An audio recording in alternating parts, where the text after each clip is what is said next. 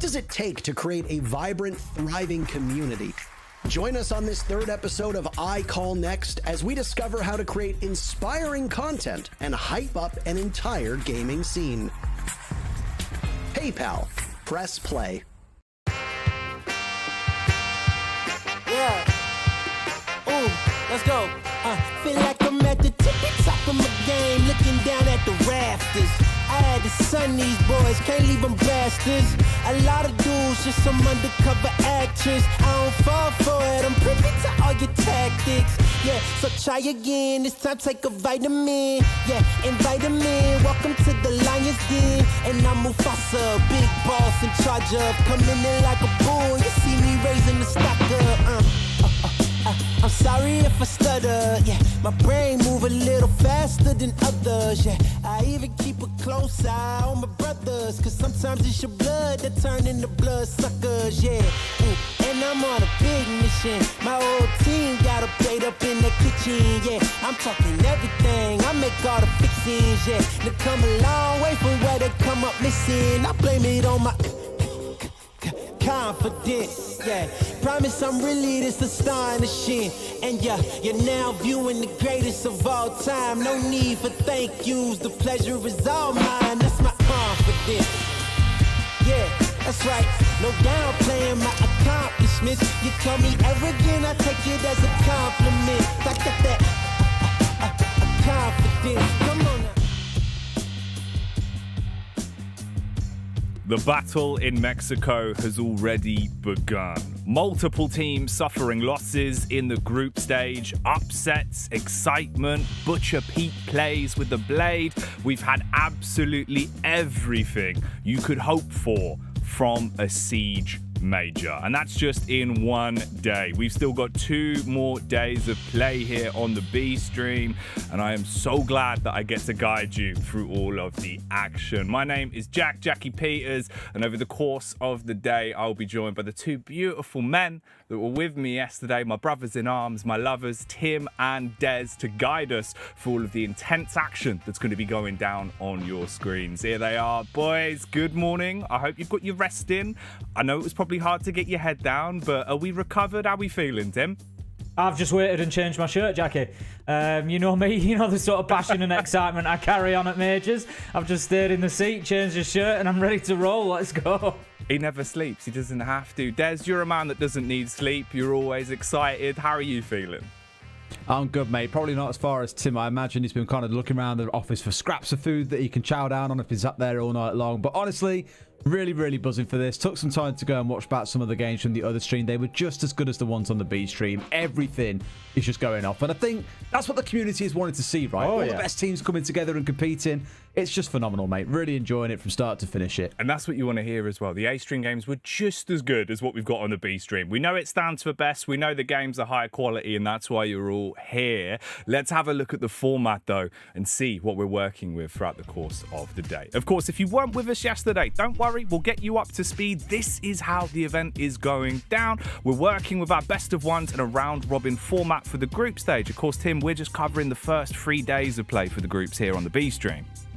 We've got a double round robin, so there's an absolute ton of games to go at. We're covering a good bunch of them here, and then after we move on from the 18th of August, 20th to the 21st, we've got those playoffs, best of 3s, single elimination. There's no room for mistakes, Des. Absolutely not. You know, it's one of those ones where, as we saw yesterday, teams like TSM going 0-2, you give yourself a really hard task. They lose a couple of more games today. They're basically done before we even hit the 3rd day. So to me, that's where the real excitement comes in, that already today we'll start seeing storylines being decided and fates being locked in. And of course, those decisions mean an awful lot, because this is what our teams are playing for. Not just the monetary gain, it's an awful lot of cash, but we're also giving out something that you cannot get for love nor money. SI points, 375 of them to be precise, going to the winner, Tim. This is a big deal.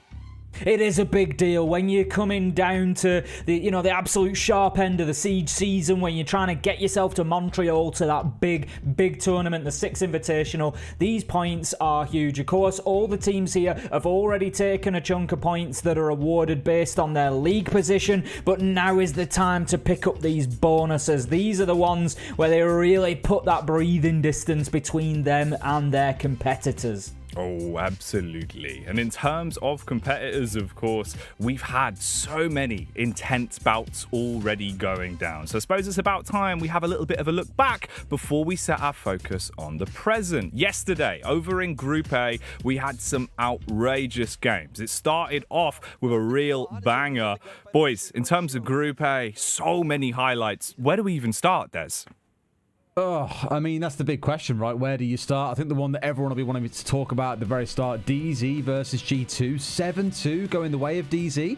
Many were excited about G2 coming into it, and then for DZ, a team who have become the overtime kings in NA, to walk away with a 7-2 victory came as a massive shock. And even better yet, DZ go on to take NIP all the way to 15 rounds. They do lose it out with NIP walking away the victor. But it was one of those games, Tim, that you look back at and just think, man, that must have been mental to be playing. Oh, absolutely. It's one of those where it's a toss of a coin when it comes down to a final round like that. Anybody can win it. But, I mean, just looking at the highlights that we've got a BDS here, they were looking strong as well. Definitely worth a mention. I think they flew under the radar a little bit because they just sort of came in, first 2 games, business as usual, business as expected, beat Cyclops, beat Team 1, but BDS are a team you got to watch out for. And right now, they are the strongest of our European options as well.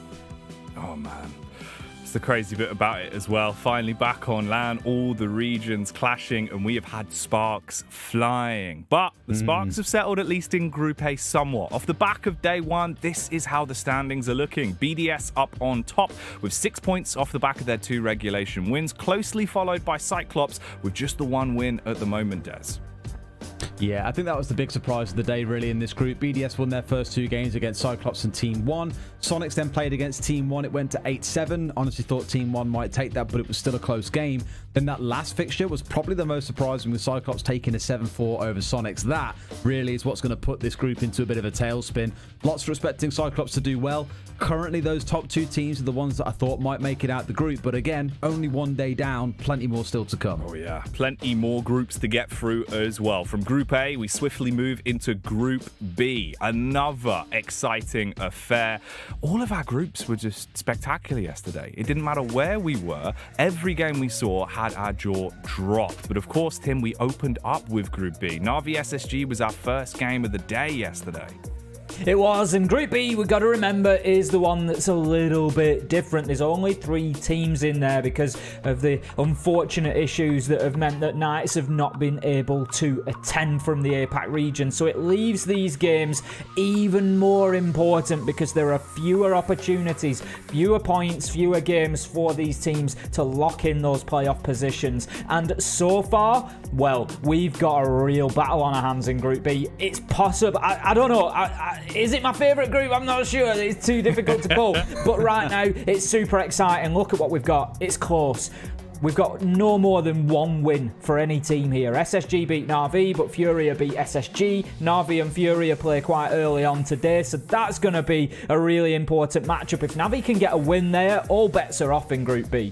Yeah, the madness that could come out of this is going to be ridiculous. It's already been tasty, and as you said, with only 3 teams, it's even more important. Out of Group B, though, we can head on over into Group C.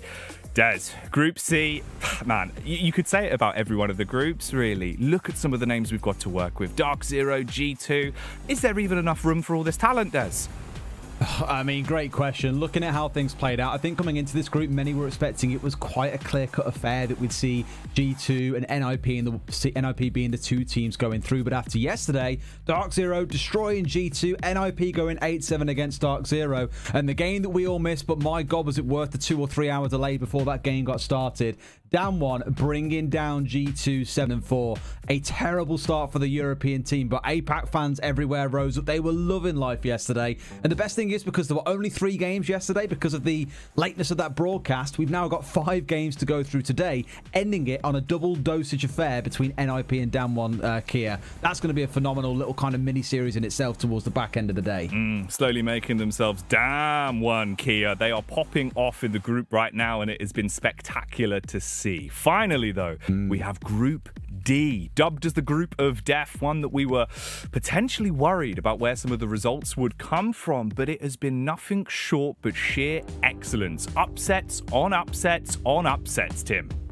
Well, I mean, to start the day off in Group D, it was a masterclass from Liquid. That's the way we've got to say it. Palu was our B-Stream MVP. He went absolutely wild in those games, as did Nesk, as did Moringa as well. He had a really big part to play.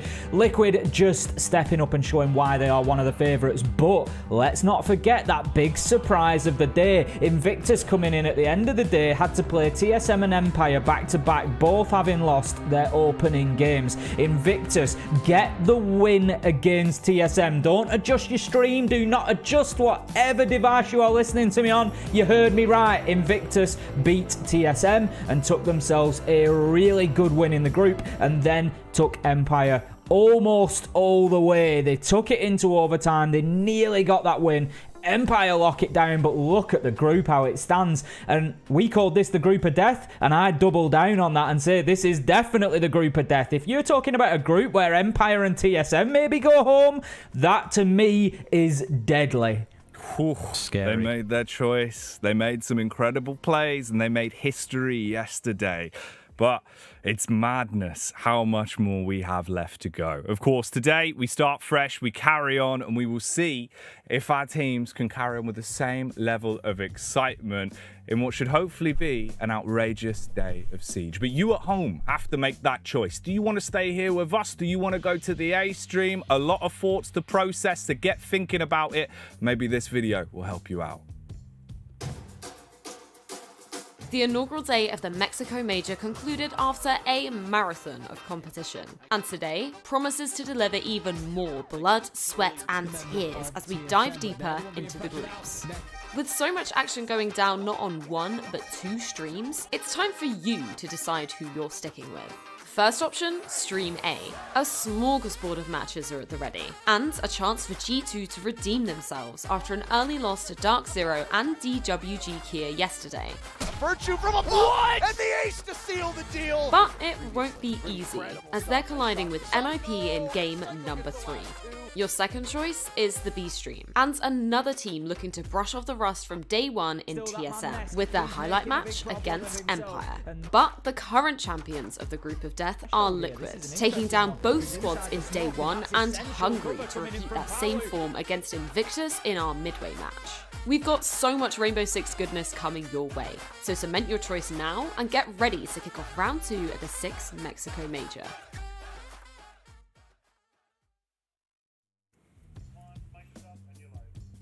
I think it's fair to say, if you're still here, you've made the right choice. You're here on the Brit stream with the British boys, and we are ready to make some noise throughout the rest of the day. Tim, Des, we can start it off now with what will be an exciting, explosive affair, because everyone's in store for DWG Kia versus DarkZero. Tim, what a way to kick off the day. Oh, just getting going, Jackie. Go on. It's I don't know what Des is talking about. Right, this little thing happened. People at home might not have seen. You can be forgiven if you've not seen the APAC North stream every week. First week, stage 2, I came in and we had a little discussion about which teams were maybe going to push forward. Cloud9, we'd seen have a sort of a bad SI, and we just wondered whether there was going to be a bit of a changing of the guard, and that has happened, and it's Cyclops who came forward. But I gave a special shout to DWG Kia because I'd enjoyed watching them in stage 1. They were unpredictable, they were exciting, and they're a team of gunners. And I thought, this is a team that could maybe do something. And lo and behold, they came through second place APAC North. They got themselves through the playoffs. They're here, and now they've dismantled G2 yesterday. They have got themselves a win. They are second place in the group. This is a team that cannot be written off. DarkZero have played well yesterday, but they're going to be tested in this first game. I think by now as well, Des, we've come to realise, right, that obviously his head is literally a crystal ball, and when he says these things about teams going to be sick in the future, we just have to accept it, I guess. I mean, it's looking a little bit rusty today. Needs to probably get the shaver back on that one to make sure it is nice and crystal clear. But we'll take it. It's all right. He has got a point, to be fair. And to be honest with you, I came into this tournament saying for DWG Kia, they need another 3 months or so to really hit the high form. But they showed yesterday, especially on attack against G2, what they can deliver. Is it going to be enough to carry that across against other big name teams? Maybe not. But I think DarkZero, that's a kind of team that you quite fancy your chances against, given they're also still finding their form as a team as well. Absolutely. And I suppose, based off yesterday, right, we've already seen that the APAC teams are here to compete. They are pulling out all of the stops. If Invictus can do it, who's to say that it can't happen again? The B stream clearly gives some kind of buff to them, Tim. APAC Rising, that's what it's all about, Jackie. And the thing is, for the longest time we've been waiting. We've had a couple of big performances. Nora Rengo, Fnatic, of course, 2 big names. But we're looking for the next big name. We've got Cyclops, we've got DWG Kia, and they are stepping up. We've got Invictus in Group D, all doing great work so far. DWG Kia, they're going to be looking to continue this because, believe me, after yesterday's game, they're going to come off that on an absolute high. And they're going to want to experience that again. And the thing is, for another reason, DWG Kia are a dangerous team. Coming into this, I said, the thing is, and I'm not putting words in their mouth, I haven't spoken to players, but given the short time that they've had together, getting to the major in the way that they have, they've already won, effectively. They turn up here. This is success now, In future, yes, they're going to be looking to win events like this, but right now they can say we've made it. This is the benchmark now. Everything we get from here is a bonus, and that makes them very, very dangerous. Absolutely. You can only beat the teams that are in front of you, and right now that's exactly what they're doing. We'll focus on DWG Kia for now because, honestly, going into it, I think there's so much more to delve into. Des, I wanted to pick your brains a little bit in terms of this squad. Obviously, APAC coming in. We've seen that it's there. We've seen the bubbling. Specifically with DWG Kia, what's the difference? Where's the spice? Where's the Scoville coming from?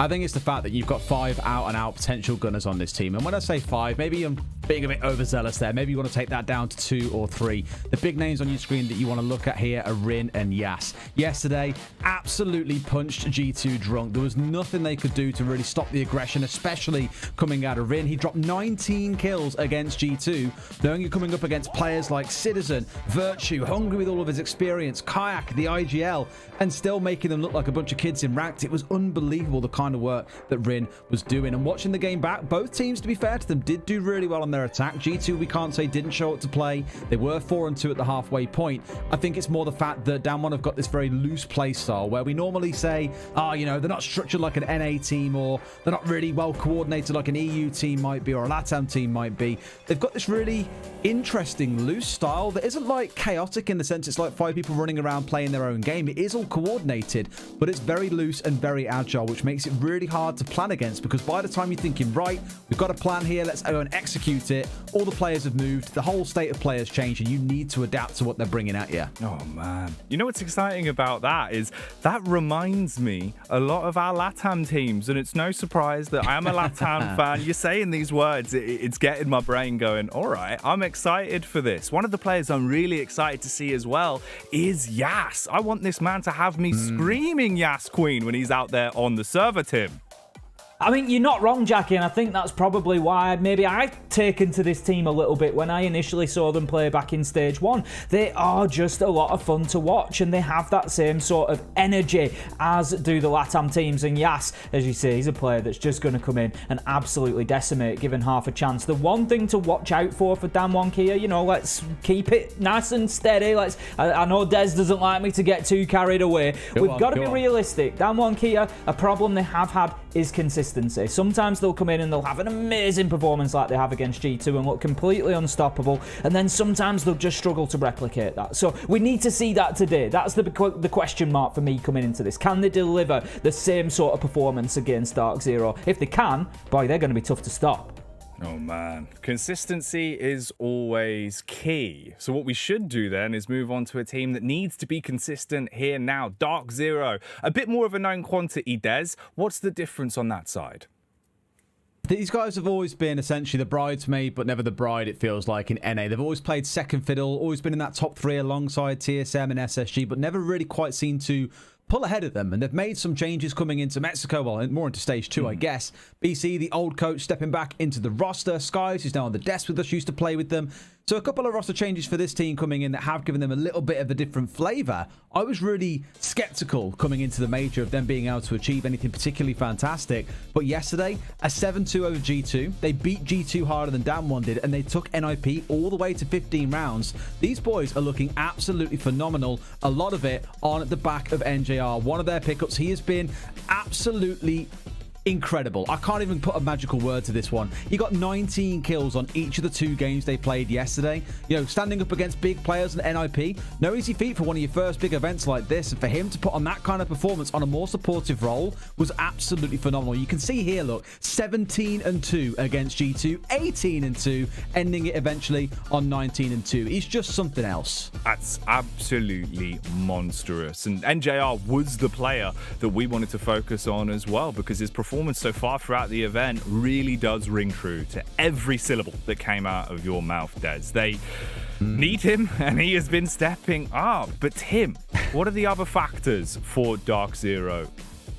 Well, you know, first and foremost, you've touched on it there. They need NJR. They need those performances. The question is, who steps up if NJR doesn't drop 20 kills or, you know, there or thereabouts within a game? I'm not saying it won't happen. There's plenty of talent on this side. It's just the question that hangs there in the air. What's the performance going to be like when the inevitable game comes where that doesn't happen? And DarkZero need to make sure that somebody else is stepping up. The other question for DarkZero, and it's something we saw them fall foul of yesterday, a lot of overtime results in Stage 2 NAL, almost all of the games in fact, and they were winning them. But coming here to a major and beating teams like NIP in overtime, now that's a different ballgame, and they found that out yesterday. So they need to make sure that they're getting those games closed out inside the regulation time. Again, something they are more than capable of doing. We just need to start seeing it from them a little bit more regularly. Obviously a huge talking point as well, because if anyone's unfamiliar, right, with those overtime wins in the group, you only get the 2 points rather than the full 3. After a couple of games, Des, it adds up. It does, right? And that's what we're starting to look at now across a lot of these teams. We were doing a little bit of theory crafting earlier on stream. We were talking about, you know, what happens if you walk away? Is 9 points enough to make it clear? And the general conclusion was no. You need to be looking for double digits, and even then, you're not guaranteed safety because of the impact of these overtime defeats or overtime wins. It's not a clear cut. You've won 3, you've won 4, therefore you're through. You're looking here again, like I say, at double digit points. I think 12 would be enough for you to be safe and make it into the top 2. But again, with this system in play, you're just never quite sure. Nah, that's the hard part, right? Is obviously you don't want to leave those results in the hands of another team. You want to decide your own fate and decide your own future. And the players have decided on the map. So I suppose we can have a look at the veto here and start to work out where exactly we're starting off what is going to be a very exciting best of 1. Tim, I know it's hard with the best of 1s. Normally, if it was a best of 3, you get all the maps right. But what can you give me with this? Do we have any kind of idea where this is going to be taken by these two sides? Chalet. I want to see Chalet. He's fiending for it. Me too.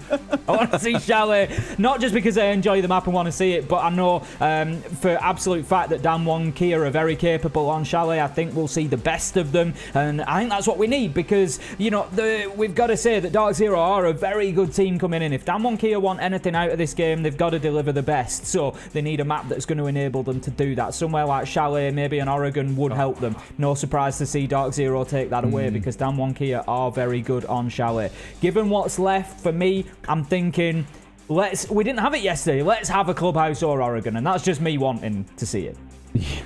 I think you're not really too far off something there with thinking about Clubhouse, I think, except the fact DarkZero ban it away quite a lot. I'm thinking, looking at the records of these two teams, that maybe Villa's going to be a thing. It's the second most played by Damwon. For DarkZero, they barely ban it away. They only banned it twice so far, whereas the opponents have banned it against them 6 times. The 2 times they have played it, they've beaten Disrupt there, they've beaten SSG there. It is a really favourable map. So for Damwon, you're looking towards a Club, a Chalet, or a Villa. You've already seen Chalet taken away, for example. DarkZero, they're not a massive club team. They've banned it away 8 times, whereas opponents have banned it against them twice. For my money, Villa looks like the most likely map that we go to here, especially in a group stage where it's best of 1. I wouldn't mind a nice Villa, honestly. We've had some fantastic Villa play so far throughout the tournament, and it's a map that just, I don't know, it does something to me. It's some of the fights that you can take on the retakes, just, it really gets me going, Tim.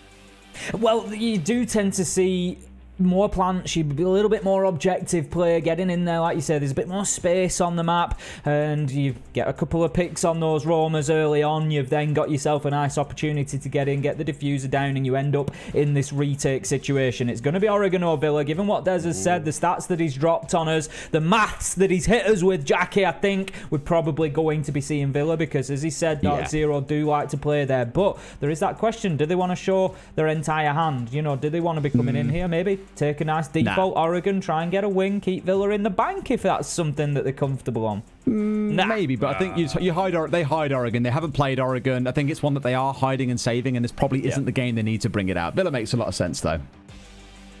Based off that, then, Villa decided, locked in for our best of one here between Down 1 Kia and DarkZero. Are we happy with this as the pick, Des? Is this, mathematically sound? It is, mate. Based on them stats, a pulled out is the big one. But to be honest with you, the story in this game is less about the map. It's about an interesting stat line that I know is going to get Tim's limited hairline standing on end.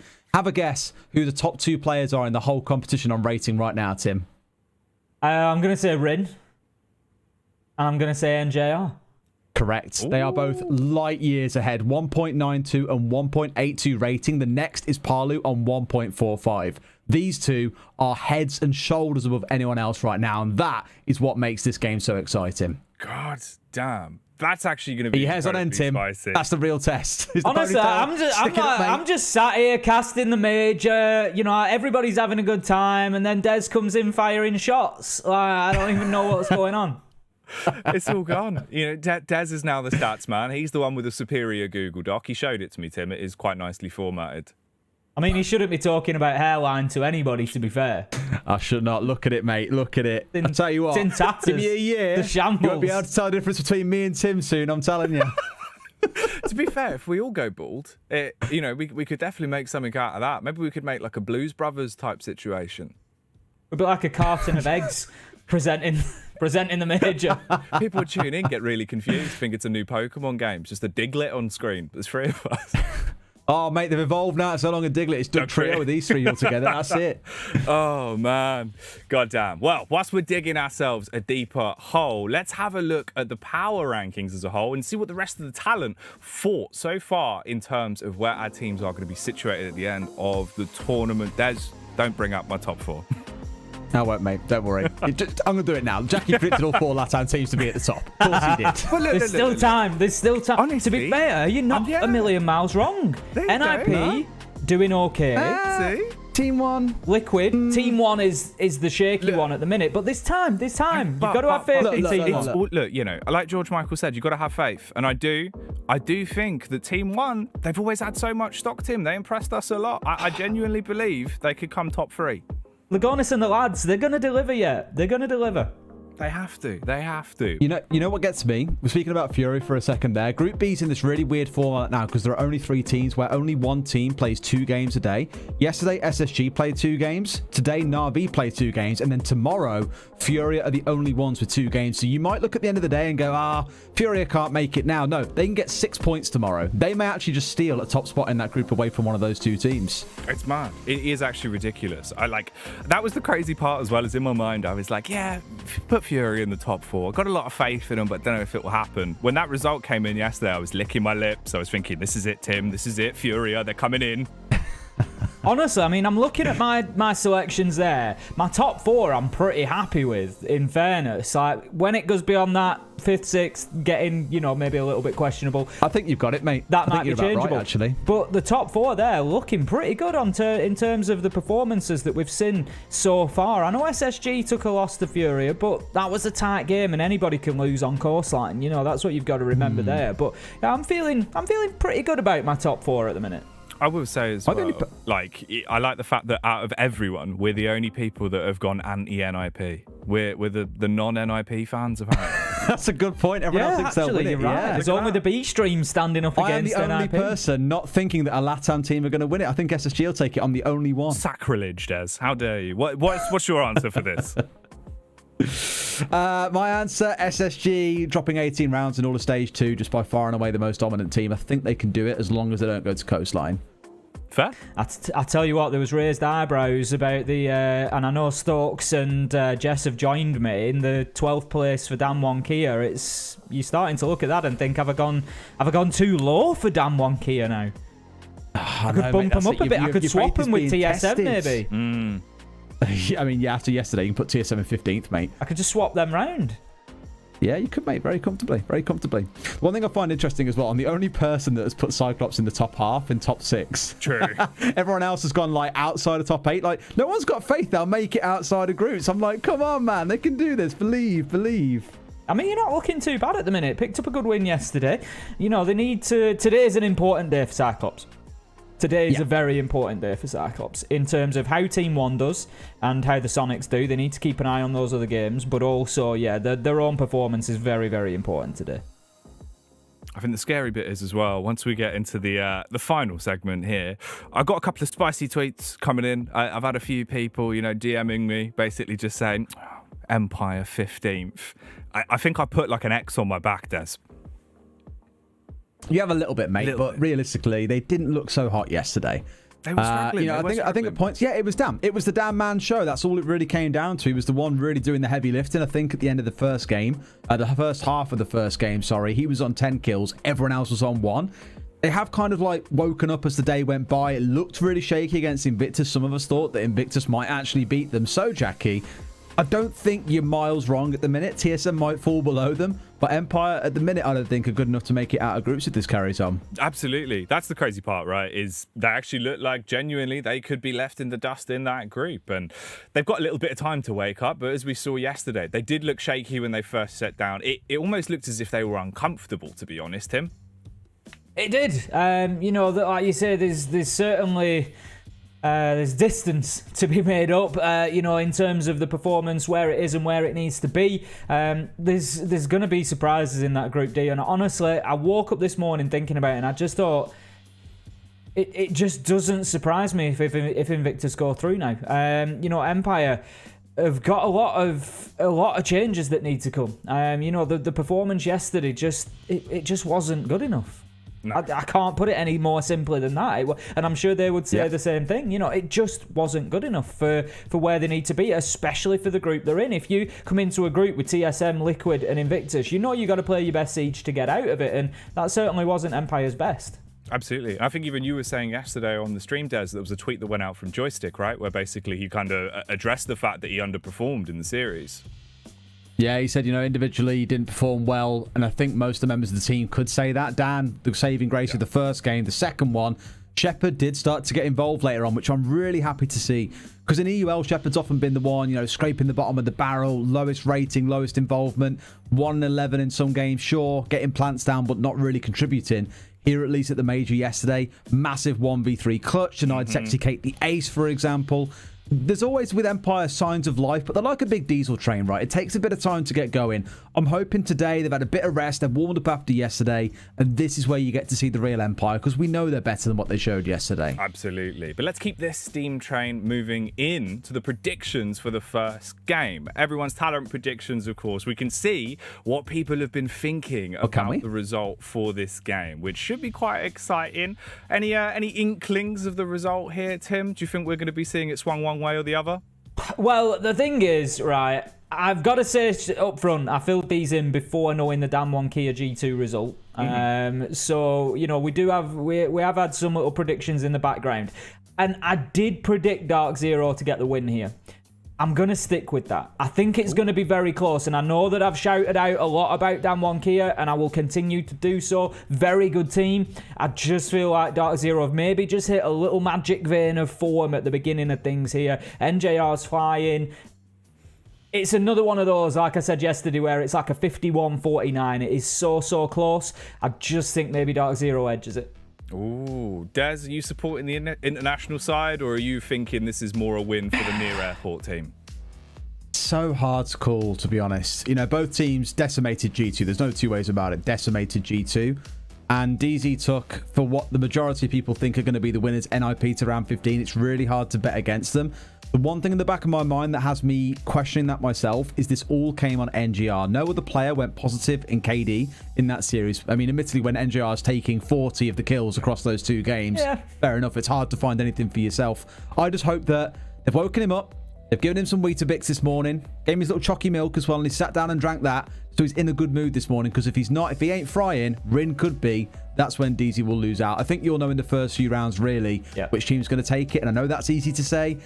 I'm probably going to go DarkZero as well, but I would not be surprised if Damwon do come out and surprise DarkZero. I think that's the fun part about it as well, right? Because as you were saying with that stat line, the fact we basically do have just a head-to-head battle on the server. Yeah. This should be lethal. If we get into it with an explosive start, I think we could actually see ourselves, looking at a region like a 4-1 straight away. It feels like it's one of those games where it's going to swing like a metronome one way or the other. I don't think this is going to be a dry start to the day, Tim. No, and I think, just to further sort of clarify my thoughts about DarkZero, the reason that I still give them that 51%, marginal edge to win this is that we've only seen Damwon Kia once, and we've seen them against a team who have struggled in both games. So I'm not saying that it wasn't about their performance, because their performance was very, very good, but Damwon Kia now have to come out and show that they can do it again. They need to come out and show that, that consistency, that performance can be replicated. Whereas DarkZero, NJR, 2 fantastic performances. That sort of starts to tell me, right, this is what I can expect to see every game. So it just leaves me with that little bit of a question mark. If Damwon Kia come out and take the result here, which won't surprise me at all, then you better believe I'm going to be predicting some more wins for them, because then they're telling us, right, we're actually playing at our best, it's consistent, it's, repeatable, and I would then expect them to go on and get more wins. See, now I've got one for you. Go on, mate. I just remembered, Roy Boy was the sub yesterday, by the way, Tim, if you didn't see. Yes, they didn't even play with Katsang because he wasn't feeling well. They had Roy Boy step in as a sub and still beat G2. The thing is, they did that in stage 2. Yeah. And it went well then. It was the joke that we had, right? A bunch of APAC North teams actually had subs as our coaches step in as their subs and play pretty damn well. It was quite scary, to be honest. So we know that they can play, and if they can beat, if they go and beat G2 with the coach on side, if Katsang's back in, he's back on full form, you might see a little bit of difference coming in for the team as well. That's what's the most exciting for me. The fact there could be a hidden wow factor on top of it could actually be really exciting. I am curious as well of what the rest of the talent have actually gone for on the back of their predictions for this, because it feels like, honestly, boys, for the most part, I trust you two the most. This is where I get my most artisanal Siege knowledge from. So do you feel like the consensus might be similar to yours, Tim? I think there'll be a lot of support for DarkZero. I think even after that Damwon Kia result against G2, I would still expect a reasonable amount of support for DarkZero. It's a tough one to call. Like I say, I've been shouting out about this team. I've been saying they've got wins in them. I've been saying how good they are. We've also got to remember, are they going to come in here and go completely unbeaten from now until the end of the major? No, they're not. They're going to lose games. Do I think that might come against DarkZero with the way they've been going off? Potentially. And, I think, there's probably going to be a little bit of a consensus there, but nobody will be surprised that a Damwon Kia win now. I am actually curious as well of what the community thinks about this matchup, and I believe we can peer in and see what they actually think about this one. The community poll, what are we looking at? 56 to 44%. Damwon Kia actually getting the bigger fan favour, Des. What can I say? I mean, everyone loves an underdog story, and there is no bigger underdog at this competition, I'd say, right now than Damwon Kia. So I get it. I'm just surprised that... Am I surprised? I guess I am, that there aren't more Americans back in DarkZero. They are a real fan favourite org, so I thought they'd have a bit more, but that Korean community coming in strong. They really want to back their boys. We've got to be fair, some of NA will still be waking up. I mean, I'm not trying to swing the result, but out on the West Coast, it's only 8 a.m. So no excuse, mate. If you're a fan of DarkZero, you're awake at 4 in the morning to support these boys if you have. And that's the 44%. That's your 44%. It's outrageous though, Tim, because on my imaginary watch, as you can see here, it's siege time, so you should probably be awake. You should probably be fresh, sat down, nice cold glass of water, ease yourself into the day. Definitely have a nice potato or something. Bit of carbs that will keep you going, because it's going to be a long one. Yeah, mate, potatoes are banging. You never had a potato before an official, Des? Jackie wakes up and just eats a potato like an apple. That's what he does in the morning. The play you got your own? Like, oh yeah, I got some nice ones. Quite yeasty, starchy boys. You know, What do you do with them? Do you bake them or Well, you can slice them or what? I make mash normally. Oh, mash is the one. Got- How much butter in there is the big question. A bit of butter, no, a bit of milk. nice knob of butter. You lose quite a lot of butter. No milk. You want to go for either creme fraiche, just a bit of creme fraiche in there. Ooh, yeah. yeah. You mix it in with also Now some you're double talking the cream. next level of mash, mate. Yeah. Jesus. You You get need that plenty bad of boy seasoning. going. Don't forget your seasoning. Never You do forget wanna your get the seasoning. Bit You of salt season and pepper towards in the there. end, though, because it Yeah, grinds it absolutely. out. You also Season want to for get yourself taste. a nice potato ricer, because then you can get like a really fine potato. You want that fluffy, like a cloud, like you're eating a potato cloud. I love it. There you go. Welcome back. I feel to Potato inspired to go and make mashed potatoes. Well, everyone should, you probably don't have time now, but if you would have started your mash about an hour ago, you probably would have had it ready for the first game. So anyone that's hungry for some mash, get that going, because we've certainly got the bangers on the B stream. I mean, we've got the whole package, Jackie. We're bringing the bangers, the mash. We've got the Mexico Major. What more can you want? I know. You want the gravy from up north? If there's no gravy, there's no ace. That's the fact. I'm not even sitting down at that table. No gravy, no ace. I'm not even sitting down at that table. I don't understand. Do you reckon we could get like a gravy sponsorship for him? I might reach out. Just Oh, but who though? What, Bisto? yeah. Oh, there you go. Pyrite. Anyone that's not English, we're just like, what's going on? They're talking about potato, something called mash and bangers. What's a bisto? Don't worry, we are waiting for the damn Kia DarkZero game. We will bring it as soon as we can. Jackie's just refusing to press the button right now. Yeah, it's basically what it is I've got one button that I press. It sends the game live. It sends like a little LED switch to our main man Simon, and he gets it going. But I'm just holding off. Whilst we're getting an audio issue sorted for one of our players. That's why we're on Bangers and Mash Talk. But to be fair, guys, it can't hurt to learn a new skill. So if there's one thing you take away from the stream today, you've learned how to make mashed potato. There you go. How to make mashed potatoes. You learn something new every day, Tim. You certainly do. What sort of boil time are you talking, Jackie? Ooh, that's always an important one for me, you see. Yeah, I've got an induction hob, you see, so it's different to like flame. Does water boil at a different temperature on an induction hob or something? But kinda, yeah. Because obviously I'm giving it a 6, but that's an electric 6. I mean, I'm going to guess, I'm not a physics expert. It might surprise you, but I'm going to guess that water boils at the same time. Citation needed. Don't quote me on it. But what if is a fire 6 the same as an electric 6? But it doesn't matter because the water just needs to get to 100. That's it. How do you know? Pretty sure I'm right. I don't know about this. I don't know about that. I'm not sure. I never trusted your mythology. I don't trust your mashology.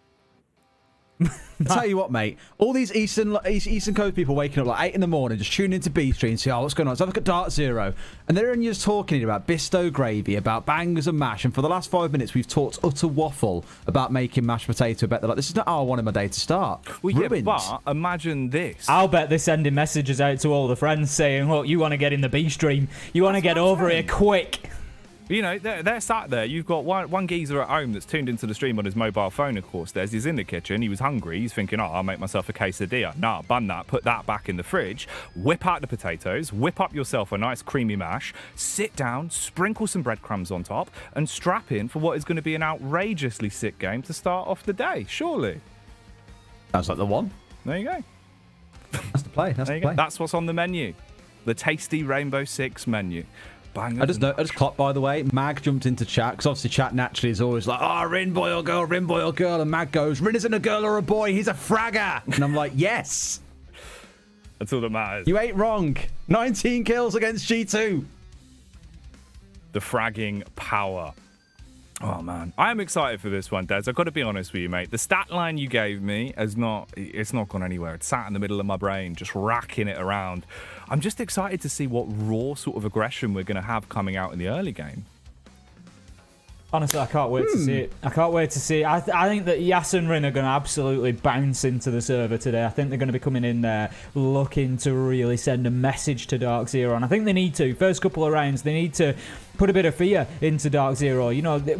What you want, really, if you're playing for DWG Kia, you want DarkZero thinking, we don't want to be the next G2. We don't want to be that team that gets run over by Rin with 19 kills, and this is happening, and we might not be able to stop it. That's what you want, that worm in the brain, just like eating away at the mental.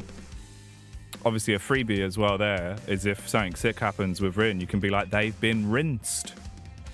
Oh, that's a banger. There you I'm go. keeping that one. Hold Hang on to that. a minute. That's getting for free. written down. Yeah. See, this is why we're that's letting free, him right. back on the mic today. Yeah, well, now you've leaked it out. Yeah. We have to tell people about that, actually, Jackie. We're getting Jackie back in for a bit of a cast, aren't we? Me and you for Na'Vi FURIA, then you and Tim stecking in for BDS Team 1 later. Having a bit of a good old cycle on the team. Good fun. Honestly, stuff. I'm excited. God, it's been what, a good 4, 5, 6 months, Tim, since we last cast. I don't even remember. Is it the same year? I mean, there's not a day goes by I don't think I about know. it, Jackie, but... Oh, I mentioned this yesterday, but I remember like the clip I put on Twitter of you pair on Coastline. I was in tears listening to it. Like 2 minutes of you pair about being air jabbed into pools, about that sofa being the wrong way round, the results on TripAdvisor. Nobody on reception.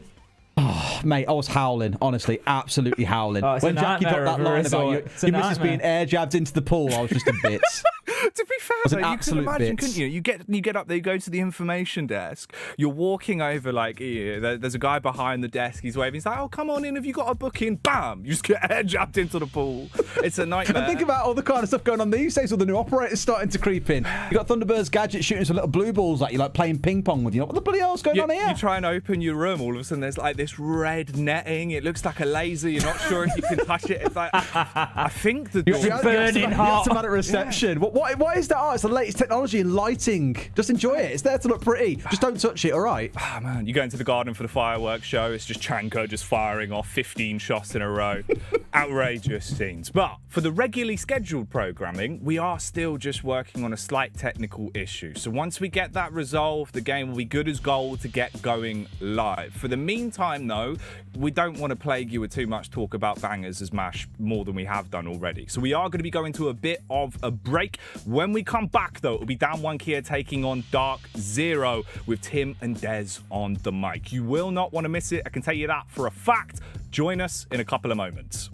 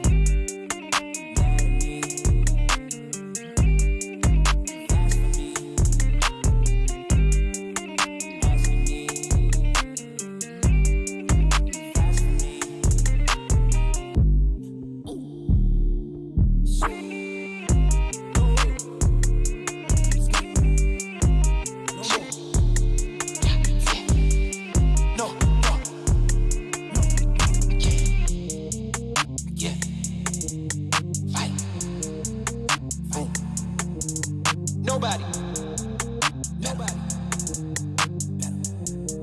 Woo.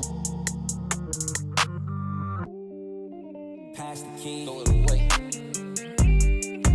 Pass to me. Pass to me. Pass to me. Yeah.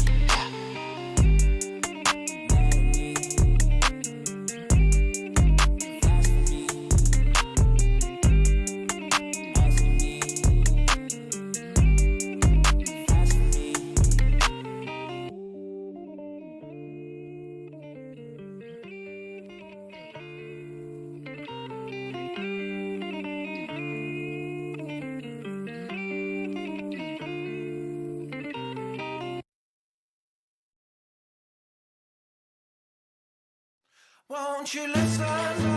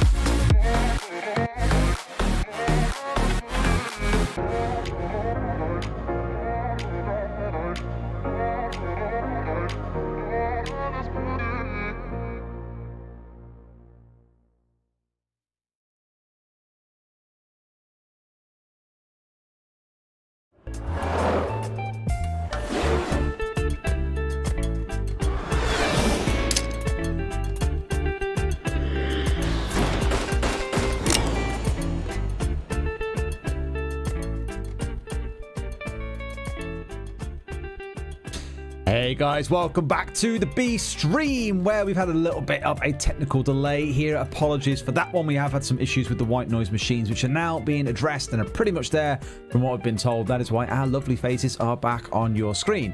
Now, for those of you waiting for DarkZero coming up against DWG Kia, we'll be there very soon. But in case you haven't seen the madness that's going on A stream right now, we've just seen Cyclops take 5 straight rounds against Team 1. It has been absolute madness. The timeline is in meltdown. All things are as they should be, Ace. Not only are they beating them heavily, they've had interrogations. We saw 2 in 1 round. We saw Gatorada just decimating Team 1. It's just absolutely going wild. The world's being turned on its head, and I'm here for it. I think a lot of it's APAC as well. They're the ones that we keep on looking at and going, whoa, like it was down 1 beating G2 yesterday. Now we're looking at this game going on where it's currently 5-1. I'm always keeping a close eye on the second screen, because I'm just like, it's going to go mad, and there's going to be something on the timeline that everyone's going to be talking about later, and I feel like I need to say I was there. One of them. It's just full-on fear of missing out, Des. That's all that is. Big FOMO, mate. Big time FOMO. Well, we had a good chat about bangers and mash earlier, and we do have a banger of a game coming up for you. The draft had already been done. We are going to Villa for this first game. And as a reminder for those of you that missed it earlier on, NJR and Rin from these two squads, currently the top 2 rated players in the whole competition. It's a real big showdown. It's a big question of, can they drop 19 kills again? Because I think it was 2 maps of 19 kills for NJR, 19 kills for Rin against G2. 19 apparently is a pretty lucky number, Ace. Well, it's certainly seeming that way. Funnily enough, Des, if you drop 19 kills in a game, you often go on to win it. Weird that. It's funny how that happens, isn't it? And it just ain't it just. Here's DWG Kia on your screen now. Pretty much set up. Everyone is at their computers and almost ready to play. On the other side, of course, DarkZero staring at them from across the arena. This is the kind of backstage sort of setup. Don't forget as well, on the A stream, they're playing all their games on the main stage that will be used throughout playoffs, whereas in the group stage, we do have these 2 streams running, Bravo and Alpha. And on Bravo, they play in this kind of back area that's set up here. Equally still nice to play on, all those lovely PCs, and I'm told 360 hertz monitors, so only the best for our players. And we've commended a few times the face cams that we get as well, Ace. The ones off to the side gives you a really good profile that we aren't really all that used to seeing, to be completely honest with you. Normally you get the kind of top down stare at someone's forehead. In the case of Karjeka, you're looking at him sniffing pixels, but at least here we get something a little bit different, right? Yeah, I love it. It's I like putting faces to players' names. You don't always get to see them. It's just nice to have that connection. It's good. I love it, and I love the reactions. I love seeing the absolute just ferocity of celebration. Sometimes you could see it. We've spoken about that A stream game. Just before we came on air, I was just watching it. Team 1 get the first round, and it just goes absolute. Just the reactions that you see, you can really feel the emotion that's going on. You can see how much these players care, and yeah, I absolutely love it. I think it's great. As well, the guy in the blue there running around. Something worth noting, they do indeed collect mobile phones and other devices off the players just to make sure there is no interference in the game. So that is a very good, stringent rule book being followed across the 2 teams. As a reference back to that ban phase as well, we touched on Villa quite a bit. We were speaking about how for both of these teams, they both like playing it. Neither really ban away. It tends to be one of the maps that gets banned away against these 2 teams. So you're coming onto a map, I'd wager, that both teams are pretty comfortable on here. They're the ones who now, between the 2 of them, have got to figure out who proves to be the best on here.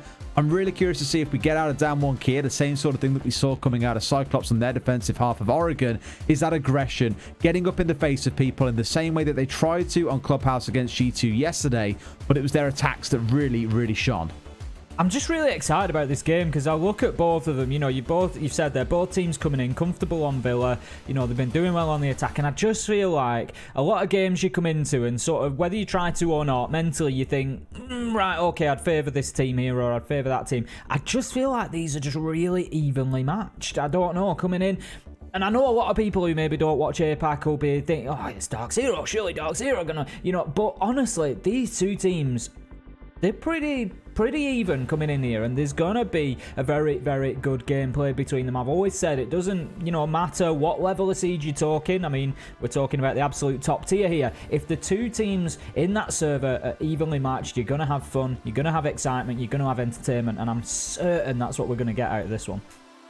Agreed, yeah. I mean, looking across how it went yesterday, both teams handed a pretty heavy defeat to G2. 7-4 for DWG Kia, 7-2 for DarkZero. The big difference maker for me is that we saw DarkZero come up against NIP and take them all the way to round 15. DarkZero did lose, but they still take a point away from NIP. And being real, that's the team that everyone expects, I think, in this group to take absolutely nothing from. So the fact that you have something at all is a big deal. Something no doubt that's going to be full of promise for DarkZero. Give them a little bit of hope that that 1 point might just be the difference maker come the final day of this stage. And absolutely, that's, you know, why in predictions I said I think maybe DarkZero edge this one, because like you say, we've had good performances there against a number of teams. DWG Kia, we're looking for that backup performance to really sort of hammer it home and say, yep, this is how you can expect to see us throughout the tournament. And, you know, I as much as everybody else would love to see it, and that's what we like to see, is this shake-up. You know, we don't like to see it predictable. We don't want to know who's going to win a tournament on day one. You know, we've no interest in that. So, yeah, let's have it mixed up. But they need to really show us they've got something here against DarkZero, and it's not going to be easy for them. Also worth mentioning, it's definitely no longer easy for Team 1. They're down now, staring in the barrel of 6 rounds for Cyclops. 1 more round before Cyclops take another massive victory against a team from other regions. And it makes you beg the question and start to wonder, how long do we hold on to that narrative of APAC teams can't really compete against LATAM, against NA, against EU? Because it feels like this competition, we had Invictus yesterday, causing a couple of upsets, bringing down TSM, almost beating out Empire, if not for a self-called timeout, really slowing down the momentum. You've had Cyclops beating Soniqs, and now they're about to beat Team 1. They're the 2 teams that you need to be beating in that group if you're going to make it out. I think it's kind of assumed again that you won't be taking away a win against NIP, but it's certainly on the way there. The thing is, you know, this conversation about APAC will, of course, rumble on until one of the teams comes and wins something, most likely. And, you know, that's then you're starting to cement your position. But I look at it and I think the ability, the knowledge, everything else, for me, is not a question for APAC. It's there. They've got it. They can do it. Absolutely. For me, it's just about consistency. You know, look at SI21. It's fair to say the APAC team struggled. You come into Mexico Major, all of a sudden they're dominating. You know, you come away from it, you go to your next event, maybe they don't do as well. And it's just about getting that consistency, the ability, the technical knowledge, the strategy, everything else is there. They are able to come in and get wins. They are able to come in and beat the top teams in the world and compete. They just need to be able to do it more regularly and more consistently. And as soon as they hit that milestone, then you've got a region that you will put up there in conversations amongst all the others. Absolutely. As you can probably see, there is still a small delay going on here as well, so apologies about the delays, guys. We know this is going to be a curse, it feels like, for DAM1 and potentially for DarkZero, as we saw yesterday. We are told that the issues have been fixed, so it's now just making sure the players are settled and ready to play. You should see Rin take his seat again in just a moment, and things will get back underway, and then we can finally get underway the war of the D-shaped teams, DarkZero and DWG Kia. A game that I know many are really looking forward to. It might line up perfectly, to be fair, Ace, because the game on A-Stream looks like it might be about to end, and if it does, then this one starts off perfect. You got alternating permanent siege on the go. No double breaks, no rest time. You can literally jump between the two and get a good dose of games. That's what you want. Absolute perfect timing that'll be. I can see that the lobby's filling up. We're getting everybody loaded in, so it's really not going to be very long at all until we get this one underway. Don't you worry. And when it does, it's going to be explosive. I'm certain of that. And I don't think we're in for a quick game. I don't think we're going to do all this waiting for a 7-1, a 7-2, Des. I think we're going to see this going to a 7-4, 7-5, maybe even a little overtime. I think this is going to be hard fought. This is going to take somebody to really sort of knuckle down and take it the distance. And I think coming into it, we both said we think DarkZero walk away the winner here, right? And, you know, predicting against APAC feels like a death wish at this competition so far, but we're going that far and saying that we think DarkZero have got it in the tank to be able to bring him down. The one thing that makes Major so unpredictable in my mind is that once you've gone to sleep and woken up the next day, someone who was dropping 19 kills a map on the first day may well not be doing it on the second. And that's where I get slightly nervous about it, I think, where I'm like, okay, well, is NJR going to hit his shots? Is Rin going to hit his shots? Is it going to be someone else stepping up? For Empire, it was between maps, right? Down in map 1, and then we had... It wasn't Den, no. I'm thinking about Liquid, actually. It was Nesk in the first map and Palo as well. The second map we came into, it was Moringa. So you do get different players stepping up, not just between games, but between groups as well. One to keep a close eye on. Well, that's what makes championship sides, isn't it? You know, that's exactly what I picked up on about NJR before the break, and you touch on it there, is, you know, if he doesn't do it today, who comes in and does it? If you want to be a championship winning side, you got to have that backup. You got to have somebody else who's going to come in and do it. You know, you look at a team like NIP, they'll have... through the SI phases, you know, you'd have Pino and Muzi going absolutely wow, but then when they had a quiet game, you'd have Psycho step up and just go huge. And you need to have this sort of multiple cores of your roster that can function on different days, because a tournament that's being played over 6 or 7 days competitively, you can't expect the same player to just wake up and hit shots, hit heads, and just do that 19-20 kills a map every single day for you. You know, that's just not realistic for somebody to function at that level necessarily. Absolutely. The game on the A stream has just ended, by the way. Cyclops took the win 7-2 over Team 1. That is not a result that I think many of us had penciled down to be the outcome of that game. But APAC Rising constantly causing upsets, causing challenges. And that's, I think, is probably the best thing about Global Siege. I know we spoke about this earlier on, but we want all 4 regions to be competitive. All of them different in play style as well. Beautiful to see. Oh, that's absolutely, that's the, you know, that's the dream. And I think, you know, that is the stage that we're getting to. Like I say, you know, we're a little bit hit or miss on the big tournaments sometimes, but it's just waiting for that seal to break, and all it will take is a tournament like this, you know, where you've got multiple APAC teams coming through. And again, it's just that sort of weight of numbers. If you've got Cyclops, you've got DWG Kia, you've got Invictus, all capable of competing at this level. If those teams start making it back and getting that regular exposure, that regular experience, then you're always going to have 1 or 2 of them that are performing at that level, you know. And that's the same for every region. Look at EU. You know, you can look at it right now. G2 aren't performing. Empire aren't really performing, but BDS are. And if you can have that sort of number of teams within your region, then, yeah, you come in and you be competitive and you're going to start winning events. And that's the stage it feels like APAC are getting to. The numbers are starting to get up there, and it's a snowball. It'll just sort of gather speed. It'll gather size. It'll gather momentum as it goes down that hill, and they'll just get more and more dangerous. Indeed, indeed. All players are in the lobby, by the way. All 10 are in. You know, a little bit of nice casual pre-game chatter going on as well. Hi being exchanged. It's really pushing the boat out there of ways to greet someone. I think he saw BC out of his chair for a second as well. Once he's plonked himself back down, we should be good to get things underway on Villa. Joining us from the A stream, hello and welcome over. What a game we just bore witness to on the other side. No doubt we should have one of equal entertainment here on the B stream. It's DWG Kia versus DarkZero starting up very, very soon. Just stick with us for a few more minutes and hopefully we'll get into it. We did have a few people, by the way, Ace, after our pre-game segment on Twitter saying, you know what, lunch today? Mashed potato? Decision's already been made. We've made the decision for thousands, Des. We've made the decision. The thing is, though, you've got to have something with it. It can't just be mashed potato by itself. That's a bit weird. Yeah, I'd agree. It's definitely more of an accompaniment. Is it a bangers and mash job? Like, are you a bangers and mash kind of person? Is that something you have in your household? Very occasionally. If I'm honest, I'm gonna throw something out a bit controversially, Des. Right. I'm not really the biggest fan of mashed potatoes. No? Oh, are you into roasts, I'm guessing? Roast potatoes? Love a good roast. Love a good roast potato. Yeah, but not the biggest fan of mash. I'll have it when necessary. You know, bangers and mash, yeah, we'll have a little bit of sausage and mash occasionally, you know. But I don't tend to eat it. I mean, I'll have it with a roast dinner. A lot of the world, I'm not sure how familiar the world is with roast dinners, Des. I don't know. It's not always is that big a thing. You know, you have a roast chicken or a roast joint of meat. You have some mashed potatoes, roast potatoes, some vegetables, bit of gravy on there. You know, it's a real winning English combination. That's a really good point, actually. It's a roast. I know we get like some countries you go to, and you can go to like an Irish bar or go and find a British pub there, and maybe you can get away with like a full English. But I don't know how many do a proper classic like British roast. That's it. I genuinely don't think it's that many. I don't think it's that common across the world. Right, okay, chat need to let us know here. In your country, if you're of course not watching from the UK, in which case you're disqualified from competing in this competition, do you have the idea of a Sunday roast? That is something like a main meat. It can be like pork, it can be beef, it can be chicken, whatever. You have it with gravy, you've got mashed potato, roast potato, some veg. I'll tell you what's really going to throw people in a tiz now, Ace, when I ask as well if they have Yorkshire puddings with it. I mean, obviously the answer is yes. You know, that's not even a question, Des. You know where I'm from in Britain. That's not a question.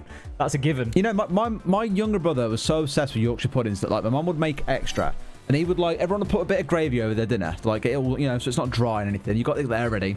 You grab like 4 or 5 Yorkshire puddings and just sit there dipping them in and eating them all to himself. Honestly, I can't in good conscience say that I've never done that, Des. No one can, mate. Especially when it comes to Christmas, right? And you've got all the leftovers and just kind of like snack.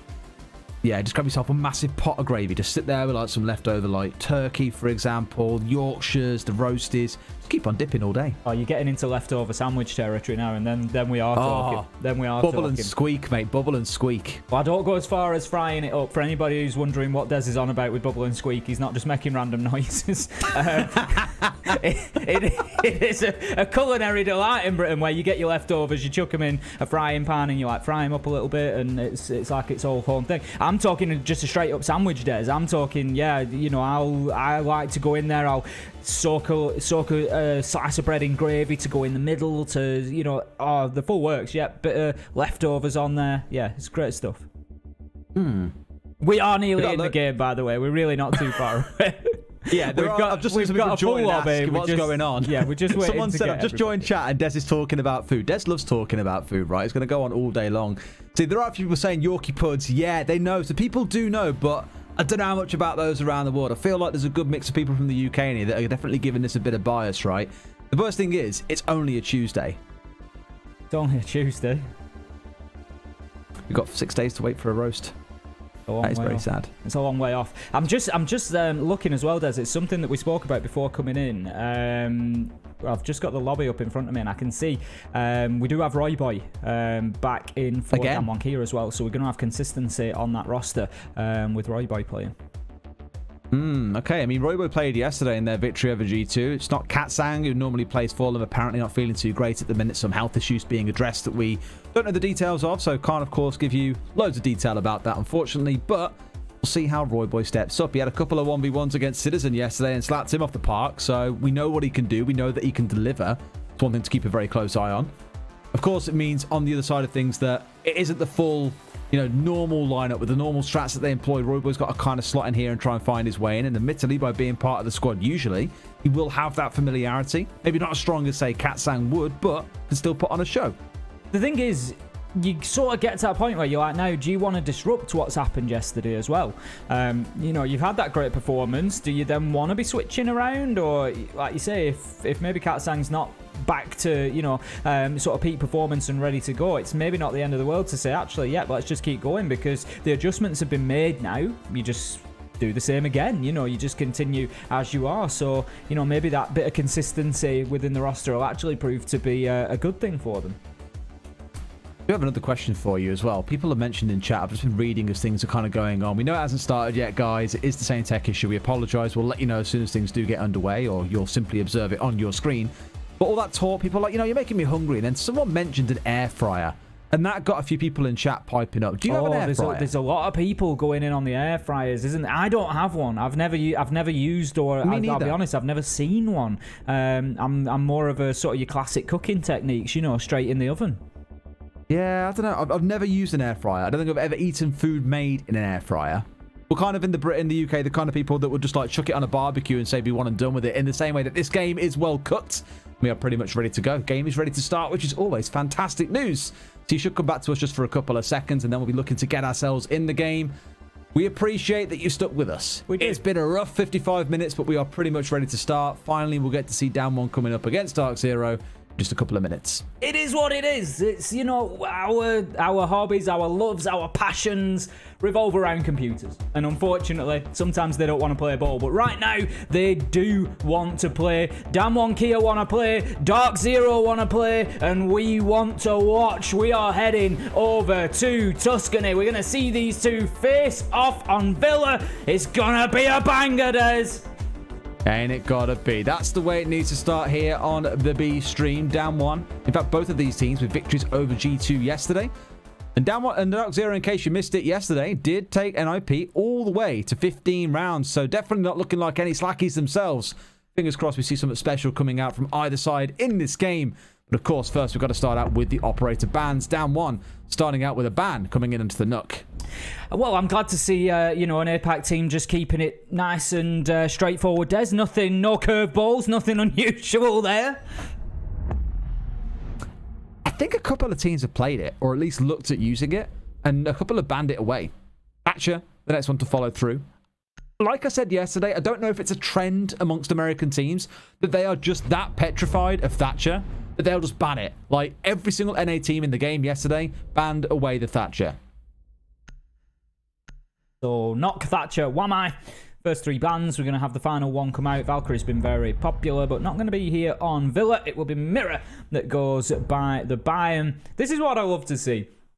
You know, we've seen the odd little bit of attention towards Knock, and, you know, there's nothing wrong with that. I like seeing the APAC teams. They're not scared of doing something different, Des. They don't mind the fact that they've left Maverick on. They don't mind the fact that they've not banned out a Hibana or a Hard Breach. You know, they don't mind that they haven't taken out those sort of regular operators that you see banned out, that Jackal's still on the board, or, you know, whoever else it might be. It's like, actually, you know, we can see some value in Knock, so that's exactly what we're going to do. And I love to see it. Well, Maya's been definitely a creep up in terms of ban prevalence as well over the last 24 hours. A good number of teams taking it away. And what I love about this is probably, even as far back as 6 months ago, looking at it, if a team picked up Finker, you'd be saying, oh, APAC team. In fact, it was Cloud9, if you recall, just after SI started trying to make good use of it as a kind of twist into the new year. Not after SI, sorry, just before it back in stage 1. So here you've got DarkZero bringing it along. A couple of teams are now starting to put that in their lineup. Lions made a reappearance with the introduction of the Gon 6. Starting to see a lot more flexibility in attacking lineups, which is only a good thing. And Pamba, he's saying, you know what, Ash, don't care about this recall nurse. He's one of the few players in the world that still brings along this operator. There are some that can still make it work, Des. You know, we've seen Doki in EUL as well, still bringing along the Ash and, you know, being willing to use it. We'll see how Pamba goes this time around, see just how much use he can put it to. It is going to be an Aviator Games defense to kick us off here on Villa. We've got DWG Kia on the defense, and they're going to be putting a weight of numbers towards that north side. Right now, there's only Courted on site. Woogieman looking to potentially get himself back, but nope, straight down those red stairs, looking to play underneath. I think he's going all the way to basement, or he's at least holding himself towards the sort of mezzanine of those stairs. Nope, all the way he goes. Well, you know what they say about the Boogeyman, Ace. Waits under the bed. Woogieman, he waits under the floorboards. We'll wait for him to try and make an appearance upstairs later in 2. The round of C4 coming out super early, by the way. Roy Boy looking to catch Eclipse as he was up on the Astro window, but finds nothing for his trouble.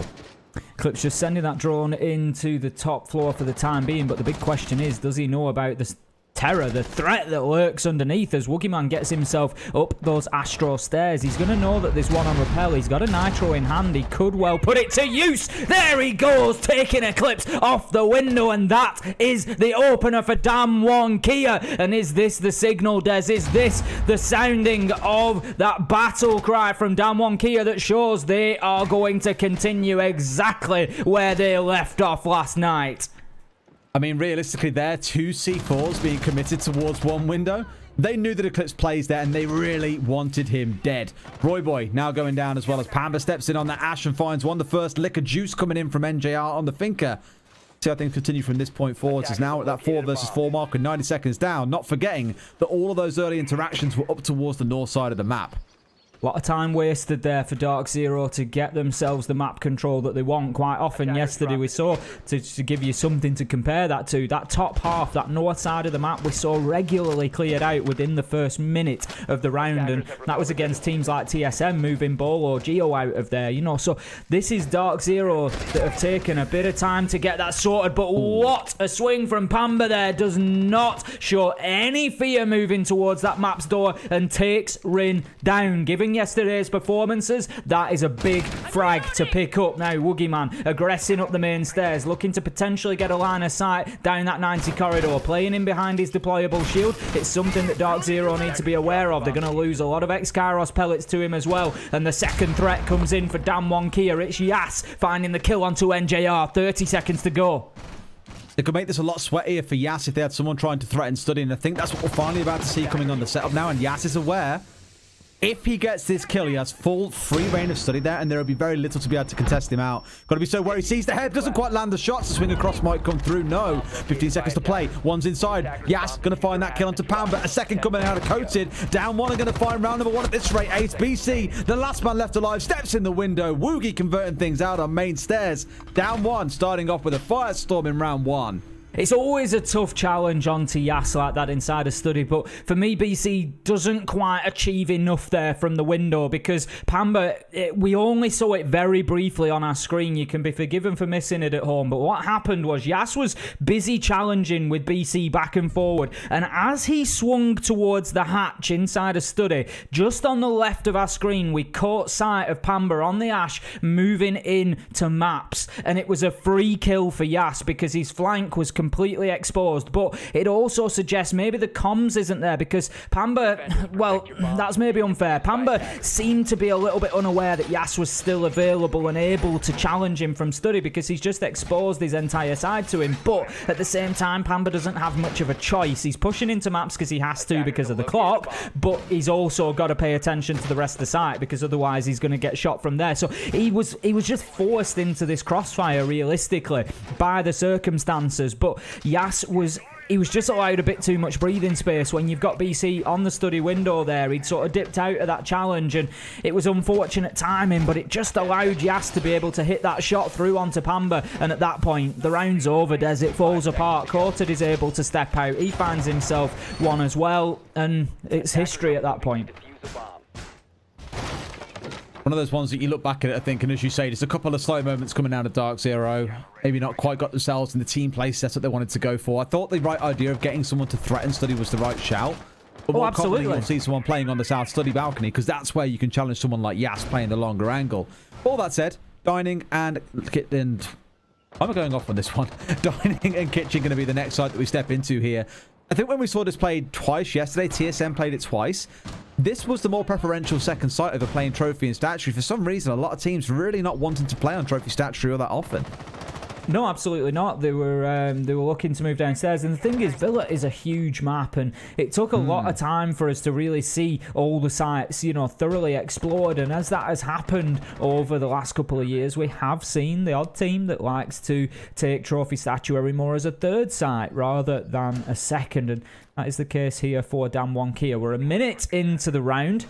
They've got a number of players stationed upstairs. Yas particularly inside of Astro. Definitely one to watch. Woogie Man just looking to pressure from bathroom into the master bedroom. So DWG Kia not wanting to give up any territory too easily. BC somehow manages to survive with his drone there. That's a big play as the challenge can't come in. Eclipse manages to find the opener onto Rin, and BZ, they're moving well. Not too bad so far. I thought for a second that we just saw a C4 coming out from below there. Coated playing below on the mute. But no, by the looks of it, Panvazu and Hyper have just charged their way through from the top of red. Got themselves onto the safety of the concrete block just inside the master doorway. Now should find themselves okay. You can see how they're just holding them. And it's almost like DarkZero know what's going on. They're trying to play the floor is lava as best they can. One C4 and potentially a throw could be enough for them. Out comes one. But that's not really going to do the job. They're not on the right side of that wall. They are standing on top of the concrete. And now movement can start coming through. Yas finds one and drops away. Pamba, his only victim. Absolutely beautiful from Yas there. Just finding one on the fadeaway as he drops down the hatch straight after to keep himself alive. Levels things up at 4-4. Royboy still feeding through a ton of information to his team from that heartbeat scanner. And the vertical angles start to get opened up, but they need to be careful because, of course, as we always say, they do work both ways. Eclipse will be down, but not out. Going to be collected there. It's actually going to be the Finker Stim that does it. Yeah, gets him back up on his feet. Now the frag grenade coming on a bounce on the way down. Good movement away by Coated. Is it enough to stay alive? Yes, it is. No destruction through the soft wall to pick him off in this instance. Now BC, the one looking to threaten out towards the east door. But the mobility so far from down, what I mentioned about this more loose style. They're dancing around this lower floor, constantly trying to keep DZ guessing. Information expires inside about 2 seconds. NJR finding one. BC comes in. Eclipse finding one onto Yas. This could be the round they need, but 2 kills come flying back in for down one. They go for the spray and Woogie converts it out. Down one. 2 rounds on the bounce. The Woogie Man steps up and finds those final 2 kills for DWG Kia, and even without Rin popping off in the first couple of rounds, they are still looking solid here, Des. They're running around like ants in a nest is the only way I can describe them. I keep on talking about that movement. You're never really seeing anyone just sat in one spot and holding an angle and waiting for someone to move or do something. They're always looking to be proactive, to make sure information gathered on them is expired after half a second because they've moved away once again. It's really good, and I mentioned earlier on that fluidity is going to make some structured teams sweat a little bit because they're not too sure how to deal with it. Hyper is saying maybe the answer for that is going to be a Jackal pick coming in, looking to deal with someone like Woogieman, who has been on the roam in a couple of rounds. That previous one more lurking around with the C4. But just conscious that if someone does get off around the map, starts hanging around in basement, that's a headache that DarkZero just don't want to deal with.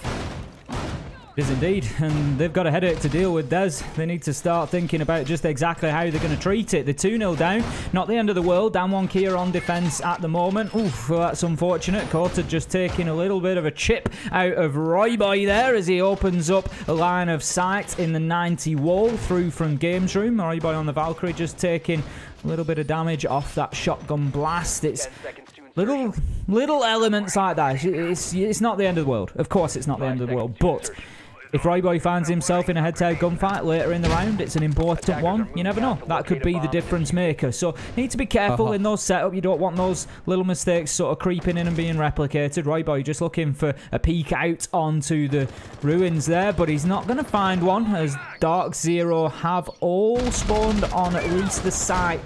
They're all on the north side. Eclipse just on his own over on the trophy side of things there, but it looks like it's going to be a fairly direct push from DarkZero. Yeah, Amber's racing in. Oh yeah, man, he's basically got a joystick on the downstairs here. Got below, wants to blow up the floor, remove any of the electronics above, so they can get this wall open nice and easy. I thought you'd see the sledge maybe staying off on the west there to challenge off from Wolf window and prevent rotates around the landing area, but no. He's moved off towards, at least for a second, that Astro window where he got C4 twice previously. So one to watch out for that, I imagine. Here goes Pamba doing his work from below. Rin just having to dip away from that wall. Was playing a little bit closer there, as was Yas, but they know that there's the potential threat from underneath now that that's been opened up. Pamba just hanging around for the time being. Will clear out the electrification, but Yas has still got, I think, an electrical in hand and ready to go. Yes, one in pocket, so we'll be able to attempt a denial there. And I'm not sure if Pamba's actually moved from underneath. Perfect timing. There you go. Just going to collect it again. Keep doing that all day. It's a little bit easier against the Hibana pellets. That is always one of the choices, Des, when you're looking at which hard breacher to bring. Now, Pamba looking to open up a bigger angle here, but there's going to be no opportunity this time. BC only had 6 pellets left. He can't get a full one to be able to walk through, even like a 4 and a 4 to make like a wall that you can walk through. It's not going to happen. They've got a low level one to be able to threaten onto members at the side of down 1, and sure enough, Rin's the first one to go down. But they've gone through all their pellets there so aggressively, and it's kind of come back to bite them a little bit.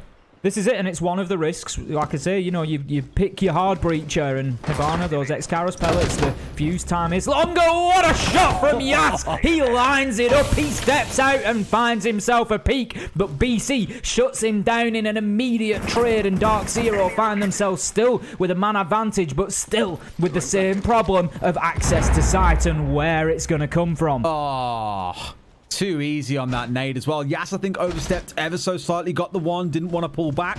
That is the kind of Apex style where in, say, NA, maybe even an EU, maybe less so LATAM, you kind of see them pull back and be a bit more defensive about their angles here. But this could be a nice and easy closeout. Sure, a nice for any team kill onto BC, because why not? That's a much better round coming out of DarkZero, though much more composed, and down 1 Kia left flailing a little bit. Composed is a great word, Des, because, you know, that could have been when you get that situation of they were obviously trying to get a breach onto master bedroom wall, and when it was clear that it wasn't going to happen in a way that they could actually sort of utilize other than keeping somebody off the wall and having the not even really a line of sight because it's at foot level. You can't see through to trophy, for example, so it's not really too useful.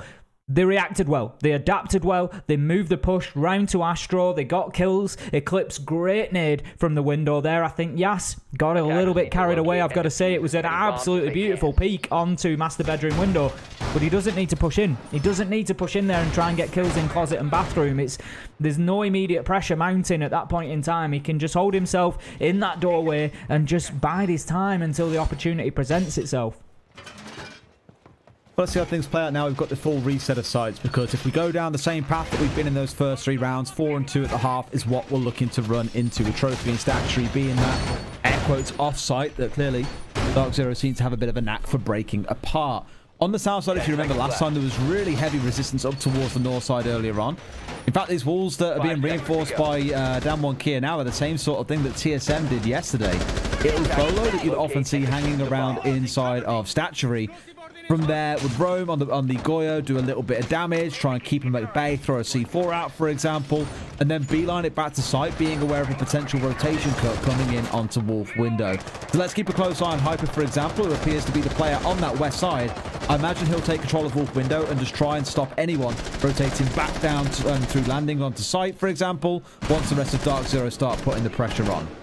A lot of noise and a lot of early gunfire, but no damage done to any operators yet. We've still got Rin and Royboy in position.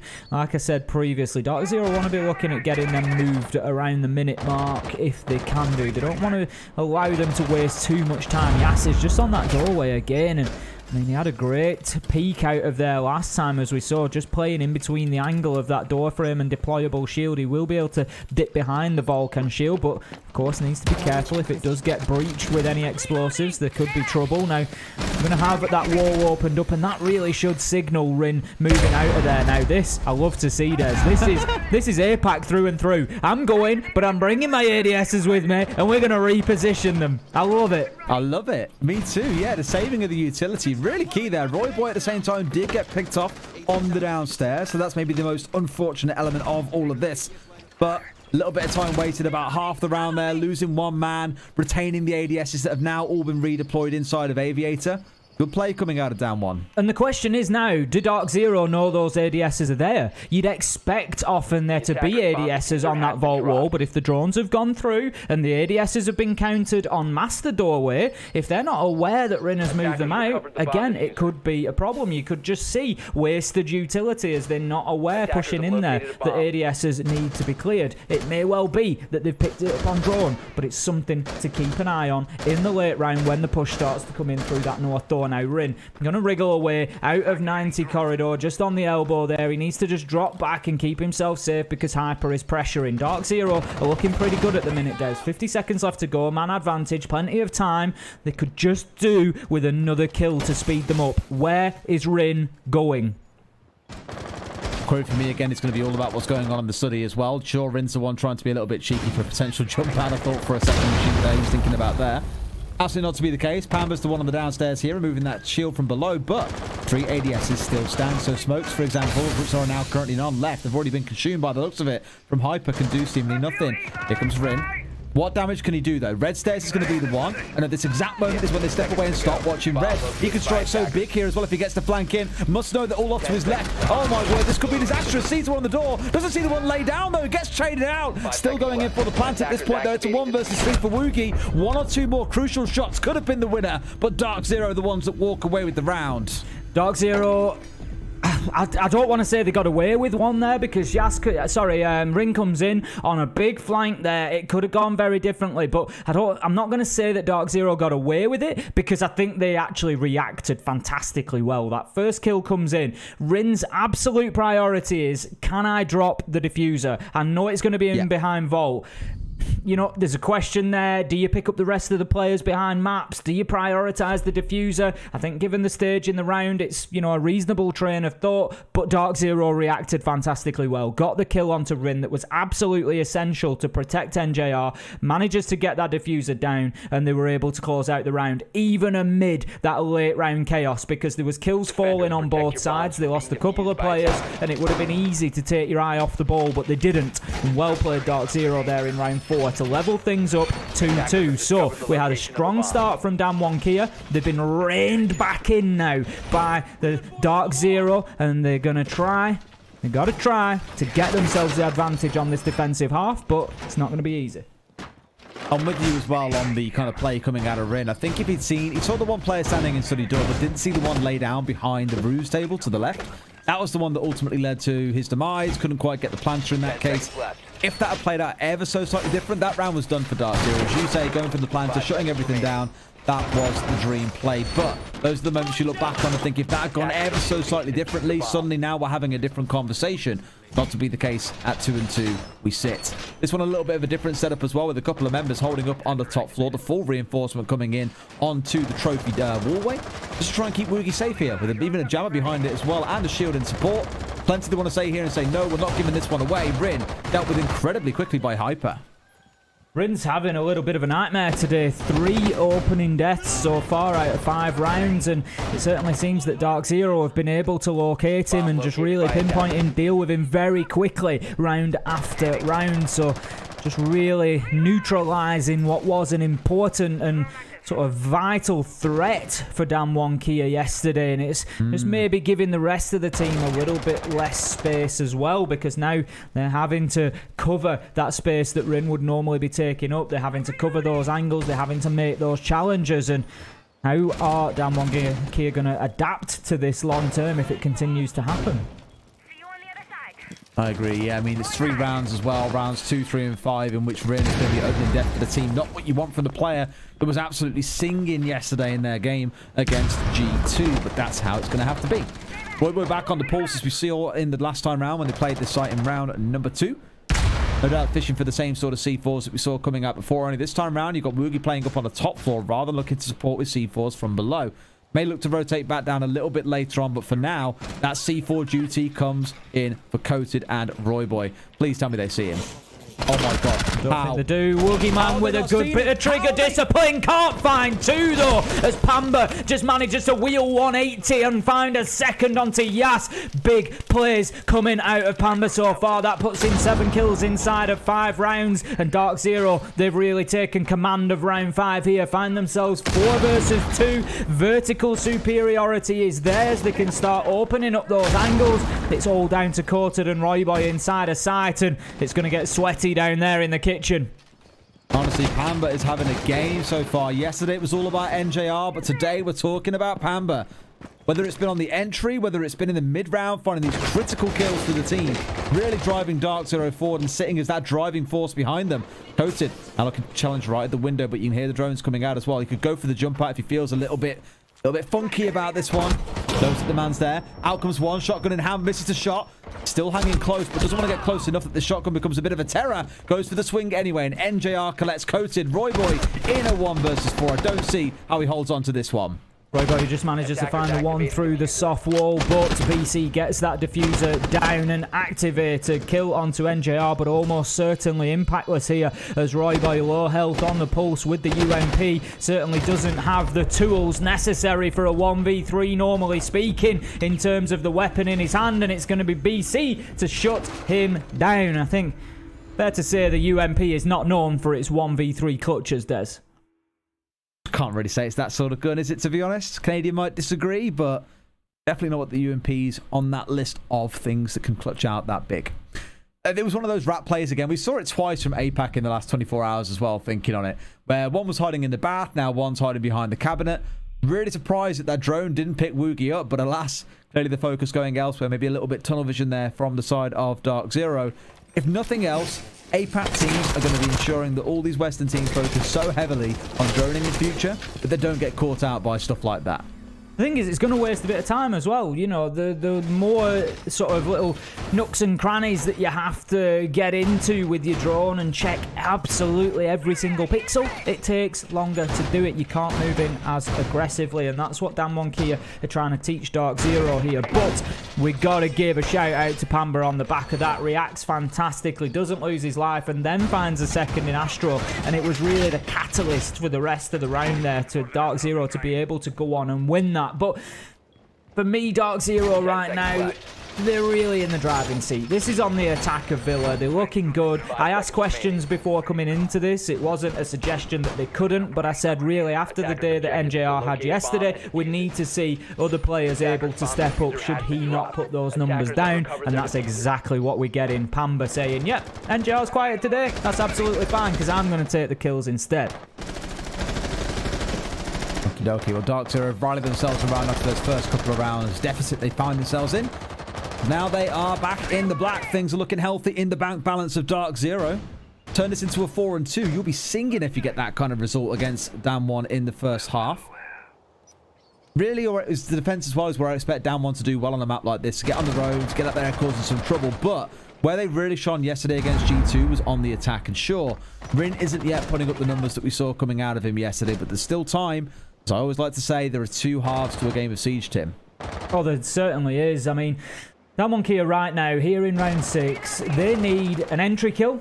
They need to power through the round, just lock it down, get it leveled up at 3-3, and then they can just come in clean slate for the next round and just try to, you know, get something happening on the attack. And as you say, maybe hopefully get Rin firing and start finding those shots and those kills that he was putting down yesterday. For the time being, Rin and Roy Boy are going to drop out of that top half a lot quicker from DarkZero this time around. I said it previously in the earlier rounds, it was taking about 1.5 minutes to 2 minutes for them to clear that area out. Now we're looking at 1 minute 10 seconds, and those defenders have been forced back. Now Pamba looking to pressure the bottom of red stairs. Rin is there for the time being, makes just a token challenge there down onto the doorway to force Pamba back, but that's going to sit stagnant for a little bit until that challenge comes to fruition. Pamba's going to wait until the pressure comes from Trophy and Statuary.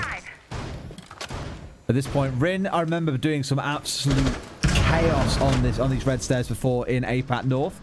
Faven are the team that I think of are ones that have really made a thing out of holding this kind of 2-point angle. But one plays on red stairs, one plays down 90 and does things like this. And you make it incredibly hard to push in here effectively. But NJR brings one back. Woogie bringing down Eclipse before he falls. Woogie man just again trying to play that sort of difficult position where he's likely not to be droned and just stepping up with a bit of a surprise. Does find Eclipse, but again, Damwon Kia just get caught out as DarkZero are ready for those surprises. They've got control of the north side of the map now. Rin's been forced back to study. We've got Yas underneath. That's one to watch for. Not sure exactly what the play is going to be. Potentially up red stairs, but right now hanging around underneath that default plant spot. Lurking for now. Out on that red stairs pretty fast. It's all about these longer angle denials we spoke about before. This time around, there is BZ looking to challenge, and he wins the fight on Rin. That's the one that you're looking for, because now they've got study control. They know they can quite confidently push in and go for a plant. But the problem is, let's not forget, the Finger Boost makes you inhale more damage from that smoke, but they found the kills. Forget about the smoke when you've got bullets. Who cares about that? Yas standing alone in a 1 versus 4. DarkZero looking to take their 4th attacking round, and Yas has got to pull off some real magic here. They have a great idea of where it is that he's pushing from. One holding the angle here, and he steps, and now that the call has been made, can Yas win his ones? In this case, no. Hitting the deck on the other side. I think this one is going to end up going the way of DarkZero. There's no way Ace, he finds enough time to get 4 kills, to get Damwon over the finish line. Great shot all the same. Oh, it's a beautiful headshot through onto NJR, but as you say, it's going to be impactless more than likely. 12 seconds left to go to leave him enough time to be able to disable that activated diffuser. 3 kills to find before he can even think about it.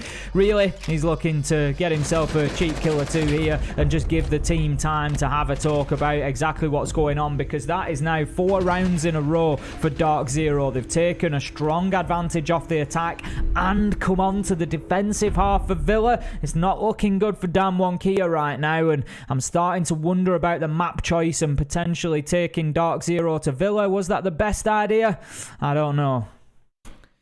It's one of those where Cyclops said as much after SI. They said, you know, at SI, we were playing the game of other regions. We were adapting to their play style and trying to play their style of game. And they said, you know, coming into the major, we want to play our style of game. And that is what Cyclops have kind of championed for APAC coming into it. And for Damwon, I like and at least respect the fact that they said, you know, Villa is a map that we like as well. We know you guys like it, but it's a comfortable map for us. We're not going to sit here and be afraid of you on a map that you're pretty good at, because we know we're also good on it. So don't really blame the map choice so much, but you have to look again at how the entries have been going. Rin, 0 and 3 on entries. Those 19 kills that he picked up yesterday, nowhere to be seen. At the moment, the worst performer in the game, which feels like such a weird thing to say after how well he played yesterday. Oh, it's tough, yeah. You know, there's no 2 ways about that.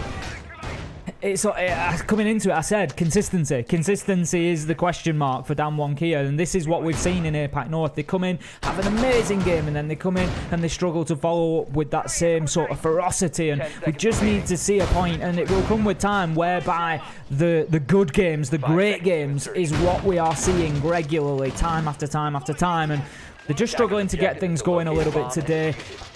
maybe things change. Obviously, coming onto the attack just gives them a little bit of a different focus. It gives them a shift. You said yourself, Des, they played well on the attack yesterday. Hopefully, they can bring some of that same energy now. Fingers crossed. Gonna have to see something pretty special from them, mind you. The attack and pacing yesterday against G2 was brilliant. But to repeat it on the second day, as mentioned, after you've been to sleep, the kind of adrenaline's worn off, you've had that first experience, everything can change. DarkZero and Aviator games, it's always going to be that bread and butter go-to first sight. The other side of Down1 Kia, interestingly, only one set of frags coming out, whereas in this meta, I feel like we're used to seeing, doubles being brought along in more instances than not. I'm interested to see how DarkZero fare up on the defense as well.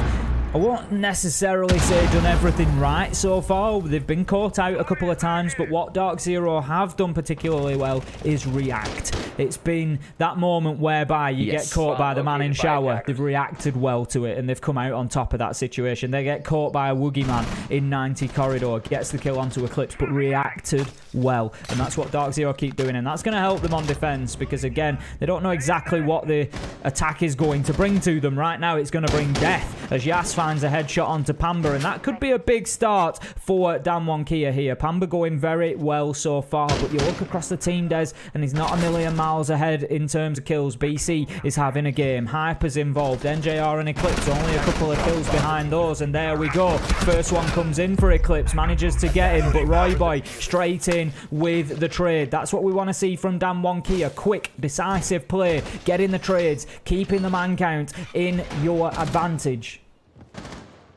At this point, I always want to raise and mention, I don't believe in fate or storyline so much, but G2 were up 4-2 on the attack on Clubhouse yesterday against Down1 Kia before the reverse swing came in. This has been a phenomenal first round coming out of Down1, playing for the trades, playing aggressively, and leaving NJR in a 1 versus 4. If anyone can, it should be him. But he's got so much work to do, especially given we're in a post-plat. It is almost like a perfect mirror match of what we saw in round 6 just a few moments ago, Ace. Honestly, we're getting to a point here where all bets are off. Down1 Kia come on the attack. Can they go 4-2? It's not something we'd necessarily regularly see on Villa, but it's a map that has evened out a lot over the last 6 months or so, and it's certainly possible. Down1 Kia coming in and very importantly breaking the stride of DarkZero. That for me is a key factor there. DarkZero coming with 4 rounds in a row. They've now taken a loss, and Down1 Kia are back within 1 round. And for me, if I'm DarkZero, I'm thinking I've just won 4 rounds in a row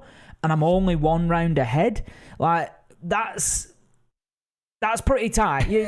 You're getting reeled back in at that point.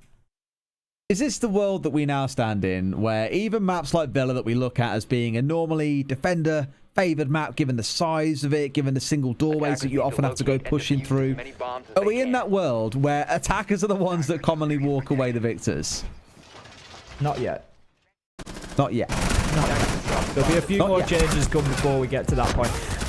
I mean, statistically, if we're looking at that, defensive sides, at competitive level, there is a bit of an advantage towards defenders, but it's not huge. Let me tell you that. When we talk about, the defenders overall having an advantage, we're talking about 53-55% of rounds going to the defense. We're not talking about huge differences here, and we're not talking about defenses always winning 5-1 and things like that. So the attackers are more than capable of getting the rounds on the board. It's just they're almost playing against 6. We've said this. For anybody newer to Siege, if you wonder what I'm on about there, why are they playing against 6? They're playing against 5 operators in the clock. The defenders can sit and watch that 3 minutes tick by. If it gets all the way to 0, they win. So long as that diffuser's not down, simple as that. Whereas the attackers, they've got to make something happen in that time. So they've got this extra factor to fight against.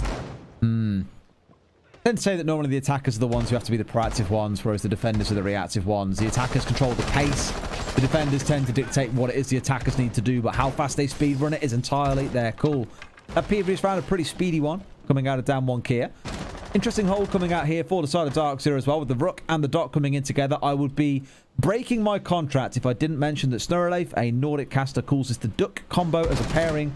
The whole lineup in general looking very blue, with the Clash also coming along. A hold inside of the closet. One that we don't see all that much anymore. Normally, you used to see like an Ella playing in there with the Titan Killer Shotgun, for example. But there's a problem. There's something called a Flores, and now Eclipse is in hot water. Takes a bit of damage. NJR finding himself injured. Eclipse juicing himself back up. They can just keep on doing this. Just keep on sending these drones of death in to try and find where he is. And there's another one coming in. He's trapped again. Runs for the window. Goes for the swing. And Eclipse wins the trade-off against Rin. Particularly important before that challenge, Des. Eclipse used his final stim pistol to juice himself up. He was actually overhealed when he went to the window there and took the challenge onto Rin, and it's a great decision. NJR now going to find himself shot in the back and shut down. There will be no stim pistol on Earth that can bring him back from that one, as Roy Boy finds him. Coated shuts down the dock, just surgically removes him from the map there with a headshot, and finds us now 4 versus 3 in favour of DWG Kia. 1 minute 15 left to go. BC moves himself through the rotate to try and get him to make any sort of challenge in towards bathroom here. Does find one on the long angle towards Woogieman, which was a trade, but then shut down by Yas. The pressure is coming. DWG Kia, Des, they're doing it. They're going to level things up here. It's 2 versus 1 as Hyper manages to find one. 55 seconds left to survive is an absolute age, though. I personally welcome our new APAC Overlords, and the way this game's playing out, that Overlord era might start a bit sooner rather than later. Hyper in the 1 versus 2. A slither of HP. A single bullet.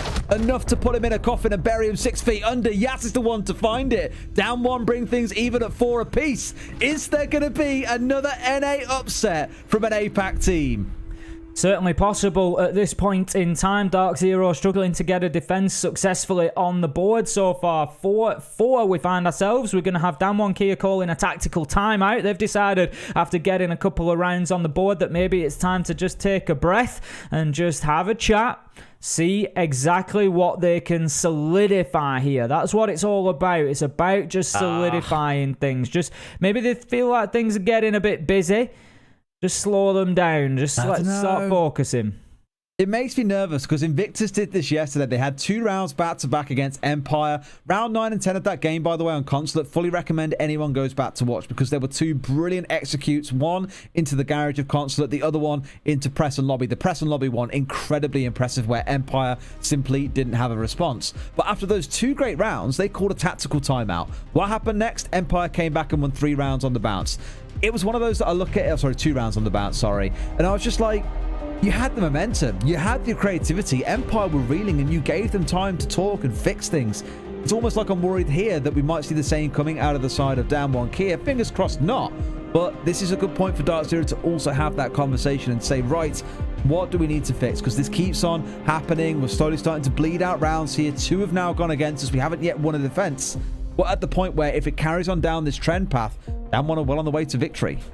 Certainly could be, but like you say, it's always an interesting choice. And let's just mentally, everybody, just remember this round because we may well be coming back to this when we know the final result. We could be looking at this and just asking questions. If DarkZero are able to come back into this and get themselves a couple of defenses, it's always an interesting point when a team calls a tactical timeout after winning a couple of rounds, because normally momentum can be extremely important and you just want to keep rolling. You just want to keep those gunners in the server, just hitting the shots and just keep them warm. But no, DWG Kia choosing to take the break. They're just going to settle things down. They're going to be attacking onto dining and kitchen. It's the first time that we've seen them attack onto the lower floor so far. DarkZero just not wanting to repeat either Aviator games or Trophy Statuary yet. I had to check chat, by the way, and see what I always like seeing the sentiment of chat and what's going on. And one that we've got now is a spam that is ripping through Twitch chat. Hello, NA. APAC here. Are you going to get out of groups this year? Excellent question. I imagine some of them will. SSG looked great yesterday. Don't worry about them too much just yet. One thing I will give against SSG thinking on it is they have, as we mentioned for Group B, every team has got a day where they have 2 games and 2 days where they only have 1 game. SSG had their double yesterday, got 4 points. There is room for much disaster to take place in that group, but I wager that right now, they are the main hope. As we've seen, TSM 0-2 after the first day. DarkZero started really strong yesterday. A good game against NIP, but a defeat against DWG. This is the game you need to be winning because realistically, these are looking like your rivals for that race for second place. Certainly could be. And I mean, absolutely, SSG are fine. Mark my words. Feel free to click. SSG are fine. SSG will go through. I'm almost sure of that. Given what we saw yesterday, it was a tough game against FURIA, but as we said, it was coastline. You know, it's a roll of the dice. If you're going to go and play on coastline, there's always the potential that you're going to come away with a loss. So, yeah, I wouldn't have any major concern about Space Station. I would have some concern about Eclipse, though, taking an awful lot of damage inside the site there. He's down to maybe about 30 HP. He's only a couple of bullets away from dying. That's not ideal at all. We've got Yas straight away inside of the laundry there, looking to potentially begin work. I'm not sure if they're going to look to get that wall open or not. They've got Quartered on the ace. He is going to come in with the Selma. There we go. So, out comes the Nitro. Not going to be successful there. Yeah. It's a waste of a Nitro. No, he completely missed it. It is. It's a big one to lose as well because you're looking to that towards the vertical destruction. But clearly, I think on their side, they were wondering, well, if this wall gets open now, we lose all capability to play comfortably downstairs and play for these C4s because now you're in perpetual fear of Yas being on this rotate that's just been opened up. It could vault in at a moment's notice and do some real damage. So BT has got to be careful here. Try and stick away from that wall and even then keep a close eye on if anyone does try and zip their way through it. Rin could get caught out here and does as Pamba steps round. Knew the man was there and shuts him down with a headshot. Yet another entry death for Rin. It is turning out to be a much tougher day than yesterday. 5 versus 4 as DarkZero take themselves an early lead, but that is immediately clocked back by Quartered as he finds the kill. A very late trade onto Pamba there, shutting down the Jaeger and leaving us now 4 versus 4. 1 minute 10 left to go. DWG Kia pretty much in control of the top floor. They've got NJR up there with them, but not too much of a challenge likely to come in onto the position they're in. He's going to hold them away from Astro, but they can start working the vertical angles. They have one C4 left and it's in Hyper's hands. NGR finding a kill with the FMG up on the top floor. I mentioned we might start seeing more players doing this after Citizen started popularizing it inside of EUL, and it seems to be catching on like a bit of a bug. However, 4 versus 3 for DarkZero and 40 seconds still to play. This round's not looking too bad for them. But I'm always nervous because you've just seen a couple of rounds in this match already. What Damwon can do, they burst into sight and pick up 3 kills in the close. And you've got a couple of low health members, Eclipse and BC, 1 bullet away from death.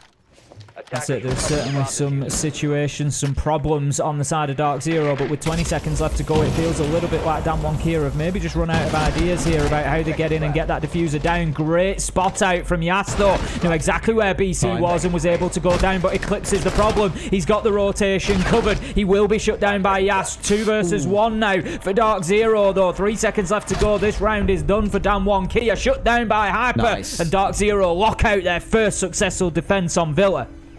Yeah, Hyper doing a good job there up towards the north side. Played it so patiently as well. Set out to the west on the north side, just saying, look, C4's in back pocket. I'm playing patiently. I'm waiting. And as soon as that push does eventually come in from the side of DWG Kia, we mentioned about them getting that single wall opened up and said this is going to be a threat all round long. He's there. He's patient. He's ready. There's 2 closing kills, both going the way of Hyper. Aviator game is going to be where we step next. Turns out the offsite, in this case then, for DWG Kia, was going to be the downstairs in dining and kitchen. Aviator, where they looked a little more comfortable earlier on. We'll see if DZ can mix things up a little bit here, catch them off guard potentially, or just disrupt them early into the round in the same way that we saw DWG Kia doing that against DarkZero by getting those C4s onto the Astro window. That was the big difference maker for them in the early round. We need to see some creativity out of DarkZero. DarkZero, 1 more round for them. A successful defense of Aviator games will secure them overtime as a minimum, which in turn effectively secures them at least 1 point out of this game, because even if they lose in overtime, they would still pick up that 1 point for the league table. It's very tight. We knew that this one was going to be close. There's coming into it, I said we had 2 very evenly matched teams. I'm glad that DWG Kia have managed to step up after what was a tough opening. It just shows the resilience that they've got as a team, able to turn it around, a strong mental game, not phased by the fact that they were 4-2 down to DarkZero, and they fought their way back into it. But DarkZero getting themselves that big opening defensive round. It's the first one they've taken. It's the first of the 3 attempts, and they need to just carry that momentum now. Get this round, and I feel like the seal is broken then, and I feel like they go on to win the game in regular time. But if DWG Kia can lock it up here, tie it up 5-5 again, guarantee 12 rounds, I mean, it's almost as if there's something to do with you and I casting in overtime, Des. Ah, that's a superstition, mate. I don't know what you're on about. It's a myth. My voice doesn't believe that it's a myth. For those who don't know, me and A seem to be cursed with overtime. It just seems to be a thing. At SI, we were the casting duo that had the most overtime games, the highest average number of rounds per games. It was just one of them that seemed to follow us the whole way through. It was a bit mental, really, all in. It was another Lion scan, though. The EE1D singing through. They've now cleared away the shield. Pambazu at least trapped for a second on the main stairs. And for much of DK, in comparison to what we saw from DarkZero on their attacks, everyone gathering up for the most part outside of Rin on the south balcony. Yas is in. How far in can they push is now the big question. Need to be finding that entry frag, really. They've got Yas established, but he needs to get himself some space inside a study here. He's got Woogieman just supporting on that window as well. Just going to launch in. Can Yas find the kill? NJR up on the plinth. Will be shut down. Goes for a second and gets it. Big entry from Yas. BC finds one onto Woogieman, who was playing on the study window. But after that flurry of kills, DWG Kia find themselves 4-3 up in terms of manpower. And they are fighting hard here to get themselves another successful attack of Aviator Games. I was really nervous of BC as well because he had that clean angle in a way that he could look down through the laser gate into study and find himself a freebie. But I think a little bit too passive there. Was worried that someone was watching the door. Completely understandable. However, Yas really makes them pay for it in this case. 4 versus 3 and 60 seconds to play. It's the time to go big, but Hyper wants to make sure those numbers are equalized out at a 3 versus 3. Will be successful. We've got the X-Kairos pellets from Coated just being applied there. Nades going in from Yas just to clear off, but we can see they are, or were, jammed out by one of those mute jammers. That's been cleared away now, so the line of sight will be opened to the back of Bar. It will potentially allow them to get in there and think about getting a plant down, but there's Hyper and there's BC to go through before that happens. Yas goes through the first, but Eclipse is able to trade it. 2 versus 2. BC doubles down and finds one onto Coated. 2 versus 1 now. This is all going DarkZero's way. It could be guaranteed overtime. Rin, the master of yesterday, shut down today by BC to put DarkZero on 6 rounds here on Villa and guarantee overtime as a minimum against DWG Kia. They're going to look to push on and take this here and now, though. It's the curse of the APAC overtime. They kill their own momentum. They give the other team time to think, and it makes me nervous every time I see it. DWG Kia, you'll be asking questions as, okay, timeout, cool, if you want to try and come up with something new for that downstairs attack. But you've given DarkZero the room to breathe. They've now got 2 rounds on the bounce. 1 more, they walk away the winner. And given again that overtime loss yesterday against NIP, the win against G2, what would be a win against DWG Kia, they put themselves in a commanding position to be the team going through on this group in 2nd place. Trophy statuary is potentially going to be DWG Kia's last hope. They have no more mistakes to make now. They need to get in there and they need to get 2 wins to push this through to overtime. Or they might be, if you remember, we told you to remember a round, and it was round 8. It was the end of round 8 where that tactical timeout came in. DWG Kia, having won 2 rounds, got themselves back level, chose to take a pause, chose to slow things down, and they haven't won a round since. DarkZero able to come in following that round 9, win their first defensive round. They've then just won their second, and they're starting to run away with this. They feel like they are in the supreme position here to shut this game down, and DWG Kia might just be ruining that decision come the end of this game. I had to check what was going on over on the A stream, where BDS are currently 4-1 up against the Soniqs, and Shock Horror take a quick peek, and Breedays had a 1 versus 3 clutch. Best support player in the world. Always the conversation that we're having. Can't wait to see them here on the B stream later on as well. We will be having BDS versus Team 1, I believe it is. What a screamer that will be. And you and Jackie are going to cast that one together, Ace. We certainly are. We felt like bringing back a little bit of the LATAM spice. It never hurts. Does not at all. And they have me and Jackie next for Navi versus FURIA. Exciting. I do want to touch on Rin again for a second, by the way. It's not been going well. Again, 0 and 5 on the entry. Now, he's not strictly playing in a solid entry role here. Maybe look towards Yas and suggest there is something there. But it does help at least give some highlight to Yas, a player that I think is worth picking up. We keep on saying, or at least I do, I don't know if anyone agrees with me, if I'm just speaking into a void at this point. But 11 and Yas, for my money, the 2 best players that we have got in the region of APAC North. I would agree. I would absolutely agree. And right now, DWG Kia desperately need Yas or anybody else on this side to come in, take these last couple of rounds by the scruff of the neck. Imagine a big 2, a big 3K right now, just to really fire them up and push them forwards towards getting a win. And That's exactly what Dan1 Kia could do with. Courted gets in. He's going to start opening up the peak hole in that wall. 1x Kairos pellet will survive the impact nade of BC, and that's going to allow him now to just start taking some measures to open up more of the wall. We've got a second impact nade comes out. That's going to be BC's utility expended, and that will now allow Courted to open up that master wall inside a minute and a half, so not bad at all.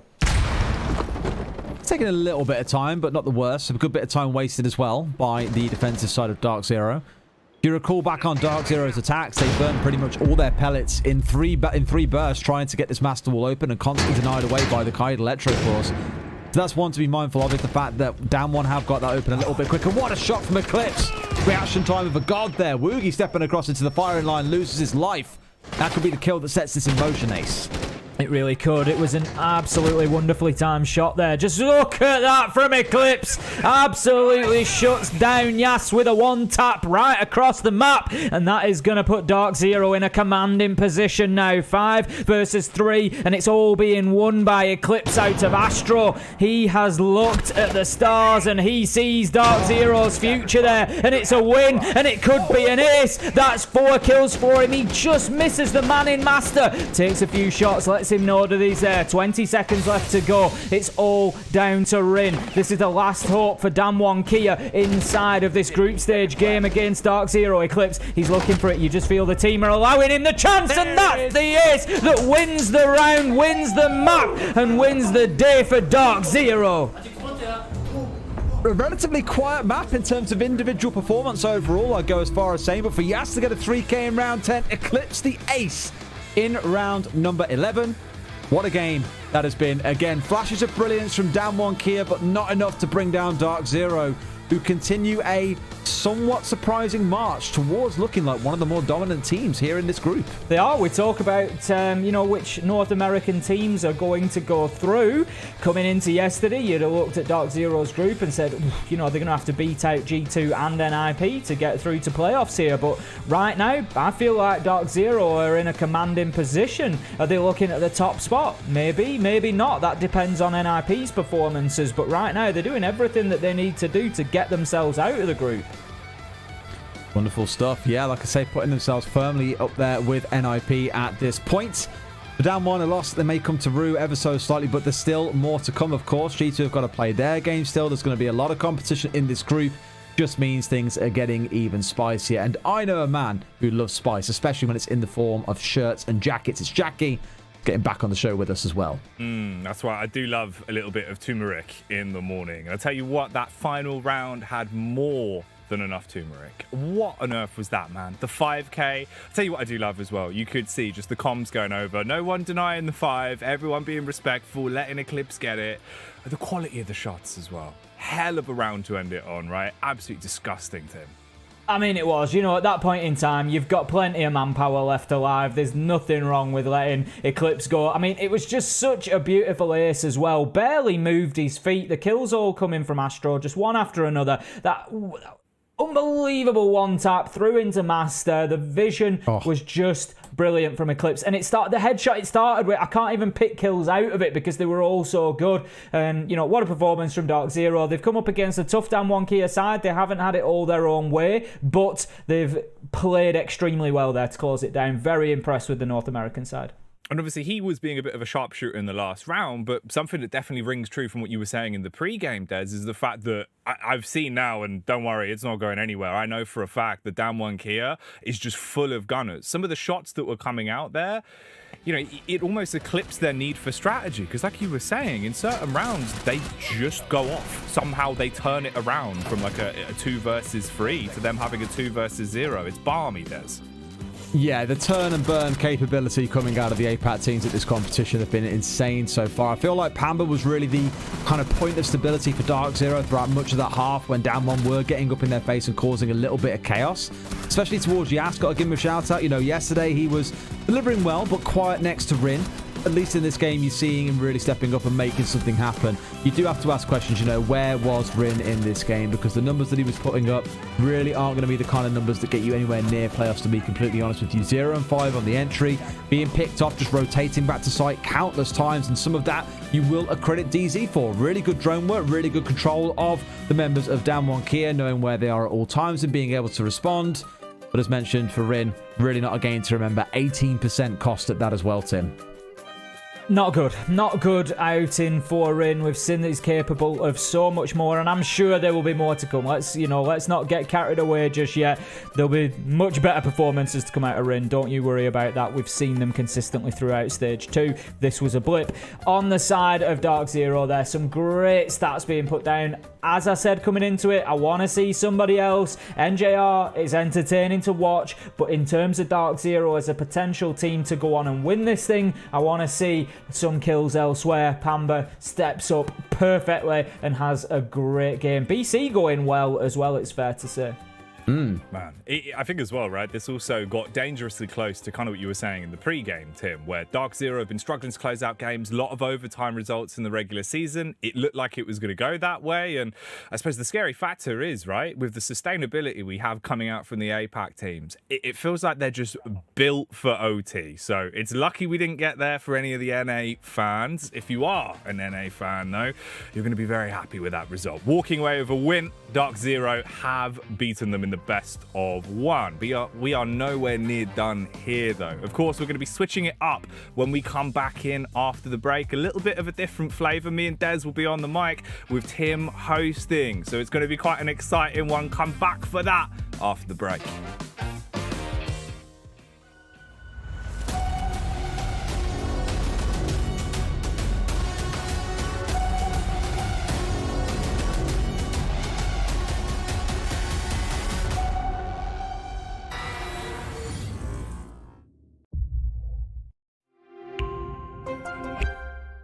What does it take to create a vibrant, thriving community? Join us on this third episode of I Call Next as we discover how to create inspiring content and hype up an entire gaming scene. PayPal. Press play.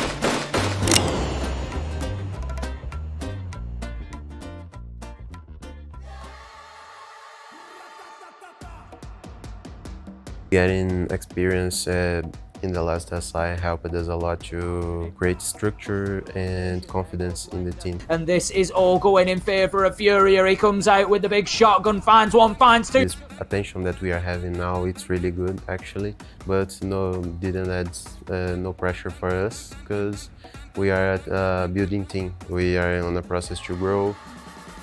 Navi's strengths come in terms of a very strong entry game. When Doki is on his day, very, very difficult to slow him down. Is that no, that's the real Doki, that ain't a hologram. On FURIA, I think they're underrated. They're a top 4 LATAM team, but I think people rate them as the lowest out of the 4. But I think they have a really unique play style, and I think they're going to cause a few upsets.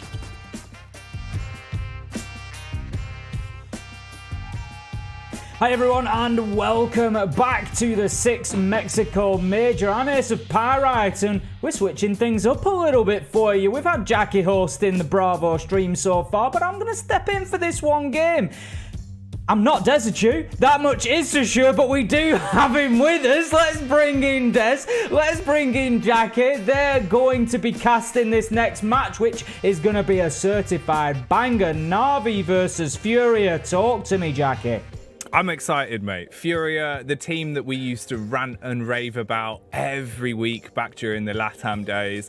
And for a first for me, I get to cast Navi. I'm really excited, honestly, because I've always wanted to see Doki play. So now I get to put my voice behind it. I'm moist for this one. Well, that's it. You're going to have it absolutely first hand. Up to date, you've only seen the LATAM teams in that sort of fashion from behind the screens, but we've got one of those for you as well. We've got FURIA. You know, they're no slouchers. How are they going to be looking today, do you think, Des?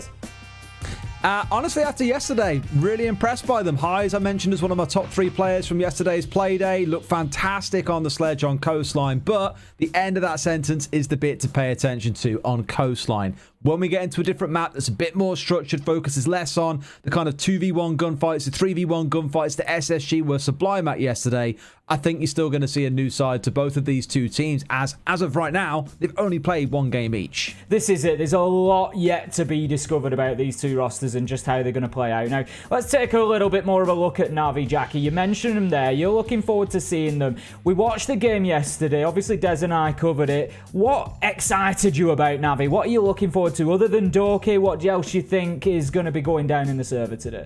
I think a lot of it that impressed me was the firepower, right? Although it was a rough result for them and it wasn't the best game, they still had a lot of chutzpah. And the plays that were coming out, a lot of aggression, willing to take early fights, willing to go for those spawn peaks. Some of the Doki did over and over again that always kind of had me on the edge of my seat. It didn't pay off much that time around, but I'm hoping that there might be a chance we'll see some success from it this time, Tim. Des, how do you think that Navi shaped up yesterday compared to what we've seen so far in EUL, particularly, where it's been a little bit hit and miss at times? How do you think that's likely going to translate today? It was, I thought, a decent performance against SSG, but we know they've got more. I thought it was more than decent. Again, I was saying it all of yesterday, and I've said it this morning as well. 7-4 was the scoreline. Lots of people are going to look at that and say SSG demolished Navi. They don't stand a chance today. I'd beg you to go back and watch it, because most of the rounds that SSG won ahead of Navi came down to big clutch situations. Hot and cold, we saw pulling it out. Bosco, the GOAT himself, doing some magic work. Looking back at it there, I think Navi could have walked away with that game win. So let's not write them off just yet. They are looking very competitive. Again, this is only their second game. You haven't seen the full story from them just yet. I think they'll surprise a few people here against FURIA.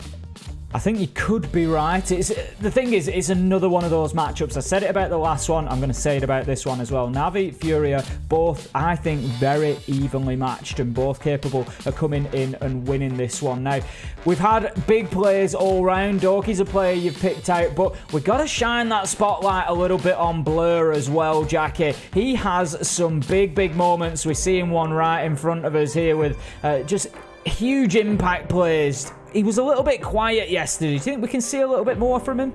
I'd hope so. I would like to see a little bit more from Blur, because it felt like him and Saves were two of the big names that were coming up very regularly in the kill feed, doing a good majority of the groundwork in the early round for Na'Vi. If they're both firing all cylinders, we see a little bit more from Blur going into this game. That could be the edge they need, because I think you have to have all 5 fingers on one hand to beat FURIA. They're not a team that's going to go down easily. They're not a team that is going to be going into this game unprepared as well. We know from the past, right, with Twister, they put so much work into preparing for a team that I feel like unless everyone from Na'Vi is playing well, they could come unstuck here. I'd absolutely agree with you. I mean, the fact is that FURIA are going to take the game to Na'Vi. We know that. There's going to be kill stares. They're going to be raining those bodies down sometimes. Is it all going to be down to a player like Blur to step up and have those impact moments, or is there anybody else that can sort of take on that mantle for Na'Vi? To be honest with you, Blur's the player that I've always called Mr. Consistent, right? Like, he can step up when it counts, and he's arguably the most consistent player on the roster. For me, it's the 2 players peripheral to him. Doki being the entry player, Saves being the one that often plays out on the flank on something like a Zofia. They're the 2 players that I think you need to see step up for Na'Vi to have a knockout game. Nath and Secretly play more in the backline. They are the more supportive players on the team, and the ones calling a lot of the shots too. I think what strikes me a little bit for this team is the nerves that might be coming into it. You know, for Doki, it's his first LAN in a long time. For Nath, his first one on a stage like this. For Secretly, went through a rough patch with Chaos. For Blur and for Saves as well. But then it's a big step up. It's almost like a first taste of what a major's really like for a good few players on this team. No doubt they're super motivated coming into it. They had a boot camp in Ukraine. Sorry, I was about to say Mexico. They're there now. They had a boot camp in Ukraine before flying out to Mexico. So all the bits are there. They've put the hard yards in, but nothing really quite gears you up for an actual LAN. So to me, that's where there's going to be a bit of a learning curve for the boys maybe coming into this. Absolutely. We just see some highlights from Blur particularly now. And one of the things that I'm always impressed with Blur is his footwork and his positioning. He's always in the right place to make maximum impact with almost not minimum effort, but sort of minimum movement. And he's always just lining his shots up and doing fantastically well. We get a shot of the man himself there. So he always seems quite a quiet individual to me, Jackie. Nothing, Mr. Miserable, mate. This is it. No, you know, there's no. I mean, you say what you mean, Des. Say what you mean, Des. Now, of course, Na'Vi, they're going to need somebody to play against. If we just put them in the server on their own, they're going to win. That much is for sure. But there's going to be 5 players that are going to be doing everything they can to stop that happening. This is a team that you know plenty about, Jackie. We saw the rise of them, and we saw it from a difficult position, FURIA. How are they looking so far? I thought they looked really good yesterday, came out strong, same old core keys to FURIA, right? The strategy is there. Sometimes it feels like they don't need it. Sometimes it feels like it doesn't even exist, but it's definitely there. Exciting executes, really good aim stars as well. I know we've been focusing on Fantasy as a player to watch, but honestly, it's the old core 3 for me that I've still got a lot of love for. Miracle, Highs, and Lender. They just feel like when they're there, you've got the core unit of FURIA. The communication's always on point. They trade so well for one another. It's just when they go into sites. The spacing has always been so nice between Highs, Miracle, and Lender for me, Tim. Absolutely. I mean, I don't want to put words in your mouth, Des, but after yesterday, I think it's fair to say that you are now a converted die-hard FURIA fanboy. So what was it about them that just particularly excited you yesterday? Give it a rest, mate. You're definitely putting words in my mouth there. I don't know what you're talking about now. For me, honestly, I was quite sold on Highs. Lender had some great rounds on the Twitch as well, and Fantasy pulls off the fantasy things that he so often does. I think big one for me is more the individual moments of brilliance that we saw on this map as well. SSG for me were better at isolating members of FURIA, picking them off in a 3 versus 1, not really giving them any room to breathe on the defense. But once you got onto attack, it's almost like the pressure was overwhelming coming out of FURIA. I called Highs the pinball wizard a couple of times. You're seeing a couple of his frag kills coming out on screen as well. They look good. Do they look like world beaters? Maybe not yet, but sometimes the greatest champions are forged at the tournament itself, and this is them now striking the hammer to the anvil and making it happen. If they could beat Na'Vi, they send a massive shockwave through the rest of this competition. Well, this is what it's all about for FURIA. It's about the journey. Twister said it in the video that we saw on the way into this matchup here, and it is all about growing as a team. It's all about developing, and that's something that we've seen taking place. Jackie, do you think they're in a position to actually get that tournament win yet, or are we a little bit away from that? It feels like the building blocks are still coming in, but they've been building on so much for, at this point, a good year and a bit. They've been putting the groundwork in back in the BR6 when we used to talk to Twister, and he'd tell us that I know our team has potential. I know our team has the right players. I know we have the right mentality. It's just about getting the issues ironed out. And week by week, they started to iron them out. The small wins here and there had us more excited every time we saw them. And obviously going into the major as well, first time I had seen them in quite some time, you can see so easily the improvements are there. They look like a quality squad. They've always had the aim to back it up. Are they going to win the tournament? I don't think so. Are they going to be able to push, potentially get out of groups and have a good run? Absolutely. I'd say they still have a shot to get out of this group, even if it is the hardest one in terms of only having 3 teams. And the thing is, all of that is building experience for them. Every time they go through this process, SI21 here at the Mexico Major, it's all just building that experience. Now, another player that we haven't really mentioned that I just want to bring up, he's one of the newer additions to the roster along with Fantasy, and that's Raya coming in on the support desk. He had a big game yesterday. He's always going to focus on your objective and getting your diffuser down. We saw some flex play from him yesterday onto Flores, onto Blitz. What were your thoughts about Raya? I liked it for the most part, to be fair. The Flores was the key one for me because that has been my big focus throughout the tournament. I said it yesterday when that game kicked off, keep a close eye on Flores. Makes it incredibly easy to get rid of gadgetry. You're not exposing yourself throwing nades, for example, or chucking gadgetry in. It's just a drone that you can drive around a corner and use quite effectively. Wasn't an absolute blowout performance for him. Went 7-11 in that game, but in the more supportive role, it's kind of what you come to expect. The big difference for me was the impact that was felt in rounds. 80% cost he walked away with after that one map. That is one way for someone that normally plays in the shadows and more towards the back end of the team to make himself known. A good game from him, and again, why I'm excited to see more from them today wasn't just Rare. It was Hyde, it was Lender, it was Fantasy, everyone throwing their lot in, I think, and Rare was just one of those players that really stood up and made himself heard. He did, and it's great to see because, so often we do gravitate towards the fraggers, gravitate towards the kills, and it's always nice to be able to give the spotlight over to somebody like Rare because he really does have some great performances in him. He's got the diffuser down plenty in stage 2 as well. Lender is a name that popped up. I just want to throw it to you very briefly about Lender, Jackie. We didn't actually use his name too much yesterday, but I think that was maybe a bit of an oversight because he had a great day. He's always been someone that's been effective, right? I think obviously we had it when he first came into the team. I remember it was a consulate game where he really struggled and we were waiting for him to kind of find his footing. He was dragging his heels a little bit. Over a course of weeks, it was a night and day change. It felt like he sort of clicked in with the rest of the roster and was just popping off. I hope to see more of that, to be honest. I want vintage Lender out on the server. So, we are almost there. It's an absolutely tantalising matchup that we've got ahead of us. Na'Vi versus FURIA. We know the teams, we know the players, we've discussed it all, but there's still one important factor that we need to know, and that is where they are going to throw down. We've got our map veto ready, so we can head into that and we'll see exactly what the battleground is going to be. I'm going to throw it over to you to begin with, Des. What are we thinking in terms of maps? The FURIA head for coastline again? No. Na'Vi don't head for coastline again. I think after you've seen it once, there's just no way they go there again. Like, sure, you can sit there and prep and counter-analyze it. I don't really think that's the play. I imagine you take Cafe goes away from Na'Vi. I imagine Chalet would get banned out maybe by FURIA here against Na'Vi as well, knowing that Na'Vi has played it an awful lot. That being said, FURIA quite like the map too, so I don't know. I'd like to see Chalet. I'm going to say every single veto we come into that would be a promising one to get to. But I'm going to say no coastline, no Chalet, no Cafe. And then I guess it's kind of up in the air from there for me. I mean, I'll go have a dig in the numbers, mate. I'll come back to you after I've had a look at my spreadsheets, yeah? You come back to me. You know I love a spreadsheet. Clubhouse in Oregon, we keep talking about it, Jackie. Is this going to be the one? Is this the one where we get to see it? Honestly, it would be a dream come true. When I thought about it and I was looking at this series, I was like, man, if we somehow get an Oregon slipping through, it would just bring back all the memories. It would open up the floodgates. Doesn't look like the Chalet dream's happening, though. We can't have our little holiday away to the Alps, unfortunately. That is a bit of a shame. No skiing holiday, mate, but we can go and build a building if you want in Oregon. Get yourself in the digger, have a drive around. I used to be a bricklayer. I could build a nice wall for us. I could probably divide. Bricklayer, really? Yeah.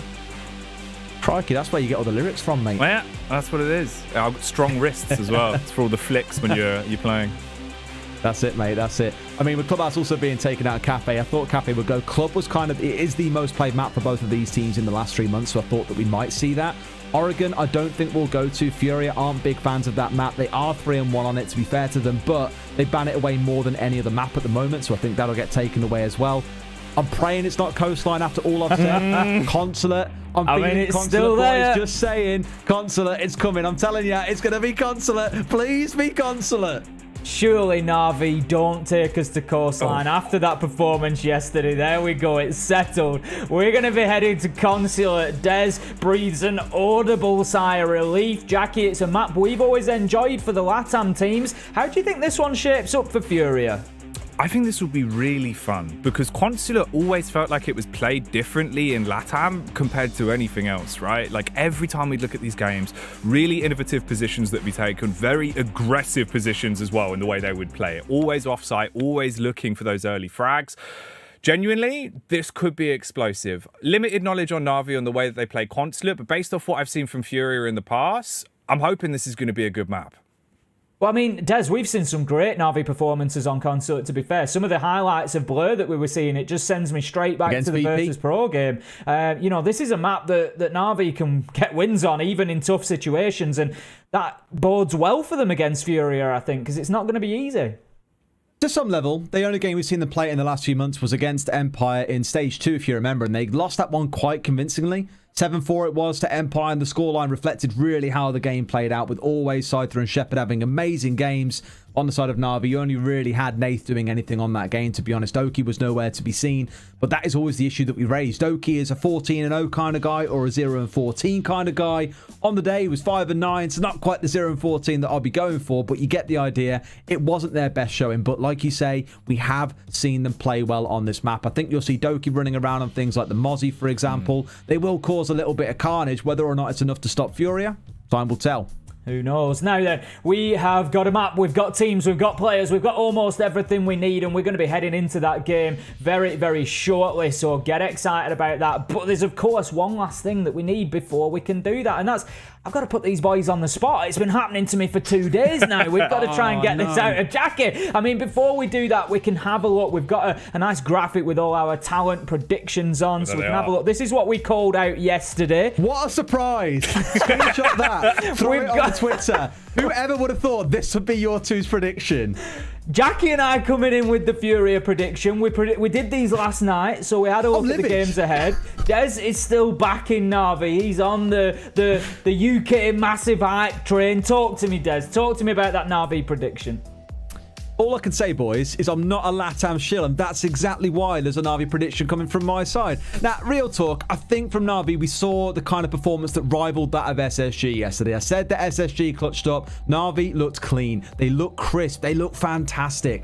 Is it enough to bring down FURIA, who scraped to win against SSG on Coastline?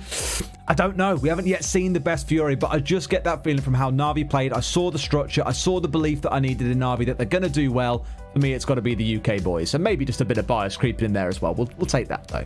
Community poll, we've got that down there. 56% to Na'Vi, 44% to FURIA. So still very, very close. And I think that shows us just exactly how close it is between these two teams. Jackie, you've plumped for FURIA. What's your thinking there? Honestly, Tim, every time we cut to that wide shot and we have all the players there, there's one man I'm looking at in the back line. And I saw the little glint in his eye. I saw the way he was looking. I saw his biceps through his shirt, and I knew that they would have the edge going into this. I genuinely think they're a quality team. They've got so much explosivity to them when they're going in for these site takes, and they've also done their groundwork. Every game we've seen them go into, Twister's there with Google Docs on Google Docs on Google Docs. So genuinely, I think when it comes down to preparation, I'm going to give the edge to FURIA. Well, FURIA have done their groundwork, and we have done the groundwork here. We've set the scene. We've told you everything you need to know. There is only one more thing to do, and that's to get into this one and see exactly how it shapes up. It's going to be Jackie. It's going to be Des on the cast, and they're going to have a lot of fun. You take it away, boys. We absolutely shall. Jackie, welcome back to the mic, my man. You're looking forward to this? I know. God, honestly, dude, it's been a while. I've had some time off. I haven't been here. It's exciting to come back, and I think it's going to be fun as well because it's so different. So many new layers that have been brought in. You know what? We've got 2 new operators since the last time I was here, Des. This is going to be huge. It is, mate. It is. You know what? Honestly, the biggest shocker today, and the one thing, it's not going to be a result of a game. It's going to be that you used to be a bricklayer. I'm now starting to kind of think in my head, did you build that shed you're currently in? No, but I have had a thought about building one out of brick, or at least doing an insulation layer out of brick, but not yet. All right. Yeah, not yet. Quite exotic, that, mate. It's quite a creation. Well, exotic is where we're going to start things off then. Console, we're getting into Na'Vi and FURIA, but Na'Vi starting on the defensive side. Keen to see if there's any funky bands coming out here as well. Oh, mate, I haven't been in a band phase for so long. I'm actually curious You're tingling, to mate. see, like, hairs on end. Genuinely, they're all standing up. I look like I've just touched one of those electric balls, Des. Maybe Twitch spin around and give you a bit of a shock, mate. You never know. Oh, yeah, the ones that, like... You know the thing as a kid, if you, like, smash one of them, it's going to, like, zap you and you die. Oh, it was terrifying. It looked like it was actually like a Tesla coil. I thought I was paying, like, red alert free, and I was just going to perish the second you touch it. Red Alert 2, mate. That's where it was back in the day. Oh, hell yeah. Just spending hours building walls and then giving up. Prism towers connecting across the whole map. Oh, man. That's the dream. That is the dream. No walls being put here, though, as we are getting straight through this ban phase. No Thatcher the Smasher, unfortunately. That's a shame. He was always a fan favourite of mine, Des. Why is that? Thatcher the Smasher, mate. There's got to be a reason why. Why was he the fan favourite? Because of the name alone? Or? Well, partly because of the name, because it rhymes. Also, you got to rep the boys, haven't you? That's it, mate. Bring up the SAS ones. And there's another one going away. Oh, no. I tell you what, mate. They knew you were casting and said, let's take them both away from Jackie. You got Mute. You got Thatcher. Of course, I've still got things like the smoke in play, but that Mute coming away just screams to me we want to deny away that ability to block intel away. So from Na'Vi, if nothing else, that just says to me when they get onto the more attacking side of the map, you might see them a little bit more uninhibited when it comes to the drone work. I'd hope so as well. I want to see a lot more aggression going into this game. I think based off the back of the two teams we've got here, right, they should be clashing head to head like two hungry lions, and I can't wait to kick it off. Absolutely. Well, straight away for a spicy lock-in, we've got Chanka being picked up by Nathan on Na'Vi's side. All those fire pellets now carries 14, was it 15? I tell you what, the number keeps on going up that I can't remember to what number we're now at. It's definitely some there up towards 14 or 15. The fiery death that he can spawn lasts a good 60 seconds or so. In fact, I think we timed it yesterday when someone brought it along. You can get like 90 seconds worth of burn time out of the Chanky. You've also got the smoke to layer on. Everyone was kind of going mental when the rework got announced of, oh my god, that's 2 minutes of lockout with the smoke and the Chanka in combo. You won't see it getting used for that purpose, but I do think you'll see Na'Vi playing quite defensive with this lineup. Oh yeah, it's also just in terms of like the renovation work, it's more cost efficient to just hire one Chanka than it would be 4 men in a white van.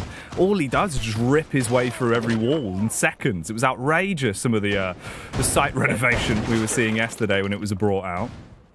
Tell you what, mate, you need to be tapping up your old bricklayers, telling them, mate, I've got one for you, right? Forget about getting the boys in the white van. I've got something called a Chanka for you. They'll have no idea what you're on about, but tell them it's highly effective and they'll love you forever. Just whip out the LMG, take the wall down, everyone's screaming, we asked you to build a wall, what have you done? So I'm really sorry. Ooh! Oh my god, what is Lender doing? Goodbye, Doki. I wanted to see him, Des, but apparently not in the first round. Might have to wait another couple yet, mate. That was a really good counter shot coming out from Lender. Doki, you spoke about his spawn peaks yesterday and what he was doing in those games. Here, though, Lender was just ready. I don't know if that was off the back of a drone or just anticipation, but at this point, I think we can study Na'Vi and know the sort of thing that Doki wants to pull off. Really good response from Lender. Naughty way to open it. Potentially a trade back in favour of Na'Vi, but Blur not quite able to hit the shots on the angle, so he drops off and repositions for the meantime. That's a naughty way to open it up, though. I was hoping we'd see it, Des. I was thinking, Doki, going to get to cast him finally. Yeah, the man's probably going to go for a spawn peak. Just doesn't work as well when you die. It's one of those high-risk, high-reward moments, right, where sometimes it pays dividends for you, but other times you get yourself shot in the face, as he has now learned. The thing is that also takes away some of the pressure on the top floor, where Blur was originally hanging around inside a console. He's had to drop away. Did get himself back down the bottom of yellow, but now he's crawling his way back up. So, I hope FURIA have done the homework here, got some drones set down, and are looking out for this later round flank that could come in from Blur if left unchecked. Little bit of chip damage here and there. The info slowly being gathered as well. Lender slithering around like a snake on his belly, looking to get himself another pick for FURIA to put this round into peril for Na'Vi. 1 minute and 25 on the clock. 4 alive for Na'Vi, just holding strong. Absolutely. at the spot. You know that the spot's running down as well. So on the side of FURIA, you want to start jonesing yourself up for an execute. The question is, when you've got these roamers on the side of Na'Vi, what can you do about it? Well, you've got to force them downstairs. And I think these final 4 members of Na'Vi have now backed away. Nace off in Narnia out towards Archives at this point should start working his way back across the site because they need those fire pellets to start blocking away any plants that could come through. Rare's moved himself down as we hit that 60-second mark. And with 5 members still alive for FURIA, they're looking pretty good. But I'm wondering when this floor starts getting opened up because Highs is above. We saw the work that he could do yesterday. I think they haven't even got a drone inside a bathroom here, Jackie, to know that someone's playing in. Only now does that hammer start swinging. I'm a little bit nervous about the clock, to be honest. They're leaving it late. Final 30 seconds, but a frag being found secretly. Spotted in the angle behind the shield. A common one, and he's scoped out. Saves goes down as well, and it's just left on 2 men, Nafe and Blur. And this round could be over in a blur. A blink of an eye, and it could all be gone for Na'Vi in the opener, unless they can somehow clutch onto it. Spot towards the stairway. Blur not looking fabulous, as he will be dropped by Fantasy. And all of a sudden, it's left on 1 man, the Lord and Savior.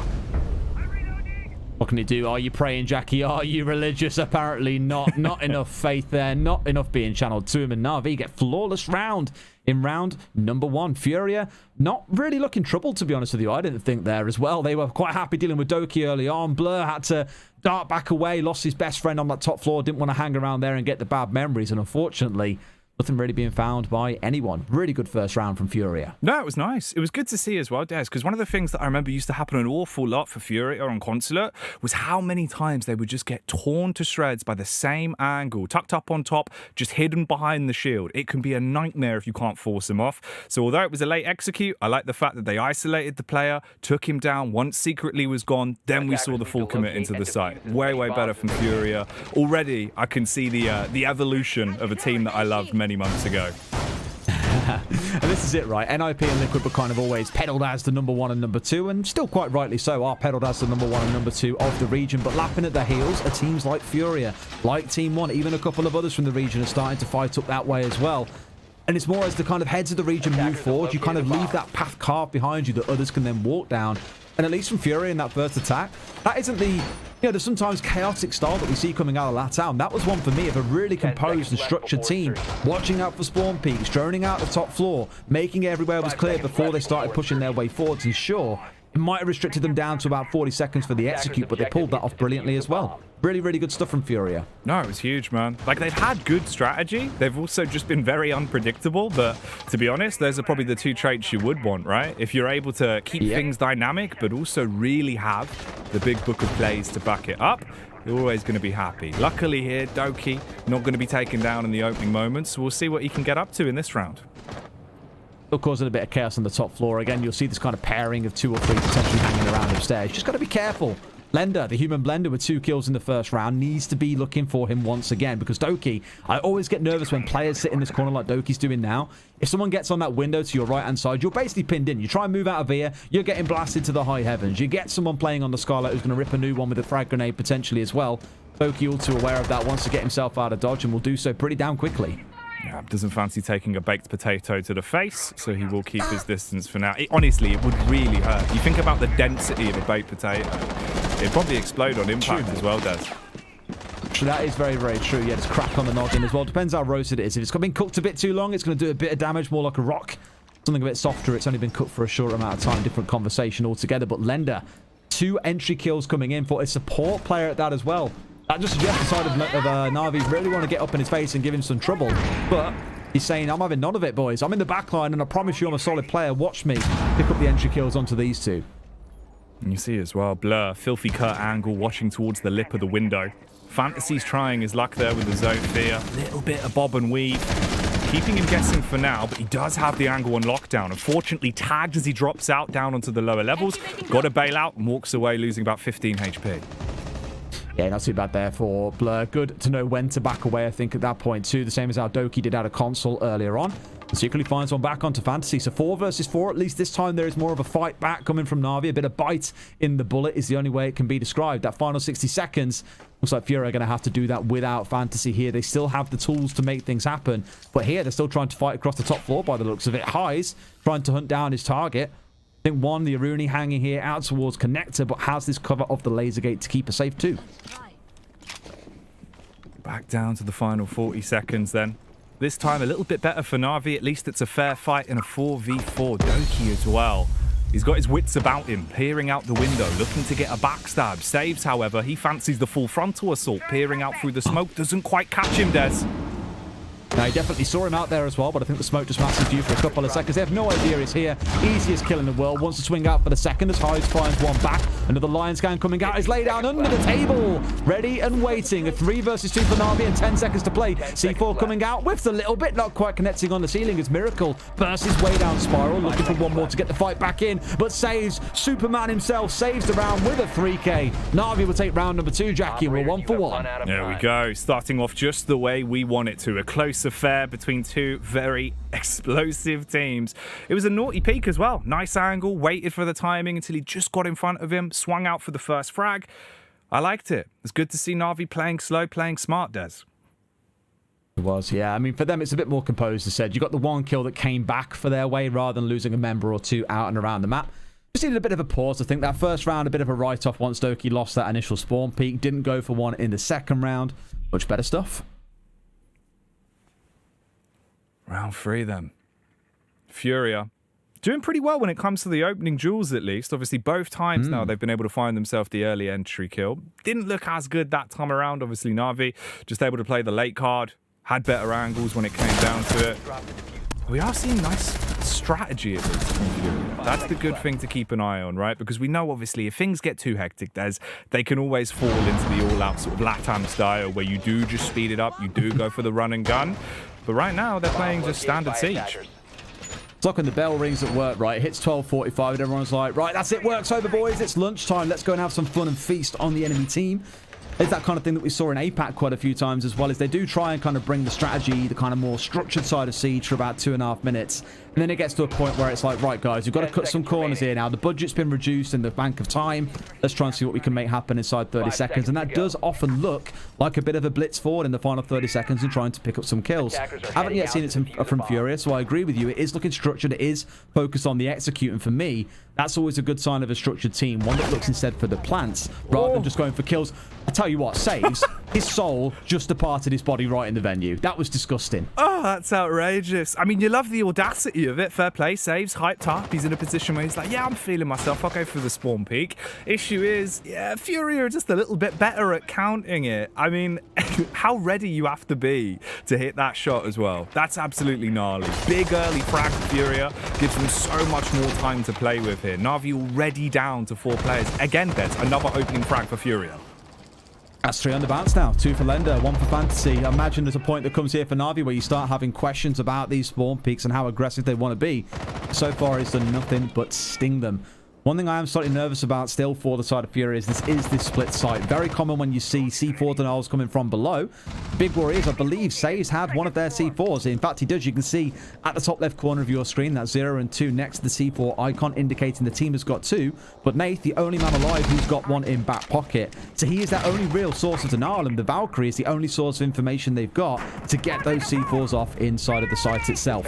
So FURIA going to have to go big time aggressive and try and make something happen in the basement, or worry about that C4 dance they're going to have to do inside of the site on the first floor. In the meantime, the trade comes back in once again, resetting us to a 4-on-4. Minute and 30 to work with. Time ticking away here. FURIA slowly taking advanced position. Good drone usage as well. Spots out Doki, so his roaming position not as effective. Forced to reposition because the jig is up. And speaking of jig, the C4 is also up to the sky. Highs taken out from on high, and Fantasy trades one back. So, not quite the end of the world. C4 kill connects, but it's immediately traded back on to the same player.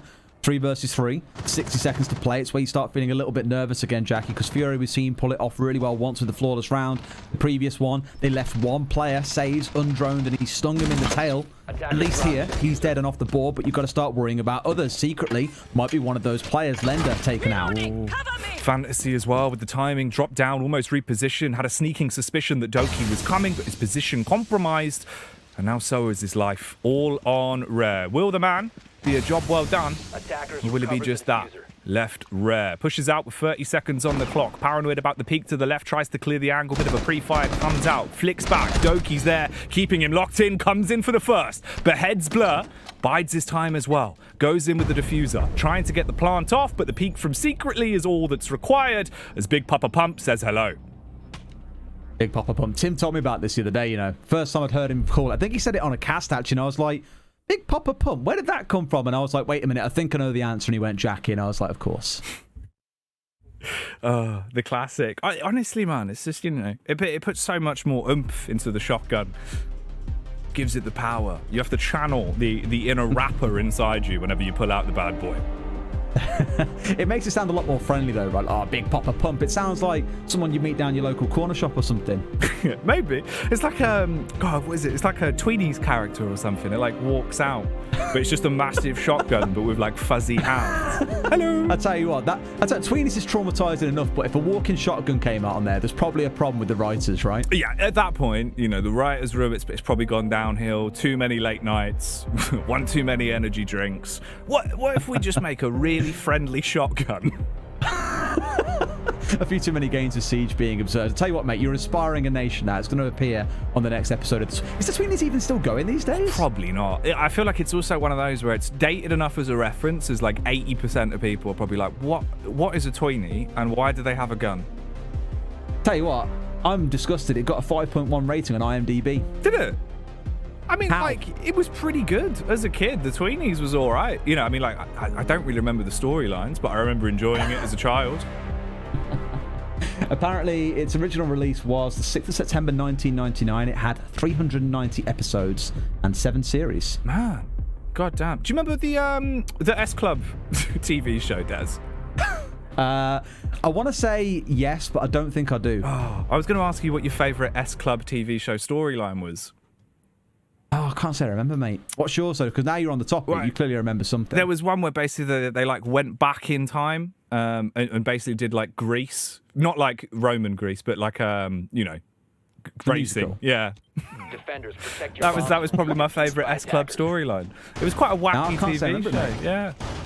I'm surprised it's stuck with you all this time. No, yeah. Rest in peace, S Club. Dead now, of course. Beautiful. Gone, Beautiful. but not forgotten. Much like Na'Vi at the start of every round, Des. Always someone on the spawn peak gone but never forgotten, because you remember them being dead for the rest of that round and the impact that they could have had, but never quite managed to slip into. We've seen Doki hit on the spawn peak. We've seen Saves hit on the spawn peak. Nathan, not quite on the spawn peak, but still dying out to Lender. So you know what? Throw them in the basket. We'll call it a 3 and we'll say they've all been hit on the spawn peak. It's like a caster's dozen. Free spawn kills. You know, it's funny. As I was saying it, I was like, oh, Baker's dozen. Oh, it's not quite the same number. And I thought there was some connection there, but you've got it, mate. You've got it. It's a caster's dozen. It's 3. Oh, there you go. I suppose, to be fair, a caster's dozen could literally be any numerical value. Just decide one at any point. It's like the one that doesn't really have a value until it's observed. It's like Schrodinger's dozen. We're going to start calling it now. You can choose the number based on the situation. I think what we should also do is start just basing all of our currency around Tims. So, like, you know, that's like 6 Tims. What value does a 6 Tim get, though? What could you buy with 6 Tims?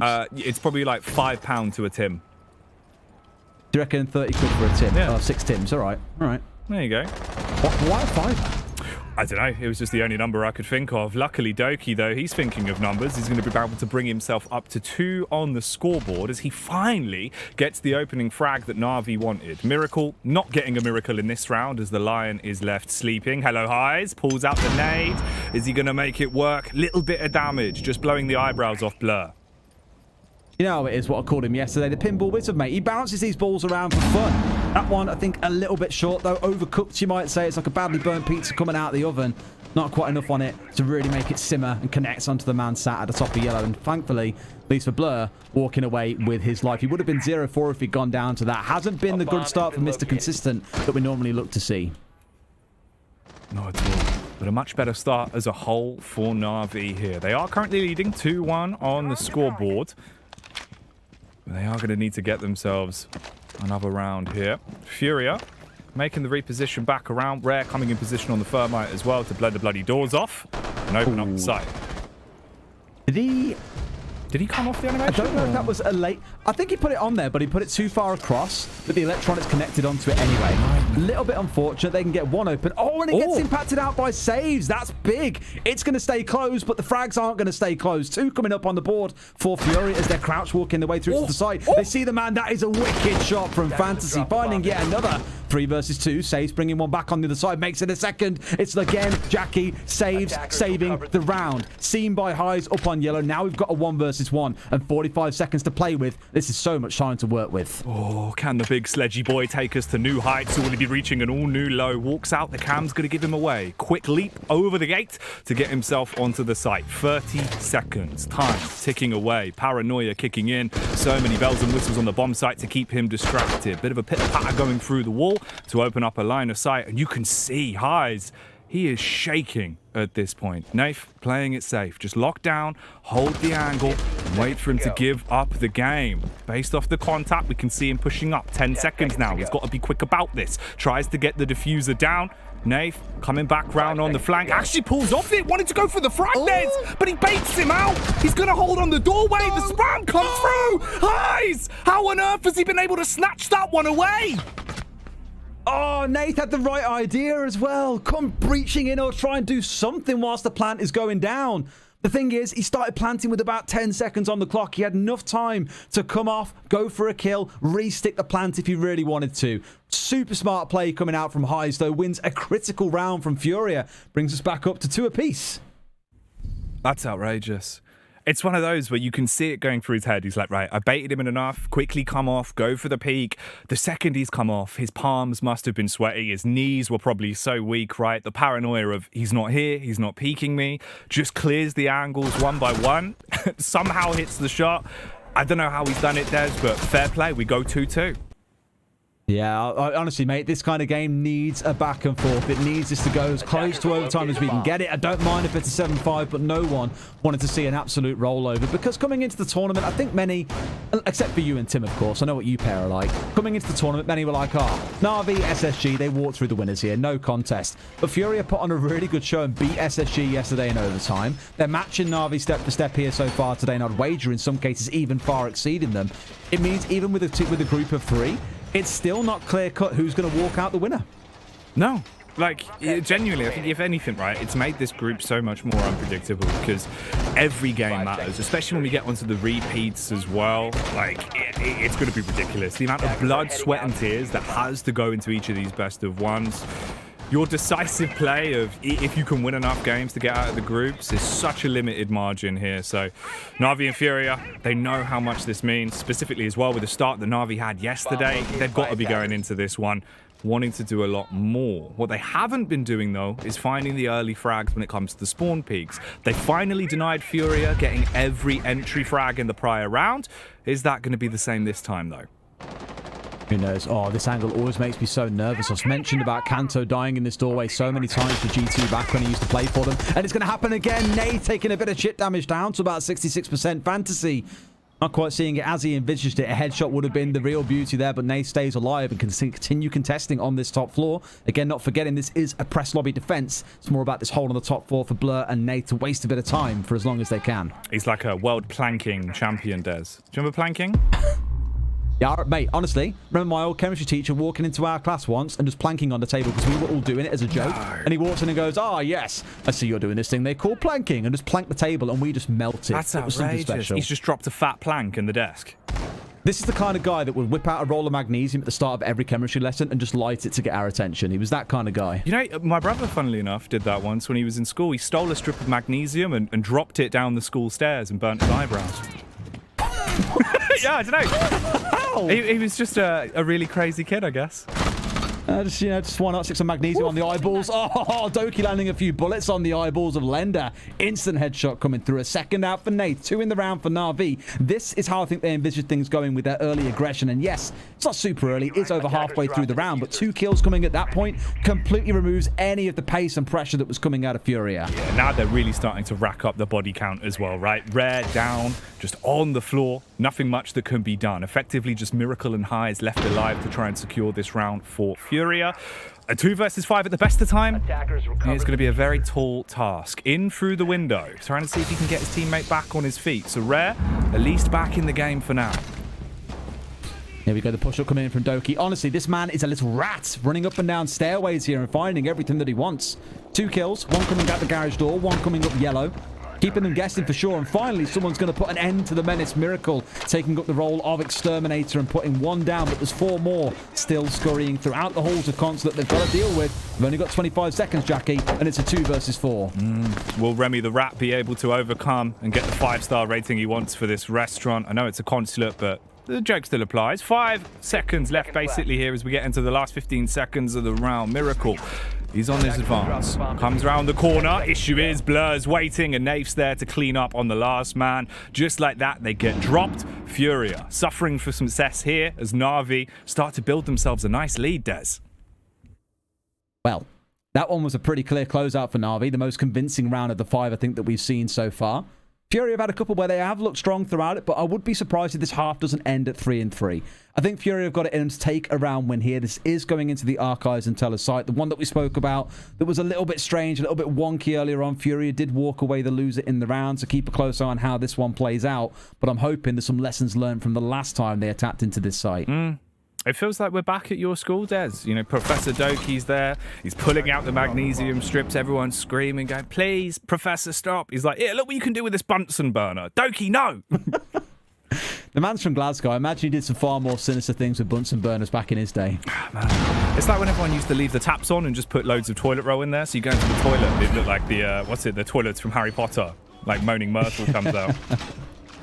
The worst one is when they start wetting the toilet roll and just wanging it at walls, and you walk in there and like, you know what? I didn't like that wall was blue. It needs to be white instead. Yeah, or when it's just on the ceiling. You walk in, you're one of the unfortunate souls, gets hit on the head by like a fatberg from the ceiling, basically. Man, schools in the UK are grimmer than I remember. Now that I'm starting to bring back all these memories, I'm just like, oh no. It's when you think about it, you know, you think about, like, especially in TV, like American schools, and you look at English schools, and it's just like, we just bundle each other and light Bunsen burners. I remember being so jealous that a lot of NA schools didn't have to like wear uniform to go to school, and we did. I used to lament it. You have to channel that anger. It's what you let out when you play ranked, Des.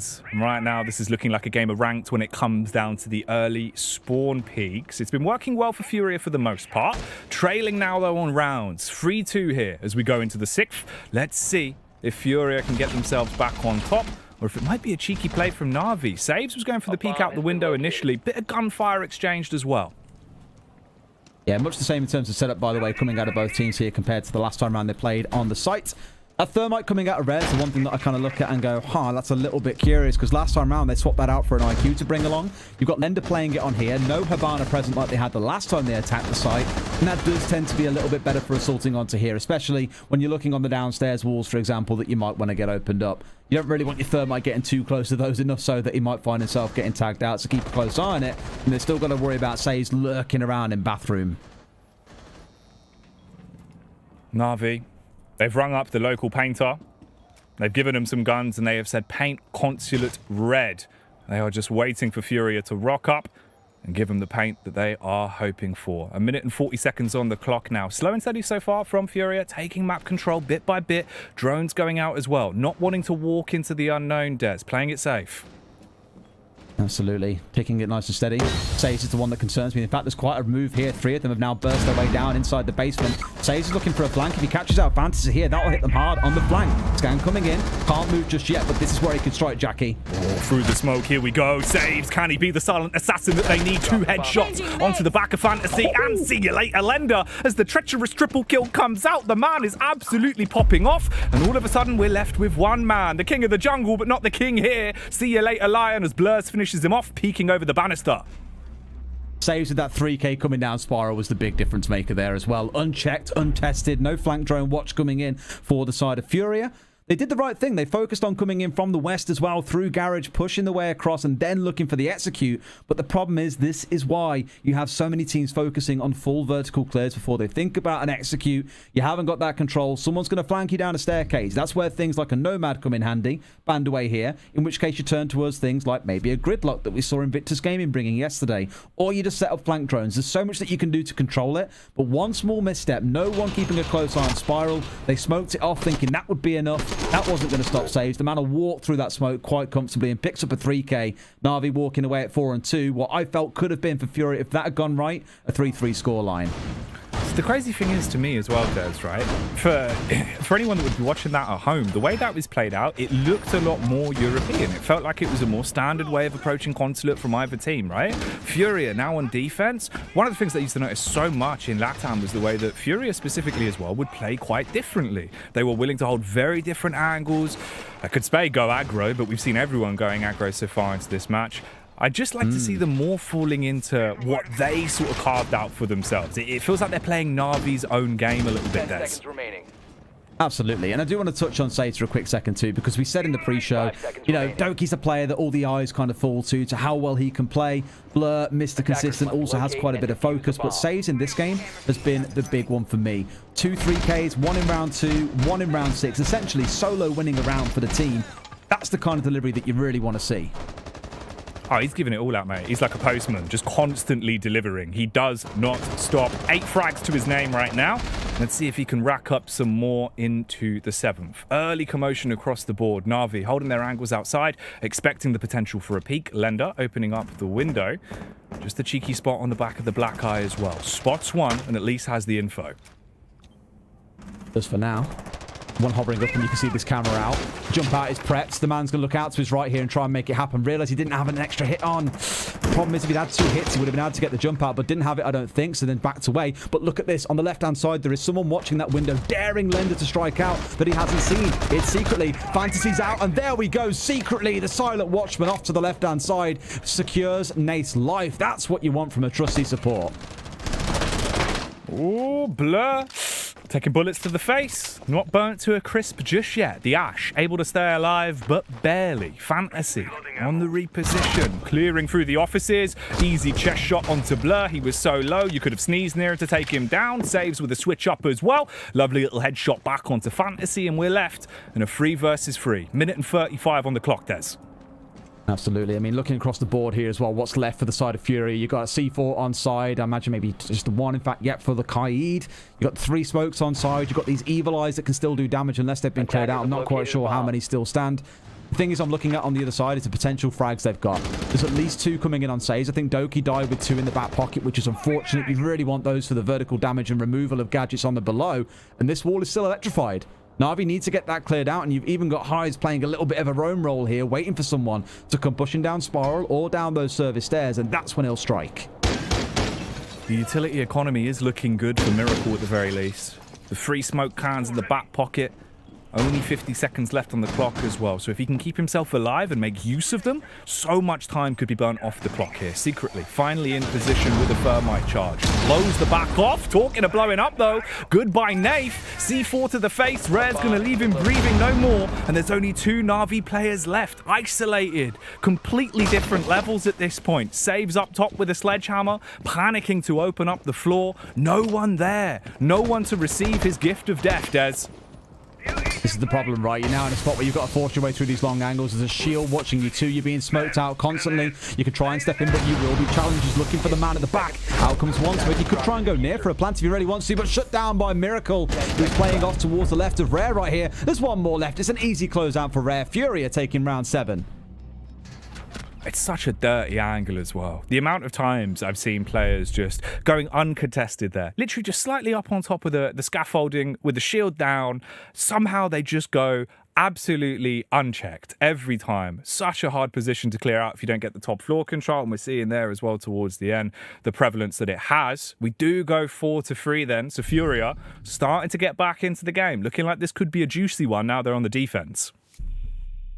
Yeah, that one there was an interesting one because for Na'Vi, I don't really think they had any drones left. They couldn't get back on drones in time to go and find out where those last 2 or 3 players were. You can see that from the way the pipes angle coming out of Rare just helped them collect the final kill. Miracle finding one, completely unanswered by the side of Na'Vi. Really good control coming out from FURIA, even when that jump out on yellow stairs failed a bit earlier in the round. Let's get though onto the top floor, the site that has the lowest defender win rate in Europe. It is a LATAM team defending it, but maybe there's a fair reason why it's so low in Europe is that European teams know how to attack it. Na'Vi the ones here with the burden of proof that need to show what they can do. Yeah, but the Brazilian teams, they know how to really defend it. That's the difference. You know, the B in Brazil stands for defense. Oh, does it really? Yeah. If you like turn it the other way around and slightly get rid of the middle bit, probably. Just get a little like eraser job on it, mate. Give it a go. Yeah, only issue is if it's written in pen, you can't get rid of it. You know, all these references about school today are really coming back to me. So I'm thinking about like eraser. We don't call it really an eraser. We call it a rubber. Rubber, yeah. Rubber has so many terms and definitions that it's almost one of the things that now you look back on it and think, man, adults coming back into a high school, dodgy ground. Yeah, I mean, it would be quite confusing if your teacher came in and started giving everyone rubbers. You would be a bit confused. It would definitely confuse a few people, needless to say. I've got to touch on for FURIA, the intel game they're playing here, by the way. The Valkyrie, the Echo, the Mozzie to catch some of those drones away as well. So much info they can feed back and forth, and that was the big thing that lacked for Na'Vi in the previous round. You can steal more away with that Mozzie, but then reuse it alongside the Valkyrie and the Echo to give you all that intel you need on what Na'Vi are up to. This could play out really well for FURIA if they've got those Yokai drones in the Black Eyes position well. Na'Vi slowly making their ascent. Ooh, drone coming in as well. Highs just hiding on the angle behind the shield. Does hear it and hoping to go unchecked. Smashes out as well, giving away the position for now. Going to reposition just slightly behind the desk. Rest of Na'Vi finally shuffling up, starting a hustle and bustle. And it seems like they're setting their focus to move over towards the B site. Absolutely. Think stepping forward. Ooh. Yellow going to be the point of focus, and Fantasy just gat Stokey down before he can even step in. We saw about the earlier entry trades that he had to take. He did start to warm up and got himself back to 2 and 2 on entry, but with that one, falls down to 2 and 3. So filling his role as the entry, but not necessarily finding the entry every single round. Are we going to hear the dinging of the victory bells for FURIA, though, on this defense? Right now, they do have the better manpower. Battle of attrition's been going in their way. Fantasy as well, really causing a bit of a ruckus. 10 frags to his name. Let's see if he can try and make that 11. Holding close towards the stairs. Paranoid about the push to come out, but scoped in and ready to strike. Makes me a little bit nervous, to be honest with you, when they're all starting to gear up around yellow stairs in the CEO window. You've still got those Yokais on side. Highs completely unchallenged. No one out there to threaten him. He can just sit and play on those cams all day long. You potentially got C4s from below.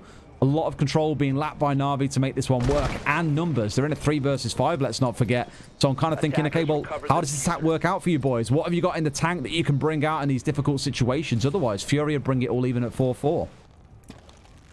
Hopefully what they've got, Des, is this man on your screen. Saves. Goes in with the rambunctious rappel. Gets himself on the ground. Paranoid about the cameras, so we'll start to rip them down. 30 seconds left. Saves. Oh, you cheeky bugger. Hits the headshot back onto Fantasy and gives them a slight opening. It's a crack. If they can somehow drive a screwdriver in there and crack it wide open, there might still be a chance. 20 seconds left. They're going to have to be fast about this one. They are. It's going to be panic stations now as well, because you're down to a point where these Yokai drones have been speaking about them all round, can strike big unless they can kill Highs. That might be a thing. Actually, it's Highs taking the challenge. Of course he would. Why wouldn't he? C4 comes out. Yokais are still intact. Saves. Has got to go for frags, and with 4 seconds on the clock, it's simply not going to be a thing. FURIA with a nice rock-solid defense there. The coconut a little bit too hard to crack with that screwdriver, Jackie. And if we just tune into Ace's mic in the background, Des, we can hear FURIA, FURIA, FURIA. FURIA. It's happening. It's happening. Here we go. 4-4. Round number 9. The game is all tied up. FURIA on the defense. It might be a hard sight to hold, but it was definitely a pretty sight from them in the round, Des. All I'm going to say is Ace will be sitting there cheering that. Oki will listen back to the stream later, hear that, and Ace is then officially off his Christmas card list. Oh, you can't do that to a man. If you take him off the Christmas card list, that's basically like you're just not friends anymore. Do you send Christmas cards? I don't anymore. I used to previously, about 10 years ago. I've never seen the point. I'm the kind of person who also absolutely detests birthday cards, though. Really? I hate just having them in my house. Yeah, I'm like, look, honestly, if I get them, I'm like, look, I'm sorry.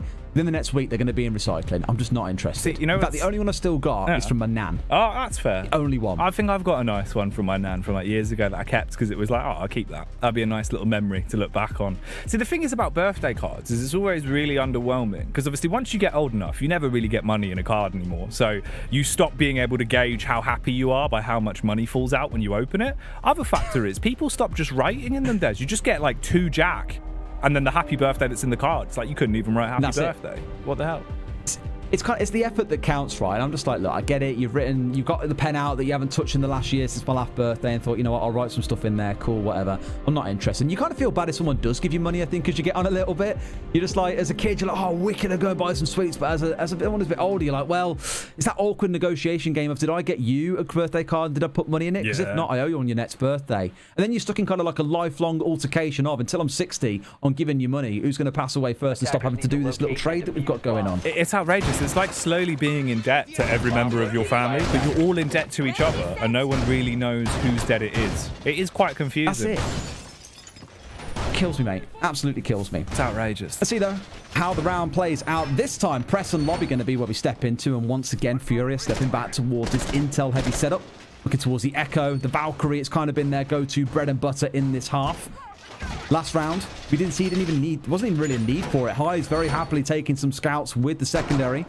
Didn't need to really rely on the Yokos, but they were there as a bit of insurance. It's always nice to have a backup.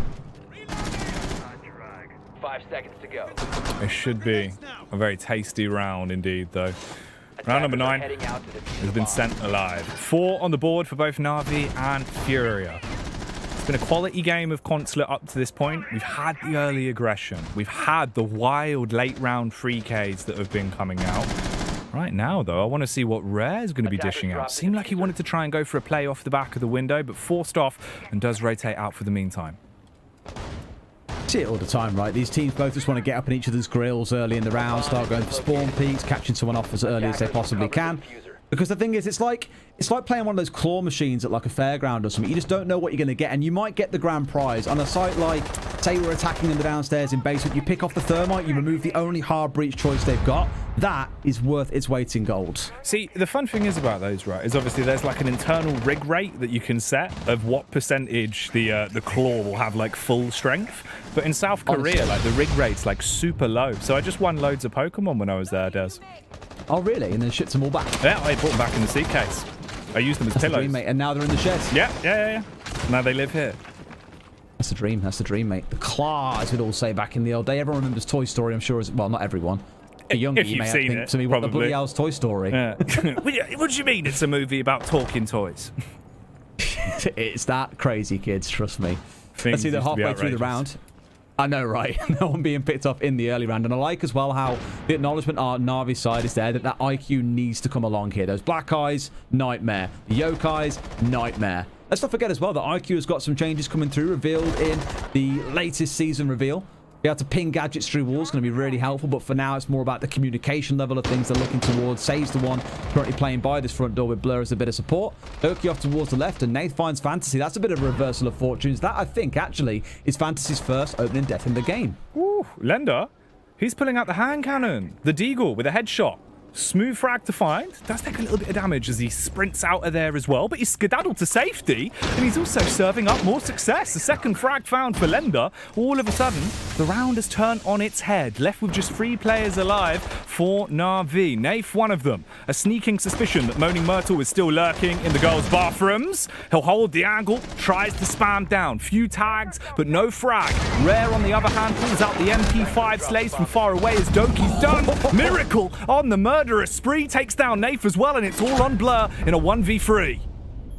Rare from above to collect that final kill. They did not expect him to be sat there behind the soft wall inside a bathroom. Moaning Myrtle, as you say. Murderous Myrtle, we'll start calling her in that instance, Jackie. A good round coming out for FURIA. These two staying pretty neck and neck, but FURIA just edging ahead with that round win.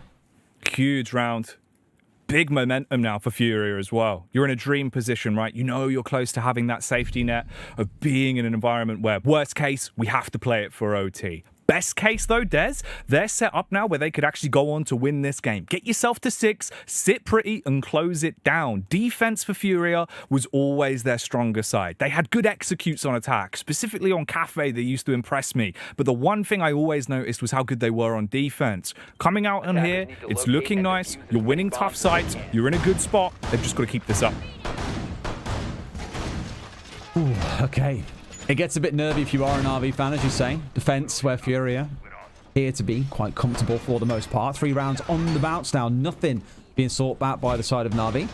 And they've looked a little bit lethargic almost on the attack side, I think, where it's been a little bit slow, maybe not so coordinated. It's been the final 60 seconds and we've only just started getting the sledge swinging away at the floor, for example, or all 3 players have had to rotate in a 3 versus 3 and then start thinking, oh yeah, we've got a game to win here, boys. Let's start thinking about that execute. And they're still being played, I think, by the IQ, sorry, by the Valkyrie, by the Echo. Big difference in this round. They've dropped away from playing the IQ and probably think, you know, it's not actually giving us all that much benefit. We aren't having time to deal with that gadgetry. We'd rather bring along some more firepower, bring along the sledge and use that out in the initial round to help us get set up for an actual execute. Worry about what's on the site when we get there. Thing is as well, Saves obviously packing heat, right, with the 2 frag grenades they'll have tied to his belt. We saw how much use FURIA got out of them when it came to clearing out angles and getting chip damage. Hopefully Na'Vi can do that, but Saves, he doesn't need his nades. Instead, focuses on the primary weapon as he'll be dripping with swagger. Drops down 1 man, that's Lender gone. That's a big fragger for FURIA to lose, Des. It's not really the best one to start off with. It is a C4 taken away.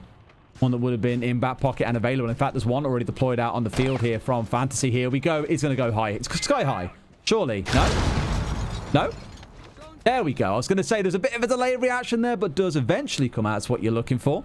But not a kill coming through either way. That's unfortunate. Blur going to keep himself alive for now at least. Opening up those hatches, doing a small amount of renovation. We could see some rambunctious play here, though. Doki on the sprint down the stairs, holds on the close angle whilst his teammates get involved in a little bit of chaos themselves. Nath kills 1 as Fantasy will fall. Doki gives up the goose as his position will be compromised. He backs off. Rare dashing out the nitro cell as well in case there's anyone lurking up above towards piano. Waiting, lurking, 4 versus 3. Na'Vi, the numbers advantage that they want. Miracle I'm still looking towards there with all 3 smoke canisters in the back pocket. The scary thing is we're looking at that kind of consideration and thinking about the site while there's still a minute and a half to play. That is a lot of time. So forgive me if I'm starting to feel a little bit pensive here for Na'Vi and how they might actually walk away with the win unless Miracle can do something special. Already bringing out one of those smoke canisters this early on. That's not so good. It's rough, right? Starting to dry up on his utility. Potentially could find himself hung out to dry as well. Doki pushes down, gets control towards the spiral staircase, causes the rest of the team to reposition. FURIA now slipping back, giving up control to Na'Vi. Diffuser in the hand of Nath still as well. They do have a big edge to work with here. 40 seconds on the clock. Doki goes in. And Doki hits a smooth headshot, stays alive as well. Barely. Somehow been blessed to keep his heart pounding in his chest. With 30 seconds left, Des, all they've got to do is find 2 more Brazilians. Let's try and find both in one. Gets a shotgun through the wall. What? Oh my god, Miracle's just gone massive. Rare finds a 2k as well. Saves is the only one left alive. This is going to be problematic at this stage. For Na'Vi, I don't see them walking away with the win with 15 seconds to go. Saves has got to do something big. Oh my goodness, he's predicting the future as he comes round the corner, hits the headshot onto Miracle, switches back to the primary. 7 seconds. Let's start to speed this one up. Jumps out, peers over the bonnet of the car, couldn't quite connect it. Rare's going to take him down, and FURIA, they get to match point. 6 in the bag. The Brazilian side is looking poised for victory. Oh, okay. 6-4. That'll be massive because for FURIA, now they start to stir the pot if they win this game. They beat SSG, they beat Na'Vi, and let's not forget, Jackie, they've got 2 games to play tomorrow. Each of these teams in Group B has a double play day. Na'Vi need to get something from this game, even if it's an overtime point of some kind. I don't feel like they can afford to go into the next play day because otherwise they have to beat SSG and they have to beat FURIA tomorrow. That is a tall order. This genuinely could be such an important game, right? If they lose it, they're stuck in such an awful spot. There's only 3 teams in the group. There's limited chances, and those chances are falling to the wayside game after game. The only way for Na'Vi to get back into this now is to win 2 rounds on the trot, push us to an overtime, and even then, Des, that's just to have the chance. That's no guarantee. Just had the call come in, by the way. Hello to people on A-Stream. Hi, Mum. But now famous, apparently, Jackie, is A-Stream has got some tech issues going on. They've opted to put our wonderful Dorset tones across on A-Stream. What a mistake that could turn out to be. Everyone's tuning in going, I'm really confused. There's 2 English, I think, people there, and all they're doing is talking about bangers, mash, and rubbers. Bangers, mash rubbers, and the tweenies. Let's not forget. Everyone's gonna have nightmare fuel from like googling the tweenies. Just like, wait, what are they? Yeah, that was. You look back at it now, and kids' TV show writers are of a different breed. Is all I'll say. Oh, back in the day, man, it was, you know, you don't get cartoons like the Grim Adventures of Billy and Mandy anymore. Mate, that's traumatic stuff. That is nightmare fuel. It was so Courage the good. Cowardly Dog. Oh, dude, Courage was unreal. Courage was in its own league of just incredible TV show. Anyone who's never heard of Courage the Cowardly Dog, please go and watch an episode or something on YouTube and tell me if you agree, because to me, I think it was traumatic, but not so much for me, but now I look back on it, absolutely could see how it could be. Just Google return the slab and then just go down the rabbit hole from there. Educate yourself about courage, because courage is something that Na'Vi will need in this matchup. If they look like a terrified small dog, they're probably likely to lose it to the Brazilian side of FURIA. 6-4 at the minute. 2 minutes on the clock. No early frags this time. Say that though. See you later, Fantasy, as he's fragged out by Dirty Doki. Dirty Doki, the terrier, you might want to call him as well. Nipping at those heels, short in sight, but not in frags. At least with Fantasy being taken off the board. The player that, again, I mentioned prior to these last 2 rounds where he's been the opening death in both. He was 3-0 on the entry. Been a big impact player for them, but Doki's fighting back, as is Saves. How many times have we got to talk about this guy in this game? It feels like he's on 14 kills.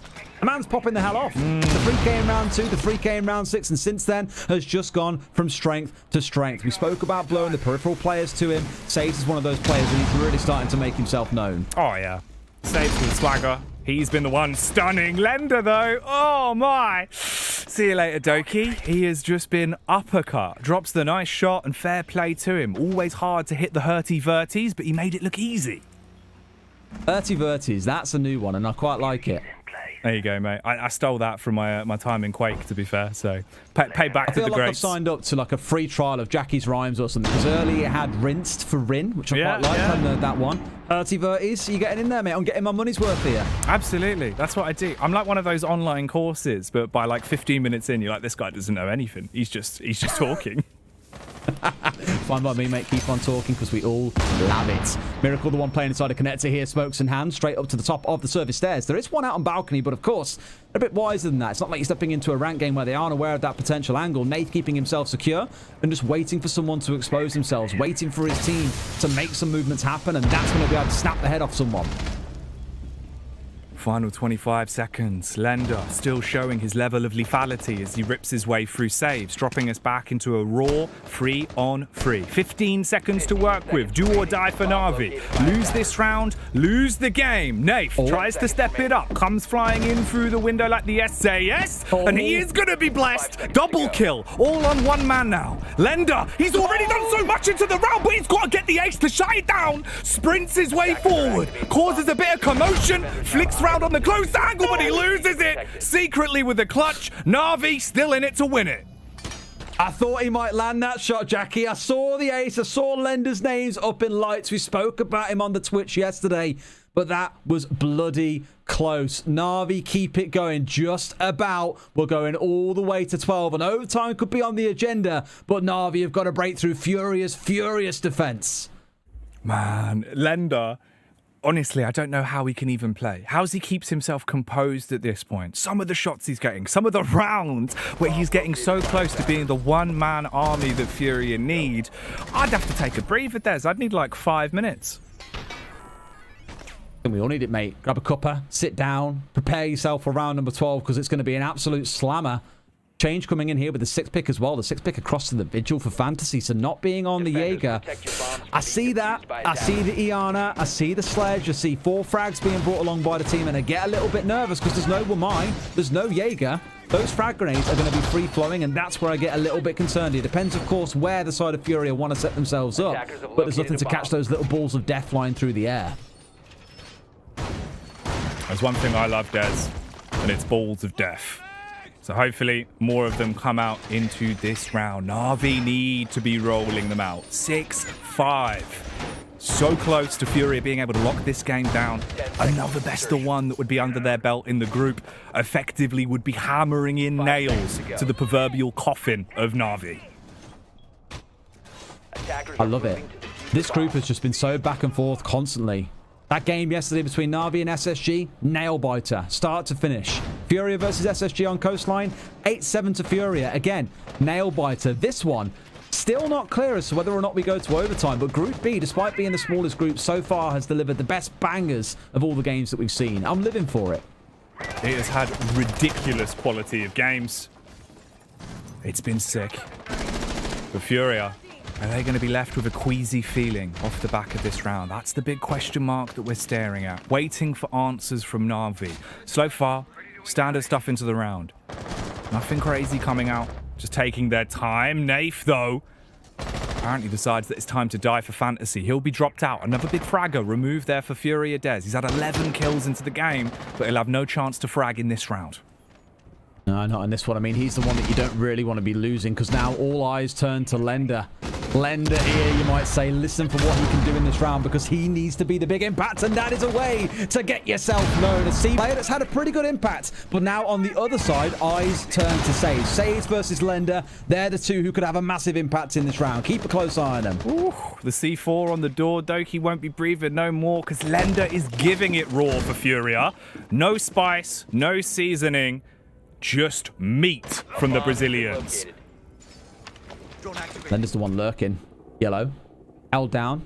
Blur pushing his way up towards Spiral, secretly crowing at the bottom of service. You can see this kind of east side take coming in from Na'Vi and what it is they're jonesing up to try and do. A couple of players on the side of FURIA. One in the basement, interestingly, as well. Makes me curious to know if they've maybe got that hatch open inside of the lobby and what they could do with it. In fact, no, it's this cubby that's opened up, but no C4. It's already been consumed. So the only one they've got is the one in Rare's back pocket at this point. That could be the one that strikes big, depending on where he plays and where he gets himself set up. For Na'Vi, it looks like they're thinking about a way of where they're going to go for a plant, because Secret at the minute, I think, helping to kind of get the drone work in. They're no doubt looking towards this front lobby plant, but they need that coverage from above. They need coverage in towards antechamber. A lot of things for Na'Vi still to set up in the last 45 seconds. Yeah, this is going to be tight, right? You've got 44 seconds at the minute. Na'Vi's looking like what happens when you get to the end of the butter. They are spread thin. Luckily, though, Naif buttering up for a nice frag. Hits the shot onto Lender. Down to only 3 players on the defensive side of FURIA. 2 of them linked up, working with the buddy system. The Mozzie down in the depths below. They have at least got the audio cue, and they know that the plant is coming down on the diffuser. Here we go. Plant's down. They've got away with it. Na'Vi have done the hard part, and now it gets even harder. C4 coming out over the top. Gets smoked out for good measure. One goes down, but the diffuser is on the ground. Saves, finding Rare. Lender's off the field. Who's going to go big for the side of FURIA? Because whoever it is needs to make themselves known and stand up right now. Another one for Saves. Miracle. He needs to pull off a miracle in a 1 versus 3 if he's going to keep this one alive. There's one above. There's 2 towards Spiral. I don't think he can do it. He's a lick away from death. Finds one onto Blur, who's not had the best game himself so far, but with 10 seconds left, he can't get the kills. He can't get the defuse. Overtime is on the cards, Jackie. Woo, it's happening. Oh, man. Out of any of the games that could have casted Dez, this has been a historic one. The LATAM side getting themselves to match point first. The EU team battling back, taking us to OT. What a hoot, Dez. Oh, again, it's what we wanted on the B stream, hey? It's just turning into one of these where it's playing out to be something a little bit special, a little bit magical between the two teams. And B stream, Group B on the B stream is turning into an absolute banger. I've got no way to understand or know or predict how these next 3 rounds go. It's FURIA on the attack. We commented that maybe they looked a little bit stronger on the defensive side, but Na'Vi swung it back towards the end. This is anyone's game. The real winners here, though, is everyone at home, Des, because this has been huge. 6-6 into OT. It's not about the friends we've made along the way. It's just about this OT. This is where the game begins again. Forget everything you saw in regulation. That goes out the window. This is a whole new kettle of fish that we're opening up. Saves is on 16 kills, by the way, and we've still got potentially 3 rounds of overtime to play, and the man keeps on making himself known. He could be pushing towards that 20 mark. It feels almost like a thing you have to say when you cast in Siege if you get to overtime and someone's on 15 plus kills. That, ooh, the LAN record, he might get himself over 20 and could start pushing towards it. You just don't know, though. I just get the feeling there's a lot more mileage in these last 3 rounds, and that we're going to see even crazier stuff than what we've seen in those first 12 rounds of regulation. Oh, absolutely, man. I mean, it's interesting as well, right? Because obviously you're looking at the performance now for Na'Vi.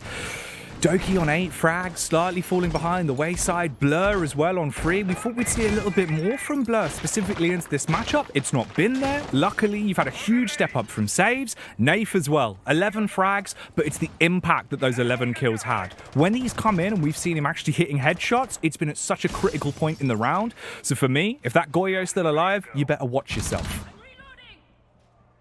Just a reminder of what's at stake here as well for both of these teams. There is the OT rules in effect. It's 2 points to the winner, 1 point to the loser. I said earlier on that Na'Vi need to get something from this game for it to not be lights out tomorrow. I feel they've at least got themselves towards the finish line of getting something from it, which is good. But ideally here, you want to turn this into a win in the same way FURIA took the win over SSG yesterday. Because realistically, these are the two teams that are now going head-to-head and nail-biting at each other to see who gets over the finish line. Group B's becoming the hardest to call of the bunch. It's rough as well, right? Because obviously no matter what, you've already stunted yourself in terms of points you're going to get from this win. OT win, you take 2 of them. For a team like Na'Vi that's already lost a game, even then that could do some damage to their overall group standing. So everything up in the air, a game that had so much weight to it, already looking far heavier. Minutes and 40 on the clock then for the first round of OT. FURIA on the attack, unable to do what they did in regulation. No early opening kill just yet. Lender trying to push his way through with the Habana into copy. Looking to copy some of the previous round success in getting that meeting wall opened up, but so far denied out. I'm kind of surprised by as to why it didn't go off, to be honest. I think they're more waiting to see what happens next as they get themselves on the window and then force the player that would be inside a meeting to move. Either that or it was taken off the wall potentially from distance. I'm not 100% sure, but Na'Vi say, right, that's enough. Time to back away. You don't need to hold on to that top floor for much longer. Time running out as well. Final 60. The round is starting to sail away like Rosie and Jim on that old tug boat. So let's see who can start to tug themselves back into the game here. Bit of push and pull needs to kick off. Here we are, talking to the man. He does kick off, literally. Doki headbutts the first in front of him. That's rare. Tossed to the wayside as FURIA now have to fight back 5 versus 4. And on the attack as well, you've lost your heart breach. Yes, you're not attacking onto the downstairs side, so it's far from the end of the world, but Nate strikes big. Fantasy, no longer living in a fantasy, but instead a nightmare, loses his head. 5 and 3 for Na'Vi and 30 seconds to play. You're not going to be worried about this. Lender charging his way forward. He is the man of the hour. 13 kills to his name. Secretly goes a little bit bigger. 2 kills come flying through, but is it going to be enough?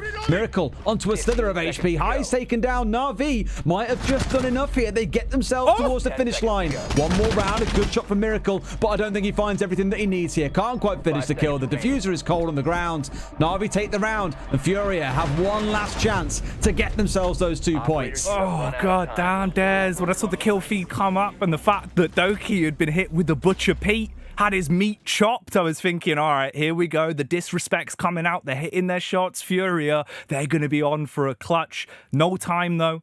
And no round for FURIA. Na'Vi picking up a much-needed win. 7-6. Oh, this is hectic.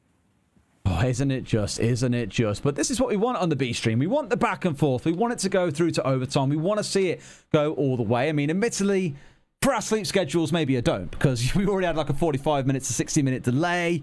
We're already ending today about 2 a.m. You know, what's an extra hour or two, right? We'll see it go all the distance. Oh, man, keep it rolling. Honestly, I'm here for it. If this is the quality of games we're going to be getting, and the quality of rounds as well, Des, right? It's not like these rounds have really been super heavily one-sided. We've seen nice early frags that were coming out from FURIA. We've seen them playing slow. We've seen the methodical strategy that's been done from them. Same can be said for Na'Vi. Both teams look very mechanically sound right now, and a lot of it is just coming down to which player will step up in the round. Unsustainable rounds being won here. I think that's why this consulate game's been so interesting. Absolutely agree. I mean, again, I always say it, but B will continue to be the most interesting group of the bunch. On this setup again, heavy lean in towards utility and vision coming out for FURIA, but this time not leaning in towards the yokai, stepping instead towards those Maestro Evil Eyes. Mozzie still on side. I think this maybe from Na'Vi was the smart ban with the mute, was the acknowledgement of mute. Mozzie is a pretty strong thing in the back pocket of FURIA. Take one of those 2 away from them, you give themselves a little bit more breathing room, but Na'Vi historically have been a little bit slow on attacking this site, I felt. Got a bit caught up on the top floor, didn't start doing the renovation works inside a piano to get that garage wall opened up in time. That's what I want to see be a bit quicker for them in this round, a bit of a faster pace towards getting control of piano. Bit of a faster pace. See who can start to bust up some faces. Talking of which, Fantasy, hello, peering through the window.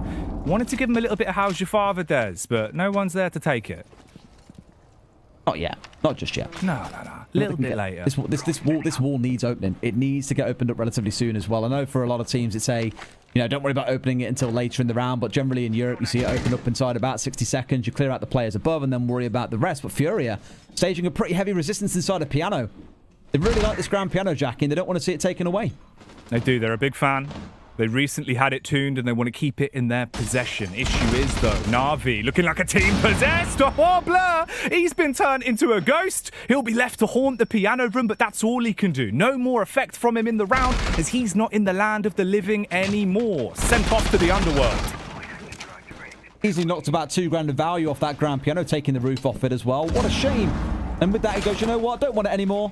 It's not quite the same it was when I first got it. Not interested. Off to the car boot sale with you. Lender up towards the top floor, looking to contest at least onto the CEO window as someone now console window. I still always say CEO. Repelling inside of the console window, sorry, have now got themselves that top floor control that they were looking for. But 90 seconds have gone and Na'Vi is still sniffing around the control that they want. You could just call it the Bezos window. Why is that? Because of the CEO window? Just big man Bezos. Woo! Hello. Lender nearly had his feet blown off. Able to stay alive, though, as the nade rolls in. Just takes off one of his toes. Might make it a little bit cheaper for him to buy shoes, Des. Maybe just a little bit. One inside of the bathroom holding here as well. He could be the big spoiler rare. I mean, they know that he's here because of that spray he's just bringing out. But look for Na'Vi here. 50 seconds to play. The 4 versus 5 and still haven't got full control of this ground floor. That's the sort of thing that comes back to sting if you're not careful. Rare dropping down through the breaches. They know that the actual breach has been opened up on the wall. Took a bit of time, but now that it's open, FURIA scattered to the winds, all pushing out towards office. Inside a cafeteria, they've got C4s on side, but the frags need to follow. The final 30 seconds of this round will be historic. Does it go 7-7 or will it be a shutdown? 8-6. With the EU side flying their flag high, besting the Brazilians. Fantasy waiting behind the shield. Let's see if he can shill himself into this one. Peers round on the corner. His teammates dying around him. Highs is the first to fall. Back down onto the ground. Fantasy clamoring on, hoping to hit the shot, but instead it's the rest of the boys that make the business. The swing comes out. Na'Vi with 2. Back on Fantasy with a final headshot onto saves. 2 seconds on the round. It can't be done as FURIA pick it up and take us all the way to a 7-7. Round 15, Jackie. We've gone the full distance. We've done it. This has been a treat. This is better than Christmas morning when you have the one big present that your mum says you're not allowed to open. Have to wait until Christmas Day, and we're about 4 months too early for that. Probably around there, yeah. This is where you run off to your dad and just go, Dad, please can I open it? And he goes, all right then, take a peek, have a look. All right. And here's what we've unwrapped. Either that or he just goes, speak to your mother. That's when you know you're really screwed. Yeah, that's always the way. You kind of play in the politics between the parents, and if one says no, you ask the other, and you know you're really screwed when they say, I'll go back and ask them. Yeah, it's just like, I can't, I've already done it. It's a nightmare. Door shut in front of your face. No early Christmas presents to that one. Son's crying. However, we'll take this as I've already won in the day because, of course, Son's crying. I'm crying. There's still a lot more to come today, and this game is proving to be one of those midday bangs that we've been screaming for. It's only the second of 7 games that we've got today, Jackie. God damn. Well, here we go then. This is going to be something special. 7-7, Na'Vi on the defense. FURIA back on attack, and obviously Des as well, right? Obviously, a big factor is FURIA looked really good on defense. That was where they started to build themselves a nice buffer of rounds. That's where they started getting into the groove and hitting some lovely shots. On attack, they might struggle here. I feel like it could be a bit of a difference maker, honestly, as the last round. 5 seconds to go. That bulletproof camera being put in jail as well. Inside of the console window, you can drop it on a reinforcement. You can dig into it. Chuck one inside, put a little laser gate in front of it as well. Make sure it is very well protected. It's like trying to pull off a bank job here where you're trying to steal the diamond that's protected by lasers. You have to see some dangerous work by FURIA to get around that one and look for a plant inside of console here. Imagine that's the sort of thing they'll be gunning for. On the other side for FURIA, where Na'Vi gave up and playing the IQ, FURIA has said, you know what, we need it on side. We can't be dealing with those yokais. That could be a pivotal part of this round. Keep a close eye on those yokais.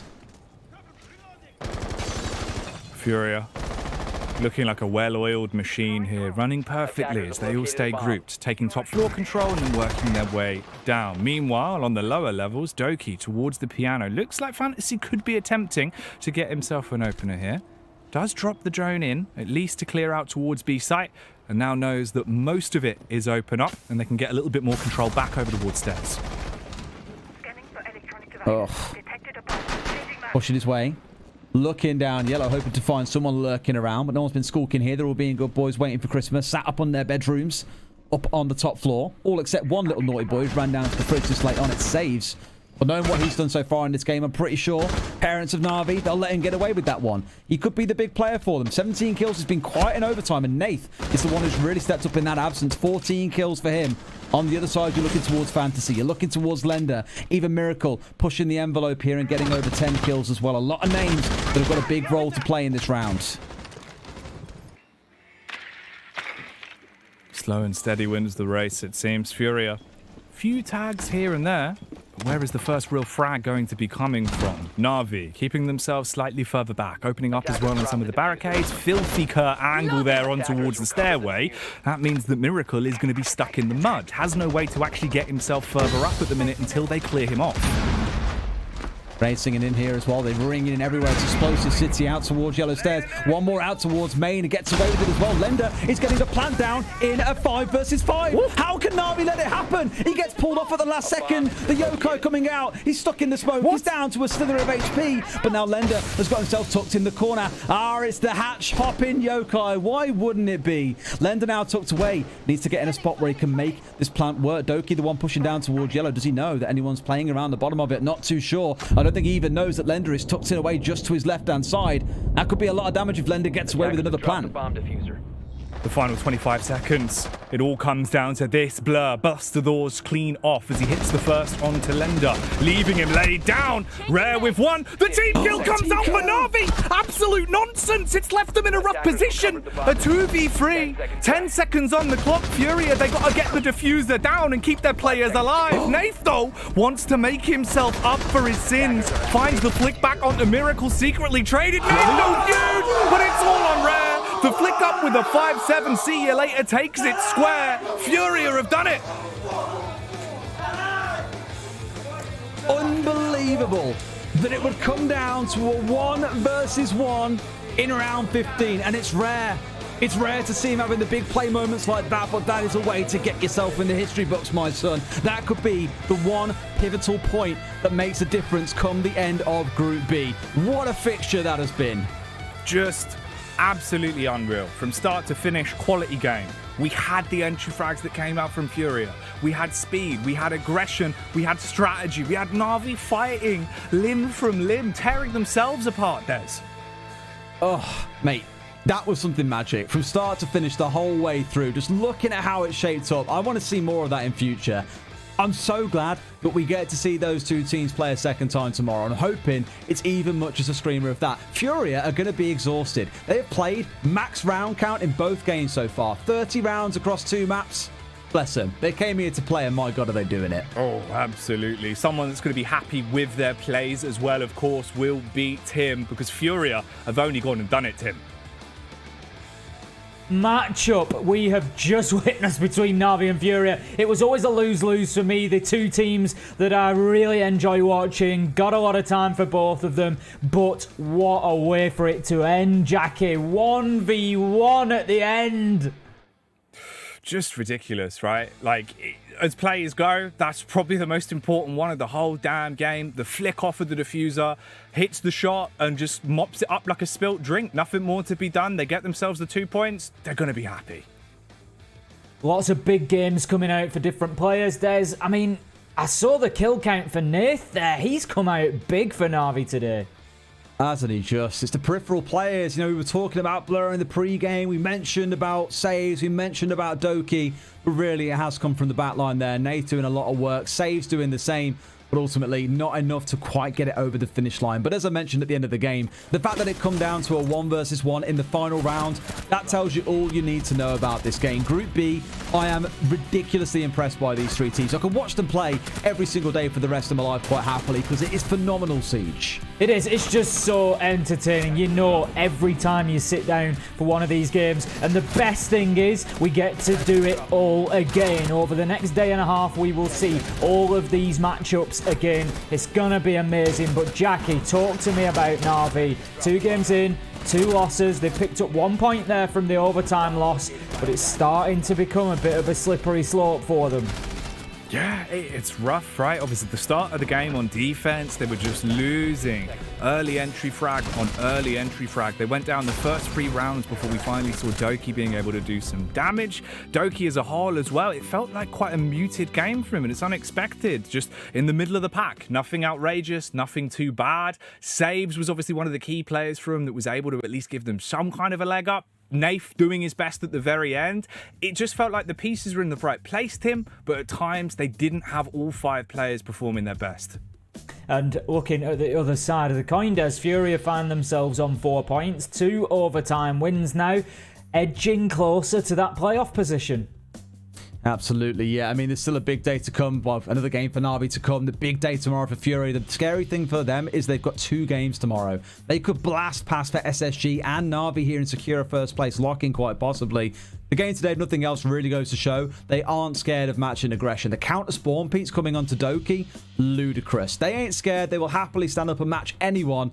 I'm just excited to see him play SSG again and see what that looks like, to be honest. Honestly, this is it. I can't wait. We're sort of waiting for that moment now where FURIA stretch their legs a little bit more, maybe get it done inside 12 rounds, start, you know, really going in and actively beating teams. But they're just, I think, surprising a lot of people, Jackie. They're going to continue surprising people.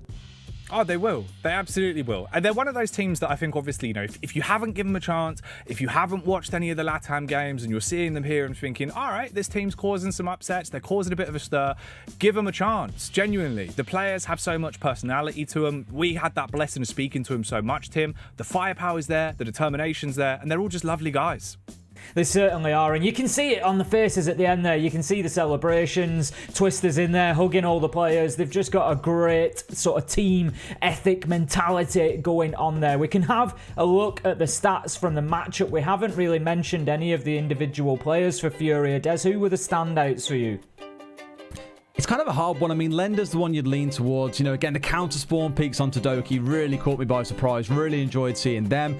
Fantasy had some good rounds in the mix. Highs Quiet today was the one that I was watching out for a lot yesterday.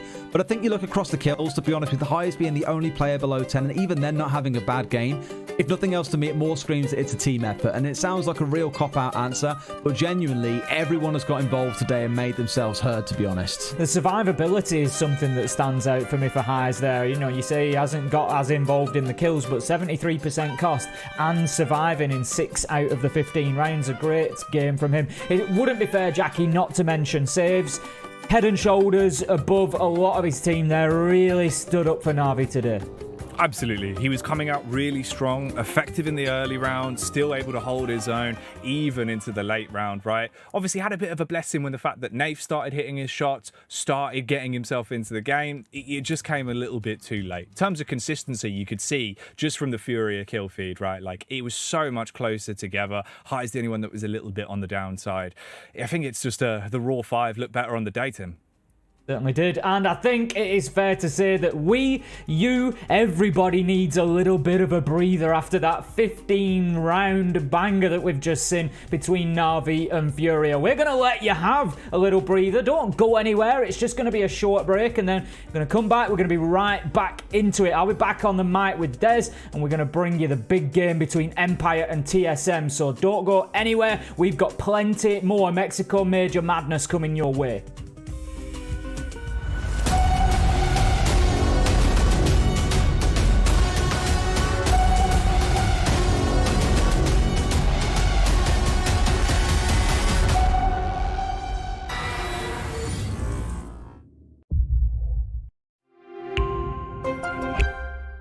What does it take to create a vibrant, thriving community? Join us on this third episode of I Call Next as we discover how to create inspiring content and hype up an entire gaming scene. PayPal. Press play.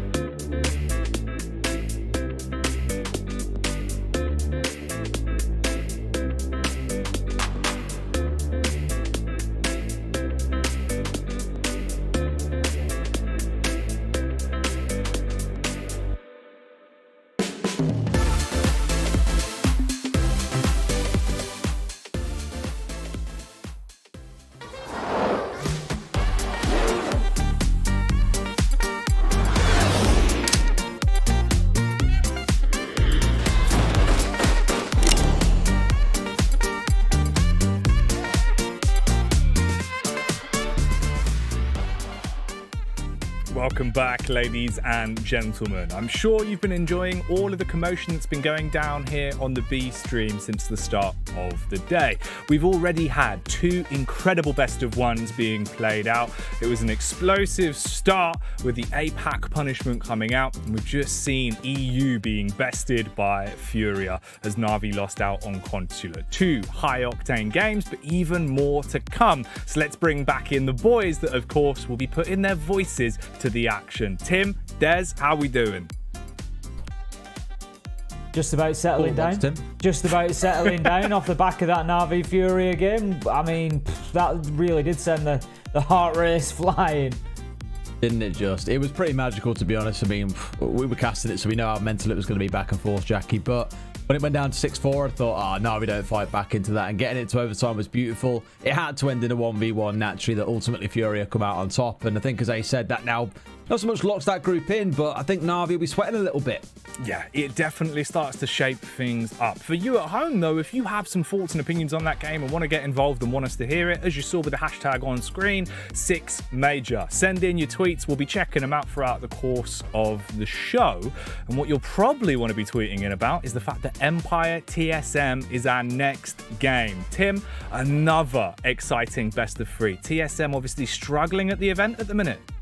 Super important best game as well. Sorry, because best of 1 even. That's what threw me. Super important. Super important between these two because TSM yet to find a win. Empire only with an overtime win and 2 points. Liquid just cruising with 6 points in this group. So we're already getting into this battle over second place. And you've got Invictus on 4 points. Not running away with it, but certainly staking a claim. Empire and TSM, their tournaments have to start now for both of them. So this game is huge for them. Well, let's start off with the Russian side of Empire then. Obviously, yesterday, Des, when they came out for their opening game, you could see the sleep in their eyes. They looked a little bit uncomfortable. Some of the names that we expected to be the real high flyers for the team were just constantly getting grounded. That was it, right? It was a real slow start for them. I likened it to a diesel train earlier on that hadn't really got its engine chugging just yet. The first half especially, really slow. Down did show up, to be fair, and had a really good game. By the time they kind of reactivated and got themselves moving, it was a little too little, a little too late. Getting into the second game against Invictus, though, very different conversation. They did show up and start playing. It didn't really help that your first one, of course, was against Liquid. But I think when it came round to it, they had the grit, they had the resolve to come out with the win against Invictus. Another big game out of Dan, but other members also getting involved and starting to wake up.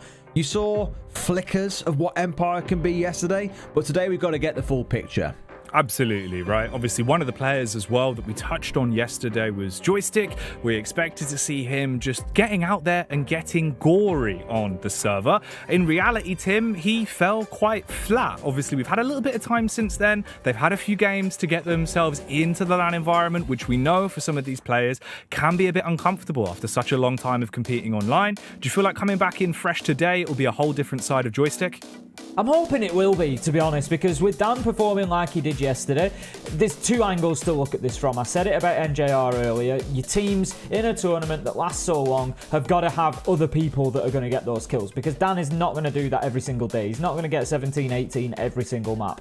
It may well continue, it may well not, but they need Joystick firing as well. They need Scyther coming in and getting those kills, because that's going to help take the pressure off Dan, and if he doesn't have that big game, they can still get the map won. So that's important, but it's also about Empire being at their best, and Empire are not at their best if Joystick is not hitting those big numbers on the kills alongside Dan and the others. He is just one of those real impact players, so yeah, Empire need him to get going today.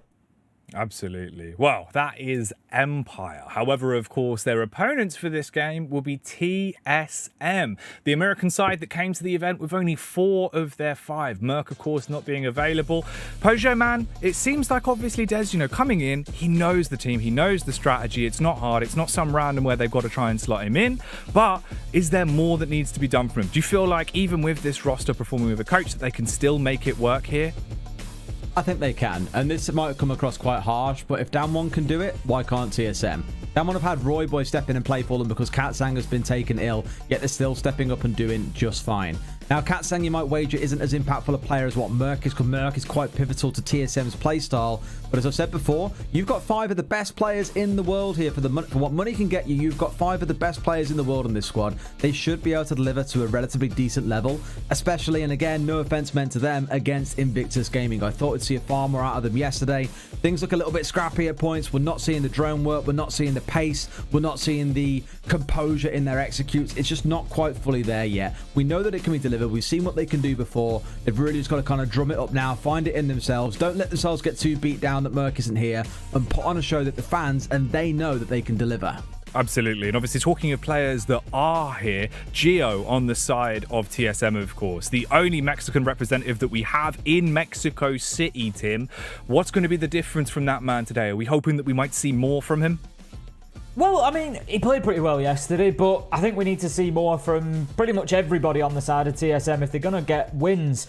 As Des has said, you know, it's not the end of the world. They've still got very good players here. Merc is obviously always going to be a big loss, but poor Joe Man is a big gain in his own way. So TSM, they just need to find their stride. The problem for them is they need to find it quickly, and Gio is going to be a part of that. Gio, Bolo particularly, we saw working together in a bit of a duo, sort of buddy system out on the roam yesterday. Sort of semi-roam, they were working in the extension. They need to start getting the kills on that. They need to be giving their team that sort of early start. Gio isn't necessarily there to find the frags, but with Merc gone, everybody needs to find an extra few. So you say they're working in the extension. It just sounds like your boiler's gone. You've had to get 2 blokes round to do some work in the extension, Tim. They're just digging out the foundations. Yeah, so we're going to have to go underneath the floorboards. You've got an underground boiler. It's a nightmare. Absolutely ridiculous. What is a little bit more standard, of course, though, is the fact that it's just a best of 1. So we need to burn our way through the map pool and see where exactly we're going to be going. Des, in terms of these 2 teams going head to head, have you got any predictions for our map? Just taking a quick look at the stats, to be honest with you, and seeing where they might quite fancy going. We won't see a club. We won't see a coastline. I don't expect we'll see a consulate. So those 3 immediately you can kind of count out. Chalet, Empire ban it away quite a lot. Maybe you see a Villa on the cards here, but knowing that TSM have played it twice. I don't know. Maybe Villa look at it, actually, maybe Empire look at it and just say, you know what, they played it twice and not done so well there, so maybe that's also an option. I'll hedge a bet on Villa for now. I was thinking Villa myself, potentially. We know that Empire have had good results there, so I'm sure they'll carry a little bit of confidence. We said yesterday it was a map that TSM enjoy themselves, so they might be happy to just keep rinsing, repeating. Although, no, it's going to be TSM that take the ban away. So that is going to leave us, if Consulate goes, it's going to leave us with Chalet, Clubhouse or Oregon. We could have something new, but these 2 might see to that yet. Oh, God. I thought it was happening. I was getting excited for it. I was starting to think it could go down, but no Chalet this time. Just Clubhouse, Consulate, and Oregon remaining. Still, Des, it could be tasty if we got a club or an Oregon. It's going to be Consulate, isn't it? Probably. You just know it's going to be Consulate. Almost definitely.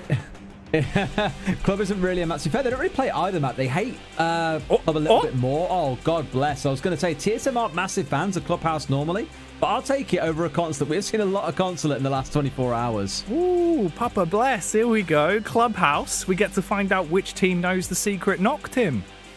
Well, one of them's going to have to find out what it is because, like I said, coming into this, they need wins. Clubhouse, we're getting something a little bit different. We haven't seen Clubhouse yet so far on the B stream at the Mexico Major, so I'm looking forward to this. Just mix it up a little bit, something a little bit fresh, a little bit new. Empire, TSM, it's going to be a great battleground for them as well. Now then, if we start to break this one down a little bit, in terms of where our actual favour is based on these 2 teams, right? We've said there's been some ups and downs for TSM. We know the roster issues that's there. We've said for Empire, they've not looked their absolute best. If we do have to predict a winner for this one, Des, who would you go for?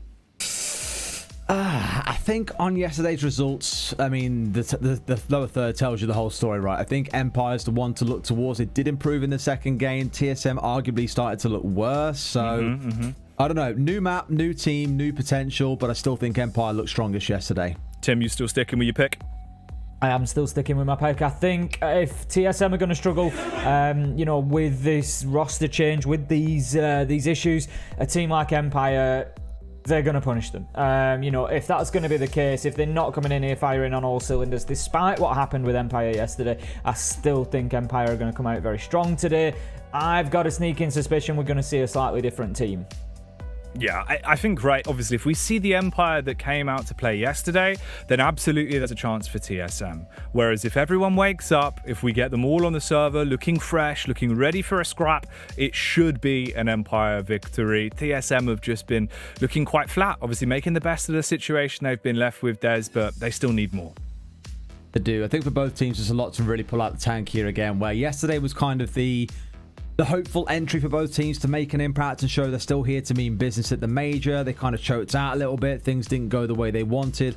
There's a lot more left in the tank. Again, even without a full 5 starting lineup for TSM, we still know what these players are capable of. And for Empire, similar thing. Dan's been the man of the hour, but we saw what Shepard could do yesterday. We know that Joystick can step up. Always has been one of the big players in EUL Stage 2. They have got the capability. Now it's time to show it. Unleash that potential you've got. Otherwise, you might find yourself locked into that bottom 2 before you can do anything about it, way before we even hit day 3. Oh, yeah. It's got to be like Neo versus Magneto. We want to see lightning fights from frightening heights between these two teams. Empire versus TSM. America versus Russia. That's the next game we've got going down here at the Mexico Major. And for your viewing pleasure, we've got Tim and Des back on the mic. Boys, put this petri dish underneath the microscope and let's see what they're made of. Get into it and find out when you drop them in the same dish as well, Jackie, what kind of scrap it turns into. Whoa, big Jackie for a second there. He's going to solo cast the whole thing, Ace, I think. I mean, I'd be down for that. You know me, I love a Jackie one box. I love seeing that beautiful man big on my screen. The problem is, it'll probably just turn into a one big long poem for all 15 rounds of what would be an absolute classic. You get a novel written for you. It would be a fantastic novel if that's what you're here for. But there's a novel that needs to write itself. A story for TSM and Empire is one that hasn't gone well so far. But you know how much I love an anime redemption arc, Tim. They can come in here, they can do something special, they can start fighting their way back in, but it has to start now because for my money, the team that loses this game is probably the one who's going to find themselves impossible to claw their way back up tomorrow. Yeah, it's becoming very difficult for them at that point. I think one thing that I will say here, I think that a regulation win is very important for one of these two. They don't want this going to overtime. If Empire are going to get the win here, they don't want to be going in there and only taking 2 points. It only puts them level with Invictus. TSM, if they get an overtime win, it's only 2 points. They're not even breaking into that top 2. So whoever is getting the win needs to be doing it inside of 12. We need one of these teams to really step up and to start closing games out as quickly as they can with a bit of aggression. They need to send a message, because let's not forget they've still got Liquid to play yet, so they really need to send out a wave ahead of them to say, look, that day one was day one, we're here to play and we're going to take those points, we're going to do everything we can to qualify. Looks like 3 of the players on TSM have chosen to play a different game today. There's a certain passage that describes what it is they're doing. NA, near airport, is known as the fastest region to arrive at the airport, Tim. Since they gave up on the Rainbow Six Mexican Major, they're investing in speedruns. In particular, they are current world record holders in airport any percent and airport no wins. 3 of them are clearly getting a bit of a practice run in. That's assuming this game goes badly, but I hope to God we get ourselves back underway soon. It's currently only Achieved and Geo that are still sat here at their chairs with analyst / coach Data stepping in, with Pojo being a player in this competition. He isn't the coach. It's Data having to step into that role instead and provide support from behind the players as they do battle with the side of Empire. Well, this is the thing. You can look at it always round. You know, you can say you've got Pojo in there. It's, you know, sort of almost like having your coach in the server, being, you know, he's bringing that sort of level of experience with him. He's bringing that oversight, but at the same time, he's not able to focus fully on his job that he would normally be fulfilling. So it's not only the fact that the team is impacted, it's the fact that the backroom staff are impacted, that Data's now got to step in and do that. And as capable as he is, again, it's just all that shifting, all that upheaval that can impact on the results. So all the players are now retaking their seats. We should be good to get back underway in just a moment, a momentary pause into what is going to turn into a very long broadcast today as things press on. This map in particular, I'm excited to see how it shapes up, mainly because of how these two teams have been not so much inconsistent so far, but questionable. I remember back at the very start of EUL, Empire came up against Virtus Pro and they absolutely rocked their socks. Empire going 7-1, doing absolute magic against them. Whereas for TSM, a structured team, you you think they'd enjoy a map like Clubhouse a lot. It feels like it's dialing things back to the bare basics. It's not a massive map to worry about constant roam play or potential runouts or spawn peaks. It should be pretty straight and simple siege. It should be. We all know what to expect. You know, we all know what the aims are going to be. Clubhouse is a path that is certainly well trodden, and as you say, there's no excuses really for either team in that perspective. You know, they should know what to expect of the other. There's not going to be anything that's sort of drastically never before seen or anything like that. It should be business as usual, and for me, that suits Empire down to the ground, because as we've said, they're bringing back this style of almost rinse and repeat. We're just going to do what you expect, but we're going to do it better than you can expect. We're going to do it better than you can do anything about, and Clubhouse is the perfect sort of map for them on that. Absolutely. Should be in just a second, by the way. I'm told the players are pretty much all ready. We are sat in lobby just waiting for the final confirmation and we can get this game underway. Out of curiosity, what is going on the other stream right now? Because last time we looked at the A stream, G2 were 3-1 up against NIP, which was quite a surprise. Currently, G2 are 5-3 up and they are on the defensive side. And you said to me about NIP, you've got to be very, very careful, because when it gets to the second half of the map, that's when they can cause some surprises and upsets. You never know whether they're sort of winning or losing, really, sometimes in the first half with NIP. Just because it's 5-1, 4-2, you just can't write them off, and you've got to wait to see them on that second half of it, because so often they'll come back in and they'll just absolutely reverse sweep it and just turn it around, and they just needed to move from defense to attack. They are very much one of those teams that on a map will be very good on attack or very good on defense, particularly on certain maps. So you've really got to wait until you see the second half with them when they've had the side switch, and obviously we'll see how that one progresses as they go on, but certainly better performance so far today from G2. Alrighty, let's get into it then, Tim. Third map of the day, Empire versus TSM on Clubhouse. Bans flying through. Thatcher, the first one that comes out. No surprise at all. I swear it's actually becoming a thing now. I might be turning into a conspiracy theorist, but every NA team I've seen or cast so far has banned Thatcher. Oh, the Russian team is going to ban Capito. That's going to see our two attacking operators taken out for the duration of this map. Wamai will come in. Once again, we've commented on the sort of noticeable increase in Wamai bans that we've seen here at the Mexican Major so far, and that trend continues with the final ban coming in from TSM, and it's going to be the Valkyrie. Beautiful. Relatively standard bans outside of the Capitao. Sort of ban I think I'd expect to see against a team like TSM. Not TSM. G2. Less so against TSM, given the current structure has shifted things up a bit.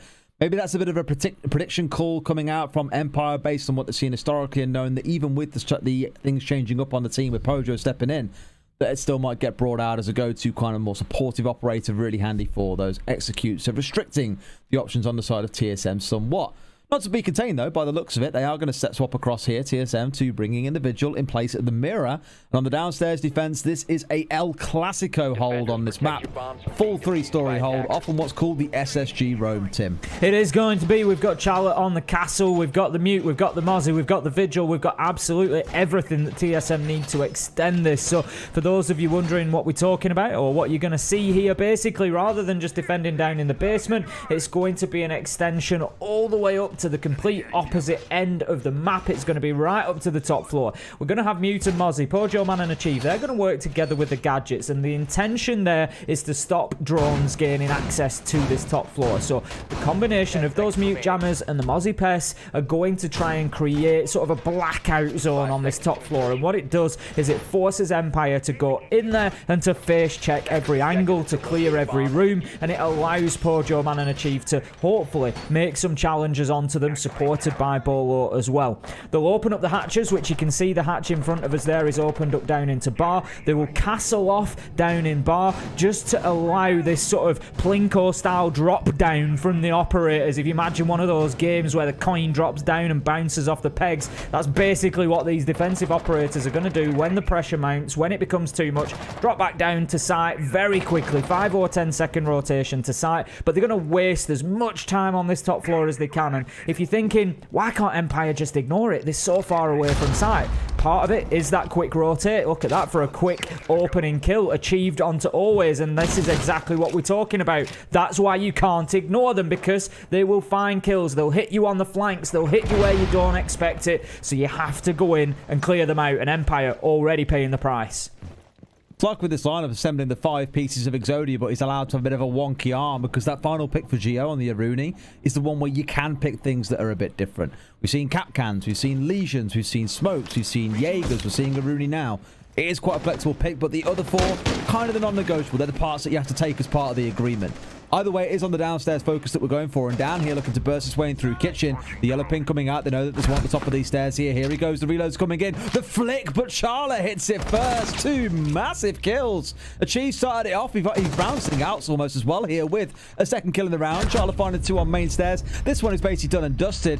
Empire barely setting a foot inside of Clubhouse. Empire getting absolutely nowhere near that roam, and I've got to call Charla out there. What a shout from him. Great play on the main staircase with the castle, hitting 2 with the UMP, and just absolutely turning the round in his team's favour with those big plays from the respectable young man of Charla as he closes out the round and TSM take the first. That was a really nice display of that top floor roam. The only real option you've got beyond playing into it is to take that dirt tunnel rush and just try and go direct route 1 into sight, but so often teams are just prepared for it. The 1 or 2 operators that remain down on site, that is their sole focus at that point for the first 30 seconds to a minute. That's all they really need to keep their eyes on. So Team Empire not really having much of a choice other than to play into the roam, but they couldn't quite lean into it hard enough.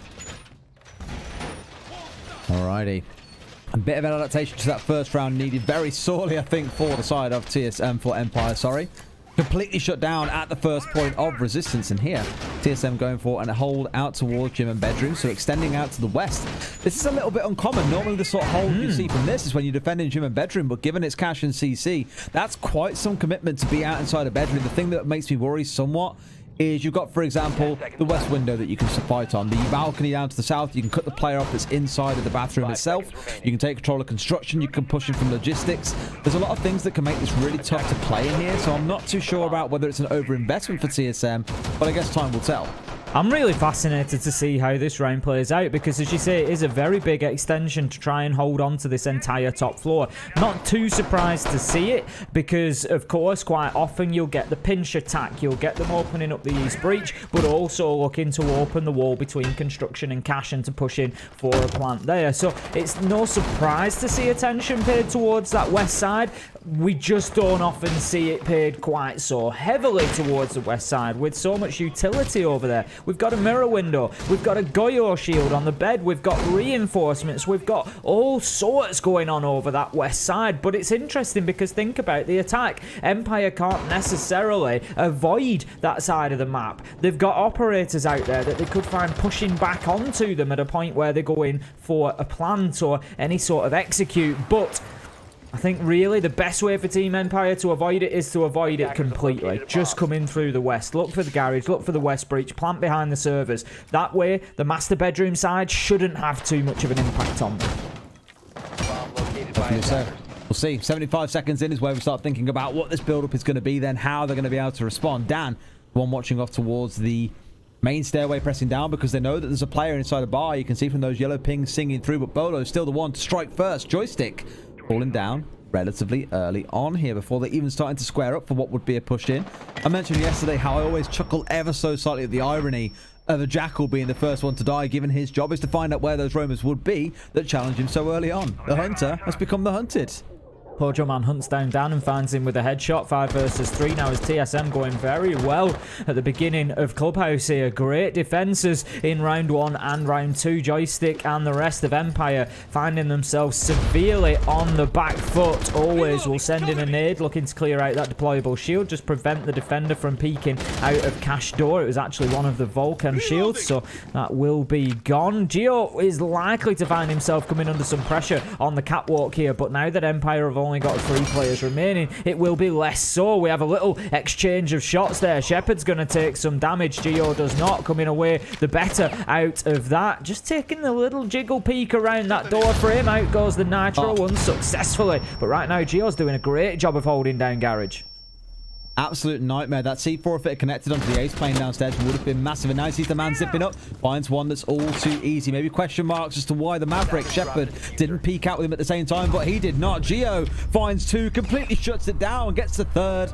That's a flawless round coming out for TSM, and so far, they just look so much more awake and snappier than what we're seeing coming out of Empire. Great round from Geo. I just want to shout him out there. It was an absolute perfect final minute inside a garage, not over-committing to any of those challenges, just waiting until the opportunity displayed itself, and a nice little 3k to just be the reward for his hard work there. Absolutely beautiful to see. We're going to be heading into round 3 then. 2 successful defenses for TSM so far. They're going to be heading to gym and bedroom this time around, and this could be a really important site now because, for argument's sake, let's say they're going to lock down Church and Arsenal CCTV and Cash again. They've won them convincingly in round 1 and 2, so why not? That puts 4 defensive rounds on the board for them, which would be a nice little bonus at the halfway mark. That much is for sure.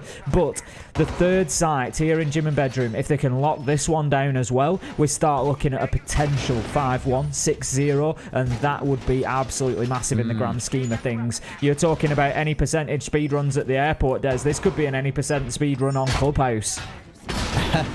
Whatever it is, TSM are looking really fast. I mean, look, for example, in that round when they had the yellow ping, this is Empire, onto the player inside the bar. Before they're ever really in a position to actually move on it, they then lost 2 members elsewhere around that. It's almost like TSM are just always one step ahead, and Empire are the ones playing the guessing game. I hope that doesn't become a theme, because we do want to see this be a competitive game for that second, third place scrap in this group.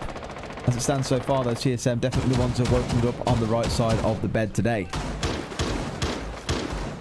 I'm loving seeing it. You know what I'm like. I'm just sort of supportive of whoever isn't really performing the best at any point in time. You know, I want to see the NA teams come out and have a great day today. We've got SSG with a mixed bag. DarkZero have gone well. TSM could now be joining the party, and it starts to look a lot brighter for the NA region. APAC have had their day. I'd like to see some improvement out of Europe as well. And let's just have everybody challenging for this. Let's have everybody fighting it. Let's not have any runaway regions that just take the whole thing by storm, and NA stepping up is going to be a big part of that. TSM looking great so far. Achieved. He's inside of Cash, hoping to hold on to that for as long as possible. Empire have made good quick progress here. Got the east wall breached within the first minute, looking to pressure in. Bolo's in a very important position here, top of Cash stairs. He just helps to alleviate a lot of the pressure that could come through onto Achieved, because they're going to struggle to push onto him, Team Empire, until they've dealt with Bolo behind that deployable shield. Quick side note, just to know how much more freaky today could possibly get. Well, G2 have just beaten NIP 7-4. Who had that on their bingo cards for day 2? Certainly not me. I also didn't have in this round Always and Joystick picking up a double kill to start getting some fight back into it after the opening kill was found onto side by TSM. For the first time, Empire have a numbers advantage, but now they need to make it work. They've got Geo holding up on the mirror inside of construction itself, and sure, they've done the work out towards the east, but now you got to start thinking about the actual site itself, and they've only got about 70 seconds to do so. Well, that's the big factor here for Empire now, is time. They've got themselves the man advantage in clearing out that east side, but they haven't started to peel away the core of the onion yet. All they've done is get those outer layers, and there is still work to be done. They need to start finding kills on site. They need to start getting some control to offer them an opportunity to potentially put the diffuser down. 45-second always is going to take a ton of damage from Geo underneath the hatch there, and that nade will not go where it needs to. It bounces off and is going to explode up on the rooftop, but here comes Joystick. Super aggressive. 3 in the round. Dan finishes it off, and that is the moment, Des. That is what we needed. That's the catalyst. That's the seal breaking for Joystick, and hopefully he can continue, because Empire desperately need him to. Someone snuck into his room overnight and removed the Peacekeeper chip in the back of his brain and put in the kill switch, the one that turns him into a bit of a cyborg. A killer one at that, a triple kill coming through in the round. We've waited to see that from Joystick so far throughout the major, and I'm glad that it came through in such a key round as that. Empire have awoken, fully awoken. Time will still tell. Downstairs into Church we go once again for TSM. Same strat coming out. Going to be that SSG style roam. We need to see something different from Empire, because last time rounds pushing into this, they barely got a foot inside of the building. As I said, that was a bit of a pivotal site, really. It was a very interesting one because now you look at it and you think, yep, Empire can deal with gym and bedroom, so the likelihood is that the worst case scenario for them moving on to defense is 4-2. And you think, can Empire lock down 4 defenses? I would expect that that's a possibility here on Clubhouse. So we already start looking towards the longevity of this game, and it could indeed last the distance. We're going to have that top floor set up once again coming out from TSM, and why not? It worked fantastically well last time around. I don't think they'll get hit with the early nitro from Achieve this time. They're going to be a little bit more cautious about that, but Empire this time desperately need to get into the building more comfortably, and they need to make their mark on the round. They do indeed. As I mentioned, that getting caught up by the C4, the double kill that flew through not long after. Not really the way you want to start. It might ruin your day a little bit if you're not too careful. So I agree with you.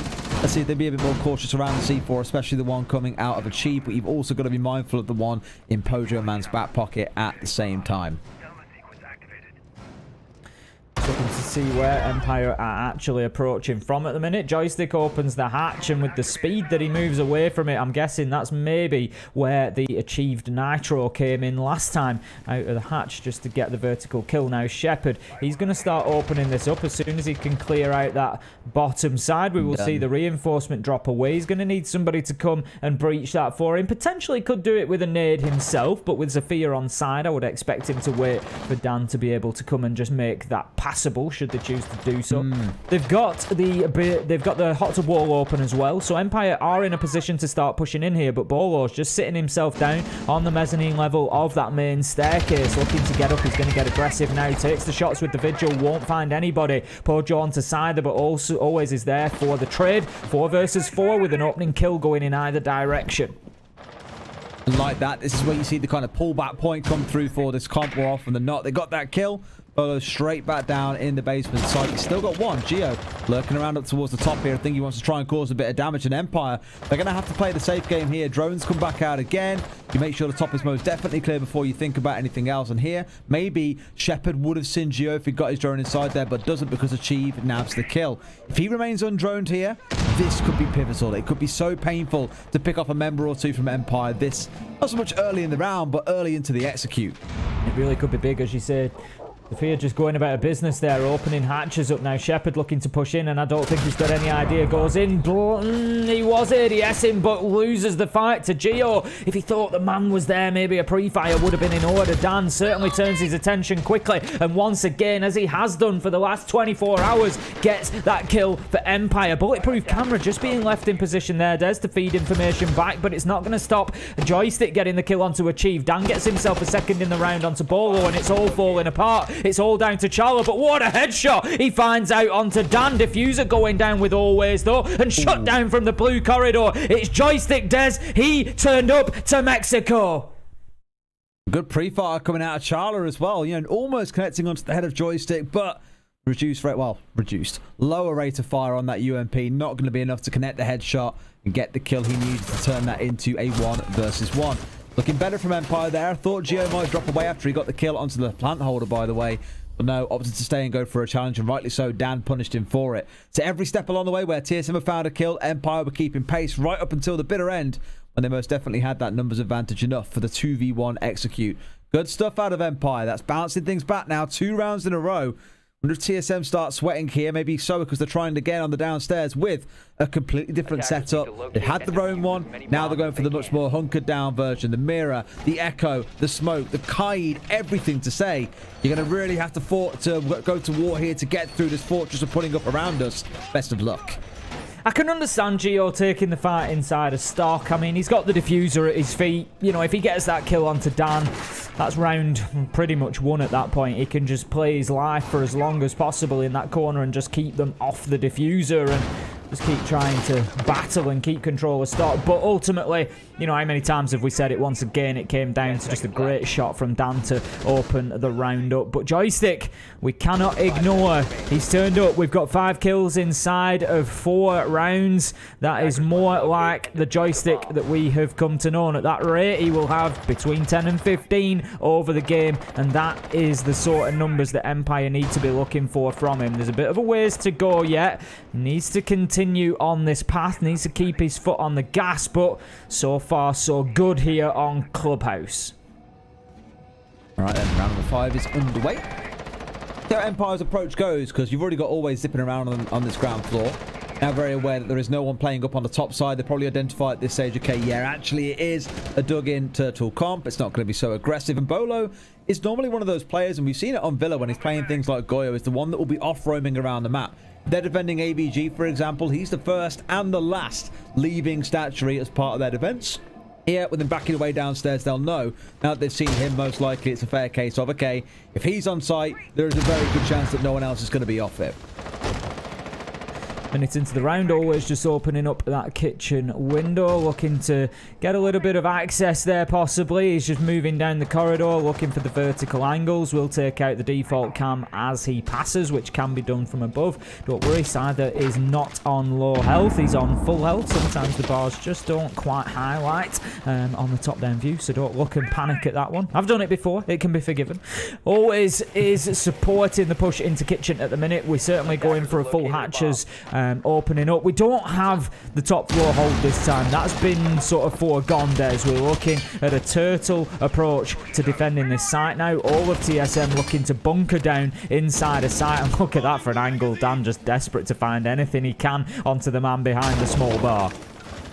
Not quite being given the look there. Again, playing a bit of a minefield. The floor is lava as another C4 comes singing out. With that cleared away, there is only one remaining, mind you, in the hands of Bolo. Hatch will find itself opened up. Start wondering the question now of what Bolo can do. Can he find any C4 up into kitchen? Because clearly that is becoming a big focus for the attackers. That is going to be a pivotal part of their push. Now I imagine then you'll see all the usual things. Someone pushing down through blue, for example. If you're feeling luxurious, you'll have one going down Moto as well. This kind of multi-point push is going to be a big part of it, and you can see TSM not so much skittish, but aware of that fact and trying to make sure they're ready for it. Geo and Achieve just working together very well there. You heard the Selma charge go onto that mirror window that Achieve is using to try and hold down blue, and Geo managed to shoot it off, keeping the mirror window intact. So they're playing in a real nice synergy between the two of them there, just to help each other keep their positions and keep blue locked down. There's challengers coming in from kitchen hatch. The droppers come down. Shepard's looking to get the diffuser down, but the kills start to rain in. 4 versus 4 essential cover coming in, but not enough as Charla steps out with what could be the most important kill of the round. Manages to put down the diffuser cold on the ground. That was a fraction of a second before Shepard locked it in, and it's going to be a successful defense this time from TSM, and you love to see it there. Plan A didn't work, so they came through with plan B, which was successful. I can't imagine a more stressful scenario in this game than being a support player whose job is to get the diffuser down in a 5 versus 5. You are placing so much faith in your teammates to protect you whilst you're going for that plant, and it worked for the most part, right? They were down to about a second or just under left on the plant, only for Charlotte to then be the one player that hadn't been covered on the dirt angle, loses his life, or sorry, gets the kill onto Shepard, who loses his life, and the round ends there. If that plant had gone down, very different story, because Empire had a couple of members hanging around kitchen. They would have been able to give that vertical control and protect the diffuser, but unfortunately with it not being completed, TSM do take round number 5. These put themselves in a slightly better spot in this half, and for Empire, I'd be somewhat surprised if they don't find themselves this next round and bring us all square at the half.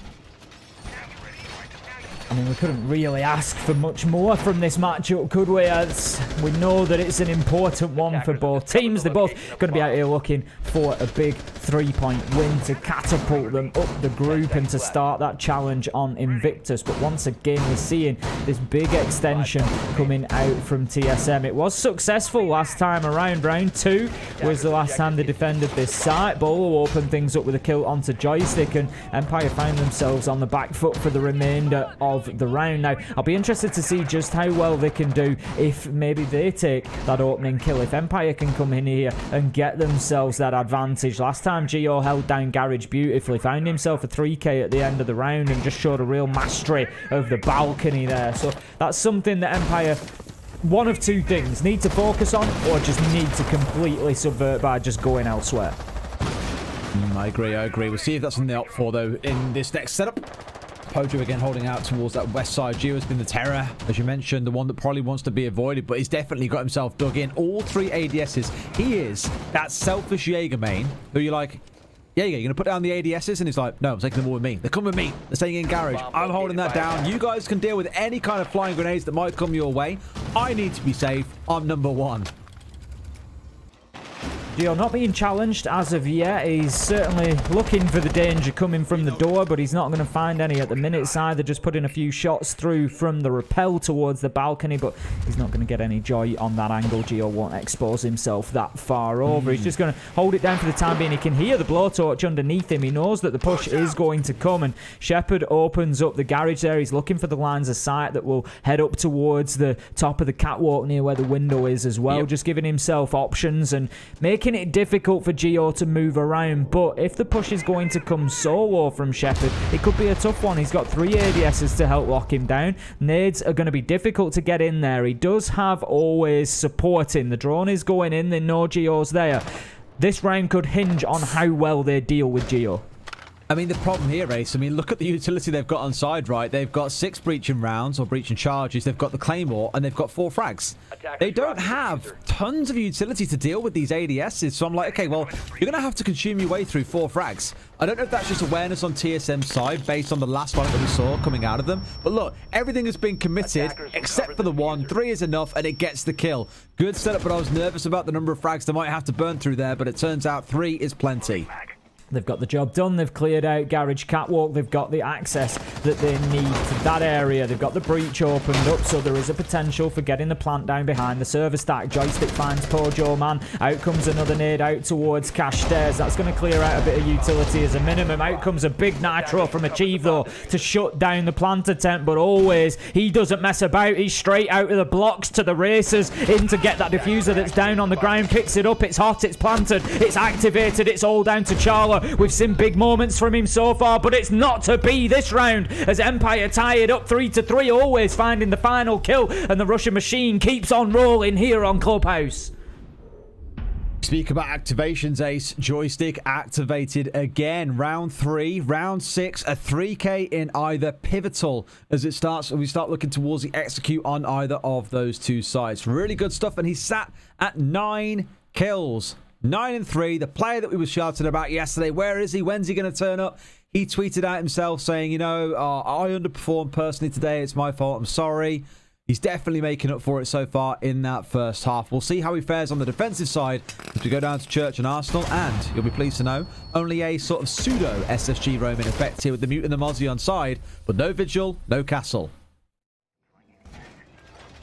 We're likely to see a potential bottom floor hold, or maybe a very weak top floor. They may just have 1 or 2 up there, but it's not going to be a full commitment. That much is for sure. We could, for example, maybe just see Dan up there on the Mozzie. He'll have a little bit of support in the shape of a couple of mute jammers that always will put down, but I wouldn't expect them to commit too much up there, or if they do play multiple players up there, it's likely only going to be for a short time until one of them drops away to head back to site. The reason that I say that is the hatches are being closed up, so they're limited in their means of getting back to site, so they need to be very careful here, because TSM, it'll be easy for them to cut them off. All they need to do is get control of the staircases, and then they don't have to play into the roamers. They just need to wait for them to come down, essentially, so need to be careful with that one. Got to think about the Mozzie pests as well. We saw them being committed out towards poolside, for example, or in the basement area, not basement area, the first floor area, enough that they aren't being committed on the top floor. And normally you'd use the pests and all the mute jammers in tandem to make a total blackout, like you mentioned earlier on in your wonderful explanation of the comp, by the way, Ace. Normally you commit that to the top floor to make it so it's impossible to get any info. With this, it's not so much impossible, it's a little bit more difficult than it might normally be. Pojo sent up there to open up a tiny hole at the bottom to get rid of the mute jammer on the other side to get things opened up. Before they go from here, they shouldn't really find themselves too impeded. To Empire, like you say, this should be a bit of a softer hole rather than a full-on commitment to the top floor. In fact, you've got Cypher playing up here on the Aruni as well, so he's maybe looking to cause a little bit of trouble. Yeah, we've got 2 up there, so maybe more manpower than I might have expected, but at the same time, you see they're not taking the sort of hard engagements. Either when he's been pushed in cache and CCTV, he's dropped back to master and bedroom. They're just looking to sort of just shadow box with them and just wait for the opportunities to come their way or dip away. They're just wasting time at this point. Bolo doesn't get into it with Dan. The 2 just miss each other like ships in the night there, but the challenge is still potentially on Dan. He's not ready to go back yet. He gets pushed back eventually. Cyther going to take a lot of damage. Shut down by Pojo, man. Always does manage to get Charla, but they don't want to lose Always. He's got himself boxed in though, Des. This is a problem. There's nowhere for Always to go. His back is to the wall. He's cornered. He's got to come out of this fighting like an animal. He's got to be a tiger. He's got to go for them here. The rotation will be cut off almost certainly. TSM, they're just going to hold their angles here. They're just going to wait for Always to have to make a move. That drone went past Always. I don't think it saw him. I was convinced it was going to go through into construction, but Always didn't want to take his chances. He shot it out, and the problem is TSM now know where he is. They can scramble to his location. C4 in hand. Doesn't see him on the hole that he made himself. You'll be asking questions about that C4, my friend, because that has just gifted you a free pass into Hell's Gates.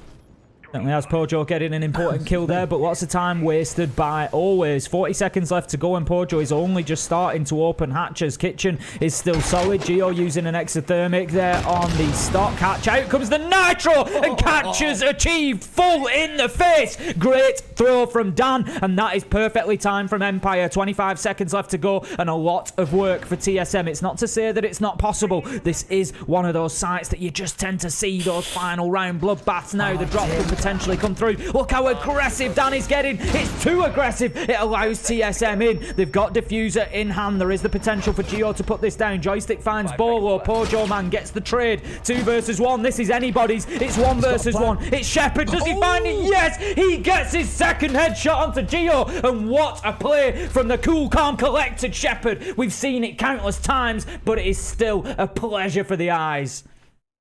I mean, if Pojo's walking through with a 3K, you're probably thinking, oh man, we're just done. Shepard, one of those players that never quite says, I'm not done just yet. Look at him yesterday. Sexy Cake had the quadra kills on for the ace, and Shepard pulls off a 1 versus 3 to win the round for Empire. Similar sort of setup here. 2 kills in the dying execute, and took the right plan of action, by the way. Running away from the gunfight, I think realized that he wouldn't get to the end of the corridor before the last man standing on TSM rounded the corner. He was either going to try and go for the challenge, go for the kill, or go for the plant. He opted to go for the kill. Shepard just a little bit better in that small individual gunfight. But that's what matters. A big round being clutched up by him. Empire move up to 4 and 3.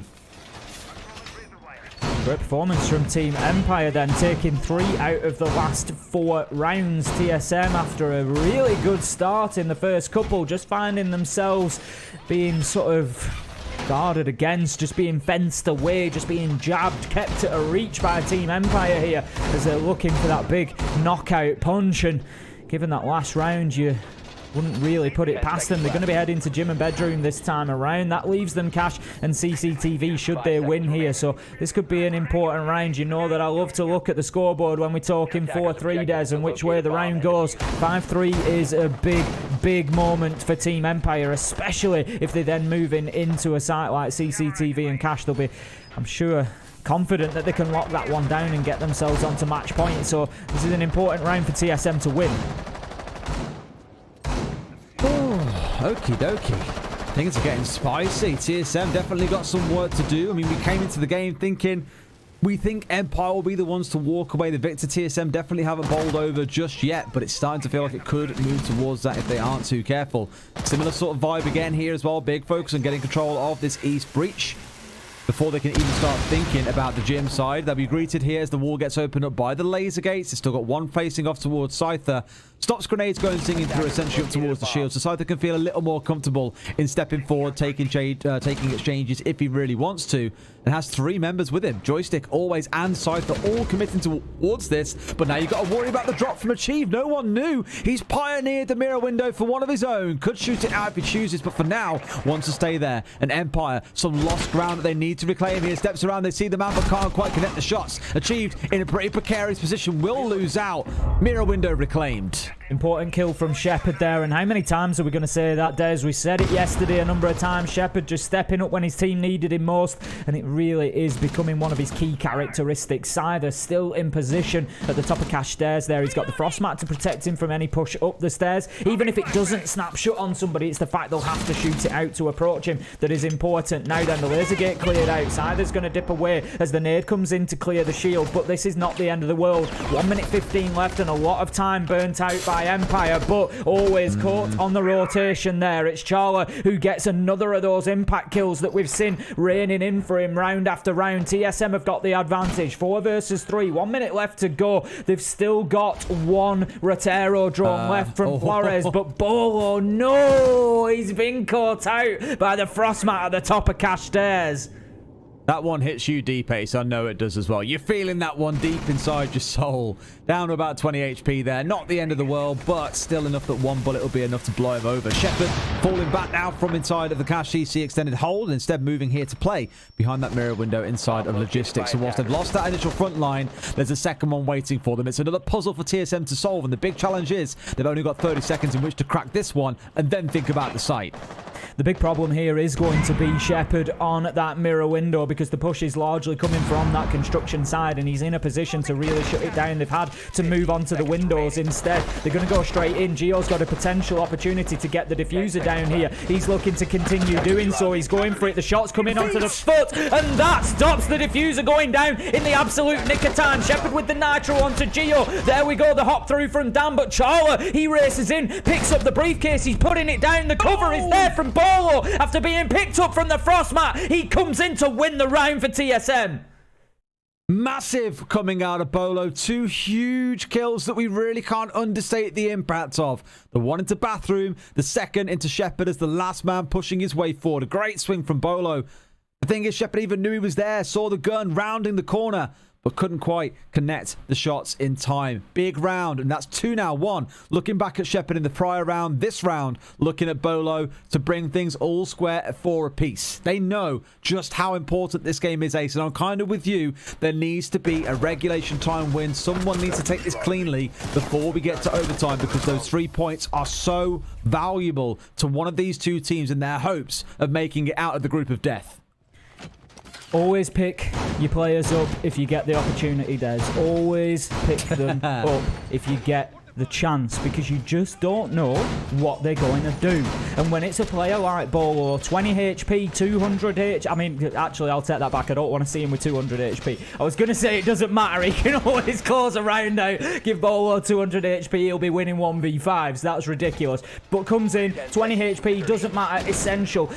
But I am not overlooking Charla here. How many times there's today? For me, he is the player. He is the man on the side of TSM right now. He's had some huge moments here on Clubhouse, and that was another one. Gio gets dropped in the nick of time from Empire and puts the diffuser down. Charla doesn't think twice about it. He is straight in there like a greyhound to pick up that diffuser and start putting it down again, because he's aware of the time and he's aware of losing the round because of it. Great play from Charla. Even though he didn't get the kills, he won the round.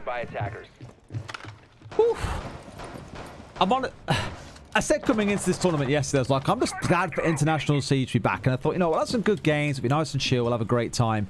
But it reminds me almost of SI 2021 when we were all in Paris, just how insane that group stage was. We were saying at the time, you're never going to see a group stage this mental. I don't know if this one has quite yet surpassed it, but it is well on its way there with some of the games that we've seen, the upsets that have come especially from APAC teams. And here you're getting an absolute screamer between 2 teams that are a bit down on their luck, but ultimately well on their way to being able to achieve greatness in this game with how some of the players are playing. I live for it, Tim. It's the kind of International Siege that you want to see every 3 months at a major. Kind of International Siege I want to see every day, Des. Because it is just so entertaining. Charla sends in the Rotero drone. That's going to anchor down, and that will clear out the deployable shield up at the top of the stairs. Sider's going to have to dip away from that location, or play it a little bit deeper down onto the cache stairs, but it just leaves him exposed from the bottom. Right now, he's got Joystick still supporting him down there, playing inside a lounge, and there's not going to be anybody pushing from underneath, so for the time being, reasonably safe. Dan is playing inside a cache, but getting very aggressive there, looking out onto that plateau peak and just trying to catch anybody that he can on the rappel. He's going to turn his attention towards Logistics and the cache side, which is probably not a bad idea. He's looking for the nitro over the top. It's not an easy throw. It's not an easy throw, Des. He's got to thread the needle, but he's going to dip away. He's not going to take the challenge, and the wall is likely to get open. This is good progress from an aggressive TSM side. You can really feel they've got the wind in their sails right now, but look at Joystick. He's going to get the man. Yes! It gets the opening kill onto Achieve. Can he get the second? The reload time! The reload reload just takes it away from him as Gio finds the kill to level things up. 4-4, turns his attention to the wall. He's going to drop the exothermic charge and get it open, but can Shepard find the angle? I don't think he can. As you say, it's jammed out. They need to clear the mute jammer. 35 seconds left to go. TSM need to get moving. No.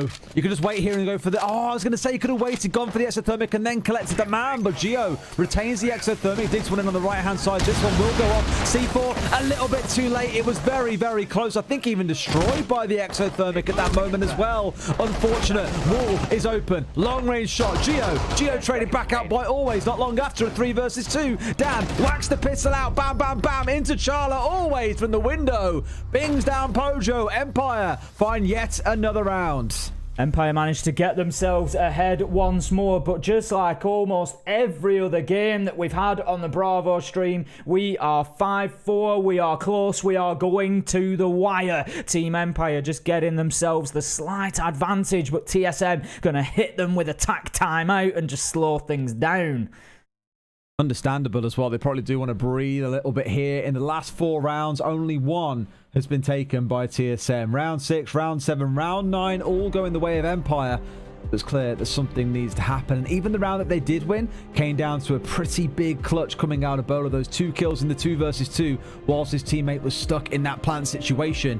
That's what you're looking at there and thinking, well, you can't really rely on that happening again. So if things were to carry on at this pace, Empire would comfortably breeze through to a regulation time victory. So the right call, I think, coming out of TSM here. Let's hope it works for them. I can't keep saying it every game, Des, but this might just be one of the games of the day. It just seems like every game we have is a game of the day contender. And I'm not just saying this, I genuinely mean this when I say it. I am yet to see a game at this major that hasn't been entertaining, that I haven't enjoyed, that hasn't had me on the edge of my seat. I'm absolutely loving it. We're being ruined. Let me have a quick scan down the games that we've seen so far, actually. Would they class any as boring? Like, not one for me has been short of entertainment, regardless of the result. Not one of them. It's been absolutely top tier international siege so far. Group B has been entertaining, so I know from start to finish Group B has been amazing because of the 2 time games with FURIA and Navi SSG. Right, you can park that one already and say that was amazing. We had DarkZero versus Down 1. That was not so much a stomp, but was a really convincing game by DarkZero, which for us at least cemented that story of DarkZero are here to play. And I think, currently playing second fiddle, or maybe even first, and being slightly ahead of SSG. Because they've looked phenomenal. They almost beat NIP. The problem is that group has now been turned upside down because G2 beat NIP. They're looking towards Group D. What have we had in our stream? Liquid dominance against Empire and TSM. IG upsetting TSM. Empire almost losing to IG, winning in overtime. And now this game now.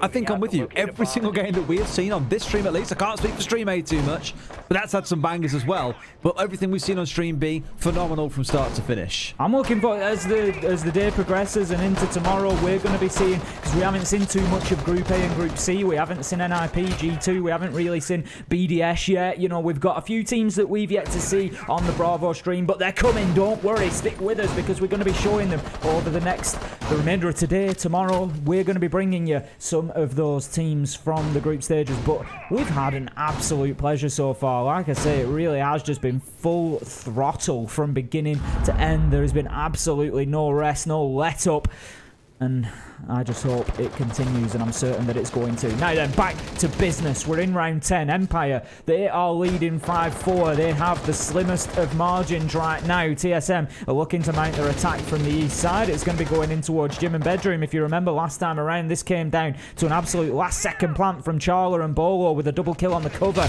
and it was really, really close. Now, out comes the Nitro. I think Always thinking TSM were just maybe a little bit more advanced than they are on the push, so those explosives are not going to have any joy. Scyther and Always going to hold down Cash for as long as possible, but I want to see them not giving up their lives at this point. They just felt like they were overrun a little bit last time.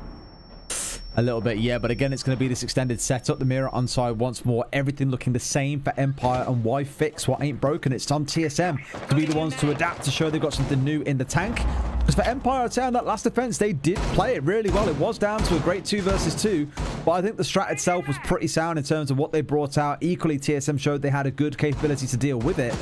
but maybe enough to make it a more convincing victory. That's what I'm looking for. You aren't going to have that 2 versus 2 clutch coming out every single round. Absolutely not. All 5 of Empire now falling back to site. They've got their angles, they've got the positions, and that's what they're going to try to hold on to. 4 of TSM pushing from the east side. I'm just looking to see if I can find where the final man is up on the roof. That's what I wanted to see, because they need to be pressuring into logistics. We saw it last time around. It was a little bit of a sticking point. TSM did manage to work around it, but there was the potential pitfall there as Shepard was playing on the mirror. This time it's always in there, but they need to do something about that location if they can. Time is going to be a factor. You're absolutely right. There's 35 seconds left to go. Empire still all 5 defensively. Hot tub wall closed. I'm not sure about this from TSM. I mean, they've got the south balcony control because they control CC, meaning that the west window can't be used against them, so it's something.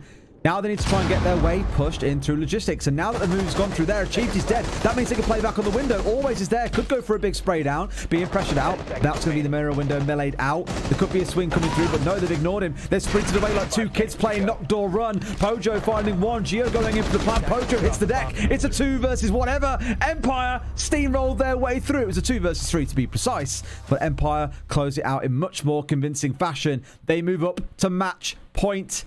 TSM, got to work some magic, boys.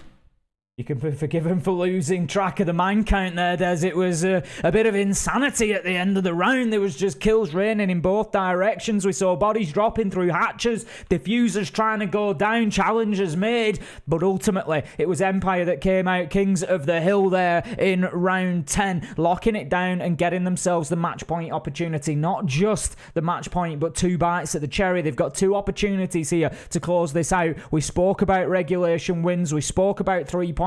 We spoke about just how important that is for both of these teams. Empire, they've played well. They need to double down now. They need to come through here and they just need to lock this one out. They need to just be ruthless, close it down, put 3 on the board and put themselves ahead of Invictus, at least for the time being. It's a random question for you, actually, Ace. Just related to the little liner drops in there. Knock door run. Do you guys call it knock door run up north, or has it got a different name? We put an A in there. We put an A, so it's knock ador up here. Yeah. But you drop out silly words like. Remember you gave me the reference. Des, we've spoken about this. We've spoken about this. I don't drop words. I just say them really quickly, and you can't hear them. No. Because you're not from round here. Nah, because, all right, so everyone in chat, so you understand the problem here. He saved me an example when we were out in Paris for stage 2, and he said to me something like, you know, we'll sometimes drop the word the, or we don't drop it, you just don't hear it. I'm like, give me an example. He's like, I'm going to go on computer. And I'm like, you mean go on the computer? And he was like, no, go on computer. I'm like, hey, that makes no sense. Computer. See, I said it then. I'm going to go on computer. See, you're just not hearing it. That's the problem, but it is there. It's there. It's there. What, mate, I think you're just a magician with words and with the ponytail. These are some things that the world is never going to see, but they're just not ready for it. It's there, just like Team Empire are there when it comes to match point. 6-4 up and looking to close this one out against TSM now. 40 seconds in, we've got all 5 of Empire back on site. I believe there's a man up in Dirt Tunnel, if I'm correct. I could be wrong. We've certainly got 4 down there. Yes, either he's just so far away we can't quite see him on our screen, but thank you very much for showing him to us. So that leaves us with Empire turtle down. Only a minute gone. TSM, they, I think, are pretty much confident that they've got map control of the top 2 floors now. So that gives them an absolute edge, Des. Usually you're looking at needing about a minute to start opening hatches, clearing, getting down into sight, getting a few kills and starting your execute. So TSM can really take the time here. They can make sure that they're crossing the T's and dotting the I's before they start pushing in and trying to get the diffuser down. Alrighty, well here comes the Pojo, getting the hatches opened up as we've seen before. Delicate artwork being executed on these hatches, but it is indeed percentile destruction to get that cleared out. That should be the focus. Good timing here to start getting some control on the upstairs. They've got 90 seconds still to play with, Ace, and already they're smashing this hallway to smithereens. I like it. Better pace coming out from TSM. Certainly is. It's no time for no mistakes. There is no opportunities left for them, and you start really thinking if TSM don't pick up points here, Des, 0 out of 3 games, we start looking towards the potential of a first NA team that are going to be dropping out of the competition. Given the position for Empire and Invictus, it's going to be very difficult for TSM to catch them up. They're going to be reliant on other results now. Then the electrical goes out, possibly a bit late, possibly not. He might just be successful there. It was close, but the exothermic charge opens up along with the rest of kitchen floor. TSM, that is a point in their favour. 45 seconds left to go. They could really do with finding a kill or two before the drop comes in. Cider, out goes the Toxic Babe canister. He's going to keep himself inside a dirt tunnel for the time being. 35 seconds. This is going to be a mad rush to finish. It has to be, doesn't it? Here, the smoke's in place, but the drop. Oh, the suicide drop, as it can so often be called here. In comes one. The smoke misses. It hits on the wall. The nade comes singing through. Scyther will be able to back away. Shepard finding one, but Geo's in the default plant spot. C4 coming through. Doesn't do the work. Geo sticks it. TSM have the plant down, but a 4 versus 4. The vertical angle, it's so deadly. They need to send someone up main stairs to go and challenge into this bathroom. They can try and stick it. The drop. Charla comes in, finds one, can't find the second. Shepard getting the shut down, but not before. Charlotte confirms the next one. Shepard's onto a 3K. They're sticking off on the plant. Pojo coming on the upstairs. Does Shepard know? He must know. Don't look away now. He sees the man. Goes for the spray. He gets him down, but Shepard with a quadra kill. That's the way you clutch a game out, ladies and gents. Empire 7-4 in TSM. Unbelievable from Shepard. We've seen it from him time and time again. He is Mr. Cool, Calm and Collected. There is absolutely no flapping in the man. He will always lock it down. He's got that clutch factor, and he brings it to bear again. 4 kills in the round, and Dez, he hit a man between the pans. He hit him between the pans. Honestly, that was something special from Shepard. That's the kind of performance you want from a support player. Please excuse my towel. My door is open. It's very warm in here. I'm going away. Honestly, one of those rare ones where you look at him and just think he's living up to his name there, mate. He's shepherding his team in towards a victory. And forget looking after sheep. He's got a team of goats surrounding him right now. They looked phenomenal in that game. A much better Empire than what we saw coming out of them yesterday. TSM, I said in this game, if you're sat at 0-3, it might be a bit too late. And I know a man who knows the time really well. Let's get Jackie back on. Been come and join us for a bit of a chat about what looks to be a bit of a morbid moment for TSM, to be honest with you, Jackie. Yeah, coming in at a lone point for TSM, really, right? Obviously, what we saw yesterday led us to believe that the roster might struggle up against Empire. I was watching the game, I was thinking, you know what? It feels like the pieces are falling more into place. They were getting into their groove, and then the Russians woke up, and the Russians never went back to sleep. Huge game. Obviously, the clutch there in the final round as well. More clutch than a car dealership, Tim. Honestly, that man, he knows what it's about, doesn't he? The thing is, like, we watch Shepard all through the EUL stages, and you'll see him, he's sat back in his chair, he's just relaxed, he's got no problems, and he's like that when he's hitting those plays. It is unbelievable. There is absolutely no rattle in the man. He just cannot be shaken. Oh, it's ridiculous as well, right? Because you looked at their faces. Win or lose, Empire, it's the same response. In clutches like that, there's no emotion. There's nothing. It's like watching a team of ridiculous robots, Des. I mean, that's kind of part of the joke, right? Empire were once called the Russian cyborgs because they are very mechanical in nature. They're very focused on the task at hand. It was in their play style. It's in their demeanor. I've never really seen anything quite like it, where a team's personality of being quite stoic and quite serious actually translates into gameplay.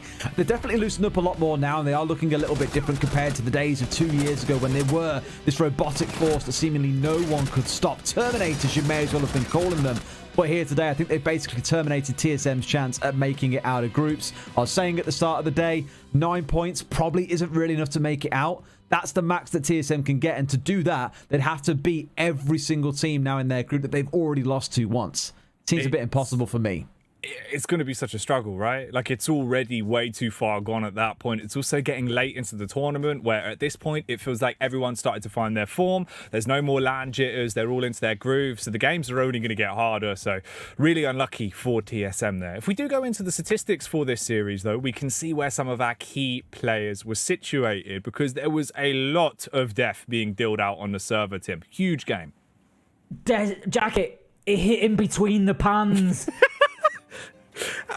That's all we need to remember out of that game. Shepard thread the needle and hit him between the pans. Shepard coming in with 10 kills. What a performance from him. 82% cost as well. He has really, really stepped up today in more ways than one. Joystick as well. We've been asking for it for the longest time. He's activated. He's found 11 kills and he's really started to get himself running down solid as ever. I've got to shout Charler out again. Had a great game on the side of TSM. Deserved more than he probably got out of this matchup, realistically. Really, really impressed with him today. Geo as well, some big moments, but unfortunately Empire, they just turned it on in that last few rounds. They really did, man. God, through the pan. It doesn't happen that often. Honestly. What is it with you and your obsession with pans, Ace? I don't understand. That shot, it was unbelievable. Wait till you see it back in slow motion. No, I saw it, mate. He was on the default spot. It's like an easy angle to shoot through. I don't get the excitement. You'll see the headshot through the he threaded the needle. It was beautiful. You wouldn't really, if you were there for the BR6, Des, you'd understand the appreciation. Put it this way, I wouldn't have hit that shot. Nor me, mate. I'm not even worried about saying that. No, all right. It's a BR6 thing, right? We'll leave you two in your little fancy land and remembering all that stuff. All right, fine. Going on little walks down memory lane. But, of course, we know which team's going to be walking away happy with that one. Much better feat from Empire. It was lovely to see. And something that you might like to see if you missed it at home, Tim's favourite moment. Let's check out the pan frag and really break this one down, Tim. Look at it. Absolutely beautiful from Shepard. He's a support player. Absolutely destroyed him through the smallest of gaps there. It was just a beautiful kill. I enjoyed it. Do you feel a bit more, do you see the oomph behind that one now, Des? No, I'm now still more shocked at Tim. I think as he's getting on, he's just getting more excited at the smaller things in life. And that's a beautiful quality to have, but I don't know about pan shots. They're really high on my list of entertainment for a day of Siege. Won't lie, but all right, Tim, I'll give it to you. Look, the saying is you've got to enjoy the little things in life. And Tim, he's not the biggest man in the world. But we will have some big men up on your screen when we come back. Of course, we are nowhere near done for the day. Many more best of ones to get through. Once we return after the break, it will be Liquid taking on Invictus over in Group D. That is going to be a staple game. Come back for that after the break.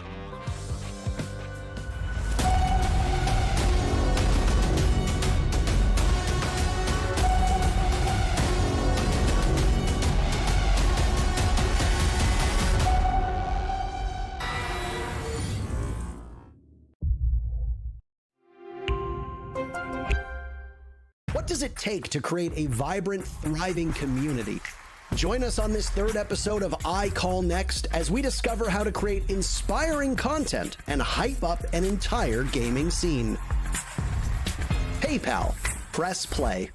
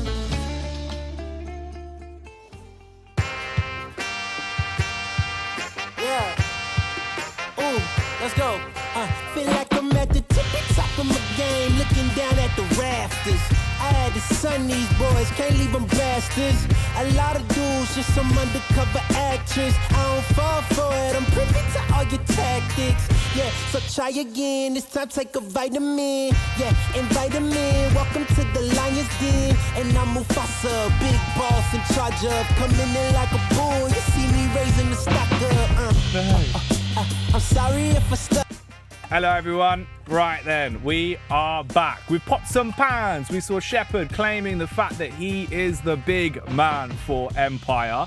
And we had a beautiful little game on Clubhouse. Two beautiful men that will be joining me though, of course, are Tim and Des. Boys, how are you feeling about the pandering that's been going on the stream? All about it. You got him through the pans, Jackie. Why is yours warped, Tim? Also, hang on a minute. What have you done? It's not. That's where you pour from. These are pots. I see. You've brought pots. That's a pan. I said specifically a pan. It's a saucepan. No, that's a pot. No, it's a saucepan. Look how deep it is. Don't tell me that's a pan. He got him through the pots. It's called a saucepan. Google saucepan and you'll see what I mean. He got him through the pots.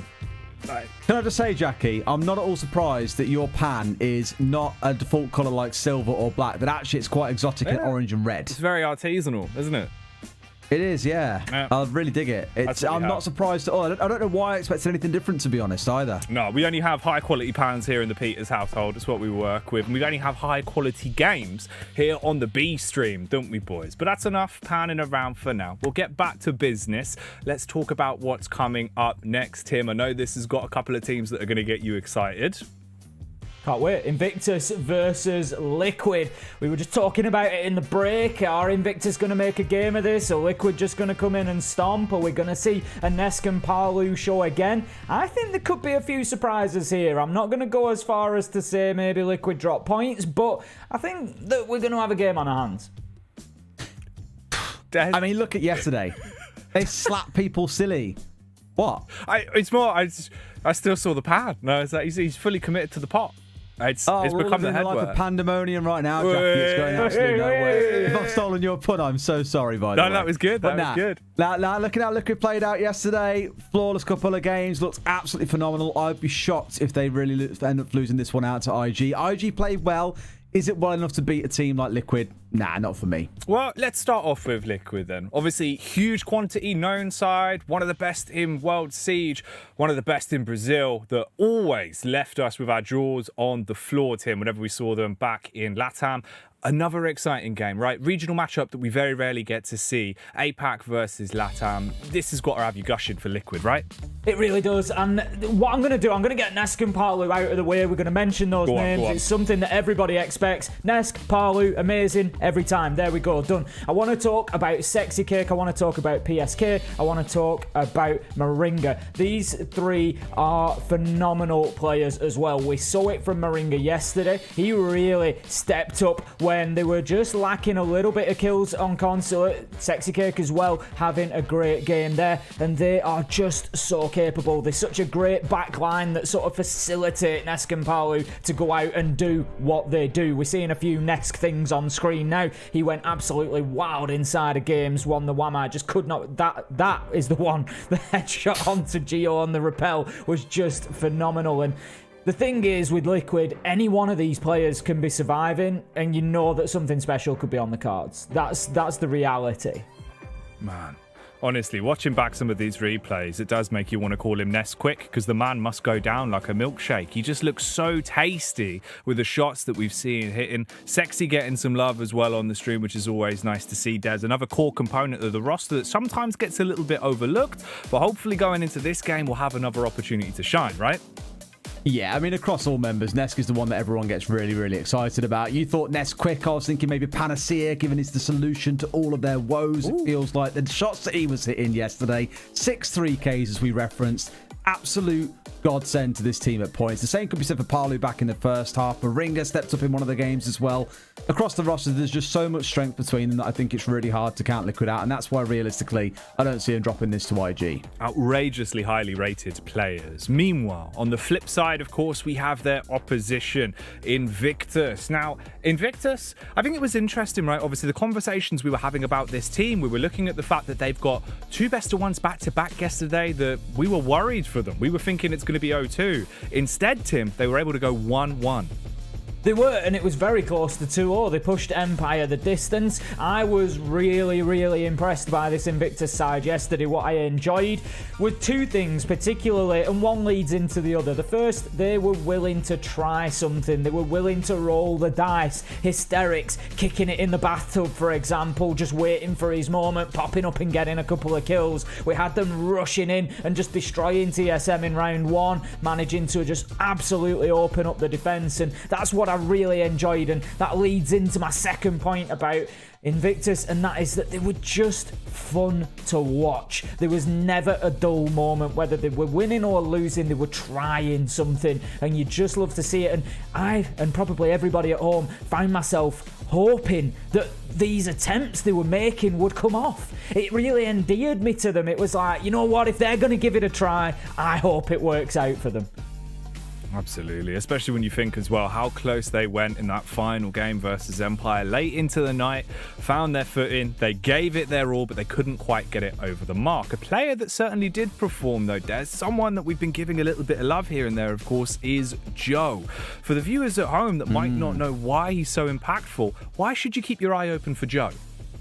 Joe was actually a player I wanted to mention, so I'm so glad that you brought him up as well. For a player that steps in that many wouldn't recognise, Vincere used to be the old player on the lineup for them. Joe has always been the sub for this roster, stepping in when someone had military service, for example, or other requirements that they had to go and tend to. But I've been really impressed by him stepping up so far. It's not like he's come in and absolutely, blown the standings to smithereens and shown that he's some prodigy that was always hidden away and kept secret by the side of Invictus Gaming. But with how things are currently sitting, he's middle of the pack as it stands, got the highest cost on the team. He's making himself known in this kind of Zofia mute role, the sort of flex position that you see in a lot of teams. I think he slotted in really well, given he's only had 1 stage to play with the team, and even then, Vincere played for the vast majority of that. Really impressed by him for his first major showing. We'll see if Juicy Joe can juggle Liquid once we get onto the servers. It does look like we're starting to get all of our teams coming into the lobby. I suppose it's fair that we set our focus then on where this battle is going to be taking place. Let's have a look at the veto for this matchup. Tim, as per usual, best of 1, LATAM versus APAC, regional differences. How's that going to affect this veto? Well, I mean, first and foremost, thinking about the veto, what we've got to, I think, recognise is there's not going to be any easy map for Invictus to go to here. Really, the best thing they can do is just steer this in the direction of where they are going to be most comfortable. I wouldn't mind seeing them on Villa again. It was a good performance from them on there, and I feel like there's maybe a little bit more that they could bring, with some Liquid on there as well. They've shown their hand a little bit. There's maybe a bit of work that could have been done. I think that might be one of the answers potentially for Invictus, would be let's go somewhere that we've already seen Liquid, so they could have studied it in the last 24 hours.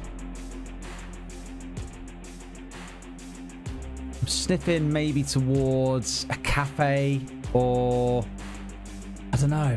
I think cafe could be the one we go to. Both teams do play it a fair bit. Club's also really high up on the preference order. I'd like to think for Liquid that we take Clubhouse away, to be honest, because IG historically have been a massive Clubhouse team. Glad to see that disappear. For about most of last year, they bullied teams with Monty, so I think it's been the sensible pick to come through. At this point, I'm kind of riding on it being a cafe. Don't want to see Villa again. You know my thoughts on Coastline. Go on, give us a cafe. Let's have it. Oh, my. Spooky bit is, right, obviously the last 3 maps that have been left in the pool here, all of them are pretty good for Liquid, and we get Coastline. Oh, no. Tim, this is giving me BR6 flashbacks all over again, mate. Yeah, it's not going to be an easy game for Invictus here, but, you've got to look at it and say FURIA did this with SSG, managed to get themselves a little bit of an unexpected win there. Could it be the same for Invictus? Are they going to come in here and it's Coastline? You roll the dice. No matter how good a team you are, you come here, there's always the potential that something strange happens and the wheels come off, because it is one of those maps where you can't really legislate for it.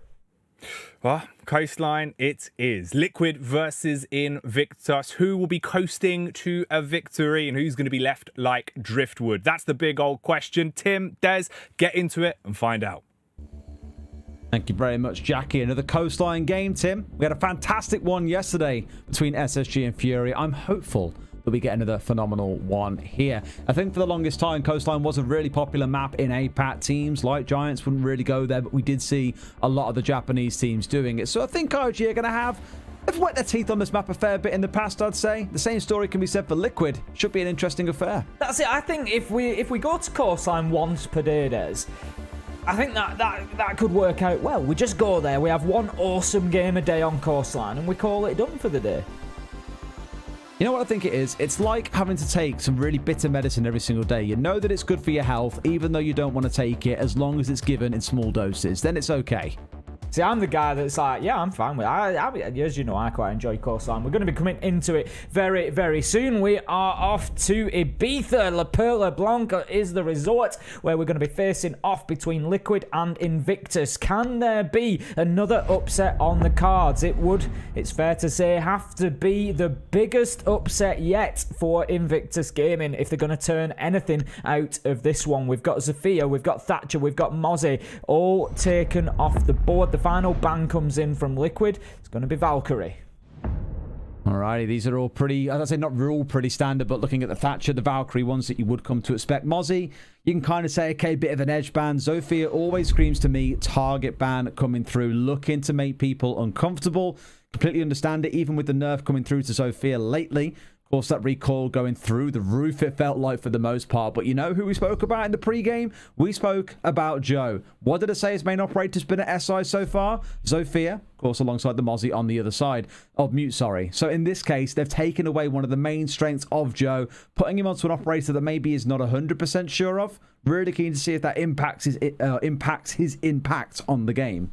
Yeah, it's always interesting to watch those where you've got a target ban because it forces them onto somebody else, potentially taking an operator away from another player. It sometimes just causes the whole team to juggle around. Sometimes they'll just bring up a straight-up alternative and nobody else is impacted. But we'll see as we get into things just how it plays out. Liquid are going to come in on the defense to begin with. Nothing wildly unusual on the side of the defense.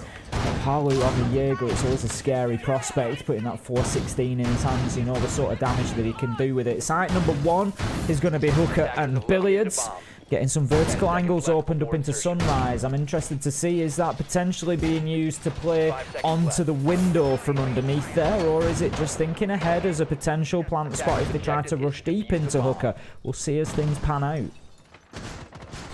Alrighty. I'm always keen to see how coastline plays out. You know my general feelings towards the map anyway, that normally is a bit of a team deathmatch style map at points. What we saw yesterday was the real beauty in team-based play on the map, though, setting up crossfires, isolating members of the enemy team and punishing them for over roams. And it became this tedious balance of, for the defenders, how far is too far? How long can we hold a location before we're forced to push back? And for the attackers, can we punish them in time? SSG were very quick on the uptake to punish FURIA when they overroamed a little bit too much. And although it can really come back on the same side from FURIA on their attacks when it came around to executes, absolutely phenomenal. So no doubt going to be a bit of difference between these two teams that I'm really keen to see unfold.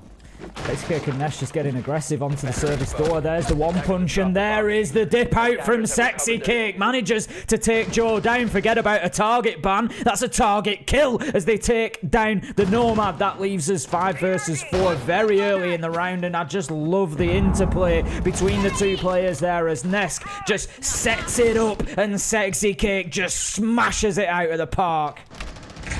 Beautiful start, Joe, the one that we spoke about being targeted by the bans, not just by the bans apparently, but also by the members of Liquid. First one to lose his life in this fixture. Things slowing down a little bit for Invictus here. Note how they barely have any control out towards the east. It's all stacked up down towards the south, through luggage, through aqua, as they're looking for what's going to shape it to be a very, very default execute. Liquid should be able to get to one underneath if they want here. Look for a C4 play. Moringa, I'm looking at you. Sexy Cake also on side. So much so that I think that's maybe slightly acknowledged by Lunametal, who's going to get himself downstairs outside and look to hold that angle to let the rest of the team get away with what should be, or hopefully is, a flawless execute.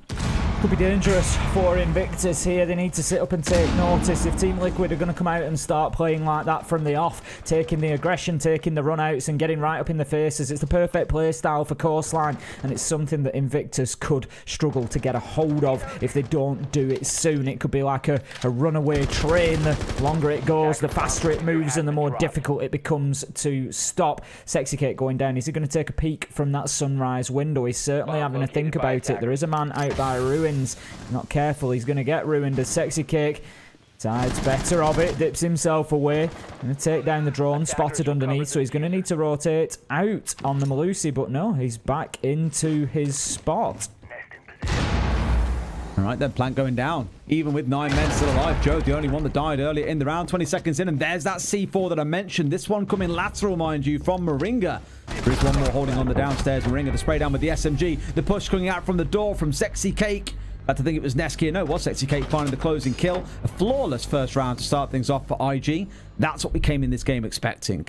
Yeah, big start from Team Liquid there coming out. You can see the confidence of them inside of the server. This is the problem for Invictus. You're playing against the Team Liquid side that have had 2 wins already. The mood in the camp has got to be high. They've come out, they've really started strong in the tournament. They're going to be feeling very good about the way the other games have gone as well. They're in such a strong position in Group D. They can taste it. Blood's in the water, and they know that a win here against Invictus, and not quite mathematically, but they're getting very close to having themselves guaranteed into the next round, into the playoffs. So Liquid, they're not going to mess about when it comes to this. They're going to want to just get it locked down, and I think Invictus could just be coming up against them at the wrong time here, especially with the way that we've started there on a flawless round.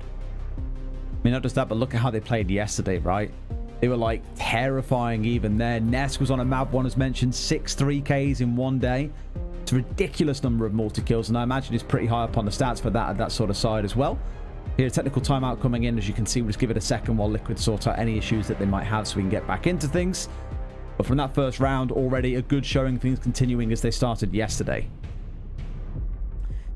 They're just discussions ongoing. We will get back in as soon as we can do. We won't be too long, I wouldn't have thought. We've just got a small change needs to be made, and we will be back straight into the game. 1-0 so far for Liquid then. Successful defense of Hooker. I would expect to see them probably go down to Kitchen for their next site. If I'm thinking right, usually we don't tend to see Liquid too often play that Penthouse and Theatre, but what I would say is if they get Blue Bar and Sunrise locked down as the 3rd site, we might see them take it as a 4th and just go for the full rotation. They have been known to do that, so we'll see just how it plays out as we go. We're a long time away from that. That's assuming that Liquid are just going to keep winning round after round. I'm sure that Invictus are going to have something to say about that. They certainly did yesterday against 2 very good teams in TSM and Empire, so they are capable of taking rounds. What they need to be careful of here, Invictus, is not allowing this to get on top of them. You know, you're playing against Team Liquid, you're already stacking up against big names inside of the server. A lot of experience on the side of Invictus, so that's not going to bother them too much. It's not going to be the first time that they've played against these players, but once it gets to 1-0, 2-0, 3-0, you start feeling like, you know, this is Team Liquid, how do we come back from this? And so I think a round or 2 nice and early for Invictus will do this game the world of good. I agree with you as well. Yeah, just at least show you've got that fight. And I can't really think of too many games that we've had on the B stream where it has been a 2, 3, 4 round streak for one team pulling themselves way in the lead for the most part. It's been 1 round to one team, then 1 to the other, and the game kind of evolves from there. So if we're following that trend, Invictus should find themselves with a round here. They made a change in with Jordan coming out of the capital. On the other side, you're looking at Sexy Cake stepping across and playing on that Vigil, where it could cause a little bit of trouble around the map if they're not too careful. Yeah, Liquid need to try and just take full advantage of that. Palu on the alibi is a scary prospect. That NX4 Storm is just an absolute laser beam of a weapon, and in the hands of somebody like Palu could certainly be deadly. So keep an eye on exactly where he plays, where he is out on the roam. But yep, Invictus, they need to come in, need to make sure that they are cornering operators like Vigil. They need to hunt down Sexy Cake. Not the easiest job when he can make himself invisible to those attacker drones, but one way or another. They need to find him, pin him down, and they need to just get him pinched and closed out, taken off the board early in the round, because if he's there late on and you're thinking about executes, you can't be thinking about Vigil. You can't be thinking about where Sexy Cake is. Now then, there could be an early challenge coming along. Sexy Cake is pushing forward. There's Joe in front of him. It was the same battle that we saw last time around. Sexy Cake won out. Is he going to get another here? The drone comes in, and that does mean that he has to dip away. Joe was well aware of his position. That had me worried there. I saw the barrel of the gun. I didn't realise there was a prism there. No, me neither as well. I was like, uh-oh. But no, all good, all good. Seeing how things shape up, Joe, on the Nomad, same as in the last round, his responsibility is to make sure they can't get hit on the flank by these members like the Vigil. At least shut them down early on, stop them being able to do anything, if not gated behind those Nomad air jabs would be a great start. Speakeasy is going to find Moringa on the Legion. Now, not the end of the world to lose it, but of course, the longer a Legion stays alive, the more of those goo mines can get out on the field, the more disruptive you can be. Bit of a shame to lose Moringa so early on. Certainly is. We saw the impact that he could have yesterday. We have an air jab triggered there by Sexy Cake. He's going to take the opportunity to just dip back into the map, look to support Parlu, but that does open up a path for him. You got to remember that. There's been a trigger there, and there's been no consequences, and that's just coming to challenge. I thought he'd again left it a little bit late. These decoys are playing havoc with us this round. The Gemini clone just giving the information, and we can see we've got a little bit of a standoff through security and Sunroom there. But Sexy Cake, don't forget, luggage is now potentially open. If there was only one air jab played there, it could be moved through, and that's something that Invictus need to be very aware of. This is a really weird round where IG have got so much focus on the kind of southwest side of the map now. Office, Aqua, that's where many of them are basing themselves. Let's not forget, this is a kitchen service site. Yet they've got no real presence so far inside of VIP, inside of Penthouse with the vertical control. They're just even trying to find a way forward throughout the map, and so far Liquid are holding them back completely and saying, no, you shall not pass, you shall have no ground. The nice long-range kill coming out from Parler, the 1.5 on that Storm doing work. They see the head, they see the beret, it's like a red target at a carnival, but they can't hit it. PSK to close things out. Liquid taking 2 rounds on the bounce. Unfortunate for Invictus there. They sort of had a solid start. They got themselves in. They air jabbed off. They did everything right. They got that opening kill onto Moringa. But the problem was, they never dealt with Sexy Cake or Parlu on the top floor. I think they felt like the air jabs have been deployed. They've been sort of cornered over towards Penthouse and Theatre. Right, we don't need to worry about that too much. But they did need to worry about it, because that's where 2 of the kills came from, particularly one from Sexy Cake onto Joe that really opened things up for Liquid. It was the catalyst that drove them forward for the next 10-15 seconds, as we saw then player after player drop on the side of Invictus. And for me, like I say, that top floor roam clearance just was never completed, and it needed to be. It's not an easy thing to play into Sexy Cake and Parlu and just clear them off the map, but it came back to haunt Invictus. You can't just ignore them and drop down and try to push from the ground floor, because you've got to account for those operators. You know that they're going to pressure you later on in the round. You know the whole little pan segment that we had earlier? It's like breaking the fourth wall, off topic for a second. The R6 Esports account has given us all new profile pictures of us with our pans. I mean, it's very kind of them. I feel it probably needs to be wielded for the event. After this game, we'll have to go and update social media and just be the pan boys until the end of the broadcast tomorrow. I'm all about it. I mean, ultimately, hit him through the pans. That's all I can say. All I'm saying, Tim, is you started this. What can I say? I get excited about Siege. I tell you what, I'm not going to pressure too hard on this, or Norway will make another Reddit thread about me. Let's avoid that one. Yeah, that's it. You don't want... Reddit have got my corner, Des. Reddit have got my corner. That's what it's all about. Mate, everyone wants to back Vin Diesel or Ratface, depending on what you want to call yourself on the day. Oh, if only they knew, Des. We're going to come into round number 3. 5 versus 5. Liquid are 2-0 up against Invictus Gaming, and they've looked pretty convincing so far. Invictus need to make sure that they get the brakes on this train before it gets up too much pace. If it gets ahead of steam, it's going to be very, very difficult to stop it moving. Now then, I'm going to have a challenge from the Jaeger of PSK, potentially onto Office Door here. He's just aware that there could be a pinch coming from the blue window. Jordan manages to get a kill onto Parlu. Invictus 2 rounds in a row now getting that entry kill. I'd like to see them follow it up with the rest of the round, get themselves 1 on the board, and just keep themselves in touch here. As it steps forward. 5 versus 4, never a bad start. The first time Invictus have looked a little bit snappy on the entry for the first time. Stepping down to that 2-minute mark. Don't forget we are focusing on the downstairs as well, so whilst there is a little bit of focus on the upstairs, it's going to be one of those ones where you start thinking, okay, well, who gets a late round flank? Who does some damage from above, or potentially across the courtyard from lobby is the other one to consider. Jordan getting himself inside of security, but Sexy Cake is lurking nearby and needs to be wary of this one. In fact, I think they just about pass each other. Has no idea that he's in there, waiting for him instead to rotate through this double window, an angle that we don't normally see contested. There they go. They know each other's location. Now Sexy Cake taking a pot shot as he moves past the window, but not going to take any damage onto Jordan, who's just holding down that office door and looking to prevent the rotation coming in from PSK. Now, that drone deployment should tell PSK that there's a man on the rappel of that window, because there's not really another angle to get it in through the window from there. Now, he's going to dip away. He uses the rotation into blue bar. That is smart movement, but ultimately, it's going to be Joe to shut him down. Takes a lot of damage in doing so, but gives Invictus a nice advantage now. They need to power on from here, need to get this locked down. The third site was always going to be important. It's a great opportunity for Invictus to close themselves out around, but there goes Nesk. It's the first kill that we've seen from him today. That's going to be onto Hysterics. Actually, I tell a lie, it's actually second. We've missed one along the way, but Nesk is always a force to be reckoned with in the late round. You know exactly what it can be like. We saw him absolutely traumatizing TSM inside of Aviator yesterday on Villa.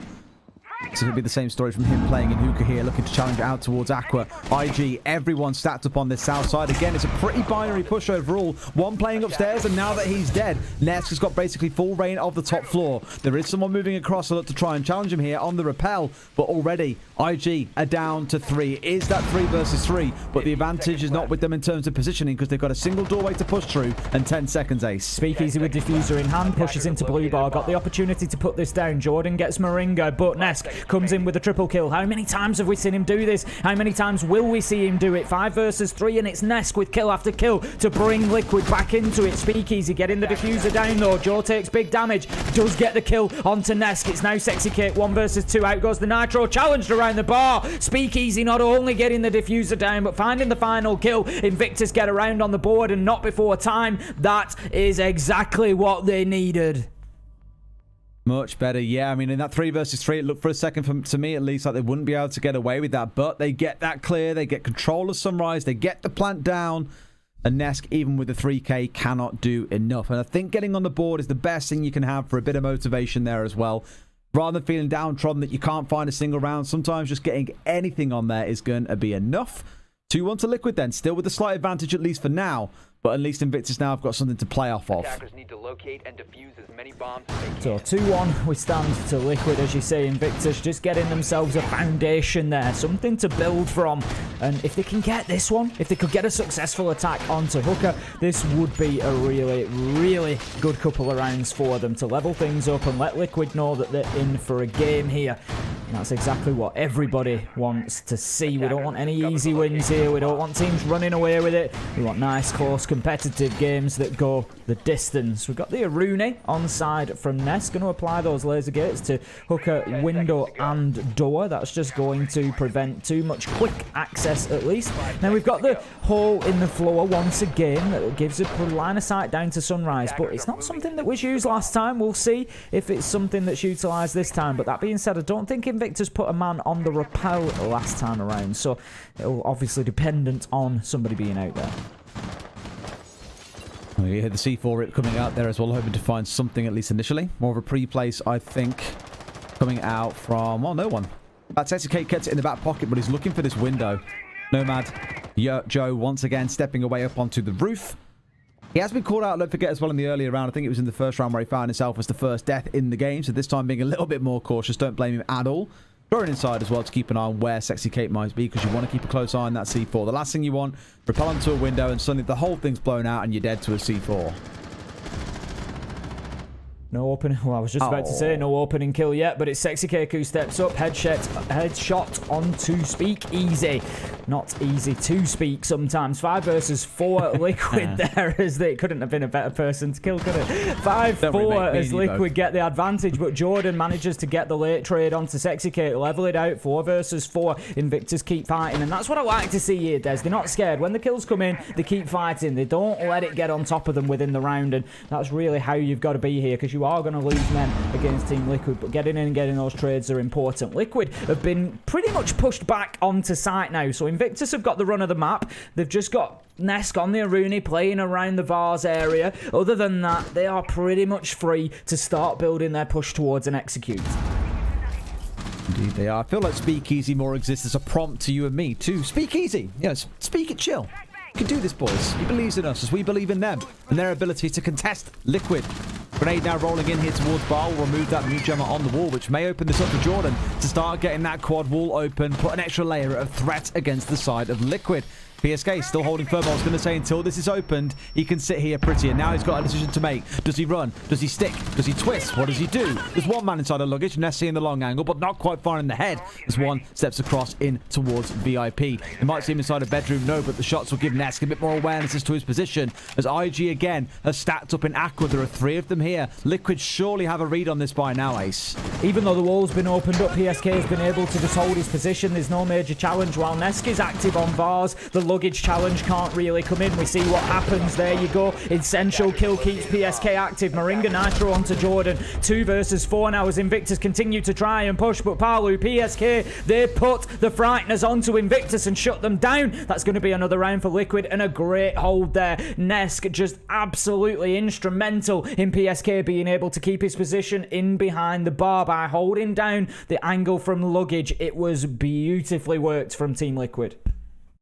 I am being left feeling a little bit nervous here for Invictus because their attacks are looking a little bit one-dimensional so far. They've had no one pushing up onto the hookah balcony. They've had no one playing on the hookah window, for example. That's just left players like Nesk, who was on Vars that round, but previously was sat inside a hookah, just free to sit there and chuck C4s, chuck smoke canisters wherever they want. There isn't really any pressure being put onto the backline members of Liquid to make them squirm. Sure, the ones at the front who are staring down the barrel of guns pointing at them from Aqua side are the ones that are having to do a bit of consideration. But I want to see a bit more creativity out of Invictus. More angles of attack. Make Liquid sweat. That's when you'll find your attacks could become a little bit easier rather than stacking 3 or 4 people on the same side of the map.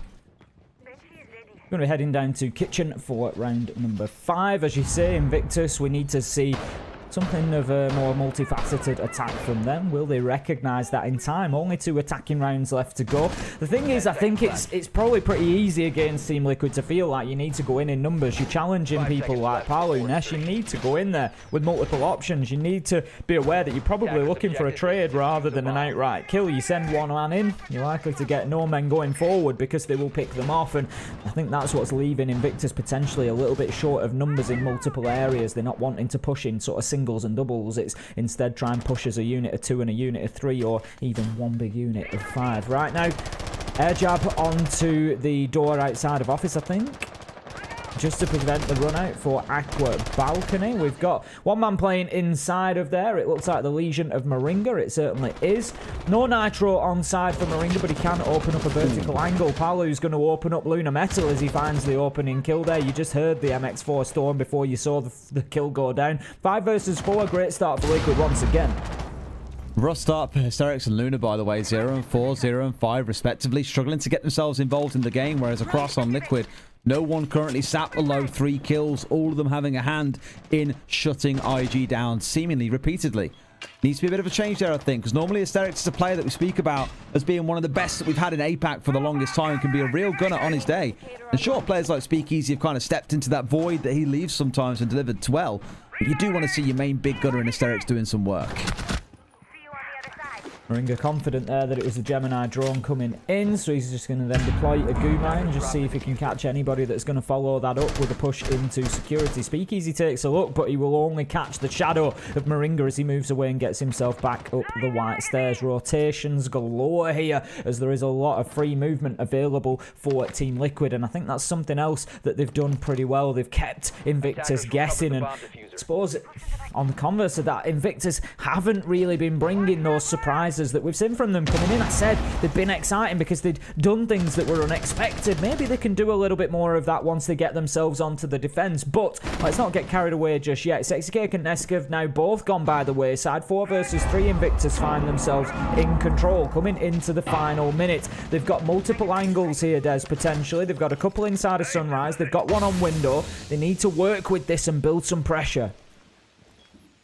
pressure is starting to be applied here. Liquid know they're in the number disadvantage, and PSK with 2 smokes in the back pocket sees the Ash crouch walking around the corner. Hysterics, that's the kind of opening kill you want to get started within the game, forcing us into a 3 versus 2 as Moringa finds Speakeasy elsewhere. The thing is, can you count them out of this one? No, you cannot. Palu's here, finds the double, making a triple in the round. Joe left in a 1 versus 2. Moringa and Palu stand between him and a second round for his team in the game. Pre-fire comes round the corner. Moringa is down. 20 seconds to play. Palu, he knows what he wants to go for. He hears the drop. He is out of there. He's like, I forgot something back at home. Need to go for a run, guys. Seeing a little bit. Joe wants to push for the kill. He can try and go for the plant if he wants, but I get the feeling there's not going to be enough time. Palu just going to keep on running here. Ring around the roses through coastline, it turns out to be. Surely he doesn't take the challenge here. The pre-fire comes through. Joe gives it a good go.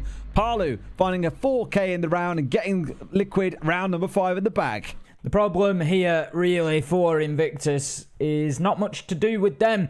It's the fact that they're meeting Liquid on a day where they are going to find a way. And we see Liquid have these days, and just like that, you've got a situation where all of a sudden Palu just opens up a couple of kills on that kitchen door. One onto the Hibana, one onto the Ash, and you're in a level situation once again. And you think, oh, well, we've got them down to 2. We're facing off against 2, but you're facing off against Moringa and Palu. And it's never going to be easy to close out. Liquid, they get themselves up to 4-1. They're starting to run away with Coastline now. The LATAM teams are often very, very comfortable here on the Coastline map, and Liquid are showing us that today. Beautiful start, very dominant as well. It's kind of what we came to expect from the team that I would wager currently looks the most consistent and strong throughout the whole competition. NIP saw falling down to G2 earlier on, throwing into doubt some questions around how consistent they can be. Saw that Reaper early on today as well put out a tweet saying something like, you know, looking at a VOD review, Liquid always looked like the stronger team, although historically the results don't suggest that. It's always NIP walking away with those first place titles. Could this be the event where Liquid do finally step into the spotlight of their own and claim first place? We've been waiting for the longest time for that to happen, realistically, for Liquid, for them to have that really big international LAN win, and I'm sure that they have been waiting the longest time as well. They just feel like once they get one, it could be a downhill where they just pick up another after another, but it's just breaking that seal on the first one.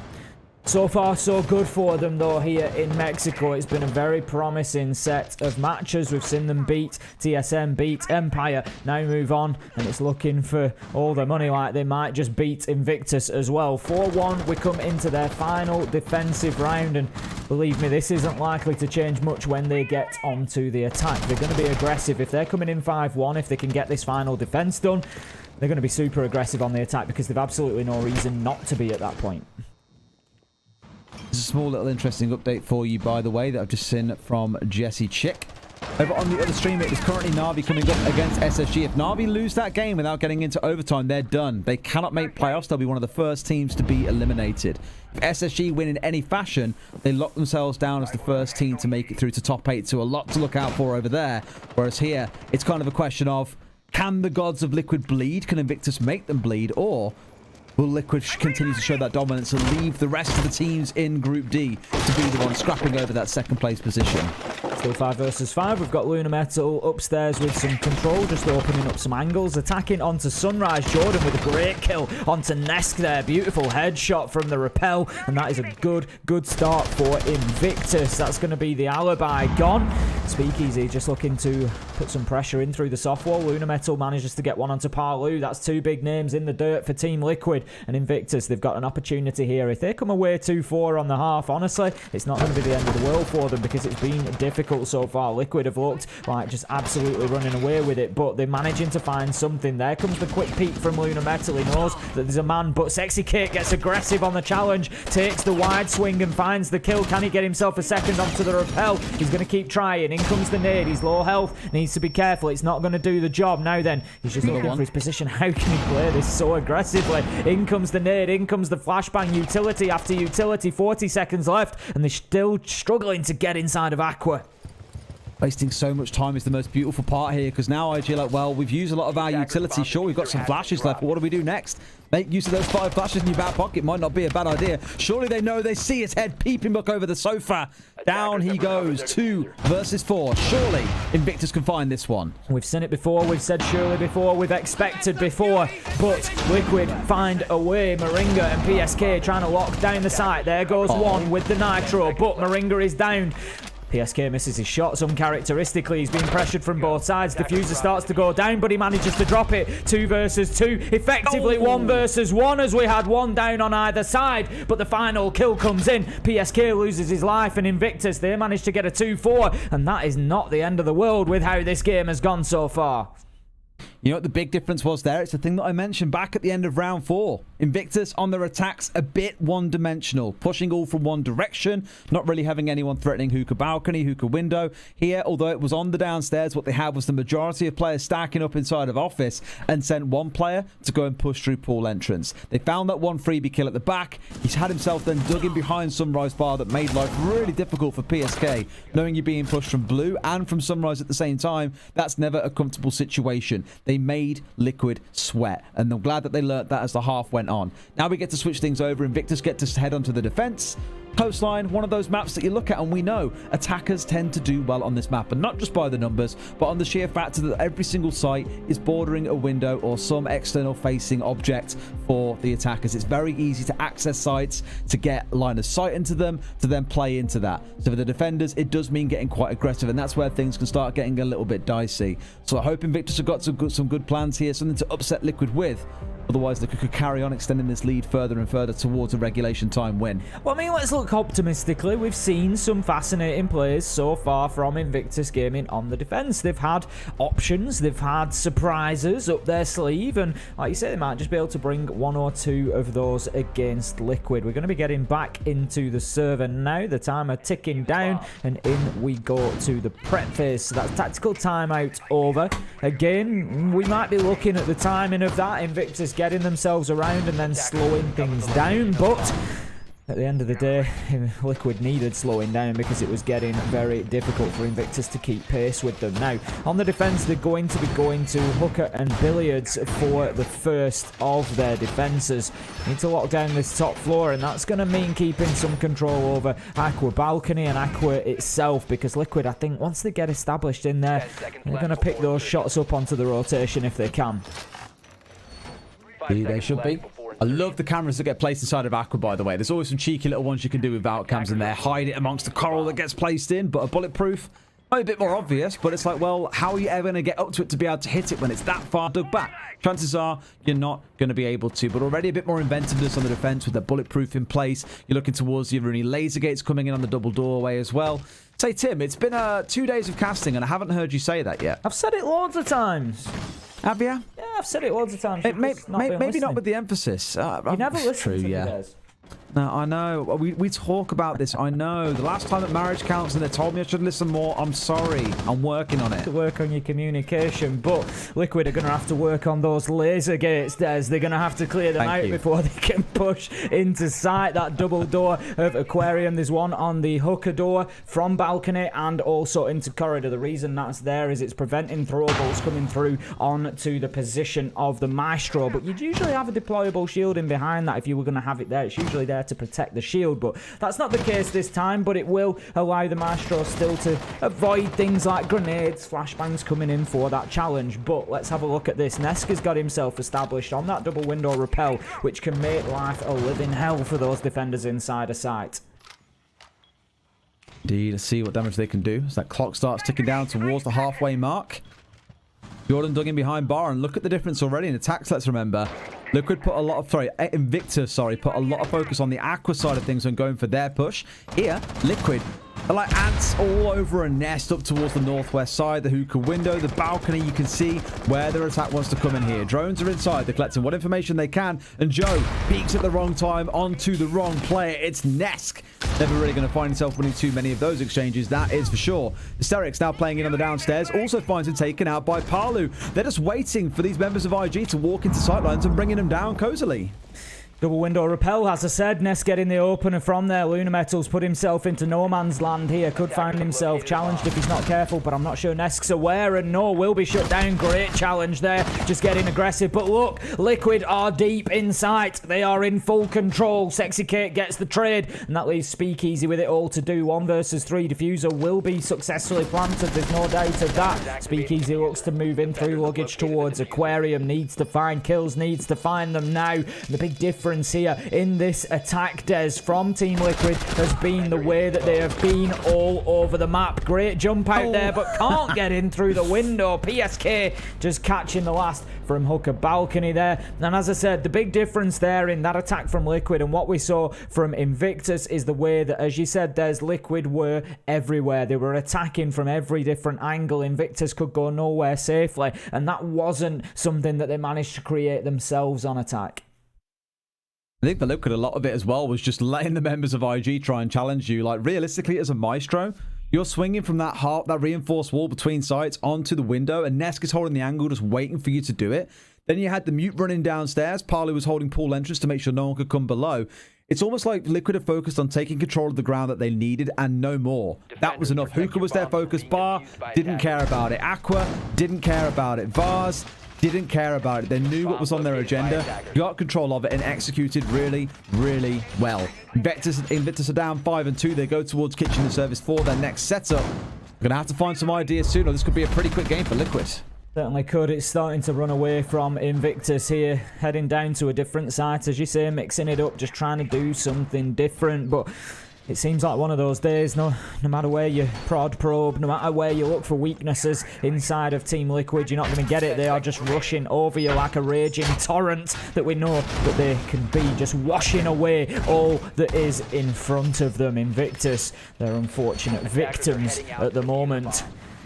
Not going to be a game at this rate that they will want to remember, but it's been an excellent tournament so far, and this certainly will not be the end of Invictus. They've had a result against TSM. They'll be confident they can do that again. I think they'll feel good about going the extra step against Empire than they did last time as well, and they're going to keep fighting for this second place late into the tournament, but right now it's not looking like they're going to be challenging for the top spot of Team Liquid.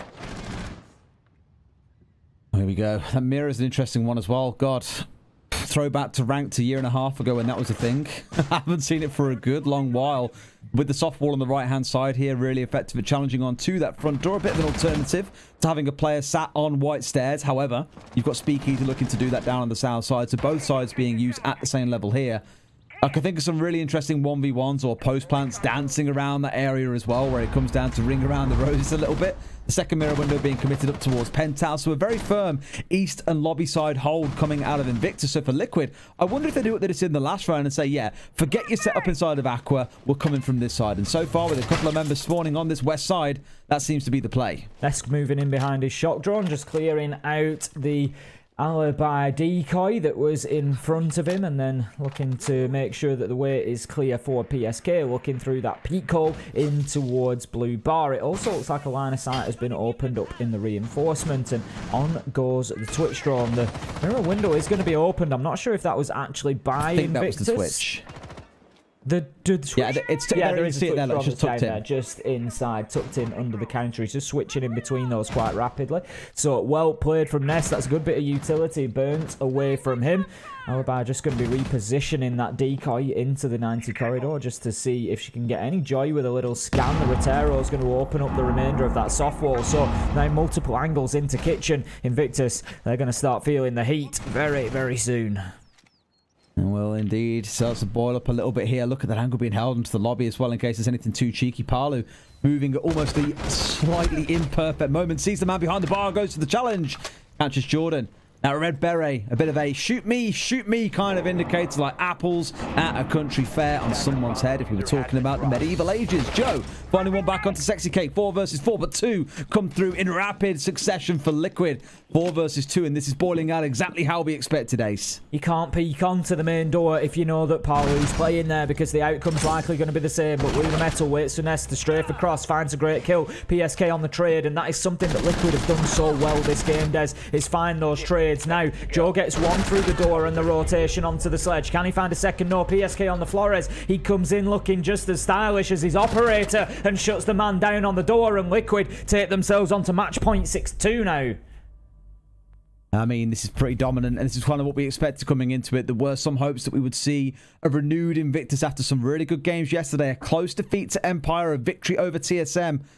Really, you need to be taking points out of big games like this one as well. Even if in overtime to a loss, at least it would be something that would stack you up pretty well against the likes of Empire and TSM. If nothing else, it just goes to show to me that, again, you're going to see this first place being taken by Liquid. But then what happens to that second place spot? It's kind of anyone's guess, to be honest. It's going to be Empire, I think, holding into it currently. You'll have Invictus sat in third and TSM quite firmly in fourth place as they are 0 and 3 at the moment. Just make the group incredibly spicy. Yeah, at this point, it's likely to be a straight-up fight between Empire and Invictus. As you say, Empire now on 5 points. Invictus will be on 4 after this game if Liquid do continue on to the win, which is looking likely at this point. So Empire will take the driving seat with the second place, and it looks like it's going to be a fight to the end. I tell you what, Des, that next Invictus Empire game tomorrow, that is going to be something. Okie dokie. Final possible round stepping in. Setup wise, looking worth screaming home about. We saw again the Flores coming out of PSK as we did in the prior round.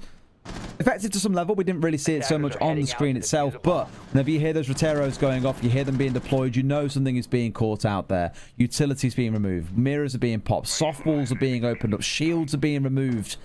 It does make it hard when you can do nothing really except sit and watch all the stuff you've set up in the round so far being taken away, whether it's the Evil Eyes, the Banshees, the shield coming out of the smoke. The only real threat to the Rotero drones is the Pyjamas themselves, and even then, they're often dealt with by the nades or, in some cases, Twitch drones, as we saw coming out of Nest. So I feel bad for Invictus that essentially nothing is sacred or safe.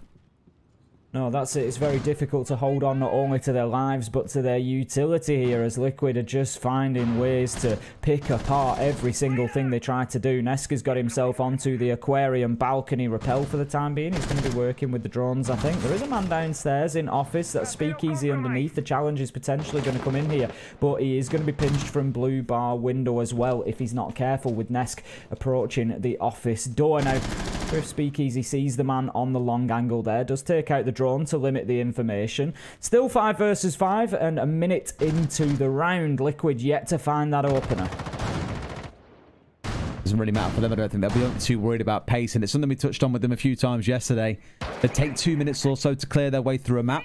Wouldn't really be too concerned, because even in the final 40 seconds or so when the execute actually started, it was so deliberate and so clean that there was no real panic of, oh god, they haven't found the entry kill yet, there's only 40 seconds to go, that you might get with some teams. They always look convincing.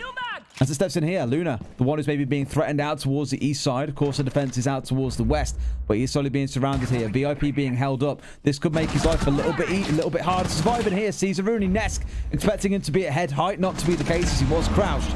Both walk away. Nesk, the one scratched and damaged. Hysterics coming in with the 1 kill for them. That's a great start for Invictus and may just prolong their hopes of surviving a little longer. It really is. 1 minute left to go. 5 versus 4, and Invictus on a better defense here, managing to get the shutdown onto PSK as he moves in. Hysterics, very low health, but does take the peak. That's going to be Nesk down as well. This is almost certainly their round. Big double from Luna Metal, exactly when they need it. 5 versus 1. 45 seconds left to go, and it's all down to Parlu. He's on the hunt to try and find anything. He's going to need something to get this round going, and 1 versus 5, it's looking very unlikely for him at this point. Yeah, not one that you expected to walk away as the winner of, as close as it may be coming down to for him in some of these rounds. Currently at 9 and 3, soon to be 9 and 4, 10 and 4 if he can find anything for his trouble.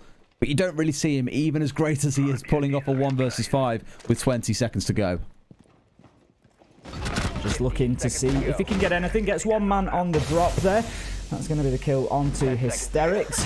10 seconds left to go. Takes a lungful of that toxic gas and a few bullets to the face as well. That's going to close out the round for Invictus. They keep themselves fighting for a little bit longer here. Just a tiny little bit. 1 more round, potentially keeping themselves going. One of those that I look at and just think, can you really see a comeback coming in this round, Ace? Or in this game, sorry, rather than the whole round? Probably not on paper. It would require a lot of innovation, a lot of difference, given how dominant Liquid have been.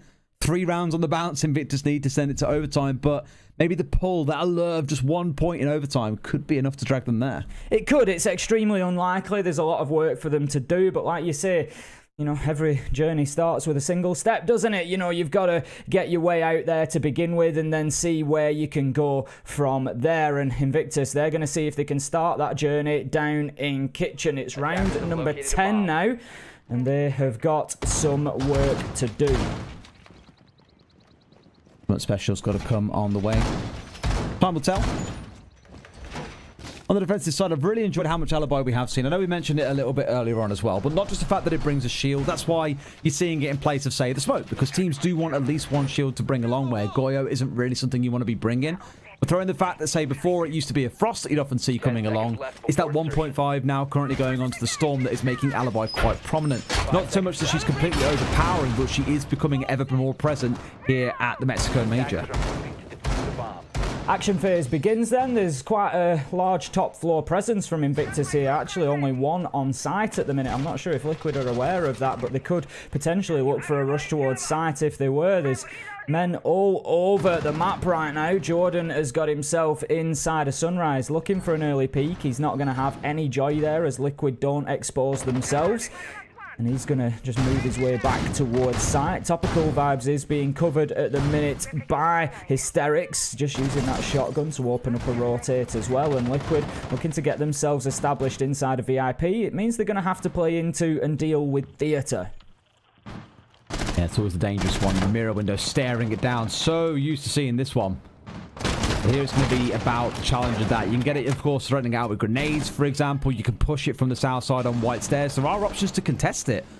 But it's about the support that can also come in from below, from the defenders if needs be here. For example, Luna with the angle that you just saw a second ago. Almost a perfect example of the kind of support that can be given. Toss a C4 through that hole when they stack in 2 members into VIP. And guess what? You've got yourself a couple of kills coming in. It will be absolutely beautiful. The aggression is coming through. Hibana's in there. We get the nade kill from Palu, but Luna Metal at the same time manages to hit the Nitro on to Moringa. 4 versus 4, and this round certainly kicks off. 1 minute 30 left to go. Top floor control is largely going to be in the possession of Liquid now, although they still do have the one man in the back of Theatre. Palu finds Hysterics. That's going to be Speakeasy that is just trying to hold this long angle. He could be an important piece in this puzzle for Invictus. The challenge is going to be coming in, but he finds one onto Nesk. Liquid now know that he's there, but he will probably take the opportunity to drop the hatch, but he may well take another man out before he does. But no, the Rotero drone forces him out. He's aware that there's one on door and he's going to be challenged. Speakeasy could be pivotal inside of this round. Steps up, partly finding those 2 that they need. 3 versus 3. Invictus still in with the chance here as long as they can hold on. The pressure building up. Flores doing some work. Service being opened up at least momentarily. That ghost or phantom pressure, as I like to call it, from Sexicate, just letting them know that someone could be out there at a moment's notice. But here he is on the top floor. Finds Jordan. 3 versus 2. Speakeasy and Luna Metal with it all to do against PSK, Sexicate and Palu. 35 seconds, and there's probably going to be an opportunity for the diffuser to go down as well. Sexicate heading in that direction. Palu looking to move in. Takes the default cam. There's only one on site now. It's Luna Metal. He's going to look to make a long-range challenge, but that lets them know where he is. Sexicate with an important kill. 2 versus 1. It's all down to Speakeasy, but surely this is an opportunity for Liquid to close it out. Sexicate getting the diffuser down, likely to have time to do so. He's got PSK on the cover. He's using the mirror against them. Steps away, maybe at the wrong time, but no, the diffuser is planted. There goes the melee to close out the window, but they know exactly. There we go. Sexicate closes it out, and that is brilliant from Team Liquid. It is a solid victory. Very, very convincing. 7-3, a couple of rounds in which Invictus looked like a bit flashy. They had something to say, something to deliver, but ultimately Liquid continued their march towards absolute dominance in Mexico. Phenomenal across all 3 games, and the best part is they get to do it all over again by playing these 3 teams again in the continuation of the double round robin format that we've got here in Mexico. That's the real beauty of it all. You know, these games that we've seen so far and enjoyed so much, we get to see them all again. It's like non-stop, wall-to-wall entertainment, and I am here for it. I just can't wait for the Invictus Empire and Invictus TSM games now to start making some decisions about this second place. Another man that's going to love this himself. Let's get Jackie back on, because a Latam victory means a happy Jackie this late at night, right? Oh, you know it does, Des. The LATAM lunacy, the boys in blue, Liquid locking it down, Coastline to boot as well, right? All of the nuggets we could want. All of like the LATAM Infinity Gems were put into the gauntlet that is just Tim's head. What a banger. Tim, exciting stuff. Obviously, when we got to Coastline, that for me was like the foreshadow that this was going to be a Liquid lockdown. At what point were you sat there realizing that LATAM are just unstoppable? Well, I think it was the defences of Liquid. You know, we usually expect the attackers to do quite well on Coastline, but Liquid having absolutely none of it. I mean, we could look at the absolute very first kill that we just saw there. Sexy Cake stepping out and just Nest punching the door for him. He steps out and gets a long-range kill. It was just beautiful from there, and it was all downhill for them. The thing is, a game like that was a bit of a runaway for Team Liquid, but there's a different kind of excitement in there because now Liquid are starting to build momentum. It's not necessarily about the performance inside of this game or the result. For me, it's about Liquid in the tournament now, and they're starting to look unstoppable. On the flip side, Des, I know it was quite a one-sided scoreline, but in terms of what we saw from Invictus, do you still think they've got more to show throughout the tournament, or do you feel like maybe we've seen them pushed a little bit too far there? I think maybe pushed a little bit too far. They looked good at points, like I mentioned. They're doing some good work, but ultimately you're against some of the big teams here. You're in the group of death. Empire are switching on. Maybe there's another good defeat of TSM in this group to come. I don't know yet, but Liquid take first place, and by the looks of it, Empire go on to take second, unless there's a big upset against Empire to come. Something else that's interesting as well, of course, in terms of news for the overall tournament, we now know that Na'Vi have actually been knocked out based off the result that's just gone down the 8th Sadly. stream. Yeah, so SSG through to playoffs. Na'Vi, they're out, Tim. They can't do it. That's it. The thing is, you know, they had a good start against SSG, but not good enough to get the win. And then they've just never been able to really get going from there. They've just never kicked into gear, and it's been unfortunate because we see a very different Na'Vi in a UL to the one that we've seen here consistently. They just haven't woken up. It is a shame. Obviously, a formidable side, but just not showing up on the day in Mexico City. Let's have a look at the two teams that have just turned up in Mexico, though, and check out the stats for the series that's just gone by. Des, key standouts from this? I mean, really, you're talking about Palu potentially in this. Big couple of rounds coming out from him, but Sexy Cake also being quite a terror out on the roam, I thought, for the most part as well. 10 and 6 in the game. Not normally the player that you're celebrating for that kind of thing. It's Nesk, it's Palu, for example, but done some good work. No complaints there, but it seems to be the theme throughout the day, to be honest. At the winning team, they have a pretty good spread across the roster, and it's the same story here for Liquid. Yeah, it's always good to see Sexy Cake stepping up to the mask. Normally a very reliable player. He's looking good. He has cut his hair, Tim, which I was a little bit worried about if that would affect his skill level, but it seems like it's not knocked it. Well, that's it. You got to wonder, is that where the power comes from? But obviously not. 10 kills here, and we've got good cost ratings across the board for Liquid. It was an all-round solid performance. You know, more rounds would have equaled more kills, but they just did exactly what they needed to. Professionals going about the business. And one question I want to have for you, Des, is in terms of form from what we saw from Liquid there, obviously quite a quick game, really, in terms of the scoreline. It was fairly one-sided. Is Liquid looking like they're on form for you? Is this a side that you can feel like, yeah, they're looking like them true selves? Yeah, I honestly think they are, to be fair. There'll be a real good challenge for that top spot at the very end of the major. I've been saying all along, NIP, SSG, Liquid, they're the top three that I expect to be there at the end of it. And Liquid, to be honest, right now, I think arguably are looking like the strongest of the three. That's how convincing they look, as long as on the day the right people are showing up. Big challenge, I guess, is when it comes to playoffs, you've got to show up day after day after day, game after game after game. They know what it's like to get into a real slog, like they did at SI. But for me, this is Liquid's time to do it all. Palu and Nesk are going to be licking their lips. They always love it when they are on the scene. In terms of what's coming up next here, though, when we come back after the break, it's going to be quite an exciting one. BDS versus Team 1. Tim, there's a little surprise in store for that game, isn't there? It certainly is. You and I are going to be jumping on the mic, Jackie. We're going to be rolling back the years and heading back to our LATAM lovelies, Louis de Lagonis in the server. Alamai popping off. It's going to be a big game.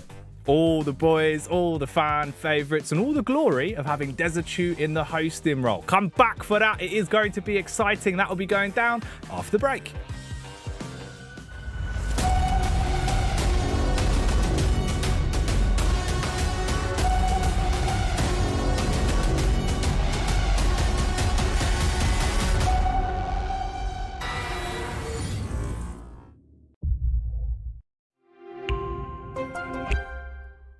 does it take to create a vibrant, thriving community? Join us on this third episode of I Call Next as we discover how to create inspiring content and hype up an entire gaming scene. PayPal. Press play.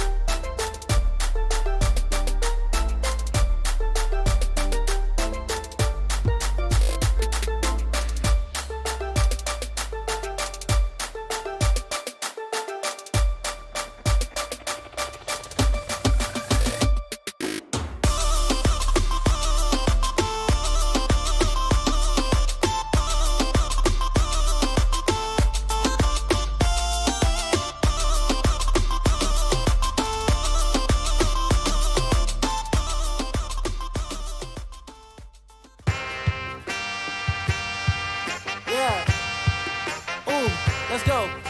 Feel like I'm at the tippy top of my game, looking down at the rafters. I had to sun these boys, can't leave them bastards.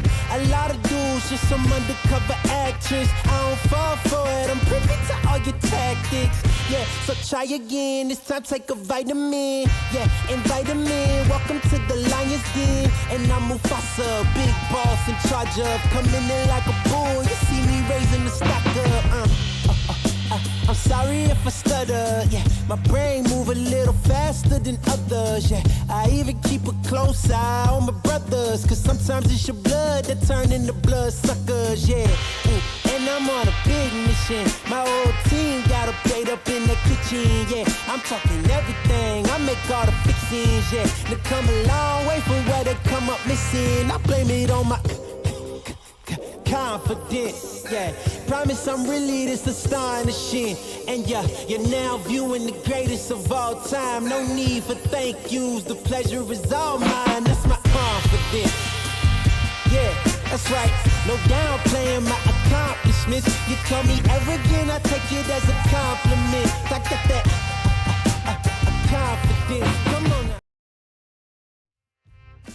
Welcome back to the Dream Factory here on the B stream at the Mexico Major. We're going into game number 5 for today. 2 new teams gracing us here on your screens on the B stream. It is BDS versus Team 1. A real belter of a game to come up.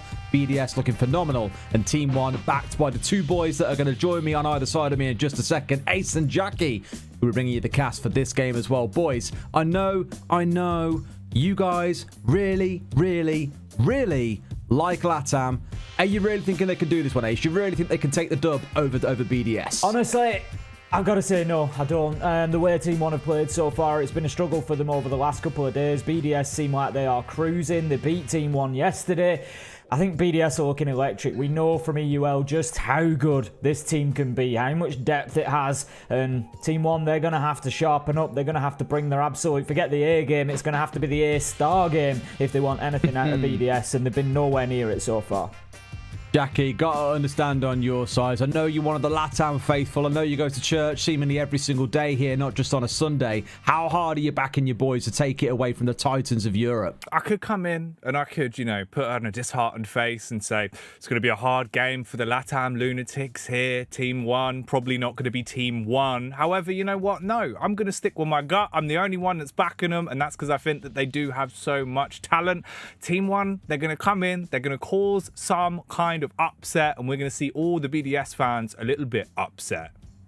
You know, Ace, I'm really proud of you that you've seen sense and logic this day, and you're coming round to the way of reason, not the blind faith like this heretic. Here, you're thinking BDS are the one to take it the whole way through. And look, we had some doubts coming in about BDS, about the strategical side of their game, but they have played incredibly well so far. You see, you're calling it blind faith. I picked FURIA against Na'Vi. FURIA won. I'm just picking winners over here. And I think I am going to be right with BDS. Like you say, they've just shown the strategy. They seem to have taken the game to the next level so far here at the Major. And I am really looking forward to seeing them play firsthand for the first time. Breedy has gone big already today, I believe. I think we're probably going to see some more of that. For our money, I know we've discussed it before. Best support player in the world. You got Renshiro, just an amazing flex player, can just step in and do whatever the team needs, and that is before you even touch on a player like Shaiko.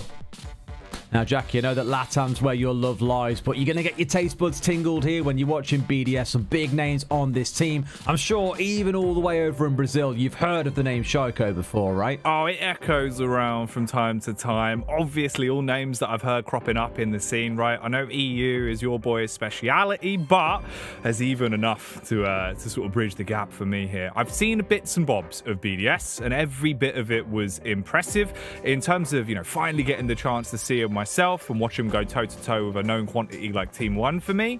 I think it will be a good benchmark, and honestly, Des, I'm hoping to be proved wrong.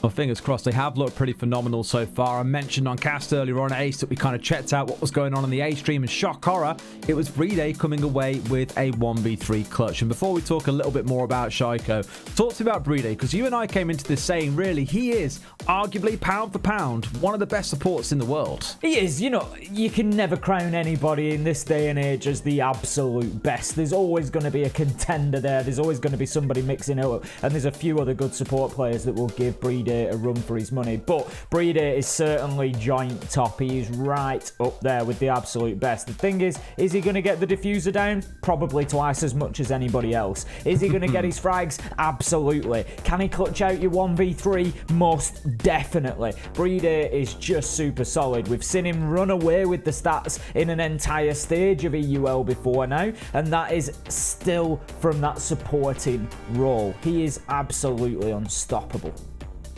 I want to bounce back to you for a second on this one as well, Ace, because Shaiko is our player highlight. Him and Alamau today are the two players that we want to be putting a lot of focus on, and you've seen Shaiko play throughout the stage. A bit hot and cold at points, but to be fair with you, when he's on, he is turned on. He's running away with things like an engine, and no one really seems able to stop him. Man, that we're going to get this awkward little slow zoom onto now in the bottom left corner of your screen. Talk to me about Shaiko, Tim. The thing about Shaiko is when he's turned on, he is all the way up to 11. There is absolutely no stopping the man. We've seen him in back-to-back stages have more than 100 kills in EUL. That is an achievement that is usually reserved for about the top 4 or 5 players around the world. That gives you an idea of this man's quality. And I've got to say, that is even after a few games in EUL Stage 2 that it didn't really feel like he went that big, Des. And yet still he comes away with more than 100 kills. The way that I always put it about Shaiko, and the way that I'll put it again, the best way I can sum it up, it's not about his numbers, it's not about his stats. Shaiko makes the impossible feel possible, and that is the reality of why he is so good. And while we're singing a little love song here for Shaiko, I know that Jackie is dying to get into speaking about Team 1, so let's take a look at them as well. Jackie, your LATAM boys, spearheaded by Alamau. Talk to me about them and what they can do in this game. Hopefully they can come out and really give a good display of the talent that they have in these 5 players. Some friendly faces and some ferocious plays is normally what comes out of all of them. Lagonis, the man that just flashed up there, it feels like he's probably one of the friendliest leaders I've ever met. The passion that he has, you could literally scrape it off him with a knife. Every time me and Tim got the blessing of speaking to him back during the BR6 seasons, you could see the blood, sweat, tears and blood that he would pump into every game this team played. I'm glad to see that he's still moving on and still competing with the roster. I think he's going to be a big set piece for the team, but as you mentioned as well, Alamau, right? You're looking at frags, you're thinking of something flashy. That boy's going to be turning up to the party, leaving everyone speechless, Des. By the sounds of it, Lagonis is the man that you trust to take your mum out to afternoon tea, and Alamau's the one you want to send around when someone's bullying your little brother, right? I think so. That's a pretty on the nail one. I mean, Tim, talk to me about these as well. You spent all of last year casting these with Jackie as well. What is it in your mind that makes Team 1 so special compared to the other LATAM teams? Well, I think Team 1 is a team that was pieced together. It was, let's pick up Lagonis because he's a great support player. Let's pick up Alamau because he's an absolute fragger. So each one of them coming in as like a specialist in their role, if you will. And they've got ability just rippling through them. You look at a player like Lagonis. I was fortunate enough to play with him in the Me Invitational, and just being inside of the server with him. This is a player who doesn't necessarily pick up a lot of kills here at the tier 1 level, but it's because of the role he's playing, because believe me, you play alongside him, he's an absolute gunner by comparison to your sort of average everyday or even very good average player. You know, he really is something spectacular, and that just shows then how good players like KDS, Neskin, Alamau really are. Levy as well getting in on the action so far. We just need to see this team click here at the Major. They've got Chubbs as the coach. They've just got experience and ability throughout the roster. Jackie, I'll bounce back to you on this one again. We spoke about Shaiko. We said that Alamau is his kind of direct comparator here. Everyone knows to fear the Buck and Smoke main from LATAM. But Is he the kind of guy that can deal with a team like BDS? I think he can, mate. Genuinely. One of the reasons as well that I think he's going to have a bit of an edge is you could see the difference in emotions, in the way they're looking in the LAN hall, right? Everyone fired up, giggling, having a good time. Team 1 looks like they're going into this, no stress, no qualms, just looking to do some damage on the server, right? That's the sort of mentality you want to play your best. You can get into flow state, you can get into the game, and let me tell you, when Alamau gets into flow state, it's game over for anyone else. All right, well, let's hope he finds that flow state today, but we're flowing very comfortably into the map Vito to see where these two titans of their respective regions are going to throw down. We've seen a couple of coastline games today. How are you boys feeling about that one coming up again? Because why not make it the triple? I mean, it'd certainly be wild, wouldn't it, if we get on to coastline with Alamai versus Shaiko showdown to see who can outgun the other, but I don't think it's going to be the case. I'm expecting to see one of our sort of main three, Clubhouse, Cafe, Oregon. I think that is where we're going to be going this time. There's how annoyed are you going to be if we pick up a chalet, though? Oh, honestly, mate, it would just be it's not gone, fair. don't worry. All right, mate, look, it's fine, mate. Ace, you keep your job. I'm not kicking you off again for the second time tonight, all right? So we've got Chalet and Consulate both gone by the wayside to begin with. Clubhouse is going to join as Team 1 take that out. It leaves coastline there on the board. Jackie potentially also looking towards that Villa. Oregon has gone for BDS. I'm thinking Cafe out of what we've got left here. Villa's going to go. Like, yeah. BDS do not play Villa. That is going to get taken out. Oh, no. Oh, my. Oh, no, boys. We're going to coastline. I'm telling you now. This is ridiculous. Oh, you just knew it was coming as soon as you saw Villa was one of those final three, and knowing the BDS have permabanned that map since its first inception, even before the game came to be. They said if ever there's a map called Villa in a game, it is getting insta-banned away. There's just something about that goddamn name. Coastline is going to be where this one shakes down. I can't think of a time I've seen a big game from BDS on this map, to be honest with you, Jackie, but for the side of Team 1, something we've seen a bit more regularly. Any fond memories of them on this map? Oh, absolutely. You're going to see Alamau living his movie on this map. Coastline is going to quickly become closed-lined because that is how BDS are going to feel once we get into this one. I'm confident with that, Des, that my prediction's a little bit safer. If there was going to be an upset, this would be the map for it. What are you saying, Tim, as well? You think the same sort of story? If BDS made a mistake by going here, Team 1 got it right, or is it the reverse to you? I don't think it's going to be a mistake for BDS, if I'm honest. Like I say, Team 1, they're a good team. They've got a lot of ability, but they've been beaten up over the last couple of days. They've struggled for results. They're languishing down at the bottom of the group, and I just feel like BDS, they're riding high. They've got gunners. They really do. They've got them in absolute stacks, and I think it's going to be a tough one for Team 1 to break them down on coastline. No, you're speaking about stacks, mate. The only thing that is really stacked here outside of the teams is the fact that it's you two bringing an incredible game of coastline to us. I'll leave this one to you boys. BDS and Team 1 on coastline. Jackie and Ace, this one's all yours. Oh, Tim, we're back. We're finally back together. In action. Mate, I might have left you for a different game and a Canadian man, but I'll always come back when they say there's a LATAM team, coastline, and Tim will be there. What can you do? I believe, Jackie, I believe, and she's going to be very happy after the last couple of days. Just for the sake of authenticity, we've even got Jenna in the stream, as far as I'm aware. Oh, it's a BR6 family reunion. Everyone's here. We got Simon and Reese on production. Jacob's lurking somewhere on replays. The whole family is back, and what a reunion to start it off with. Coastline, BDS, and Team 1. Tim, I'm buzzing. It doesn't get any more legitimate than this. All we need now is an absolute classic inside of coastline. I want to see these two teams duke it out. I want to see an absolute brawl, Jackie. I want to see them wailing on each other and taking it the absolute distance. Boy, oh boy. I can't wait. I've already got words floating through my head, references for Alamau, things I'm going to be dropping once this game gets popping. Ban Faith coming out first, though, of course. Thatcher the Smasher to the wayside. I never get to see him, Tim. Never again. You won't. Jackie Flores is going to go as well. Team 1 banning that out. Not too much of a surprise. BDS have used Flores extremely well through Stage 2. Alems said in an interview with us that he thought Flores was currently the most powerful operator in the game. Extremely flexible, good weapon, and it was something that they've been using to great effect. It was Alems himself who'd been using him. So Flores is going to be out. Moze goes as well. So a little bit of targeting, I think, going on there from Team 1. Valkyrie comes in from BDS. Pretty stock bans coming in on their side, but that is the picture as it stands. Thatcher, Flores, Moze, Valkyrie all gone. Only one thing left to do, Jackie, and that's for these two to start killing each other. Oh, yes. Here we are. Roll up, roll up. Let's get ready to ramble, Tim. BDS Team 1 on Coastline. The picks are coming in. And I tell you what, I can't wait to blow the top off with this one. Capital pick as well for Alamau. It's all coming back to me, Tim. Oh, it's absolutely rattling back.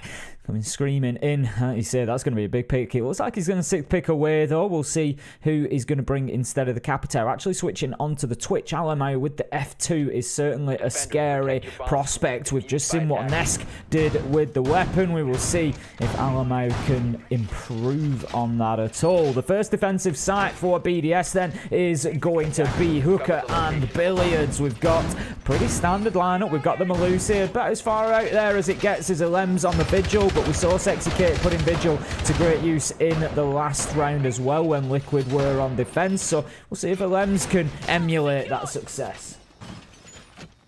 God, I haven't seen some high-tier visual roaming in a while as well.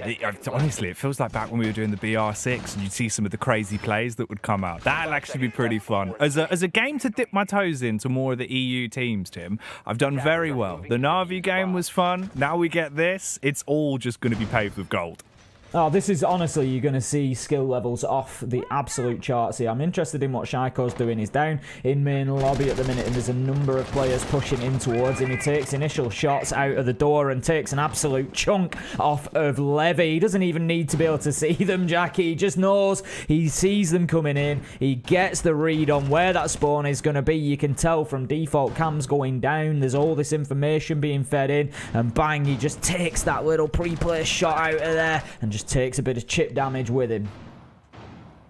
It's like Daredevil. Doesn't need the vision.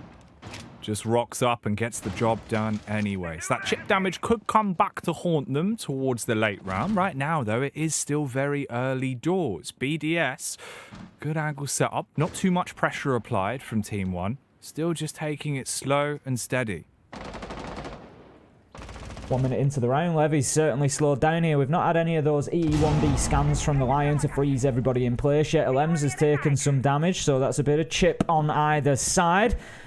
We'll see which team comes away with a chip on their shoulder after this round and taking the loss, because there can only be one winner. Of course, Ranshiro, he's got himself inside a Sunrise at the minute, and BDS, they're pretty well spread out here. Usually you'll see a BDS side that are pretty site-centric, I think, is a way of putting it. They quite often like to bunker down. They don't tend to play too far of a roam game away from site, quite objective focus, but here they're happy to get a few off and away from site. Shaiko's still down inside of Kitchen, and something that Team 1 need to be aware of, but we can see them trickling back in now. Shaiko moves his way through the rotation. Alems is trying to use the drone hole there to get a view onto the VIP door, but no joy yet. 5 versus 5. Both teams taking this cautiously. Final 60 seconds then. No blood spilt. Let's see if that will change in a matter of seconds. Ruckus being made. Shaiko firing out shots, but none of them taking down their targets. KDS with 1. Unfortunately, there will be a trade back, but it's looking good. The second frag found. Shaiko left to try and pick up the pieces, mows them down with the MP5, and leaves us in a 2v2, Tim. Breeder's down, but Shaiko finds one onto Lagonis and a second, and we see the quality of Shaiko there as he gets one, flips it 90 degrees onto the hooker door and rips the head off Alamau as he moves through on the Twitch, and he's going to shut it down for BDS, who take round number 1. Team 1, their wars continue, but there's still a long way to go in this one. It looked like a nice start. Well, I suppose that really does hammer home the point that Shaiko is just on another level, right? Opens up the round with a nice tag, put the fear into him, and then really unleashes. Looking like the harbinger of death there at the end of the round as he just tidies up everyone. One foul swoop with that scythe. That was all it took. Certainly was. Now, I've been watching on social media, and I believe we've got Alamo in the server now, and he's a bit of a ping-pong all-star by the sounds of it, Jackie. Ever played a little bit of table tennis? Ever tickled the table tennis? I've tried. I've dabbled. I've been to multiple different beer pong locations. That is kind of similar. There's no paddles.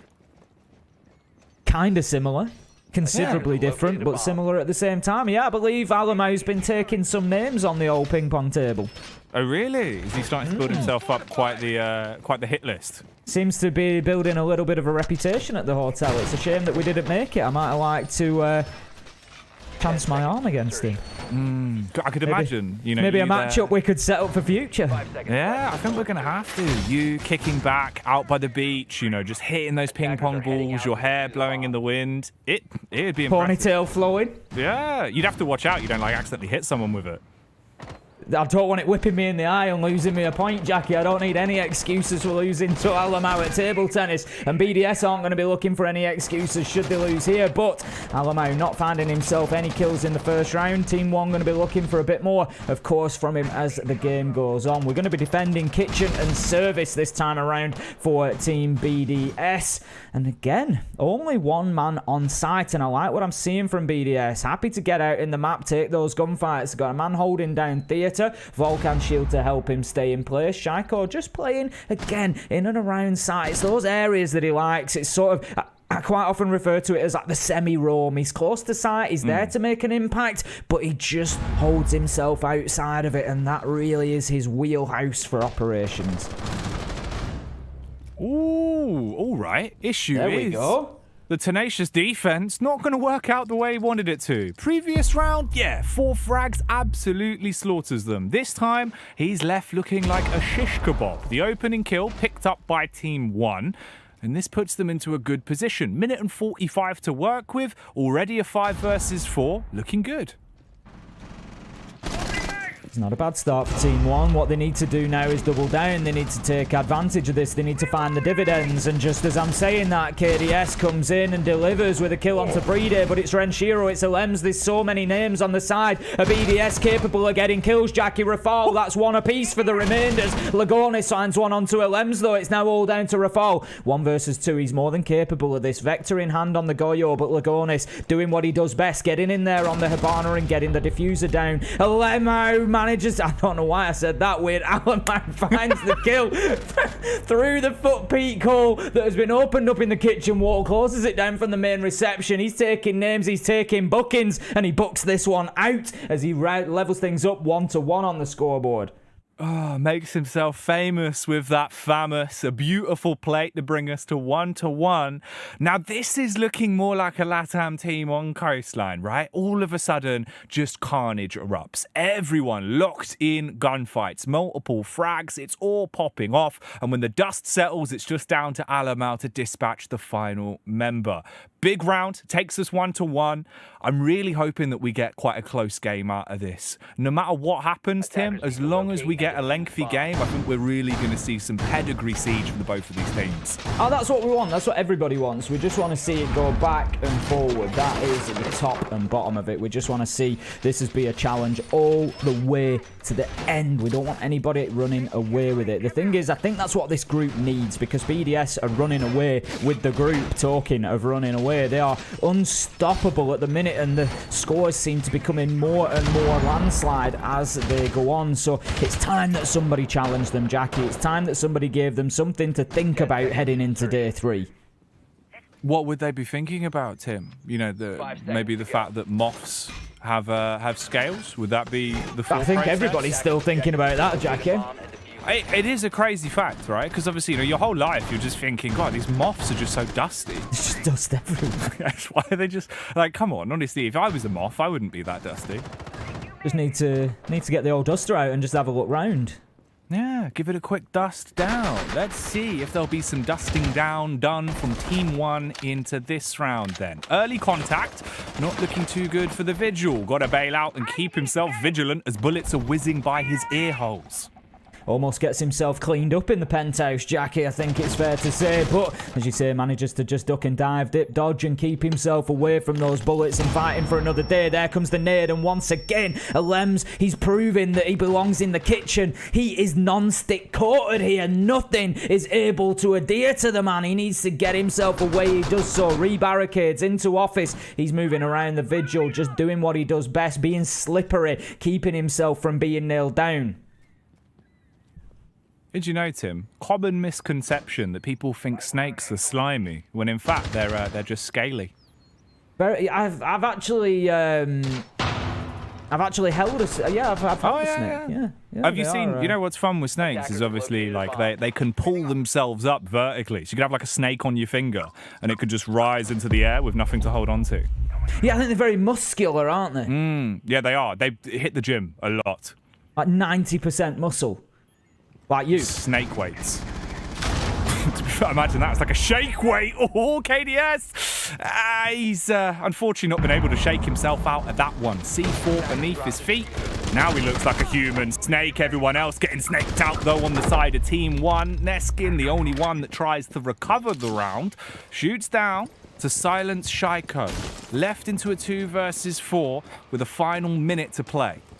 Levy sends in the EE1D just to try and stem the flow of bleeding there as BDS found one kill after another. It was a perfect time for Neskin to get one just to try and apply the brakes, but it's not going to be an easy push now in a 2 versus 4. BDS likely to sit back and hold their angles. They've got vertical pressure, but Levy, he puts the pressure onto Renshiro as he finds a kill. 3 versus 2, and the challenge starts to come back from Team 1. 38 seconds, so they've certainly got time to do it. They've got the diffuser in hand now. That's been collected. Neskin and Levy working together here. They're actually going to separate as I say that. Neskin's going to head down the Cool Vibes stairs. If they can find another pick here and go 2 versus 2, they might not be looking too bad, but that clock is becoming an issue. Attackers have dropped the bomb diffuser. Time really is getting ticked away. And the issue is, so is the manpower. Battle of attrition clearly favouring BDS. A filthy angle in play here from Neskin, but he's just outnumbered. Paranoid about the peek from Blue Bar, will spam on the face, but in the end, he's the one that gets overthrown. Drop down, sleeping on the stairwell, looking like Harry Potter. Going to lock down Sunrise there, and that is going to be another round for BDS. I believe there's going to be a slight pause while we just deal with a bit of a technical issue inside of the server, so we'll get you back into that as soon as possible. For the time being, we'll have a look at our lovely players, and we'll just have a little chat about what we've seen so far. So 2-1 to BDS. It's been back and forward so far. Team 1 keep in touch with them at the minute, but BDS's last round reasonably convincing. Yeah, pretty clean, right? That time around, obviously looking far more built in terms of the stature, just able to take them down, dismantle Team 1. It would have needed to be in a miraculous clutch to give them the edge, but at the very least, they've got one round in the bag so far on their attacking side on Coastline. Have we seen much of a shift, Tim, in terms of the balance of Coastline? Though obviously, it's been a while since me and you were back with the BR6. I wonder, just from a map standpoint, what we're looking at now. Not really. Very much the same. We'd still expect to see it is one of the few maps that we tend to see a little bit of an attacker advantage, but it's not huge like any of them. And like I used to say, you know, you're generally talking about 55% to 45%. It's not generally sort of too drastic, but yep, Coastline does still tend to favour the attackers a little bit, and that is where the potential problem is going to come in for Team 1 here if they find themselves behind at the half. See if that will become an issue. Just getting a issue resolved here, and then we will be back in with the action. Oh, Tim, it's so good to actually have players back on LAN as well. I forgot the blessing of watching the player cams, seeing everyone hustling and bustling. It just doesn't feel real, does it? No, it's a big thing, you know, as we head back in towards being able to, you know, slowly but surely do things, you know, safely and get everybody there and get it done in person. Things like being casting back in the studio is just, it's night and day different. It's difficult to describe why sometimes, but, you know, these these casts from home, as great as they've been to keep us ticking over, you just don't have that same sort of energy where everybody's in person. As you say, you can see the buzz there. You've got Chubbs just pacing up and down behind, and just everything's going on. It's the hustle and bustle of that LAN environment. It's fantastic, and it's good to see that we're slowly moving back in the right direction and getting back to it. Man like Chubbs as well. It's so good seeing all the boys here, Tim. So many of the LATAM players. Well, a lot of people won't know that he came from FURIA. A lot of people probably won't know that. That's crazy, right? That's why I was thinking, obviously, when we had Twister and you're looking at everyone, it's like, there's some names missing. I know I was away for a little while, but it's sick to see where everyone's fallen into. Yeah, absolutely. Like I say, Chubbs was sort of assistant coach of FURIA alongside Twister. They both did the job there, and Chubbs has moved over to Team 1. Twister then stepping up and taking on the role solely over for FURIA, and I tell you what, they're both doing very well. Look at them, here they are at Majors. Everything they were doing was with the right attitude, the right mentality, and they're pushing forward now. Pushing forward is going to be BDS, hopefully, for them in this round. They're going to be round 4 now, defending Hooker and Billiards once again. Same site as we saw back in round 1 that they were able to successfully hold on to. Now, how about this? We've got the Malusit of Shaiko looking to get aggressive. We saw him on the main entrance last time, but Neskin very aware that window's been shot out. It looks like Shaiko's just going to dip himself away. There is a... Is it? No, it's not. I thought that there was a laser gate just played on that window, but it's not. There's just actually a little wooden decorative panel down that you could just see through the window there that gave the same effect. Those pesky decorative panels. Oh, nightmare. Always getting in the way. They've had the landscapers in. They're throwing things in that look like laser gates. There you go. You can see what I mean. It just positions perfectly with the window sometimes and looks like it's bars down across the window. That's outrageous. You come home one day, all of a sudden someone's just fitted a laser gate. You've asked for a baby gate. You're like, what's happened here? This isn't safe. I mean, it may well do the same job, but it's not going to do it in a safe manner, Jackie, and you don't want to be approaching that too quickly, just like Team 1 don't seem to want to approach this building too quickly. They're taking things cautiously, carefully, trying to move that Twitch drone in, but the mute jammer is just in position, and Alems, he's doubling down on this. He's absolutely having none of it. The shots come in. They will just miss his tippy toes, though. Right there. Forced off the angle. The Jaeger will reposition, but let's see if the Hunt Master will be able to hold his sight. Drones coming in, the rise of the automatons as Team 1 keep applying pressure towards the B site. Walls being blown off as well, and you can see the paranoia for BDS starting to reposition. Shaiko, he was roaming aggressively, now he started to group back up and support the rest of the team close towards site. KDS is going to be down but not out. He's going to be down and out as Rafal manages to move in and just secure that kill. BDS opening things up once again. Alems doubling down. This is something that BDS have done very well so far, Jackie. They've been able to follow up kills with subsequent kills. They've not allowed Team 1 to get the trades and fight their way back into it. Now, Levy just going to take out the Vars, have a look, see if he can get a line of sight down onto anybody, would he? You won't be able to find the cranium that is hiding just behind the pottery. Now then, Neskin, he's got a nice angle. He's opened up the wall from VIP. He's going to be able to look through the long angle into sight, but again, there's no joy. BDS just doing a very good job of keeping themselves out of the line of sight of Team 1. Big glaring issue is as well, BDS have a 6th man on the server, and that is going to be the timer. 24 seconds left on the clock. Second by second, this gets harder for Team 1, especially when they're losing players like that. All on Neskin, the sledge, trying to hit them hard with the hammer, but the SMG won't be able to leave them slumped down on the ground. Instead, it'll be Shaiko with backup to close it down and get another round for the defense. Levy and Neskin finding themselves the last ones alive against 3, 4, 5 members of BDS. Far too often here for comfort for Team 1, and BDS are starting to stretch the legs. They put in some distance between the two teams here, and they're going to be making it very difficult for Team 1 to be able to get in and have any sort of impact on this game. I don't know what it is with Team 1. They were 2nd overall in Stage 2 of the BR6 in terms of points accumulated through that stage, and they had great performances. They just haven't been able to deliver of the same on LAN here. We've got to remember it's a pretty new roster, Jackie. They need time to gel. They need time to gain this LAN experience, and it really is perfect environment for them. But there comes a point where they need to start getting those wins as well. No, absolutely right. At a certain point, you start looking at the scoreboard. You're sat there realizing that kills are no longer the commodity, the rounds are, and that's when you really have to face the facts. Already 3 of them in the bank for BDS. It's a good buffer. If they get themselves some more towards the end of this half, that's where I think it could be a little bit too much of a task for Team 1.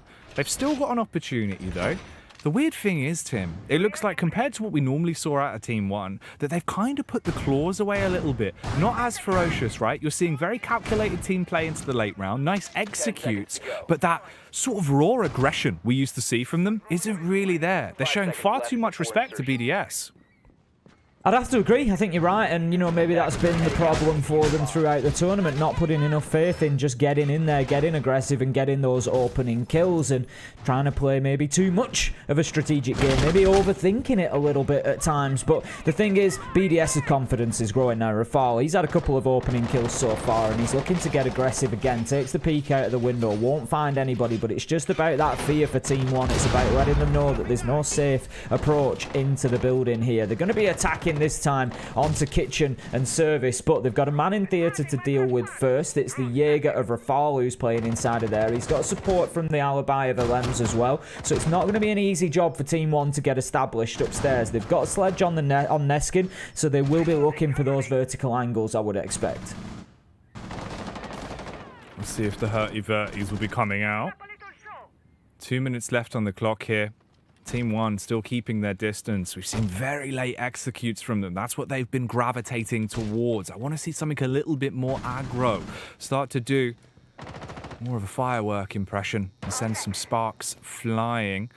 Could see early contact here as well. Angle being watched just through the laser gates. You can see the peak coming around. Could lose his face, Tim. Bit of damage as well. As Alems dropped down to about 50 HP there. Yeah, he's going to continue challenging. In comes the nade. He's going to have to dip away, surely, but no. KDS manages to find one. Can he push on to Rafal and find a second? It's a tasty little treat for Neskin, who manages to get him and maybe pick up a chocolate off the pillow on his way past. He is absolutely devouring BDS there as they push in and just clear out Penthouse and Theatre. That quickly. Breedy, he knows that there's a man above him. As it opens up, he's waiting with the shotgun. He takes the shots, doesn't do enough damage. Neskin does take a face full of shot, but it's not going to be enough to put him down. Oh, the pumped Punisher. He's trying to make it work. The buckshot is flying, but the slugs just aren't stunning them. 60 seconds left now. 5 on 3. The best position we've seen from Team 1 for quite some time. Can they just get the final pieces? Breedy spammed down upon, stuck in the lower levels. Neskin fully committing to find the frag now. Wants to send him off to sleep with the SMG, but can't slap him up. He's chasing ghosts, Tim. Alamau, he's finding frags. Shaiko, silenced. There's another one gone. The Famous, just ferocious. Neskin finally makes the play work. And not only do they get the round, they do it with style. Not something that BDS will really want to see isn't Alamau's name starting to pop up in that kill feed, because when that happens, it can signal danger. We've seen big games from him, and it feels like we're just waiting. He's like a volcano waiting to erupt, Jackie. He is. He's like a Norwegian volcano as well, so there's a chance that he could actually go off. It's one of those where you're sat there going, I don't know if I feel comfortable. He's bubbling. He's smoking. Is this legal? I mean, I feel like he's potentially got the power of something like a super volcano. You know, we might just be talking a bit of Yellowstone here. Oh my, could you imagine? The land would be gone, Tim. It would. Did you know that Yellowstone National Park is a big super volcano? Yeah. It's mad, isn't it, when you think about it? You know, all the volcanoes in the world, it's quite a lot of them. There's quite a few. There is quite a few, yeah. I didn't really have anything to go on with that one, but there you go. Volcano facts. What's your favourite volcano, Tim? I'm a fan of Vesuvius. What did you just call me?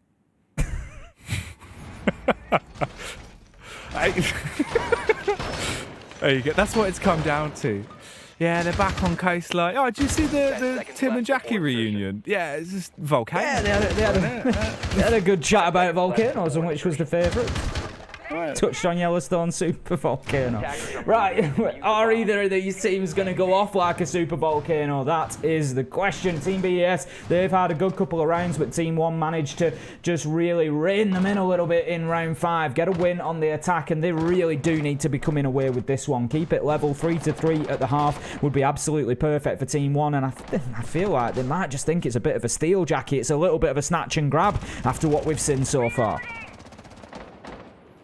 Man, if they're going to get into it, they need to start looking like they're ram raiding a supermarket. I want them coming in, brick on the pedal, smashing out the windows, and just taking whatever they want. The Mars bars, anything. Alamau, 3 frags to his name. 3 of them were in the last round. That was where he finally made his mark. If he can do that again now and look a lot more like the man we were expecting to see, that's where they'll start to get into the game. That's where they're going to start to build themselves a bit of a buffer to work with. It's the last round on attack for them. Is there anything special left underneath the hood? Any tricks we haven't seen? That's the big question.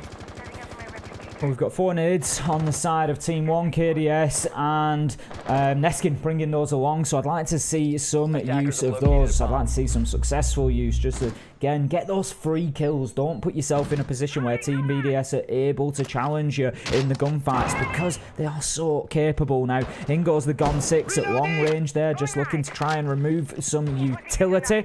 I believe that Breedy is still going to have a shield to play behind, so I'm not sure if that's what they were looking to clear out specifically, or if there was something else that they were targeting, but either way, it won't be successful. And Breedy, he's able to keep himself bunkered down behind the bar, but the push starts to come in, and there's the nade that I was talking about. But somehow, how does that happen? Breedy just avoids it. I don't know what his movement is like there, but doesn't take any damage. He has been blessed. There is someone watching over that man. His response, of course, is to dash out the smoke can, block off the entrance, and buy himself a bit of time. Does take a bullet to the back, but it won't put him down on his last legs. Shaiko on the rotate, though, caught out by the nade. That's a bit of shrapnel in the fight, Tim. I don't think it was necessarily aimed for him, but it was just poor timing and unlucky for him that he had to dip away from the challenge that he was going to make. Out goes another Toxic Babe canister. Here comes the challenge, but Breedy, he is alert to the danger, knows it might come, can't switch to the shotty in time. Gets put down by Neskin. 4 versus 3. Kills raining in on either side. It's difficult to keep count, but it leaves us 2 versus 2. There goes Renshiro, so solid inside a sight so often. Neskin, low health and looking to make the challenge, looking to make something happen in the last 13 seconds. He has diffuser, but he won't get the opportunity to put it down, as it's that man again from the bottom of Cool Vibes. He's bringing the vibes into the server for BDS. It's Shaiko to shut it down. 4-2 on the defense they go, and they're going to swap sides onto the attack now.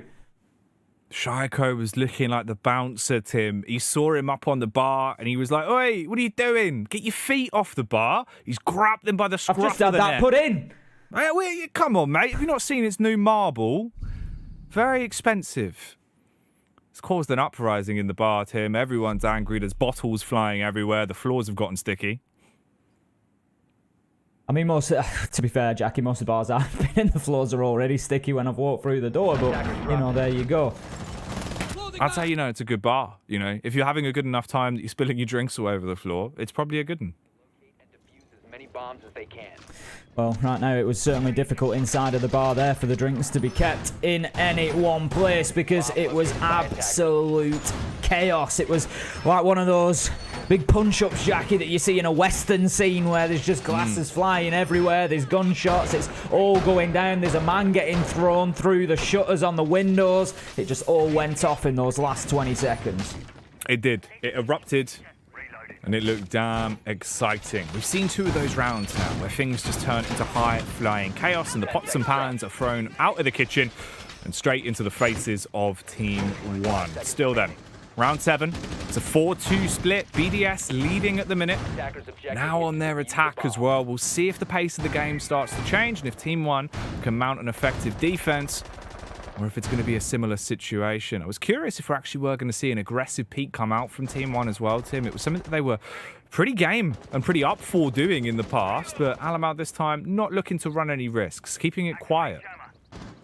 Absolutely not. We've got the man there, KDS, just laid prone on the floor, looking to see if he can catch anybody out through the drone hole. If I had to pick a drone hole in the entire game that sees more kills than any other, it would have to be that one. There we go. I couldn't have timed it better, Jackie. Leading straight into a headshot onto Brede through the drone hole. KDS gets his man, takes down a drone. Maybe time to dip himself away from this position and live to fight another day, but he seems intent on challenging. But no, he's dipped himself away. He's going to go into blue bar. Can he get himself a bit more joy right now? He's behind the bar in Sunrise. A good start for Team 1. KDS doing its KD best to start off this round nicely for Team 1. It's a good edge to find. Already being able to put Brede into a coffin. The response from BDS now is going to have to be far, far stronger. Up towards elevated angle. Couple of peaks coming in here and there, but nothing really to write home about. Alamau just holding down those cool vibes stairs for the time being, and we can see Team 1 here pretty immobile, really. 3 of the players not really getting in and around the map, just happy to hold their angles and let BDS play into them. The problem that you get with that is the amount of time that you're giving them, and it's also the fact that players like KDS who are out on the roam are out there on their own, and they can be pinched, they can be found in crossfires, but it doesn't matter if KDS is just going to step out and get aggro onto the door. He's going to take the quick peek, and he's going to take the head off Renshiro. Lems is coming in. He doesn't know exactly where the man is hiding. He knows he's in the pool entrance, but he doesn't know which corner. Shaiko, he finds him with a heat-seeking grenade there as he sends it right into his face and gets the kill. 4 versus 3 as BDS fight back, but they've still got to deal with Olemo and Levy up at the top of these cool vibe stairs. Bait play coming around the smoke can, drop down. Levy holding close towards the stairs. He'll be staring death in the face, quite literally. Alamau, though, he is dead. Shut down by LMs. Bringing us back into a raw 3-on-3. 30 seconds to work with. Diffuser going to be dropped over as well. They still have to make their move into the site. Lagunis up close and personal. A big pop-up pump.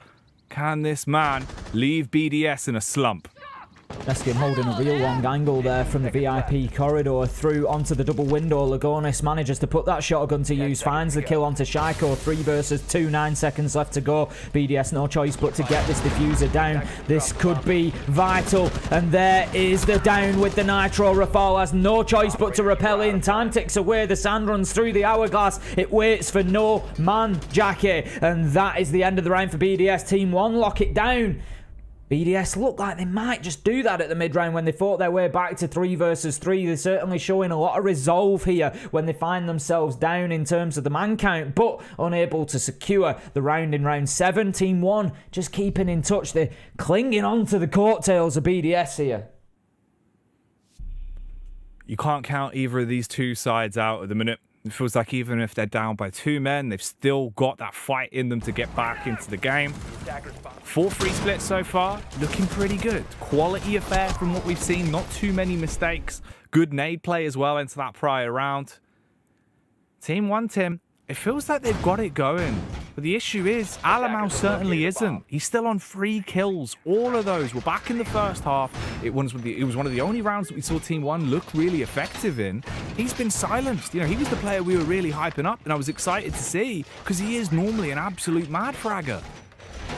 He is, but just struggling to put the numbers down here, and you just feel, like I said, there's only 1 round in it. If it's not necessarily all down to Olemo, don't necessarily want to just put it onto 1 player, but if anybody here on side of Team 1 could step up and get those extra 3-4 kills over a couple of rounds, maybe that's the difference. Maybe that's where they pull level and they can just find that confidence boost that they need to really start pushing them forward. The thing is, Jackie, not one of these rounds is going to be easy. Even if you get the opening kill, even if you get the opening 2 kills, BDS is still going to make your life a misery. Give them an opportunity and they will shut a round down in mere seconds. So Team 1, they're not going to have anything handed to them on a plate here.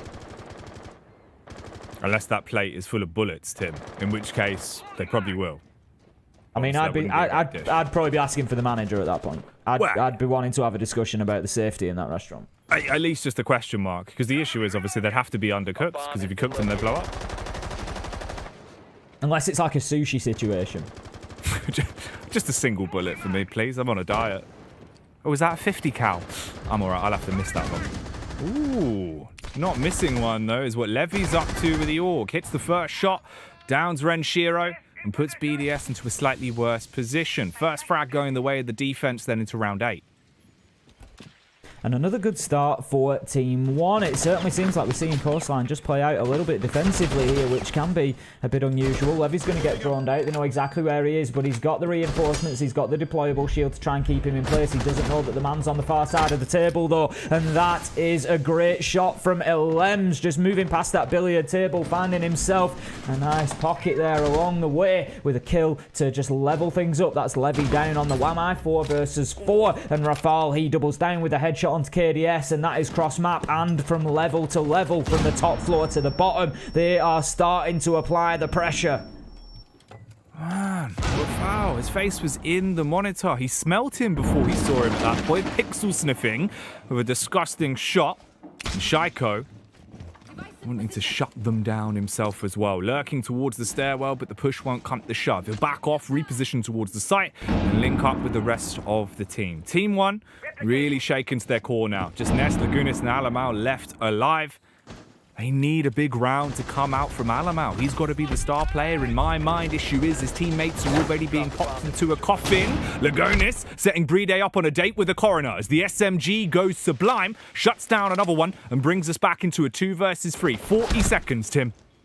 Lagonis in a tough spot there, has to relocate underneath the window. That opens up the default plant spot for BDS. It's all down to Alemao and Lagonis, but both are low health here. That's a great kill though on the Sunrise window. Can he get a second? Lagonis going big, Alemao joining the party, and somehow they managed to close out a tough 2v3 inside a Sunrise. And what a performance that was in round number 8 from Team 1.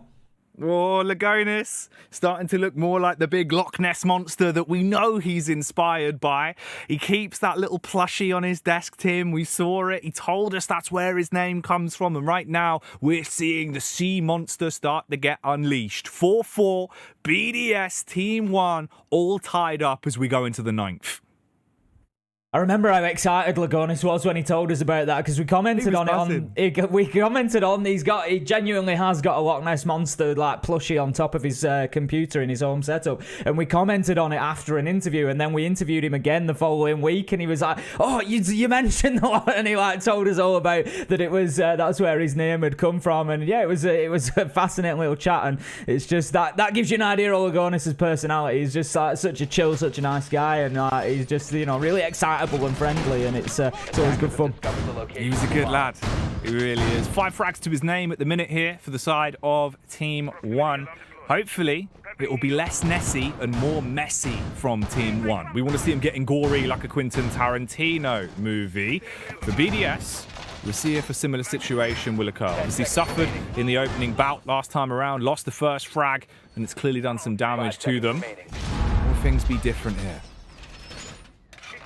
We're going to set up the shield inside a service there. That is going to be the location that Team 1 are defending, kitchen and service. First time, actually, looking back through, that they've actually got 2 rounds in a row there. Round 7 and round 8. Switching to the defence has certainly done them some favours. They've levelled things up. And we sort of start again in some ways. It now becomes the first one to get themselves over the line, but with fewer rounds to do it. It's 4 versus 4 on the scoreboard at the minute. And Team BDS, they need to find a way to get their mojo back. They need to get the momentum, the wind back beneath their wings here, because being clipped right now and not flying as high as they were previously. That's not what you want. Like a paper plane made out of cardboard, it's just going straight down. Ooh, some damage could be going down here as well. It felt like there was going to be a swing out onto LMs. He is just holding back over the rafters. Timings, everything as well. Chucks out the drone. It seemed like we were going to see aggression onto him, but couldn't quite catch him from the angle. He'll stay alive. The response instead is to pop at the feet of Alamau. Shooting feet. LM's knowing that there was a goo mine on the way in, takes one out, but misses the second. He's just going to trigger that and let them know that he's gone into office. He won't have taken any damage. The initial damage on sort of Sting, if you will, has been removed now. So as long as you take that needle out quickly enough, you don't actually suffer any HP damage. It does prevent you from running for the period of time, and it does, of course, let the Legion know. Now, Elena is probably going to hold that corner for the longest time. He's going to hope that somebody comes through and triggers that goo mine that's inside of security, and if they do, he's just going to swing through there. But right now, there's absolutely no push or attention coming in that direction. So he's still not in the worst place. He's quite happy to stay there because he's inside a main reception and it's a good place for him to be. He can challenge onto the man in courtyard. He can challenge across the angle from the double door through the rotations that will have been opened up in the kitchen wall. So not the end of the world, but I'm not sure if he's aware of the man in courtyard, and that could be a problem. Ooh. That's rough. No connection there from LMs, but it won't matter as Vincere does more than enough. Runs rampant. Unloads to gun down 2. Both Levy and Alamau. Big players taken out for Team 1. Bride now in the site. Whips open the diffuser and tries to get that bad boy planted. Nice use of the smoke from Lagonis. Issue is, he's losing so many members of his team. It's just down to him. It would have to be a 1v5, an ace to clutch it out. And I feel like this only a matter of time before this smoke gets smoked. Wants to go on the swing round from the doorway. Eventually goes for the peek out. Treacherous stuff. He's got to keep himself low to the ground. Tries to find the flank. Shots onto the back of Shaiko, but Shaiko, oh, he goes low. Hits the headshot and cleans that one up. Nice flawless round for BDS there, and it was all down to Vincere just opening things up from that main door, picking himself up a big double as Alemau tried to challenge onto him, and it just allowed Bride straight into sight, and that just gave you a real sort of window into the mind of Bride. As soon as that opportunity is there for him, as soon as there's a possibility, even the sniff of getting that diffuser down, you know that he's going to sprint on in and take the opportunity, and that's exactly what he did. It's the first time that he's really had that chance so far on the attack for BDS, and surprise, surprise, in it goes, down it goes, and the round is won. Tim, with what we're looking at here then, 5-4 split, obviously Team 1 into that round just getting absolutely played, right? Probably the longest we've seen in terms of not finding an early opening frag. We're down to like a minute on the clock before BDS just found themselves a flurry of frags so quickly. The 2K into the follow-up kill just left them dismantled. Is there much more that we can see from Team 1? Because at this point, it felt like when they got onto defense that they had a second wind. Now I'm worried if they're out of breath again. I mean, Team 1 have definitely been more competitive here than we've seen them so far in their previous games. They are now making a real challenge of this. As you say, have they got enough in the tank to be able to continue running this race with BDS? I'm not sure that they have. BDS feel like there's another gear there for them, Jackie. They feel like they can just turn this on a little bit. They can give them the old afterburners and just really pull away from them potentially. Maybe some like hidden nitros. Have that in the back. Just gonna, yep, slap the red button, off they go. Well, you must have experience with that in all the Fast and Furious movies you did, right? Familiar with it? Yeah. I don't like to talk about it. No, it's fair. It was a different lifetime now. Different, you know, I'm a siege caster now. It's fair, yeah. After you change your name from Vin. Yeah, obviously. Vinny I mean, I kept it similar. Yeah. Yeah, Tim. Just rearrange the letters. Just kept it sort of similar, you know. I wanted a similar sound. You know what is fun, Tim? Have you ever heard of antigrams? I've not. So, you know, like anagrams, like Tom Marvolo Riddle would be Lord Voldemort, right? And you can use all the letters to one-to-one spell another word. Antigrams are if you can do that, but it's an opposite of what the word meant. So if you take like customer service, you can rearrange all of those letters to spell store scum. All right, I see what you're doing there. Okay, yeah. I see you then sort of going to for the antithesis. You know, I like that. Fun, right? I like a good palindrome as well, Jackie. Oh, do you? Yeah, I'm all about a good palindrome. I do really enjoy those. The interesting thing is with antigrams is once you like realize it's a concept, you start to realize how many of them there are, and it is quite interesting. Like united can be untied. See, what I like about this, Jackie, is I can already sense that you're involved in some pretty serious, is it antigrams? Some pretty serious antigram forums and stuff. I can see that you are deep into this world. Oh, yeah, me and all the regular antigrammers, Big Steve, Barry, Big Suze, the whole gang. I mean, when you say you're doing it it's not doing it for the gram, it's doing it for the antigram. True. It is indeed. Oh, Tim, here's a fun one for you. It looks like we might get some misfortune from this game, and out of that, you could make It's More Fun. who is it going to be more fun for? That's the question. Team 1, not many chances left at this one. Team BDS 1 round away from that match point and guaranteed overtime. They've got their first attacking win in round 9. Can they continue that momentum? They've not been great on the attack so far, although Team 1, one of their defences, we've got to say, it came down to a 2 versus 3. I'm not going to call it lucky. It was extremely well played by Lagonis and Olemo, but they had to get the kills, and they certainly did that, but BDS was still pushing them right to the end of the round. I feel like there are more attacking wins for BDS on the cards here, and that is going to make life difficult for Team 1.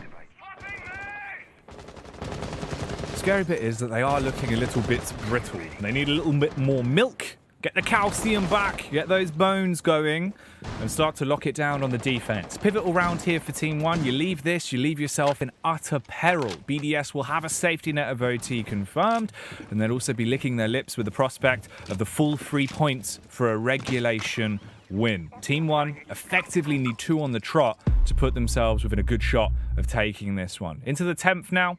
2 minutes and 10 seconds on the clock. Slow stuff. Psycho moving himself into service there. Just going to be back on the drones. We had the first E1D scan coming in from Brede as well, and it's just supported Olems getting into the map alongside Shaiko. So BDS starting to move in numbers, but not finding anybody yet. As we can see, the entirety of Team 1 is up on that second floor, so the lower floor is going to be free territory for BDS. Neskin on the mezzanine of Cool Vibes stairs there. Just dips himself back up. Must be confident. Not too confident, as he did take a quick peek toward the rooftop there, but after having a quick scan, decides there's nobody there and will move across onto the penthouse and theatre side of things. Oh, look at him coming in like an aggressive shark, wanting to take a nibble out of what he believes is a seal. Instead, it'll be the seal broken by Neskin. Comes down with a nice clean kill. Opens it up to put him into a 5 versus 4. Response needs to be big from BDS, and of course, it's the main man of the moment to turn up. Shaiko the stunner. It's another one. Takes down KDS. Neskin's getting jabbed in the mouth. He'll be putting that on the TripAdvisor review. It's going to be getting marked down for that, isn't it? It's almost a guaranteed 1 star as he moves through security and gets shut down. 4 versus 4. We find ourselves with 53 seconds left to go. BDS, as much as they've had a good kill, they need to get things moving. They still haven't locked down the position of Neskin. He could cause them a problem. Rafal aware of where he is, but he manages to just dart across to safety, but not for long, as Rafal just gets him on the re-peak. Neskin shut down. 4 versus 3. That needs to be the signal for BDS to get moving. Brede unusually caught out of position there on the hooker deck by Olemo, and he manages to find the kill. 3 versus 2 as he gets a nitro as well. Olemo going big here. Oh, Atomic Alamau going off like a bomb. Shaiko, the only one trying to stop their reign of terror, hits the first shot. Slowly advances forward, but his teammates are cascading down to the ground around him. 9 seconds on the clock. Diffuser miles away, but it won't matter. Bludgeon's the first. Issue is the flick back over. Lagonis locks it, and Team 1 get the round. 5-5, we find ourselves on the scoreboard, and once again, Team 1 somehow just clinging on to BDS. They just won't let them get that extra bit of distance that they need. It's 5-0, we're guaranteed 12. We could well go into overtime here, and this, for my money, is one of the best performances that we've seen out of the LATAM side, Team 1, so far at the Mexico Major. It's starting to get exciting. Just when it is, I thought we were going to see the clash play. I thought we were going to see a real roll of the dice there, but Alamau changes out at the last minute. He's going to 6 pick over to the Echo, which could be a good pick. Maybe have a little bit of impact in the late round, bait BDS in. You know, if they're given an opportunity, they're going to try and put the diffuser down. So maybe give them that opportunity towards the late round and see if the Yokai can be the disruptive force that we know that it can. Man. That C4 play from Alamau is one of those that you're going to be counting your blessings with for a while. Brings them back to a 5-5, puts them into a great spot here to keep the game going. Spooky bit is, Tim, now I see this, I'm thinking, all right, they're on defense. There is a potential possibility that we could be pushed to another OT game. yet another one on the Bravo stream, Jackie. We've seen plenty. That's where we take them all. We've seen plenty so far, and I can't complain. I absolutely love them when we get to that point and both teams are just throwing absolutely everything in the kitchen sink at it. It's a wonderful thing to see for us sat at home because it's just absolutely pure entertainment. Now then, Team 1 still setting up in the last sort of 15-20 seconds as they just try and get themselves ready for the onslaught that could be coming in their direction. BDS approaching from at least 2 directions at the minute. I think we do have some down to the southeast as well, coming in towards the sort of security and main door. Yep, we've got one on Aqua Balcony, one down towards main door as well. So we've got a real encirclement from BDS coming in here. Swarming like vultures. But are they the ones that will be left stunned down on the ground like a corpse? Utility going in, giving themselves a little bit of more breathing room. They can slowly work their way forward. Neskin on the rotate as well. Sets himself up over by Cool Vibes, prone on the stairs, and ready to really do some damage if push comes to shove. They are droning it out, and it seems like they have spotted him as well. So he backs off from Cool Vibes. We've got LMs moving in towards the Aqua there, just looking to get established. Neskin still down on Cool Vibes. All pretty tame so far in the first half. BDS not really been able to dislodge any of Team 1. BDS, he's going to dislodge LMs as he moves in. You've always got to be aware of the man underneath in office. There comes the Nitro kill from the Mutant. That's an absolute beaut as he takes the Zofia off the board. Team 1 have done a very good job of converting their rounds when they find that opening pick. That's the way it's felt throughout the course of this game. You also factor in that they're on defense here, and the way this is looking is pretty tasty. Down towards the final 60 seconds of the round then. Where's the rebuttal? Where's the response from big old BDS? Peek onto the window, Levy. He's sneaking forward, and he takes down Renshiro. No game, no life for that man. He is out. That really was something from Levy, just hitting the man on the fadeaways. He drops down the hatch and takes one with him. 5 versus 3, Team 1 in the ascendancy here. They could be the unlikely team to get themselves a match point. They've been trailing the whole way, but what a time to potentially take the lead for the first time in this matchup is to get yourself that match point opportunity. Alemo just buzzing around with those yokai drones, trying to find any information to support his team, but it's this man, one of the best supports in the world. Breeder stepping in, getting those frags that we know he's capable of. Shaco shut down by Alamo, and that was absolutely brutal. Breeder goes in again with another, with a third, but it won't matter. Neskin, it is with the pistol kill to defend his teammate, and that's going to be Team 1 taking themselves onto 6, and they're going to have the guaranteed overtime. They're going to have the opportunity to close this one out for the full 3 points, and boy, would that mix up Group A.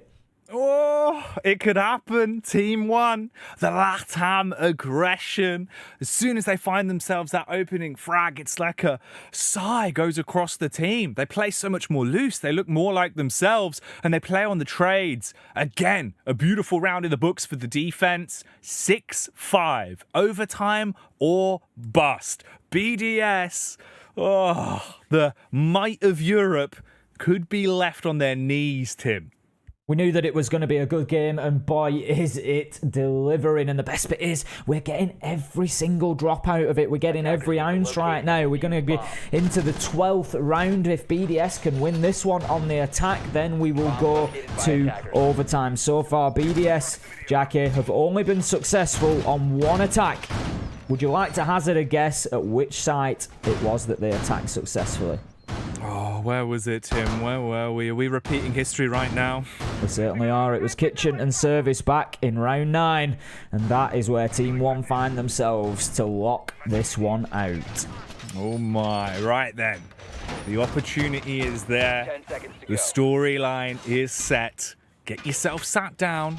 And if you've got it, apply your seatbelt, because your bottom will be blown out of your seat with the plays I can only imagine we're going to be seeing here. 14 frags for Shaiko.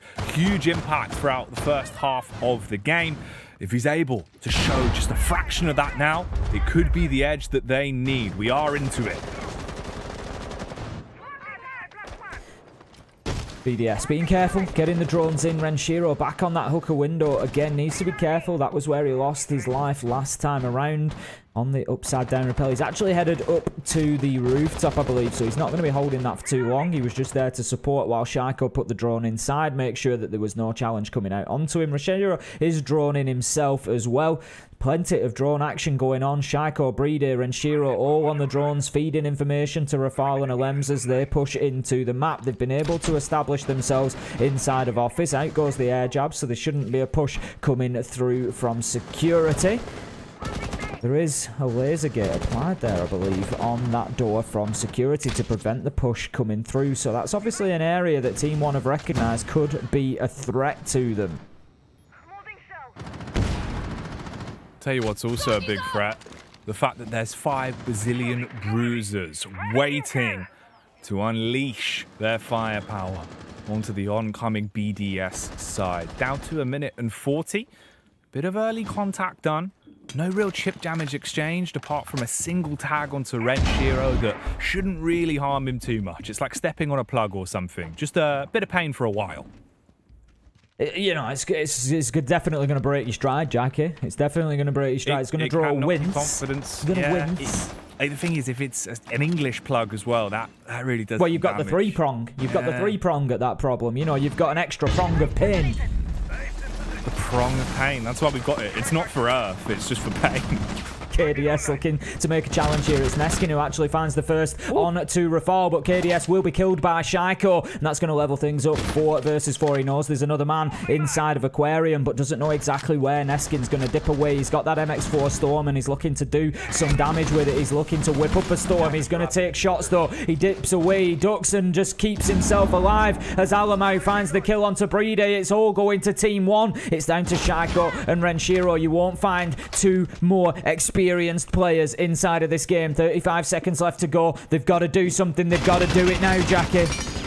Alamau's been hitting him with a boom bot bow, and BDS need to step up right now. 25 seconds on the clock. Shaiko looking around to recover the diffuser. Issue is he's smoked out and he's popped open by Lagonis. Levy for the final frag as well. And there you have it. Team 1 have done it. They clutched out the game. They walk away as the Coastline Commanders, and they beat out the European side of BDS. Well, that's the performance that we've been waiting for out of Team 1, and you can see it on their faces. Look how happy Alamau is there. They are feeling relief right now. That is the performance that they knew that they were capable of. They've come in and they've just beaten what has been a very dominant BDS side so far. And I tell you what, there's 2 other teams in Group A that are going to be very happy about that, because it just throws things into the mix now. There are points galore going on in that group, and it's going to be an interesting finish over the next day and a bit. God damn. When I went for the prediction, I was thinking Team 1. I've seen the sort of spunk that they have. I've seen the sort of, you know, commanding plays they bring out on the server, and today was just another one of those days. So let's get back the man that will love that result, because he's the biggest LATAM fan there is. It's Des.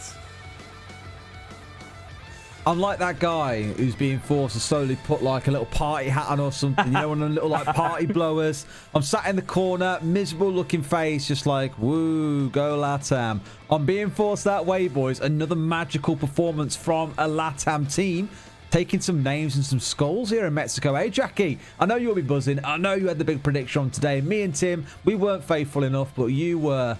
Must have been pretty feel good to cast that one out, eh? It does indeed. Honestly, I'm really proud of them in terms of their actual plays. You could see that it's there. The improvements are night and day. The squad's been getting better. It was just when I'm sat there thinking, all right, they keep converting these rounds whenever they get the first pick. They get the first pick, they're on defense. It just felt like it was right in itself, Des. Absolutely, absolutely terrible. Well, not so much terrible stuff, but for BDS, one that they'll look at and think, this could have been one that we had, because Tim, they started out pretty strong. Both teams kind of neck and neck as we got towards the later stages of the game. Shaiko going nuclear, as we all come to expect.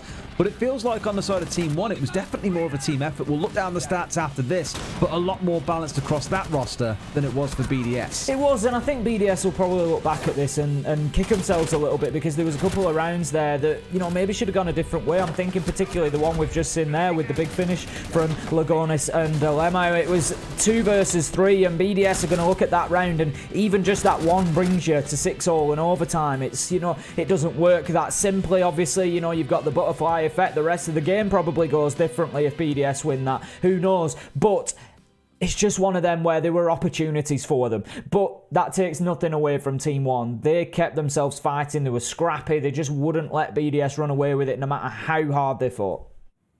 It's one of them ones that you look at, Jackie, and across a lot of the groups. Trying to get them two words together, a bit of a challenge, believe it or not. Across a lot of the groups, without things are shaking up, BDS were the ones that were still walking away as one of the two undefeated teams alongside Liquid. I believe Liquid now stand as the only team that has not yet lost a game. BDS here, kind of losing it a bit in Mexico, but Team 1, that's a massive bounce back that's going to blow this group at least wide open. Oh, man. Look, it's just a LATAM supremacy. I believed in it. I voted for the top 4 based off that fact, and we're seeing it now. Just facts on facts. And here's the one fact that everyone should remember, Des. Stop playing Brazilian teams on Coastline.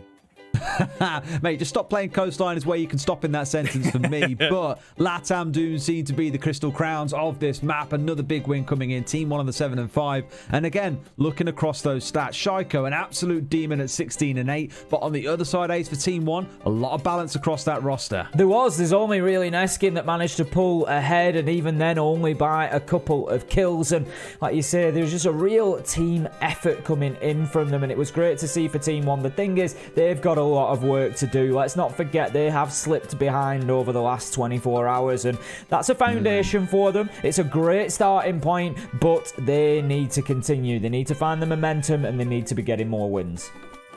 You know what really tickles me, Ace? Yesterday we were saying that potentially the last game of Group A, Team 1 versus Cyclops, could be the decider. Is Cyclops going to this next game against Soniqs and win that game? Tomorrow gets even spicier, especially if Team 1 can pull off a late stage rally. What are you thinking of what we've seen so far? I know we haven't really seen Cyclops or Soniqs so far, but from Team 1, Jackie, do you think they've got it in them here to get into that top 4 like you were predicting still? I think they do, but there's one pivotal point, right? The only player that we were really hyping up going into that was Alamau, and he was quiet. There was the round where he had three frags that obviously, basically won the first round off the skin of his own back. After that point, though, pretty quiet, mundane for the most part, and that's not what you expect from Alamau. If he's had a one-off game, fair enough. If he comes back in strong, then yeah. If he's going to be like that for the rest of the event, that's a big factor. Absolutely. And boys, we've got to ask as well. Tim, come to you for this one. It's been a good, 10 months since you cast with Jackie? You have a bit of fun? I mean, it's always a bit of fun. You just never know what rhymes he's going to drop in, and you never know what facts. I found out about antigrams. Who knew? It's like an education. Honestly, it's an education. You've experienced it. Being retaught the English language is the best way I can describe it. Jackie, your noggin is full of some magical secrets, but got some more magical secrets to deliver to us on the next desk. We'll go to a quick break. When we come back, it's going to be another war here in Group A. Soniqs versus Cyclops. See you in a few.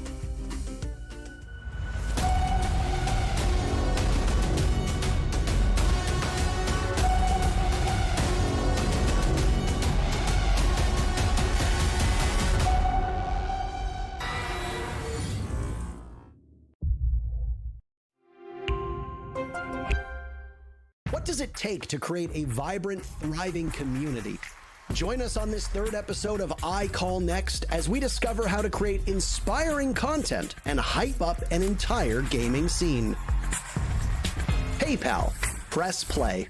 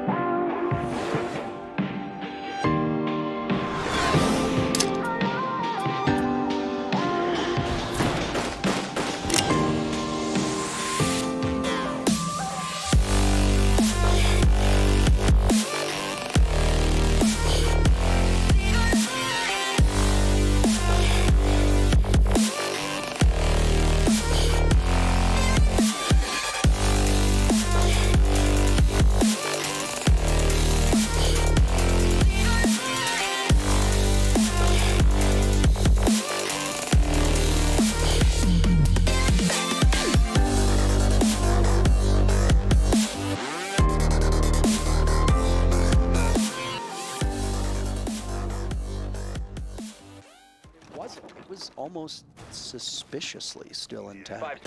Yeah, well, that, I mean, I would say it was planned, Parker, but their first plant attempt was behind black car, not white van, so I don't know. It's a stretch. I think it was just a coinky-dink there, and I think that G2 benefited from it. I was kidding for dramatic effect, but thank you for sucking all the fun out of it. All right, you know what? That's what I do. They call me Captain Buzzkill. Who calls you? Nobody except for myself. There you go. Excellently well done. Thank you. So this has been an incredibly tense match, but some of these rounds, despite it being a 6-6 scoreline, some of these rounds have been extremely one-sided. They haven't always gone down to the bitter end. No. Now, this has been a very interesting match so far, and overtime very important. Got to welcome everybody from the B stream over here to the A stream. It's pretty cool over here. I think you'll like it. This has been a good match. How's the B stream done? Well, I mean, they're watching us. I don't know if it's fully done, but they are watching us. Hello. Hello. Oh, what a run out from Hungary, and it punishes NJR. Nomad down for the count. This looks eerily similar to what we saw, but with it being Hyper the first casualty previously. This is a boon for G2. Yeah, Hungary has been putting up a very impressive performance here. 14 kills for the man. He's at 20 HP though, so he'll probably die in the next fight. But he's got that cardiac sensor. This is like reminiscent of that last time when he got lit up early on, but this time he got a pick for it. Survivability is very important. This clear here from DarkZero is still focused on that middle floor, and it's going to be successful. There are no defenders in a position to stop this, apart from possibly C4s from below. Bomb located by attacker. So we talked about in the previous round where Sledge just does a number on the floor, and it allows you to actually retake through the same avenue created by the attackers. 2 nitro cells go off, and they are not anywhere near as effective as they need to be. No damage done to DarkZero off of either of those explosives. Yeah, that's kind of surprising considering they had the cardiac sensor to guide them. But it's done now. Hungary still has 1 C4, and I imagine there are 3 gas canisters for Kayak, so the denial for the plant is still there and ready for G2 when the site attack comes. Junka is going to push up on Black Heart. This is very dangerous the way he's positioned himself, especially as the wall is being opened. Oh, no. He's now between a rock and a hard place. He is stuck at this point. He'll have to fight his way out. Might have a reprieve, but there's so much damage being done to him, and he knew that he was playing to die at this point. Eclipse struggling a little bit with the secure, but he wants that kill. Yes, sir. There you go. Yanka seemed almost immortal on that one. The teams now stand at even footing, but a big double play from Eclipse as now he gets Citizen as well. 2 for the price of 1, but don't count out G2. Hungry on the retake. Guns down Eclipse. Virtue's been dropped as well, so G2 does trail. Kayak getting very aggressive, but Hyper wins the duel. Hungry's the lone man up for G2, and it's almost a reverse from previous rounds. He tries to outduel Hyper, but the bars end up being a more formidable foe as BC goes for a plant very safely far away from Hungry. And there's no way that G2 is going to be able to stop this one. Another look of frustration goes across their face. And unless we see an absolute miracle performed in front of our eyes, this should be easy for DZ to hold off. Just like that, like clockwork. Pambazoo on the ground to secure the round for DarkZero. Frankly, Parker, I might have considered that winnable for Hungary had he full HP, but he did not. The plant spot was not ideal, obviously, deep inside of kitchen. That is retakeable, very retakeable. So, we have now seen 2 unsuccessful defenses of the bottom floor in a row. It's been pretty bad for both teams, and you mentioned it, they looked a lot like each other, but inverted. It's kind of fun to watch. Now the score 7-6. DarkZero finds themselves up 1. And the big question is, where will they go for their defense? Because they just lost the bottom floor the same way that G2 lost the bottom floor. So, I don't know. Not sure. This is interesting. You might as well take it, right? You just won that round, but you now know that you're going to be going on to defense. You need to be a little bit apprehensive. This has been a defender-sided consulate thus far. Very, and part of that for me is, again, and I mentioned it a few times, don't want to sound too much like a broken record, but both the attack and the defense have been very slow. Yes. Not unwilling to engage is the way I would describe it. And that always favors the defense if they're both doing it. If you're the attack and the defenders rather are being very aggressive, then it favors the attack, but that's obviously not what we're seeing. Yeah. So tactical timeout, I think this is good timing, Parker. I think, like you can even plan out both of your rounds. You could plan out your first defense, and as a contingency, you could be like, here's our strat if we go to attack. You aren't going to know necessarily what site you're attacking, but something to be considered. Well, having a pocket defense round would be huge for DarkZero right here. And they can go anywhere they want. They're not restricted at all. So whatever they decide, you know they're going to be well planned on it. So Mint, the new coach of the team, filling in for BC, who's now actively playing again. They kind of swapped in a way. They did swap. That's exactly what they did. Yeah. Well, you have to hope that this gives, for DarkZero fans, a little bit of insight into what to do next. Keep in mind that G2 will also be spending that time discussing how they're going to tackle it. It's true. They're going to have some time to consider their options here. But the favor does lie at the feet of DZ, considering they get to choose the site, and G2 has no idea where they're going to be attacking. That's correct. Yeah. So this is, they had to do a little bit of guessing. They brought a Ying. It's interesting. And it's not Hungry on it. Yeah, what's up with that? Hungry had like one of the fastest aces ever on Ying. Tremendously talented player right now, leading his team 15-9. It's the highest kills in the lobby. Next is Hyper, 14-6, just in terms of where the team stand with their lethality. We've got some other players that are close to. Eclipse is at 13. Impressive performance from him.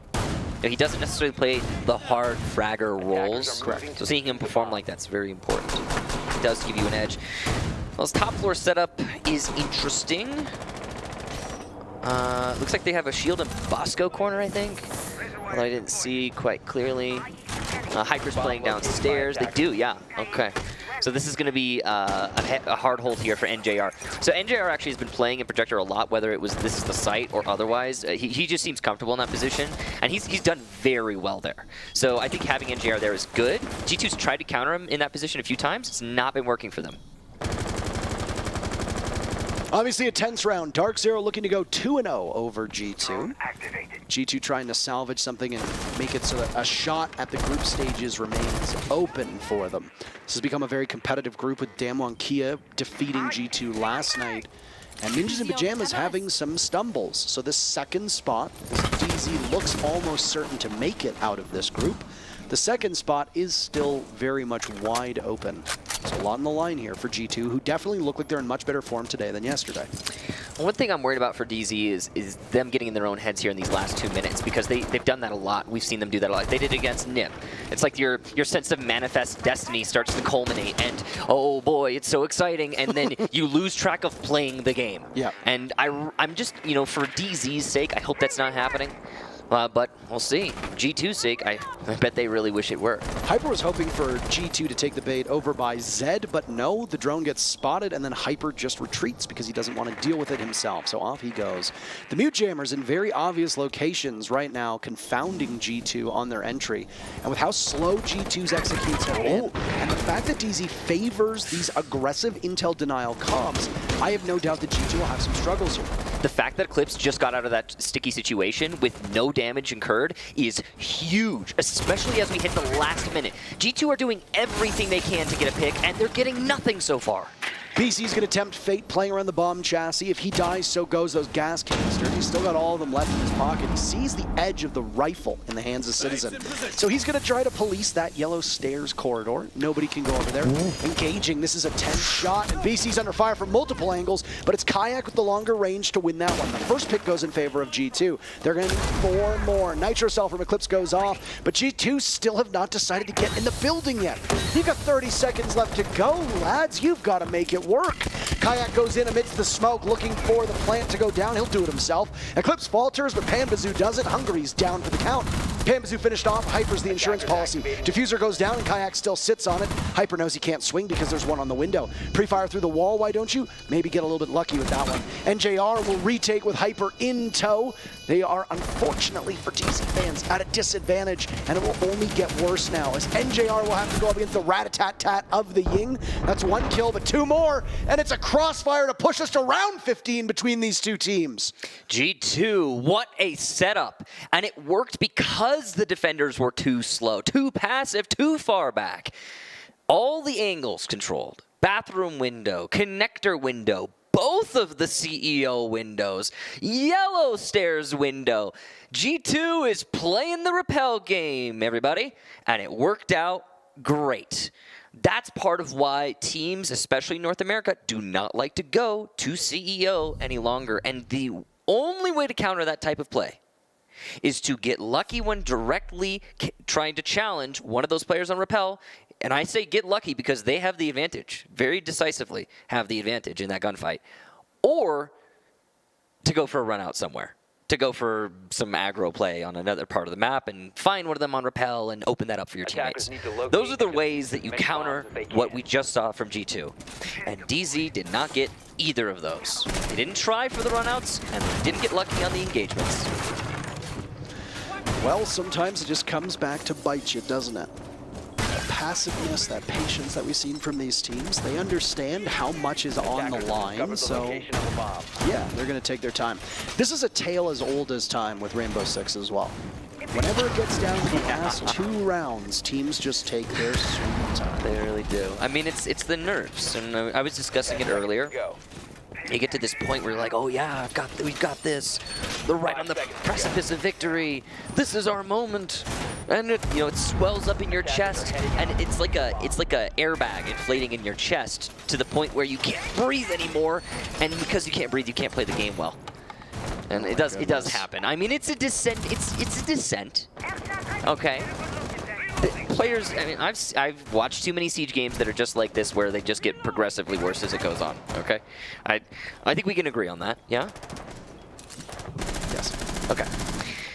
Now, what we are seeing here, though, are 2 very good teams that are so close to victory, both, and there is no clear advantage for either side, and that is the best type of Siege. That C4, if it had hit, would have changed everything and quite possibly would have demoralized DZ, but it didn't, and that's huge. They like this Amaru pick from Hyper, but nothing came of it last time, if you recall. He's now in a position to potentially do some more damage. The drone will go on in and sees Yonka, who also spots it himself. He's peripheral, and now he repositions. The only way I could see that Amaru being useful is potentially on a quick rappel in through PN. Oh, first pick here, and it's NJR onto Kayak. That's your smoke gone. Not your top performer necessarily, but definitely a formidable foe felled there by DZ. Absolutely not that first pick that you want to surrender. Just as damaging as when Hyper was the first one killed on DZ's side of things. So now G2 is going to know what that feels like. Some of the staying power that comes in the denial from a smoke, absent. It's also one of the 2 anchors that existed. We still have 3 defenders on the top floor. Now they're going to start rotating as we see Hungry come back, but it's just a heavy extension for G2, which leaves your site very weak. You're going to try to play off of Virtue's position above. Amira as well on the board will allow them to see a better line of sight and angle, but I haven't seen a lot of Mira play here so far today. These are just small things for us to look at.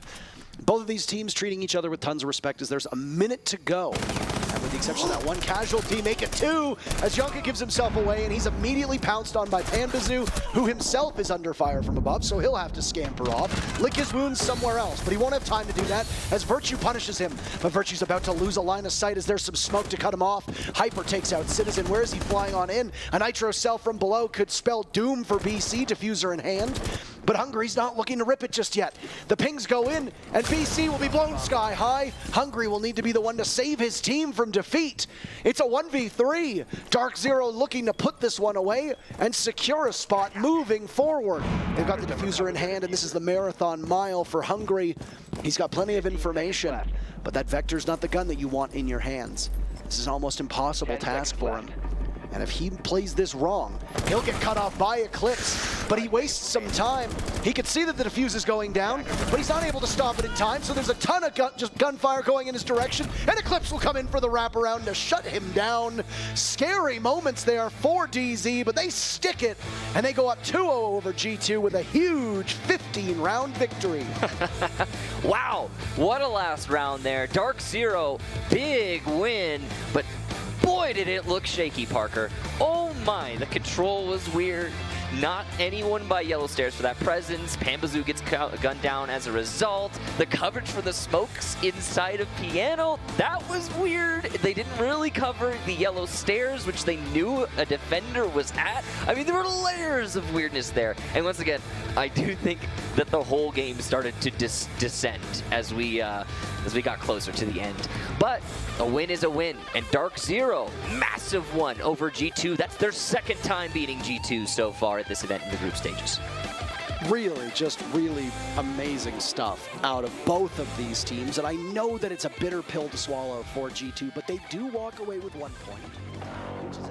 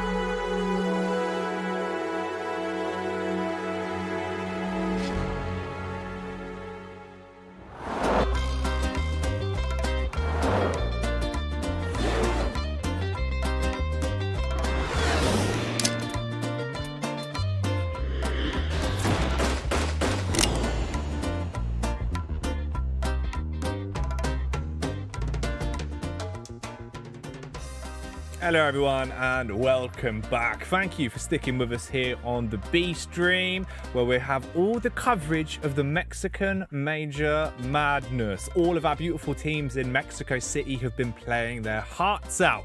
We've already had 5 fantastic games today, but we've still got 2 more to go. Beautiful best of ones that will be coming up, but let's bring on the 2 beauties that will be with me for both of them, Tim and Des.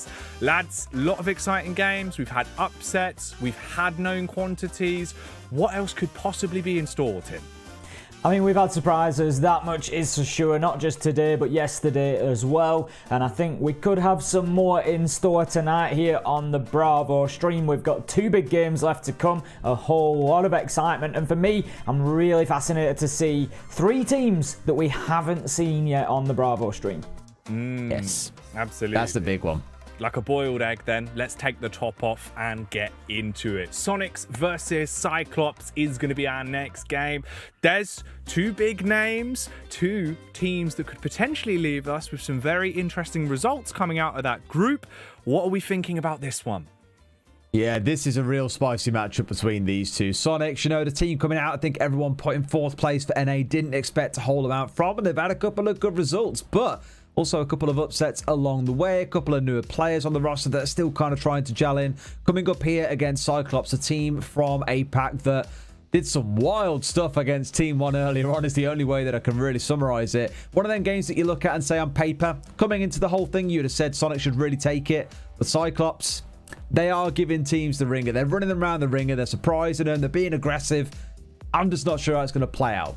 No, I don't think anyone can. It's going to be hard to predict, but we did do our predictions, and as you can see, all of us went with Soniqs. Did you not? Is this against the Des code?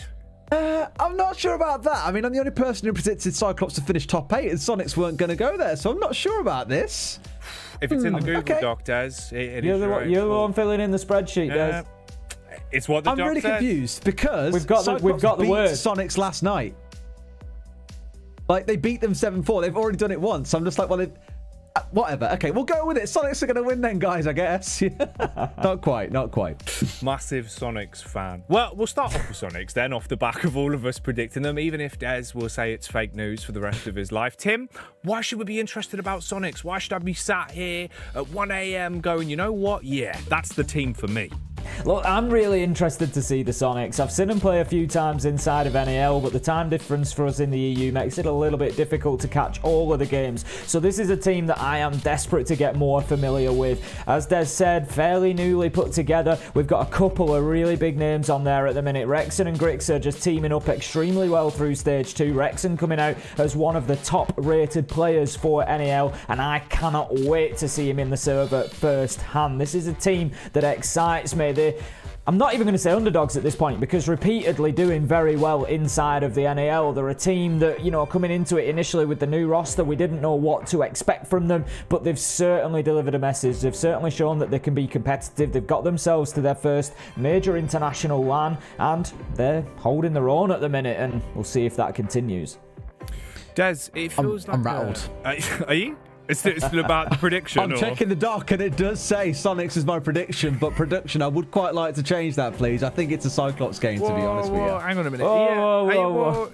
Easy, big man. You changing your prediction? What's going on here? I am, mate. Look, now that Cyclops, I've been a team. I've showed them since the very start. Again, the only team that I think is going to finish in the top 8 compared to everyone else. I could be drastically wrong by the times things have rounded up. But looking at their game tomorrow, that 7-4 win against BDS, sure, not the cleanest result in the world. Earlier on, they gave Team 1 the run around on Oregon, being super aggressive outside the map. They've really benefited off disrupting structured teams and saying, look, early in the round, we're at windows, we're at doorways, the C4's coming at your face. But I also know they've got that structured play style behind them as well. So I just think against Soniqs here, given the result yesterday, given how Cyclops have played throughout the tournament, I think Cyclops could find themselves basically locking the Soniqs out of this one, because although I think there's still a way they can do it, maybe not, actually. If Cyclops win this game and move on to 9 points, Soniqs down there on 2 points, they're done. They can't get enough points tomorrow to take that second place spot. Well, seeing as how it's Dez's favourite team and we're changing the rules so that he can change his prediction, let's start talking about Cyclops. Tim, I'm going to give it to you just to annoy Dez. What's going on with Cyclops? What's the spice in this roster? Can I change my prediction for the last game to Team 1 then, please? If that's Stop it now. If this is something that we're doing, is that possible? I have to send the boys round, Tim. You can't do this. So we're looking at Cyclops. These are an exciting team. If you've not watched too much APAC North, they were unbeaten in APAC North. They've really taken over the mantle from Cloud9. It's a team full of gunners. We saw a big game for Gatorada yesterday. Black Ray's got plenty of kills in him. We've got Ayagator, who will make a mess of teams. It's honestly, the kills can just come from everywhere. They're an exciting team to watch. Disruption has been the name of the game for them, and that's no surprise, because as we came out of SI21, they said themselves, we tried to play other teams' brand of Siege instead of just playing our own. We should have gone in there and just tried to do something different. They've done it here, and it's working for them so far. Well, Des, you clearly love their brand of Siege. To talk to me about it, gush over Cyclops for me, big man. Look, all I'm going to say is Soniqs need to learn some lessons from yesterday. There is a reason why in the Japanese league, Monty has a 30% ban rate, and why in other leagues he's never taken away. It's because of a man called Aniton on the side of Cyclops. He absolutely terrorized Soniqs with it yesterday. Gatorada, Black Ray, they had an absolute field day running around on some pretty standard picks, but it was Aniton providing that solid front line with the Monty. They had some beautiful play where, for example, you'd have a Monty standing in a doorway and someone would always be paired with this Monty. The Monty would step aside the tiniest slither, enough for a bullet to get through, and then ping it into the head of a Soniqs member. They will not want to deal with that today. They've not met anything like it before in NA. That needs to change, and we've already seen earlier on today what Gatorada delivered against Team 1. An absolute terror of White Stairs and Shower Corridor. I honestly just think at this point, you need to ban that away and be very, very careful of where you take them to. Thank you, production. My prediction has been updated. I'm very, very happy. By the way, Jackie, I clocked in the last game, you were the only person that predicted Team 1. Yeah, you know, I know my Siege, Des. I've got like one of those a little trophies they give you. My mum gave it to me and it says really good at Siege predictions. Only when Latam play. I think it used but to strangely, say is it a footballer?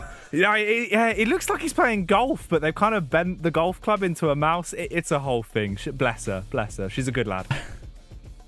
Amazing. Oh, right. But honestly, though, Cyclops, I think they're the ones who can do this today. Really do think, even with the Monty ban against them, they'll have something else up their sleeves. They're a good deep team now. They've had the months to prepare for this. I'm ready. Let's do it for APAC, boys. I should hope so. You know, you've made everyone behind the scenes go out of their way. We had to drag off your prediction and put a new one on for you. So hopefully it'll come true. But first, we've still got to predict where exactly this game is going to be going down. Best of one, same as usual here in the round robin format. In terms of the map choice for this one, Tim, what are we working with? Well, what are we working with? We're going to pray for a chalet once again. I'm not too sure that we're going to be seeing it. From what we saw in NAL Stage 2, we saw an awful lot of consulate for the Soniqs, so I don't think that we're going to see that. I'm not sure we're going to really see too much of that at the tournament at all, because obviously there's a wealth of information there for them. They're going to be playing some of those maps that they managed to keep under wraps. This is a game that they need to be winning. Like Des said, if they don't, it starts creating a bit of a problem for them potentially. So they're definitely going to want to go to something that they've got a strength on. I think we're probably going to be seeing I think we're going to be looking towards the bottom half of this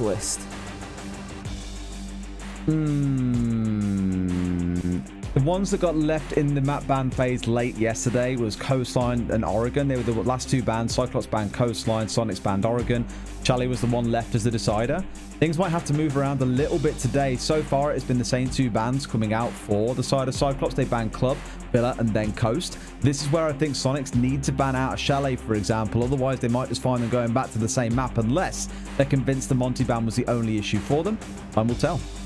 Chalet, Coastline, or Oregon. We still haven't seen an Oregon the entire time on the B stream. Are we going to see one baby. now? It's up to the Soniqs. It's their choice at this point, Chalet or Oregon. Do they want more of the same? Des, they want more of the same. I mean, we get what we want.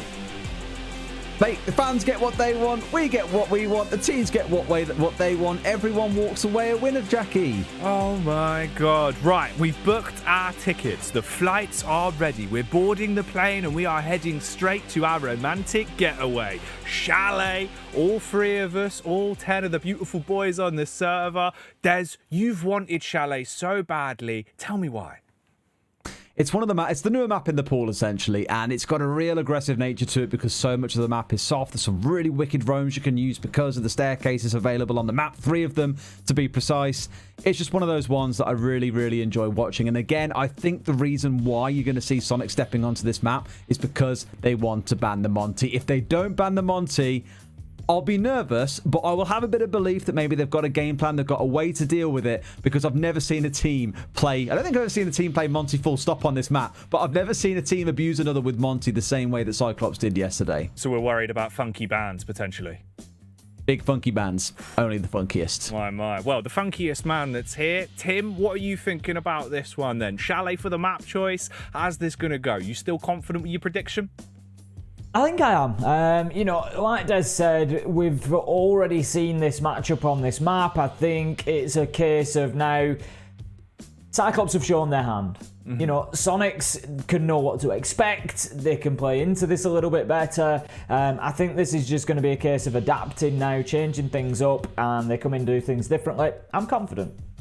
All right, quietly confident, respectful. That's what I like to see. Whereas Des, you know, will be so loud about his predictions. That's not the map that I chose. That's not the team that I chose. It's ridiculous, Des. At some point, I'm going to have to report you for all these lies.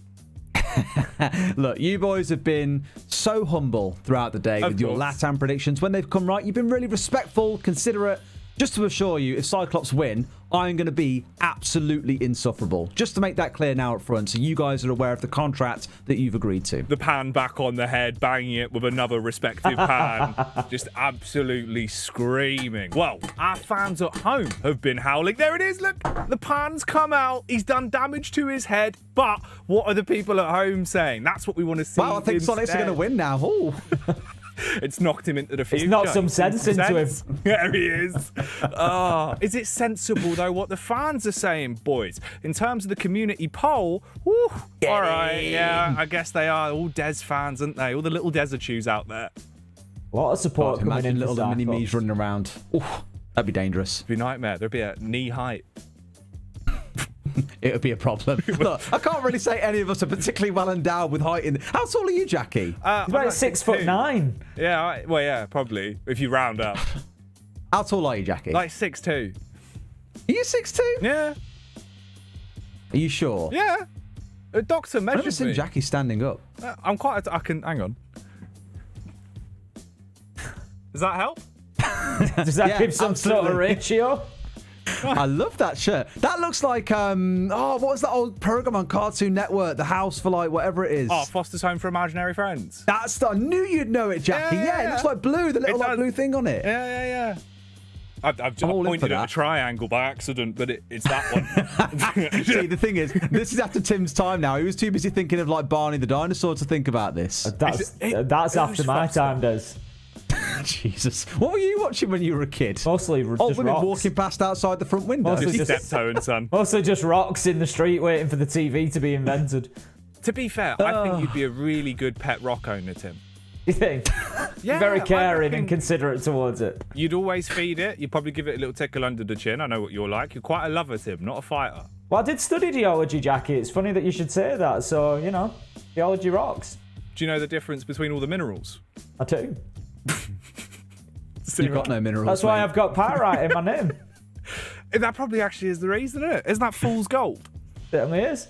There we go. See, I've seen my minerals. I know what Of course they you are. have. You know, you've got your minerals sorted. I had an elemental table. Elemental table. Periodic. There we go. Whatever, you know. Whatever. It's all the same. The man's been rattled. We have found Jackie's weakness. Chemistry. Anything to do with school. What do you mean 2 + 3 is 5? Where am I? I'm sorry. It's all right. We're back in. We're zen. We're just waiting for our players to get ready for this one, and then we will be underway. Boys, I think it's fair to say at this point in the night, we all get a little bit giddy, because obviously as well, we've got an extra game tonight, right? After this, after we see Soniqs versus Cyclops, we still have NIP versus Down 1 Kia, and it's the first time we get to see NIP on the B stream, Tim. I mean, we've got to get giddy, haven't we? You've got to remember, at this point in time, it's like 20 to 1 in the morning for us. We know we've got a good hour and a half yet, and we don't mind because we love it. We are here for the excitement and the action.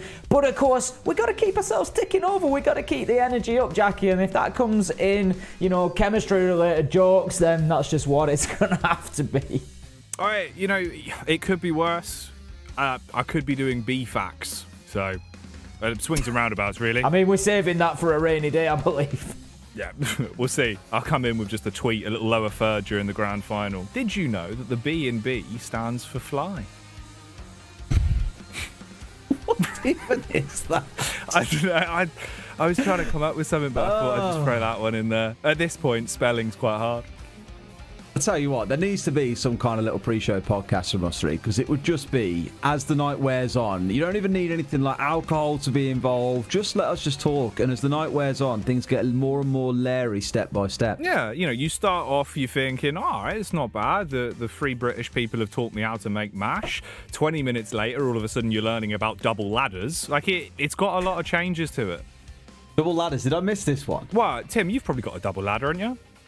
You're a dad. I don't. Well, you would think this being a dad, but yeah, ladder is one of the things I don't own. I'm not very good with tool ownership. I've not got to that age yet. What I've found is that things genuinely do come at ages, and your dad owning loads of tools, I think, is maybe about a 40-year-old thing. So I've not quite got there yet. So no, ladders I don't possess. I'm the one that's scratching round for a screwdriver, Yeah. Really?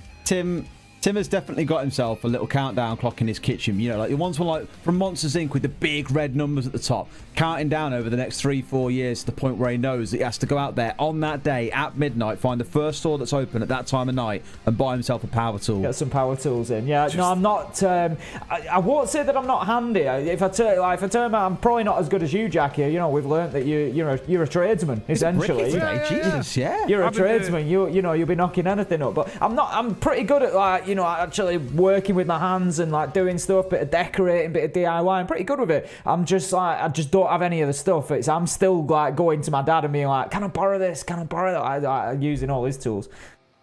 Man, and he says, the person who lent tools is out buying more. He's giving me all that. True. I could imagine. I could see you, looking, a little bit shifty, wearing a hoodie on a street corner at night. You walk past and Tim just goes, "Here, big man, have you got any double ladders? Have you got any drills?" And you're like, "Look, no, I don't, Tim. Stop. Start following me back." I know what you're like, Tim. You're a tool thief. I mean, the accusations. He's not a very tall thief, but he's a tool thief. Yeah, there he is. We brought him back to height, boys. No way's gonna be on Reddit here. Reddit be going wild. Look at him wearing his ponytail. Everyone point at Tim and giggle. Easy. He's too early for that one. Let me hang on. For the ponytail, though, we have got a lot of pans we could use. We could probably Photoshop mine on. If we green screen that in, you could have that, Tim, if you want. Do you reckon I could get a bit of that? Yeah, I can come around and give it to you if you want. What's even going on anymore? We've divulged into madness. We are just waiting for one of the players' PCs to be replaced. If you're sat here going, what is this? Why are they there? Why are they dribbling on my screens? Don't worry, we won't be dribbling for too much longer. Once we get everyone back in and we are ready to continue on with the game, we will send this one live. But for the meantime, just enjoy the podcast, basically, I suppose, Tim. What else can you do at this point? I mean, we've covered decorating, we've covered chemistry. I mean, I've been doing my kitchen up the last couple of days, to be fair. That's what's been keeping... Yeah, it's been keeping me busy in the mornings, Jackie. I like to get up, it turns me over a little bit, and then I come onto the stream. Just a bit of decorating, doing a bit of painting, just tidying up, you know? What colour have you gone for? Gone for a nice teal. Sort of like an antique teal green. That's pretty nice. Yeah. That's not bad. Nice little teal green. Des, are you fan of painting? I'm as boring as they come, mate. Every wall in this house is white. That's how boring I am. No, it's not good enough. You got to, you got to live a little. It's like if you see our whole philosophy. Let me get this right. We bought our house like in the middle of last year, and tell you what, this is one little thing to mention. I'm not even a double ladder kind of person. I'm a triple ladder person. Not because I've actually got... Bit jealous there. I'd quite like a triple ladder. I need to add some clarity here. I need to add some clarity. I haven't actually got a triple ladder that I can carry around the house. We moved in, and it's the most middle class I've ever felt in my life. It's to get up to the loft. You open it, one of them ones that you like unhinge. How high is your loft off the ground? It ain't very high, but you need a triple ladder to get to it. Des is just really the size short. Of the door, mate. He's got really high ceilings. I don't get it. Like, the ceiling ain't particularly high, but it's pretty cool. He lives in an old bank. He needs a triple ladder to get up to the 45-foot ceiling. The nightmare to heat the place. He just lives when we moved in here, there was actually a safe under our stairs. We smashed that all under the stairs. Well, my dad did. My dad has a sledgehammer, right? He came round and was like, right, Dad, don't do anything yet. Let me go out and buy a few things. Cup of tea, get ourselves sorted for a few drinks. Came back. He'd knocked through like 3 walls with a sledgehammer. And I was like, you have stolen my photo opportunity for Twitter here to do siege-related content. Nice one, you old fart. But what it turned into off the back of that was we've then gone and redecorated the whole house. It's all gone white. But under the stairs, there's this, like, mega heavy safe under there that we can't get into. I'm being told by everyone that's come around, you should figure out how to get that open because there could be thousands in there. It used to be an accountant that lived in this house. But I'm like, it's such hassle. Someone could take it away. It's like one of the mystery boxes. What's that? A TV program where you can like open up like a shipping container and you don't know what's inside there until you do it. No, it's not Deal or No Deal. Reese, who are you? No, what's it called? What, do you mean Storage Wars? Deal or No Deal? Where are we? It's not Deal or No Deal. What's it called? Storage Wars, obviously. Is it actually Storage Wars? Thanks, Jackie, you cultured slime. Look at you. Yeah, all right then. Storage Wars. It's like that. Someone's got to come and take it off my hands and then they can get it open and figure out what's in there. What? That's what it is. You could just get a locksmith, Des. They'll come and do it for you like 10 minutes. Open the safe. Get someone round. It'll literally take them like 10 minutes. Literally sat there going, yeah. You see, the thing is about these bloody safes, they're always full of money, but so hard to open, aren't they? And it's just like, open it then. Get someone round. What are you doing? Oh, but then you got to start negotiating it. Like, I'll have 50%, you'll have 50. I'll be like, well, I don't really want to do that. You just pay them for a service, Des. It's nothing to do with what's inside it. You pay them to open it. Parts, boys. Oh, well, I open that for you, boy. That'll be half the winnings. And you're there like, no, please. This is mine. No, you've got a standard hourly rate. That's what I'm going to pay. I've signed the contract. Now, please leave.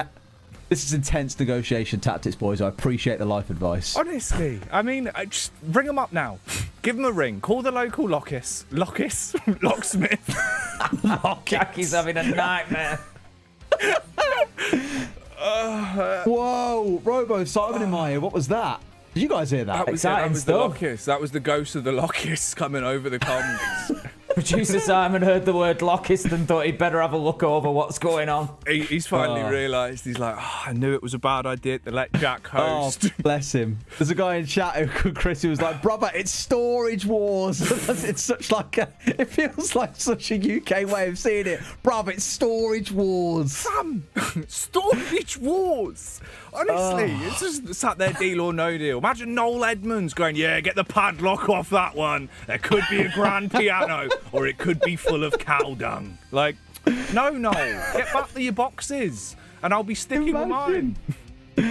I really do want to apologise to chat, by the way, kind of on all of our behalf. We've got 4 players in the lobby. We're keeping a close eye on it. We'll tell you when it's full, because that's when the game will start. But for now, I'm really sorry that you've got to listen to us talking utter crap about a safe in my back garden. It's actually out there to the stage that we were like, we're about to do the garden up. We thought, you know what? It could actually be a table. Feature. This could be a feature. That's it. That's it. It could actually be a part of the garden. Honestly, this is going to be a newspaper article at some point. This is going to be a newspaper article whereby Des has made a table out of a safe that once it eventually gets open, there's like 2.4 million in it. And Des has been using it as a table in his garden for the last 4 years. Everyone's just questioning, going, why didn't you open it? And you're like, yeah, but... Needed somewhere to put my brew. Yeah. What, you think they put valuables in it? Sorry? What do you mean? I'm honestly expecting it to just be full of old, like, accountancy papers. There won't be any money in there. Like, why would they do that? They'll take it out before they go, surely. Yeah, probably. But what if they haven't? That's the question. These things you happen. could find out. You must have, like, an angle grinder or something. Mate, do I look like the kind of guy that carries an angle grinder around? I don't think I do. He's not old enough for tools yet. Stereotype. We've discussed that. No, mate. Honestly, I've got 12 years to go before I'm on the tools, mate. The longer the fill's gone on, I've just seen you just slipping. Yeah. Honestly, mate, you lot don't understand. My feet are up on my desk. I'm casual as anything right now. This is my natural resting state. My goodness. You might not like it, but this is what peak human performance looks like. This man, right here. I'll tell you what, where's that tool that I bought yesterday? Where's it gone? Oh, it's down here. Tell you what I bought recently, boys. What are you looking for now? I shouldn't really show this on stream because it's kind of branded. Who cares? It's not really a brand. He's going off script. I'm going off script, boys. I got one of these blowers for a computer because I was cleaning it out yesterday, getting rid of all the dust and that. It's actually pretty mad impressive. I feel like I could do a leaf blower with this. It's just a lot smaller. But I don't understand, Des. Surely the point is that you're the one that blows out all the hot air. Nice. Got him. Hey. Got him. He's in there. He's one of the boys. Oh. Yeah, that's Jackie. That's me. By the way, we're now down to 3 players in the lobby. I don't know what's going on, but we've gone from 4 to 3. We're working on it. Basically, we're just getting one of the players' PCs changed out. Once that's done, we will be going live with the game. So to give everyone's sanity a little bit of a rest, what we will do is we'll cut the podcast short for now. Oh, no. I know there's... I mean, if you want to carry on, what have you got for me? I'm really enjoying this. I'm enjoying this. You having a good time? Yeah, Tim, are you enjoying it, mate? Or do you need to go for a little nap for 5 minutes to keep yourself going? I mean, you see, I get to do this every week with you, Des. You know, it's been a long day. Look, I'd say we put it down to vote. We go into break or are we staying and talking? What are we voting for? Tim, you've got the deciding vote, effectively. I mean, I'm not the one who has to watch it, so mine's probably not the important vote here. I mean, we can stay here at this point. You know, all manner of show business and hosting went out the window. Jackie, you know what people are calling for? You can imagine what it is. It's not really quite a rehost, but you know what the people want. What? The people have spoken. You know exactly you want a riddle?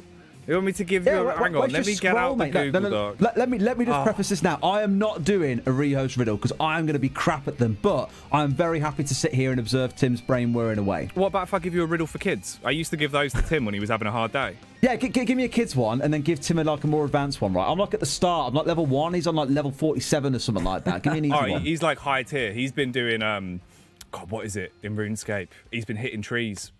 I don't know. Limited reference game there. Look at him. He hits trees. All right then, Des. I'll tell you what. I'll give you this one. It's classic. A man who was outside in the rain without an umbrella or a hat didn't get a single hair on his head wet. Why? Read it to me one more time. A man who was outside in the rain without an umbrella or hat didn't get a single hair on his head wet. Why? Was it because he was bald like Tim? It was. Look, he's straight in. It's a classic, is that one. We had that one back in the day, and I got that one because obviously it owned pretty close, but whatever. There you go. Chat has just exploded, but you boys should get chat open and see the stuff they're talking. They're screaming for a podcast. Jesus. They are a minute behind us, so there's a small delay, but they are screaming. There's time for that to change. It's when it just starts coming, everyone going, please stop, please stop, please stop, please go to a break, please go to a break. That's going to be Ubisoft when they realise what we're doing to their precious B stream. Christ. I went into the Bravo stream and it's really weird. There's just these 3 Brits. They were doing riddles, talking about doing a podcast. What's a double ladder? Come on, I need this level 47. Look, for Tim to get to level 48 now, he needs a really advanced riddle. Something that's going to really get his gears turning. All right. Nah, Tim. This is like that stress training under intense situations where it's like 1 in the morning. You could do it, mate. I believe in you. Mate, come on. It's like Dragon Ball Z. He's just in like higher gravity, sat there, bicep pressing. Everyone's getting excited. Right, Tim, I tell you what I'll give you. I've got one riddle. This is one of the ones that I was going to use for one of the LATAM shows. Never got round to it. Oh, wow. It's unseen. Unheard. Yeah, this is like OC, new content we've got coming out. Are you ready? I'm ready. Hit me. I have a lake with no water, mountains with no stone, and cities with no buildings. What am I? A lake with no water, mountains with no stone, cities with no what?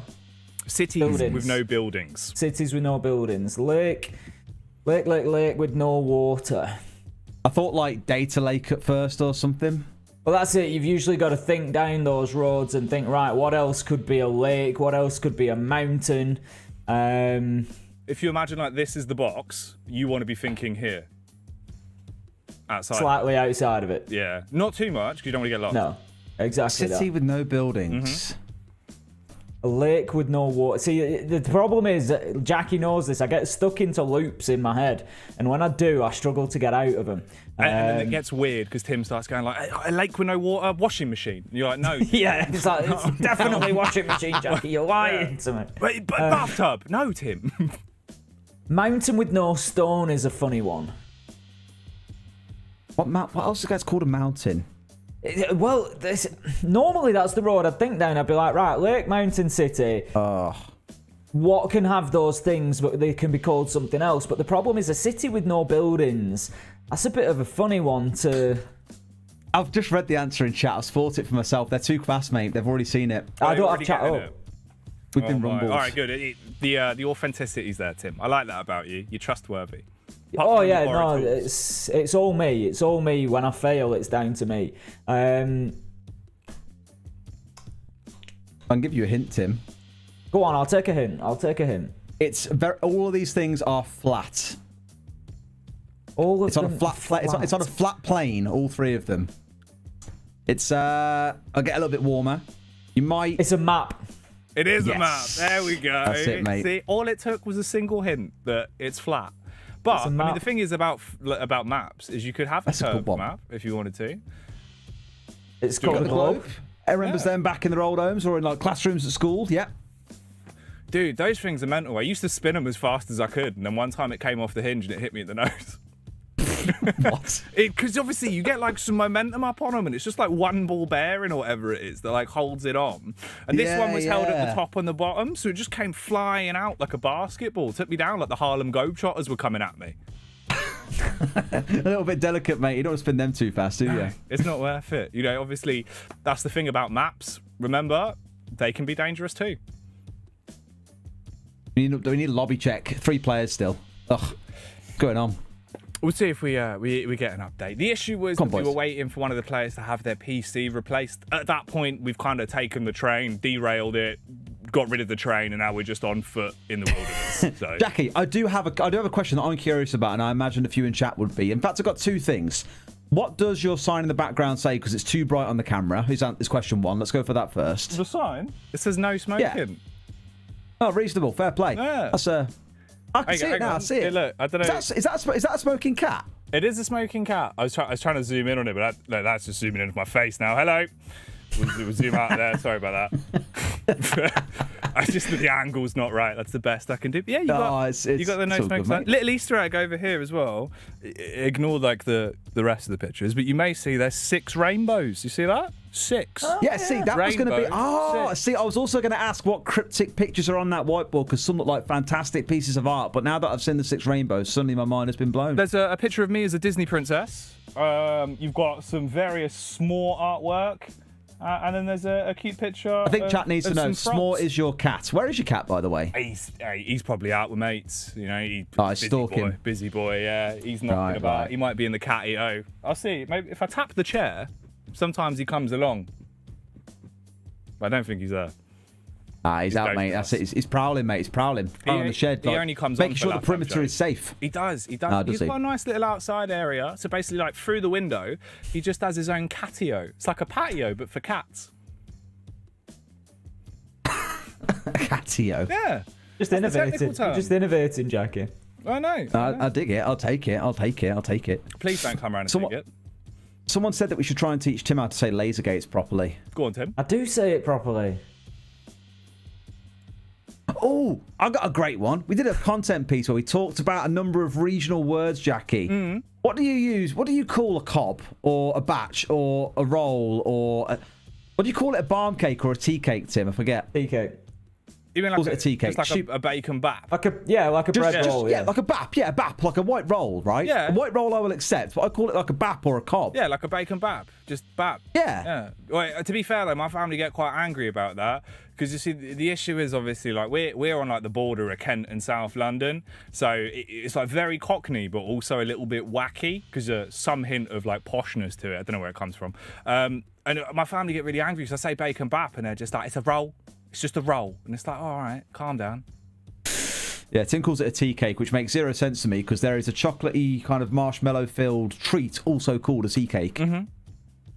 Known in my area as a tea cake, you know, the chocolate thing. But that's like more words than necessarily required just to say the name of a single I know, object. we just specify it. If we go in for bread, then it's just tea cake on its own. You don't need to say that it's bread in that case. I don't understand. I don't get it. Give me the bread and I just give you the tea cake. Be a night. Oh, you'd be livid, wouldn't you? You'd be livid. Well, I suppose at that point, you know, we do coffee and tea cakes, and you walk in there and give them a bit of bread with your coffee. You'd be crying. It's very situational, Des. If I walk in and somebody asks me for coffee and tea cake, I'm not going to give them some bread, am I? I'm going to read the room at that point and think they mean a bit of chocolate. Someone said we should name this podcast Big Tim and the Boys. Big Tim and the Boys. To be fair, that's a good name of band. That'd be pretty sick. Big Tim and the Boys. I can't do instruments, but I can rap. So maybe we can make that work. We'll do like a rap. I'll tell you what we can do, mate. We can do like a rap version of System of a Down because you do look a lot like Serj Tankian. I do get that. a lot. It's a cool look, mate. A really cool look. I get that. And I used to get Adam Driver for a while. When the new Star Wars movie came out, that was all I was getting. Everyone calling me Kylo Ren for a good few months. I don't really see that one. Serj Tankian's the one, definitely. There you go. I'll let the hair down. That'll be the difference. All right. Oh, here we go. That's the difference All maker. right. Now, look, tell me I don't look like I'm from the Sith now. That is a very good point, actually. Yeah, and you'll pull out a really light, shiny sword and, try and fight me at some point in the street. I might. You never know. Come at you quick with a lightsaber. known facts about Jack. What's even going on? Where are we now? We are at 3 players in the lobby still. We have a little chat from our observer. Casters, you guys are hilarious. That's very kind. That is hilarious or insane. I don't really know which way it goes. Tim's gone very quiet in the last 5 minutes, so I think he's like, please, can we stop this now? He's just building his energy back up. Do you want to take the technical time out, Tim? Do you need a sec to reset, come back in fresh for the game? I mean... Go on, Tim. We can take it, Tim. It's all right. We can take it. I think we probably just get into that point. We've got an extra player in the lobby. I'm just a little bit. Yeah. I can find 1,000,001 things that we can talk about, mate. If you really want me to keep on reeling off subjects for you, that's no problem. What can we get Tim passionate about, Jackie? I know he's got some real passions in life. Dude, honestly, one of the things that we always used to have fun with, Tim, was the mythological creatures. Do you remember the amount of time we spent talking about, like, minotaurs? Yeah, Manitors, Cerberus, all sorts of stuff like that. Yeah, Chimera. Yeah. Oh, man. All right. I always forget the 3 parts of a chimera. Snake, lion, and is it eagle? Could be. Yeah, Griffin? I think so. Griffin, I think. Maybe. I think it's to be Griffin. fair, maybe we're off. Let's have a Google. That's the mental thing about being at home. You have access to a terminal that contains all of the information in the world right in front of you. Okay. That just keeps. Let's have a little dig, shall we? Hang on a minute. I've searched for Chimera and I keep getting pictures of like outdoor burners. Single organism made up of cells from 2 or more individuals. This sounds like I'm going down a real dark path here if I'm not careful. Chimenea. Yeah, no, I think you might have spelled chimera wrong. Chimera? Who spelled what wrong there? What are you on about? I definitely do. I definitely do mean the thing you've just said, Tim. Ignore that. Ignore anything I've said. Let's change subjects here. I think actually what we're going to be doing, boys, is we have the feed from the A-Stream game as well. So whilst we're here having a bit of a podcast anyway, we might as well put on a bit of background viewing. This is like a watch party. This is like fan zone in like the Premier League football when there's a game on. You've got 2 fans just talking absolute smack because we've got a LATAM team playing and an EU team playing. The best of both worlds, really. And it just... Is the sound on for this? Like, are they hearing us or hearing the casters from that stream? No, they've got us. They've got us. We are literally we're having a talk. We've got Liquid versus Empire. Empire 1-up already. This could be a big result if Empire can turn this out. See, at this point, we're basically just having a tricast. I mean, I joked about it earlier on, saying that that's what the world is missing. Could you imagine the pandemonium of a Des Jackie Ace TriCast? The problem is, I don't think there's physically enough time in the round for us to talk about the game.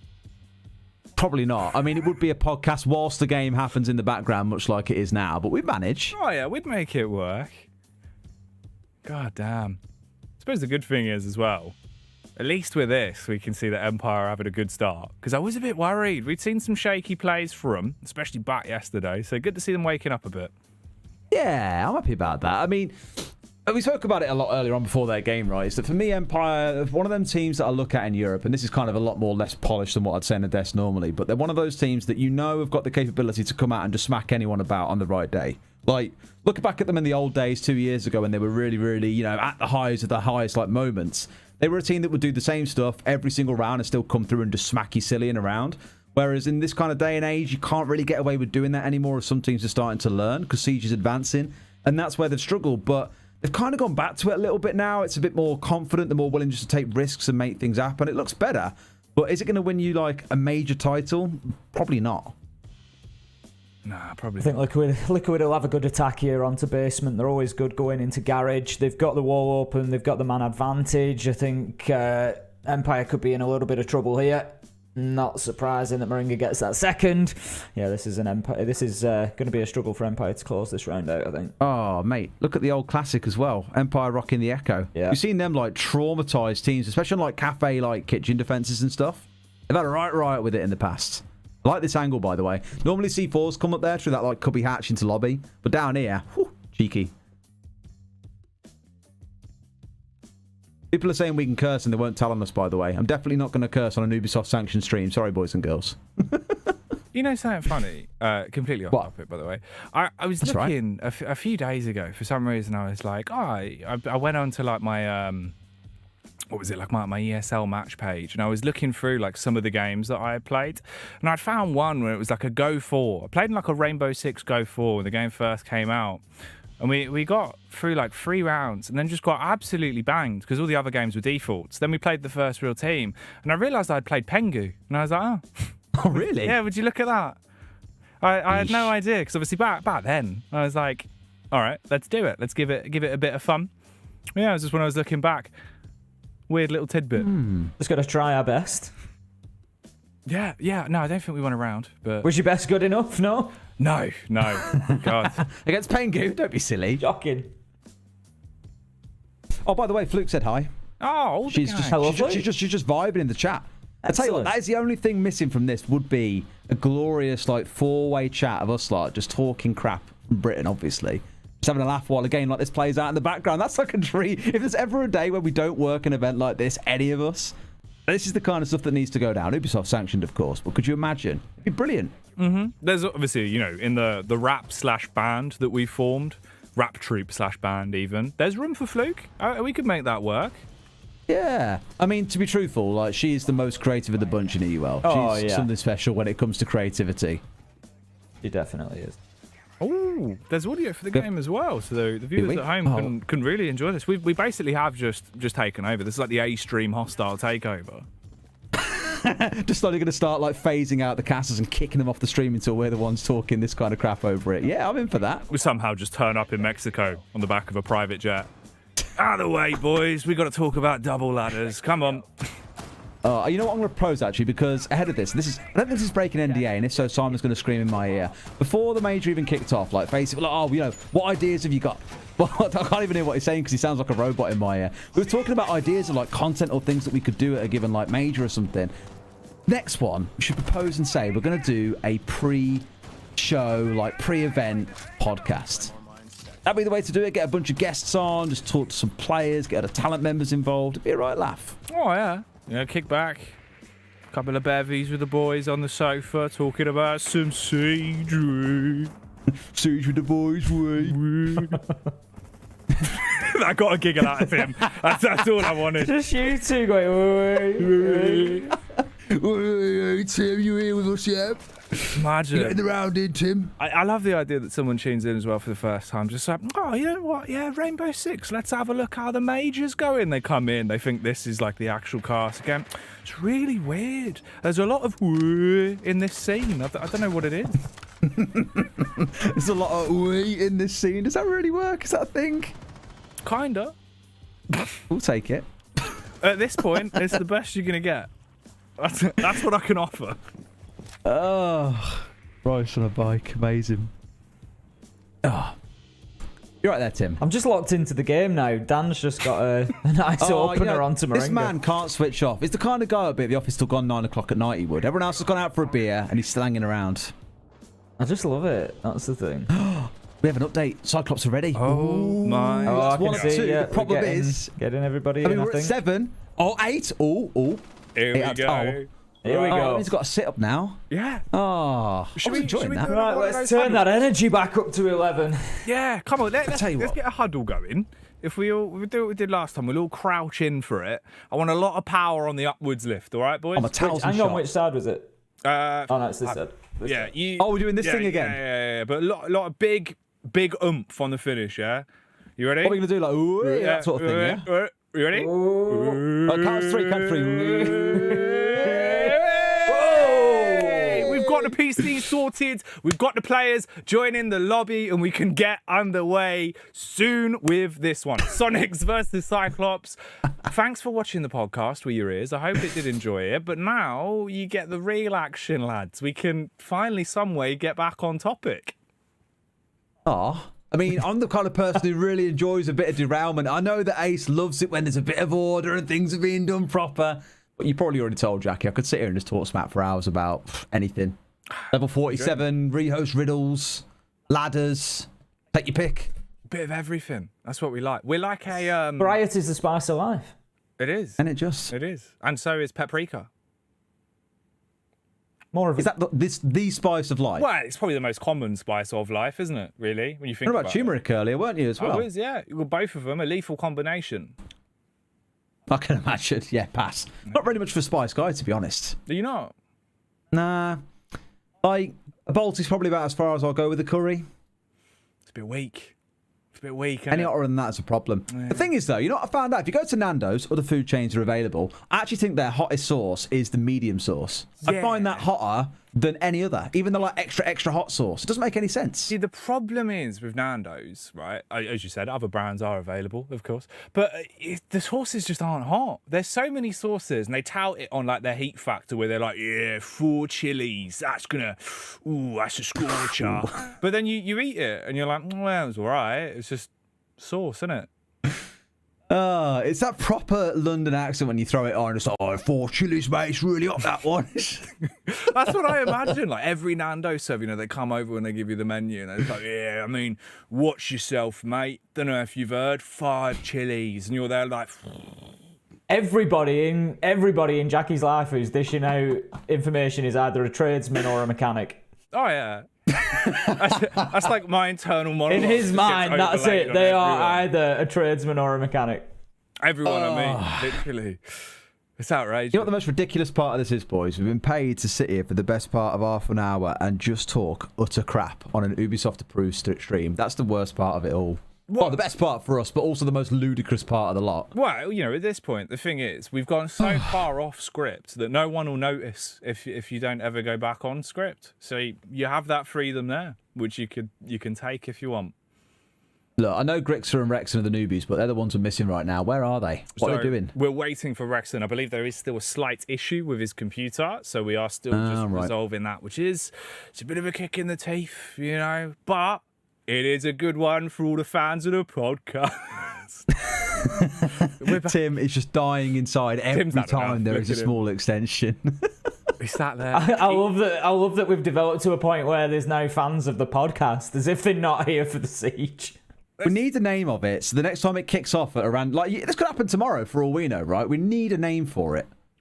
We may as well round out the segment by giving it an actual name. And we can clip it, slap it on YouTube, take a bunch of royalties from it, sorted. What are we calling it? Jackie, you're the creative one of the group. Fat! You get Fluke to, guest appearance and name it for us. True. Send in answers on a postcard. Hashtag 6 Major. Tweet in the name of the podcast. Let us know what you want it to be. Oh, yeah, that's a great idea. Twitter. Yeah. Hashtag 6 Major. Hybrid, the analyst for Cyclops, DM'd me 18 minutes ago. Guys, what the hell are you doing? Sorry, man. Everyone's just sat there, they're tuning in. They're like, yeah, I'd really want to see that hardcore analysis of Cyclops. Join in. Again, it's just me talking about chilies. It's a nightmare. It's one of them. Oh, even got Medic. Oh, we had like Jacob tweet us as well with a picture of Medic. I'm going to retweet that because that's a nice little picture. Doesn't Medics look so happy on their sensible time zones? Ugh. Yeah, hashtag 6 Major. Give us a name for the podcast. I want it. Let us know. Tell us what you're thinking. If you've got names, if you've got thoughts going through your grey gears, send them in. What's your favourite spice? These are all questions that Tim is dying to know the answer to, aren't you, Tim? Absolutely, of course I am. A person's favourite spice is an important one. It is. Oh, I tell you what, boys, we're actually starting to invade the A-Stream. Someone just said, I'm here for the podcast. Came from A-Stream after someone mentioned the podcast was going on. Everyone's just slowly started sliding over. What's going on over there right now? What is this? Yeah, you get curious, mate. What can I say? I think Liquid are about to win round number 4. I tell you what I've always wanted to do for like Challenger League or something. You know what you get? I don't know if are you into football much, Jackie? No, I don't like the game with the balls and the kicking. The balls and the kicking. Oh, Christ, fair enough. What I'm thinking here is like, on a Saturday, you get like Soccer Saturday where there's a bunch of blokes out in a newsroom, or women as well, they're involved too. They'll be watching like each of the games, and every now and then the main guy will go, Jackie, take us over to Villa Park, and you'll go, well, it's not going so well here at the minute, Des. Villa are choking out without Grealish, they're looking absolutely rubbish, whatever. And there's just been so many comical moments that go on there. They've all got little nicknames for each other. It's really nice and casual. And it's like people can just tune in and know what's going on all these different games in like Challenger League or something. I think it'd be wicked. Yeah, one day. One day. Maybe we just do our own one about football. Just send me out. I'll talk to them. I talk to the people doing the kicking, doing the bunch catching. Of people that have like never watched football before. Reporting on football would be the best thing in the world. It'd probably be pretty good, honestly. Can't be worse than our ramblings. It turned out to be somewhat popular. I'm kind of surprised. Yeah, people love it, don't they? Love a bit of Nando's banter. Build it and they shall come. Yeah. That's it. Apparently, there's the main name going at the minute is Castercast, by the way. Castercast? Yeah. Can we just go with Ghostbusters? Can we call it Ghostbusters? I don't know if we get sued for that one, Jackie. Maybe. We could spell it wrong. We could. Oh, we've got 10 players. Do we? Oh, God bless. We certainly do. Here we go. Actually there. Right then, Right, boys. well, Tim's no longer in his sad mode because, Siege is about to start getting played. He knows, he's in the zone, that's it. All Tim I'm doing is activated. managing energy at that point. I'm just managing energy. He's hibernated. He's out. That's exactly it. I've had a quick hibernation. And then I'm just saving it up, ready. Yeah. I'm ready now. I'll tell you what, though, this is the natural state of things, right? The kind of the descending order of chaos as you go across the screen. Ace is like a good neutral, or even like good lawful. I'm not quite sure where you sit on this one, Jackie. I think I'm like chaotic neutral. Probably yourself? chaotic neutral. But in this environment, I'll be lawful good. I'll give you both the game because we can send it live. Get into it. Let's have a memorable one. Let's do it. Ace, I'm so sorry. I'm so sorry for this last half hour. It started all right, and I feel as it's gone by, you're just like, I just want to cast some Siege now, boys. I'm on the edge of my seat, Des. I'm on the edge of my seat. You know, it's a long time to stay on the edge of my seat for, Des. Oh, I got a name from Fluke, apparently, in my DMs. The bald, the hair, and the just still there. 1 and 2 half men, apparently, is another fantastic name. There's some golden ones in there. We'll come back to them. Fluke, that was genius. I love it. There. Oh, this is why we have her. Creative genius is something to behold, but let's hope we see some creative genius coming into Chalet. As a reminder, Cyclops bullied Soniqs on this map yesterday with the Monty pick. It's all serious games now, ladies and gents. There's a lot of rides on the line. Cyclops, if they get this win, they pretty much relegate Soniqs to being stuck outside of the top 2. Cyclops would move up, I believe, to 9 points. Soniqs would stay down on 2. Not really the outcome they were looking for at the end of day 2, but that's the way that this could shape up.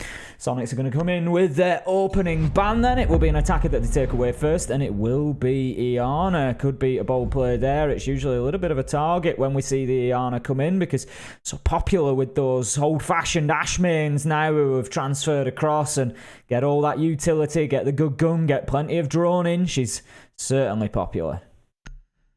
Indeed, indeed. Now, we mentioned about the, opportunity for that to come through as a ban. It hasn't been taken away. The Iana was the stronger lead. It was a pretty popular pick yesterday. Zero was the ban away by Cyclops. Same one sticking through here. And it's again one of those where if you're the winning team, it's a big question of if it ain't broke, why try and fix it? 2 defender bans will follow. Cyclops taking the first one. They will take Valkyrie down. Nothing new there. And I would expect Soniqs to probably follow up with a mirror if I had to guess. It comes in awfully quickly. They were prepared and ready for exactly what they were going to do there. It's actually the clash. There we go. Mirror will stay on the board. And they've decided to take away one of those shield operators from Cyclops. Okay, well, one of them being taken away isn't the end of the world. It wasn't a main staple for Cyclops yesterday. The most played operators yesterday were Mute, Rooney, Ella, Alibi, and the Legion. So, a bit of a change coming in, however.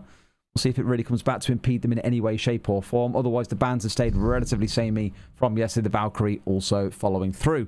We're starting inside of Bar and Gaming with the side of Soniqs. So Soniqs and Cyclops is going to get me. There's too many S's at the start of names in this one. But Soniqs starting on the defense, Cyclops on the attack, and already trying to put the fear of God into the side of the Soniqs with that initial Monty pick. 6th pick away to the Capitale. It's going to be like that tough combination. You know when G2 play BDS and you just inevitably end up with like a GDS or a B2, or it's always a tough one. Sonic Cyclops, it's going to be the same thing.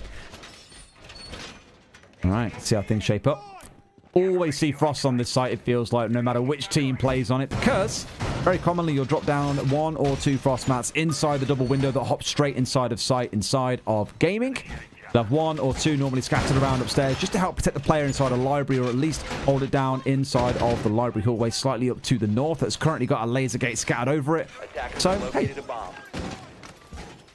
Going to have Pentagon just applying those ADSs at the top of the stairs there. The reason that they're in place is to try and keep that shield active on the library stairs for the time being. And it's all about holding down library, because there's going to be somebody playing out on mezzanine as well. They've got the hatch open. They want to keep hold of that vertical area. We see a lot of chalet come down to this area that we're looking at now. Bar Gaming, we've got the new balcony, we've got the mezzanine there in front of us. It's all about this area and holding on to it. And the push is likely to come in from the Solarium and Master side, I would suggest, with Cyclops looking to move across. They've also got Gatorada just straight outside a library there.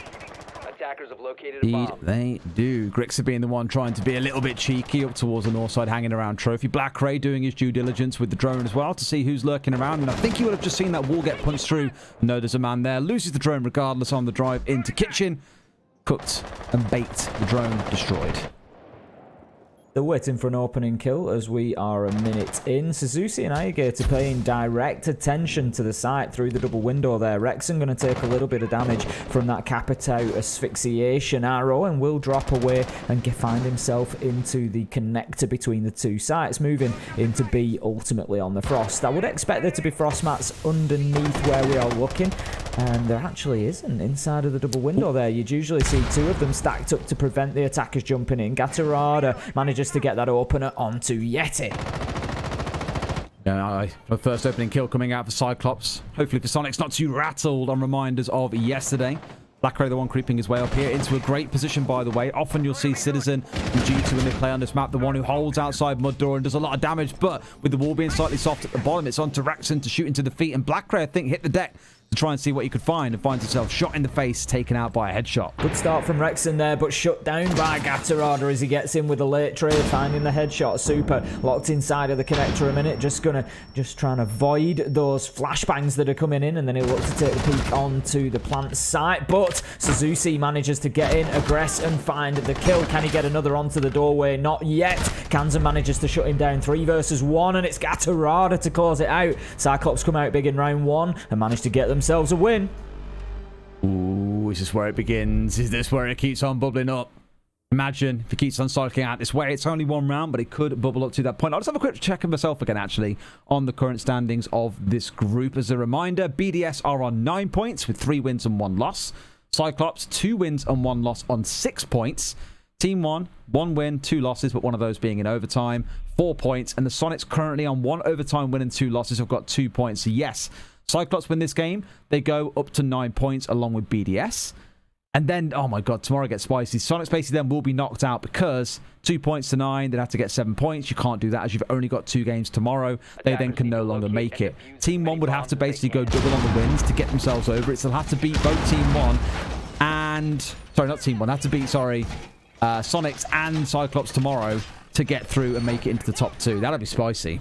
Certainly would. There's going to be a lot to go. Honestly, this is going to be right down to the wire as this group, as are many others, I think, at this point in time. I think I said already, I can't wait to get to the end of the night and just see exactly how the groups are starting to shape up after today's results. Because, of course, mentally, we sort of keep a track on it and who's winning, who's losing, but it's always nice to just see it once it's locked in and exactly how it's going, and you can give that quick theory craft and see who's likely to pick up results where and who needs to do what to see themselves through to the playoffs. Let's not forget that after tomorrow, 7 teams are going to be going home. There are only 8 that will be staying on for the playoffs. So as far as this round's shaping up, you're looking at Castle coming through from Kansan. Intrigued to see where these ones get set up as well, where the operative plan is to place down those 3 barricades which you missed earlier on, but the bulletproof still in the back pocket. Should get popped down inside of the office, as you can see there, right next to the bomb, looking the way down across to the south. What I always find interesting about the attacks here, especially in America, or in North America, sorry, NA, we saw a lot of focus coming in towards the Solarium side for the most part, whereas in Europe, the fight normally comes into the south side and works its way forward. Cyclops taking what I'd probably describe as the NA approach here, starting up on the north side. 3 players currently scattered up to on this side, and it's got Super and Yeti, the ones looking to cause some trouble. That is such a clever read, by the way, because the runouts you can do there, either through the doorway to the north side of the garage or go out those double doors to the left. You do have to impact to open, though, the garage doors, but it was being watched by someone. Really well controlled by Cyclops. They are far too trained in the fires of APAC, I feel, Ace. No aggression is going to surprise them. Absolutely not. Super just having to hold himself away there as the fire arrow comes in. Anaton manages to repel in and find the kill. Great plays from him. Rexon, however, manages to get one back and keep the Soniqs fighting here, but it's 4 versus 3, and Cyclops have got themselves a good advantage now. They're inside of the map. They've got boots on the ground. They can start applying pressure to the Soniqs on site. Out comes some smoke there from the Capitao, I think it was, just to try and block off that doorway into the bathroom and give them the option to rotate down the trophy stairs. Now, Grixer moving around. He knows that there's one on the window. Can't find the shots, though. And that's going to leave the Iana there to fight another day. No, it's not the Iana, sorry. They're banned out. I just saw a flash of white and presumed it was the hair, but it's not. It's the hat of Nomad as Ayagator is on the window. Kills raining in both directions. Rexon once again coming up big for the Soniqs, and they need to ride this momentum that he's giving them. And 1 kill, they'll really come back to Rue. I think is Grixer not finding that kill onto Ayagator because he's still held onto the spot. It's going to stop the side of Soniqs being able to push their way through. Kansan's going down. Like I say, sometimes it's the smallest things in the early round that can lead to a landslide later on. Ayagator not dying punishes them big time. Soniqs can't even respond. 2 rounds on the bounce for Cyclops. Quick 2 rounds at that. They are getting in, they're getting aggressive, and they're getting the kills. Like you say, there's no amount of aggression that's going to scare this team, and they are more than up to meeting it head on. They're going to be moving into round 3. We're going to see another change of site from the Soniqs. They've been to Bar and Game, they've been to Master and Office and been unsuccessful in both, so this time it's down to Kitchen and Dining. I think a little bit of the problem with Chalet sometimes is when you have to start moving around the sites, it's a little bit difficult because the holds are very similar and the pushes are very similar site to site. It just depends, do you need to take control of Library and Mezzanine, or do you need to take control of Master and Office? And you do largely the same thing from one side of the map or the other, so even when you move down to Kitchen and Dining, you still need to hold on to some of the same areas. It's kind of the same across a lot of the map. Like, the extensions are quite similar, or at least the areas of the map you want to hold. Library is normally a go-to #1 location that teams want to play inside of, but here that Solarium set up on the top side really came back to sting Soniqs, who'd invested quite a bit towards the Library corridor and trying to hold on the south side of the map. And Cyclops As we said earlier on, ultimately attackers determine the pace at which it happens, but defenders can kind of steer and encourage or coax the attackers over towards a certain side of the map. And Cyclops, sure enough, were coaxed, but played that top side really, really well. Let's see how this defense of the kitchen site goes now on the downstairs. As you say, very, very similar to what we saw in the previous round. A couple of differences that you might see coming in terms of the commitment or investment of resource onto the ground floor versus the top floor. But otherwise, for the most part, I agree with you. Much the same. Yeti this time taking up the position on trophy stairs. It was Super last time around that we saw there, but there was just so much utility thrown at him. It made him very difficult for him to stay in position. This time 3 ADSs will try and support Yeti in staying in that position, but there's going to be plenty of attention. We've got Suzuki, we've got Anaton all heading over to that Solarium side once again. We've got Black Ray out there as well, just droning, looking to offer some support, while Gatorada looks to rotate round to the piano window. Rexon is inside of office. Here's the knock onto the barricade, possibly. He certainly comes out of there quickly, and his ADS at that piano window takes the few pot shots through from the library window there. So Rexon definitely aware of Gatorada's presence outside that bathroom window. Indeed. Looking at how pressure started out, nothing explosive, or at least to a large level inside the first minute. Anderson, the first one going down here. The Capital being removed, and you saw what damage he was doing when he got inside of Solarium last time. Gatorada losing out on the fight against Rexon, coming in on the bathroom window. Yeti finding yet another. Soniqs really turning up the heat in this round and saying no to Cyclops. You will not be winning any gunfights. You will not be taking any map control. With the 2 versus 5 with 90 seconds to play, sure, it's a lot of time to work with, but something tells me that for Cyclops, this one might be a bit of a tall hill to climb. I think it's probably going to be a little bit too much. Black Ray and Ayagator trying to move in. Ayagator coming from that basement level, just looking to get some kills. Needs to get a frag or two, just as a little bit of a catalyst, a little bit of a starter. Just move in there and get anything they can. But the problem is now the Soniqs, they're not going to aggress onto anything. They're not going to peek anything. They're just going to hold themselves down, keep those angles locked in, and wait for Cyclops to push. And when they do, they're likely to find their demise. But what a headshot from Ayagator. That one is absolutely special. Hitting him through the metal bars like that in the floor, that is something else. Pretty magical, all things considered. One coming back, but you've lost half the time that you had previously here. Still a big task to face up against. A lot of opportunity for the side of Soniqs here just to play it passively. Wait for those angles. Let Cyclops come pushing into you. You haven't got to go looking for these kills. They've got to come to you because of that diffuser being cold dead on the ground. Black Ray outside a trophy. One pushing up from the south, so not quite coordinated in their push just yet. It's almost like Black Ray's waiting to see if someone on Soniqs is going to make the move down trophy stairs. But like I said, there's no pressure on their side. They've got no reason to move. They can just sit and wait for when Cyclops approach them. Yeti low health, but again, holding his angle. I think it looks like Cyclops are taking the opportunity to have a little bit of a discussion as well. They're not overly aggressing onto this. Black Ray's just holding that window. Ayagator moves in, tries to make a challenge onto Solarium stairs. Kansan's going to pick him up, and that's going to close out the round with 3 seconds left to go. Black Ray just holds his angle, takes a few shots. He knows nobody's going to come down there, and that's going to be a win for the Soniqs. So it puts them on the board, and it could be the starter. It could be the kindle into their fire, as they might just get this one into a roaring blaze over the next couple of rounds.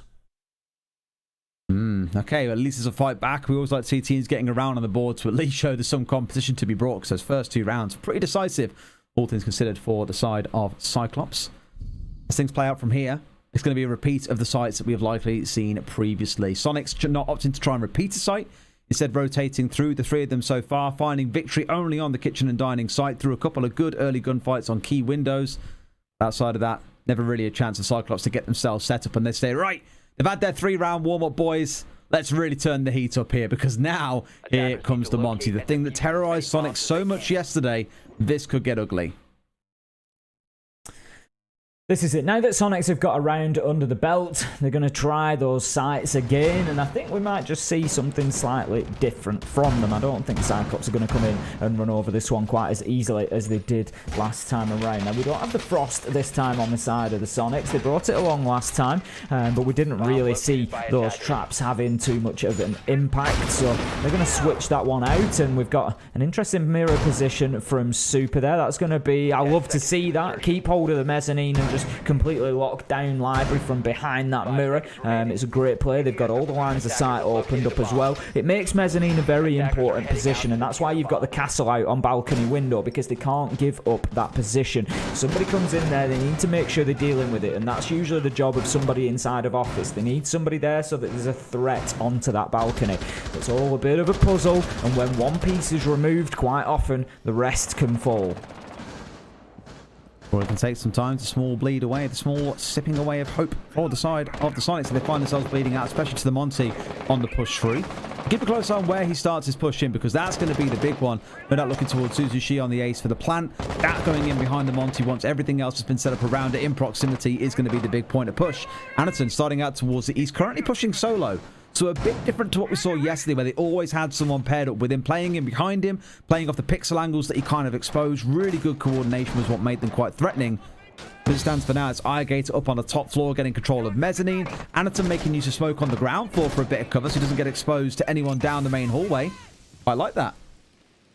Rexon's just going to keep holding his position inside a library whilst he's supported by Yeti, but the problem is at the minute that Yeti's attention is being drawn towards that double window as it's been knocked out. If there's a push that comes into library, Rexon doesn't have quite as much support as is intended here, because the man behind the mirror, his eyes are being turned away into a different direction. Now Monte trying to push forward, not making too much progress into the main lobby so far, but will be feeding information out. Yeti, important kill onto Irgator. That clears out the balcony. It allows his attention, I was going to say it would allow his attention to turn back towards library, but Anaton pushing up those main stairs is going to make that a bit more difficult. Toxic Bear goes out and takes a chunk of damage from the Monty, and that's going to slow Anaton down big time.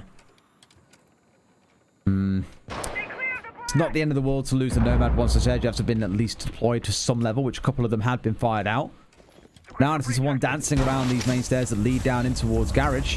Suzushi starting to get this open up now on the south side of gaming. And Bart tries out the mirror window, which should make things a little bit easier when it comes to a push. And with this being open, no one now can comfortably play inside of that stock area, connect to whatever it is you want to call it between the two sites, which should mean for the side of Cyclops there is the potential for a bit of threat coming in here. Black Ray finding one onto Yeti from up on high. Nice one to bring it back into a 4 versus 4. But again, I'm nervous about the clock, Tim. 33 seconds to play.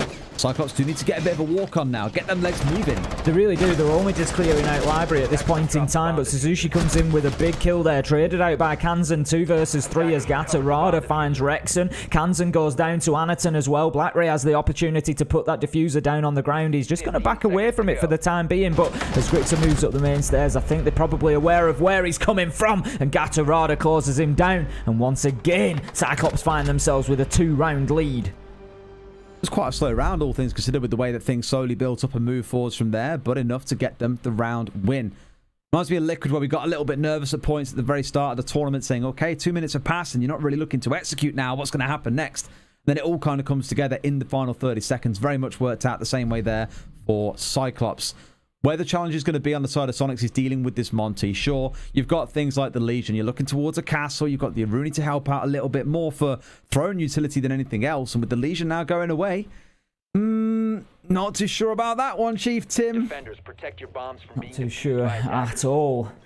As you say, needing to slow them down. Needing to lock down rounds here. The Soniqs certainly don't want to find themselves too far behind, because right now you wouldn't put money on this or against this Cyclops team locking down some defensive rounds as well. If they can get themselves up to 4, maybe 5 attacking rounds, it ain't going to be easy. I mean, we do see a reasonable amount of success for the attackers on the side of Chalet, but I'm not sure that's really what we're seeing at the minute, Des. We're seeing Cyclops that are able to come in, and we've spoken about it already, disrupting organised teams. And they're coming in, they're recognising what Soniqs are wanting to do, and they're breaking it down piece by piece. That's the way you have to do it sometimes, right? Treat it like a puzzle. Don't try and build the whole picture at once. Put it together one step at a time. As it stands, for Soniqs, they're the ones who need to figure something else. The onus of acting is always on those that have been wronged in the previous round, and now at 3-1, Cyclops are the ones who need to find, or Cyclops need to want to keep on pressing what they're doing. Soniqs are the ones who have got to find the magic answer, the key to unlocking the mystery that's been presented before them, because as it stands, although the Monty wasn't the big driving force in that round, it is going to continuously present a problem to them until it's cracked. Does he even know? Oh, yes, he does. The red Power ping. red ping. Forget about yellow pings. Reds are far superior. Reds where it's at. Irrigator finds the kill onto Yeti, and Yeti's actually had the opening kill himself for the last couple of rounds, so that's a big turnaround for Cyclops there. Able to shut down the man who's been doing well on the entry. Rexon just trying to keep hold of Mezzanine along with Grixer at the minute. It's been a big combo through NAL stage 2, and they're going to look if they can do something here in round 5, but Cyclops have already got themselves that little bit of supremacy. They've got Anaton on the Monty with the shield, and the problem when you've got a Monty on side there is when you're facing up against that, every man that you lose, it becomes more difficult to deal with that shield. If you're in a 2 versus 1, for example, and one of those is a Monty, you should be losing that. So each time you have that attrition, each time you have that kill on the side of the defense, whilst Monty's alive and whilst the attackers aren't losing anybody, it gets just, the difficulty multiplier just goes up and up and up. Things press forward, and here he is, peeking his way around that corner. It's like when you're playing a game of ranked and you see a Monty walk around the corner and you know you haven't got a C4, anything stopping him, you're just like, oh great, here we go. Headache central for me. And as you mentioned, as the numbers bleed down, as they get picked up as well, he can essentially 1v1 and bully you while someone else tries to set up for a great angle to force an easy free kill that they simply can't contest you on. It's an absolute nightmare to deal with. Here we're down to that final 70 seconds or so, and the only difficulty here for Suzuki really is that he needs to be looking to get the whole wall opened up enough that a Monty can walk through it with the shield up. That is, of course, assuming that is going to be the game plan, because look where he's got to. Forced his way all the way up towards the piano at this point. Could just sidestep very comfortably into office if he so chose. Once this Maverick wall has been opened up and they've forced a couple of members back, Super also going down. That's the way forward. In he goes, trying to find one to swing around the corner for Black Ray. It's like a bit of a switch in, switch out. The switch for the Monty comes in. Black Ray onto a triple in the round. Soniqs, dare I say, Tim, don't really feel like they're putting up a fight so far. It's been absolute dominance by Cyclops in the rounds where they've looked strong. Anaton collecting the final one. Was it a mistake not banning this Monty away? I think you've got to look at it as a possibility. The thing is, it's not been a key factor in every single round for Cyclops so far, but it certainly was there, and it was a nuisance factor in the last round as well, pushing up and just turning Yeti around. It wasn't decisive come the end of things maybe, but in that round particularly, Anaton and Black Ray just working as a beautiful partnership, going in, Anaton just giving that information. These are the calls, these are where they're located, and Black Ray going in there like a heat-seeking missile, just taking one down after another. It was almost like he was an extension of Monty's pistol, just being told that's where you need to hit next, that's where there's a player, and he just moved in and picked up one after another. 3k on the round, and it's beautiful play from Cyclops so far, absolutely dominating here on Chalet. Just honestly, people are really struggling to get to grips with this team at the minute. Weird that, isn't it, really? It's almost like they played them yesterday on this exact same map with almost identical bands and got bullied by a Monty there. And oh my god, it's happening again today. Weird that, Tim, isn't it? It is weird. Like you say, they took the flash out, but it could be the wrong shield that has gone by the wayside. You know, the thing is, there's always going to be reasons for it. I'm sure Iana's gone, and, you know, we could be sitting here saying very different things if they ban the Monty. It could be Iana that's running over him. They could have been dying to nade kills. You know, there could be specific reasoning to that. But the point is, you cannot ignore Anaton's supremacy on that shield on the attack, and it's got to be a major consideration for everybody playing against this Cyclops team from here. For the rest of the major, they have to think about the possibility of taking that Monty ban. Okay, I mean, I don't know if I don't want to suggest it's like an ego thing, but there probably comes a point where teams have the idea of we can deal with the Monty, we know what we're doing with that, it's not an issue. The problem is you haven't played against a Cyclops Monty so far, and we're seeing the results of that. You saw it in that round, the kind of 1-2 switch. The Monty goes to the one, the reload comes in for the other side. Black Ray steps in and goes for the fight off the back of it.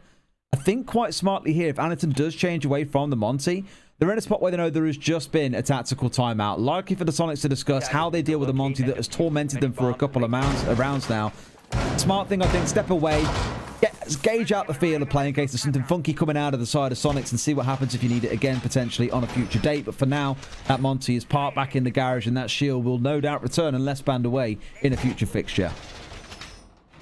So it's going to be the final defensive round for Soniqs here, and I just can't help but feel, Des, that this one is essential for them to win. If they come away 5-1, it's going to be a long road to climb back into this one. It's not going to be easy because Cyclops, you've got to remember, they're thinking about their position in this table, and they're thinking about the possibility of getting through to playoffs, and they know that closing down 3 points here is a massive part of that. It really does make them genuine contenders to be going through. So if they get themselves 5-1 and they only need a couple of rounds, that means they only need to lock down one site, Des. They just need one site that they can defend successfully twice, and that's it. It's going to be game over. So for me, Soniqs must win round. Big one to walk away with. I mean, 5-1 for Cyclops in the first half. Wow. How did yesterday end, actually? I didn't see how many rounds they won when I look back at the game. Obviously, it was on the other stream, so we didn't get a chance to catch it. Cyclops, they started on defense. It was 3-3, but they won 4 attacking rounds, and that was the end of the game at that point, because, of course, they had 3 in defense and then 4 on attack. But this has played out the same way. They've got as many attacking round wins now as they had yesterday. It's almost like history is repeating itself, and Ricks are just teabagging the drone there. Say how you see it. I mean, it's one way to deal with it. Is it? Just testing. I mean, it's still alive. Just testing his crouch key, making sure that the functionality is there, of course. Alligator looking to move towards, I think it's going to be main door ultimately. Could potentially go for a trench drop. We've seen him move into the basement a couple of times and try to move through up West Main. Just make himself a nuisance. He's always been on that rappel onto Master as well. We've got Suzuki and we've got, I would imagine it's going to be Anaton. It has been previously playing. It is on the rappel, upside down on the book. Trying to just dislodge Yeti. Yeti's taken some damage there, but will not be moved just yet. Black Ray was on the window downstairs of Trophy, just waiting for that potential rotation from Yeti, but he's having absolutely none of it. He's keeping himself absolutely wedged on those solarium stairs. Understandably so. Remember Alligator, the terror of Big Window? Did I tell you that story, Tim? I don't know, did you? Oh, I think I might have, mate. You know, once upon a time, there's a story of a guy called Alligator playing on Window, and this guy called Grixer challenged him. Didn't quite land a headshot, and Alligator went on to absolutely terrorize his whole team, devour his whole village from that one same window. I recall. Look at this again, in another clean spot. I thought you might, mate. I thought it might jog your memory a little bit. Well, here, guess what? He's back in the same spot. It's like they're doing the story all over again. Maybe, though, it's the second edition where the defenders actually managed to deal with him, and he doesn't consume the whole town. Time will tell, because right now there's 3 members of Soniqs all gathered at the bottom of Trophy Stairs, almost like they're expecting something, some kind of burst push to come in from Cyclops, and they want to have a response. As of yet, doesn't really seem to be the play, but heaven knows, maybe it'll work out for them soon. Out goes the Nitro. I'm not sure it's going to find Gatorada, who's just upstairs opening them up. It was just a little bit wayward in its placement. Always difficult to know exactly where the sledge is going to be moving. It's Anaton to open things on to Super. That takes the mirror off the board and gives Cyclops the advantage again, but only 15 seconds left to go. There's a lot of work for Cyclops to do here if they want to get in and be able to get a plant down. Suzuki has the diffuser in hand and is looking to do that, but look at all the bullets flying across. We've got the bulletproof camera there. Kills come in, 2 from Kansan. Important one onto Suzuki there. Just drops the diffuser. 0 seconds. Time runs out. Soniqs managed to hang on. Cyclops just can't get that diffuser back in hand to get it planted in time. Oh, there'll be some there on the timeline, I'm sure, crying about the fact that you've got to pick up the diffuser kit in that case. But realistically, they put themselves in a spot where with 15 seconds on the clock, they had no sight control. It was kind of walk in and go for the firefights. Cyclops kind of uncharacteristically for the first time in that half, stalling out a little bit. But the scoreline reflecting much of what we saw yesterday. If it repeats itself and Cyclops get 3 defensive rounds, they win the game 7-4 again. But they've still got a bit more breathing room to play with than that if it does require something a little bit different outside of the 3-3. Rexon are switching away from the Ying over towards playing the Ace, a more supportive role. Surely you don't bring 3 hard breaches on Chalet, Ace. Well, you wouldn't normally. You wouldn't expect to, but... yeah, I don't know about that, Chief. I'm not sure about this. They're going to, one way or another. The thing is, there's not really much of a hard breach requirement here in kitchen dining. You've got the one wall that we're looking at now, which is being reinforced by Black Ray there. You're going to want to open that one up more than likely. They may be thinking about the balcony wall as well to try and gain out access into office and just force out anybody that's playing on that vertical angle. So I can sort of see the reasoning, but that should be possible by 1 thermite anyway. You've got an exothermic charge on each. bring Maverick as well. You've got enough utility there to make that happen. But there could be a comfort element as well. It could just be down to the weapon. It could be down to other factors of utility. You know, it may not be down to the specific hard breach requirement. All right, well, with the hard switch, Soniqs are the ones on the attack. They've got to show us something special, I think, here. And Anaton's already lying with that Titan killer in hand, daring them to come pushing through a window. There are a couple currently playing on the rappel outside, but none actually pushing inside where he is himself. 2CC dropping the hatch again away, leaving Gatorada up there. I imagine he was more just there to open up the rotate for his fellow teammates, who's playing up on the top floor. Anaton now springing into action. Surely there's no thought about a jump out or something crazy here. Surely not. I wouldn't put it past them at this point in time. They obviously feel like they've got themselves into the ascendancy. They're 4-2. There we go. Black Ray just knocking out the barricade, and he's preparing for this potentially. I don't know exactly what the angle is going to be like, how far he'll have to run out to find his man on the balcony, but he just dips away for the time being. He's not going to have any of that. Anaton playing right up on that window, just looking to aggress, and this is what I like from this Cyclops defensive side. They're just not wanting to give Soniqs any breathing space whatsoever. There's the big change coming into 2021 for them that we all saw over in APAC North, was where normally on a map like Coastline, they'd be quite defensive, quite passive, wouldn't be trying too aggressive. That changed. They were happy to greet attackers into the building, be hyper aggressive, play as a unit. And this is what Hybrid said. I DM'd him earlier on about their play, so I said, you know, what do you think about these comments about you guys being quite shallow, it's predictable, it's like, you know, we have got other styles, absolutely, but this aggressive style, it's catching teams off guard. They don't know how to deal with 3 or 4 members being aggressive so early in the round. If that works, why should we conform to their play style? And I was like, you know what, completely agree with you on that front.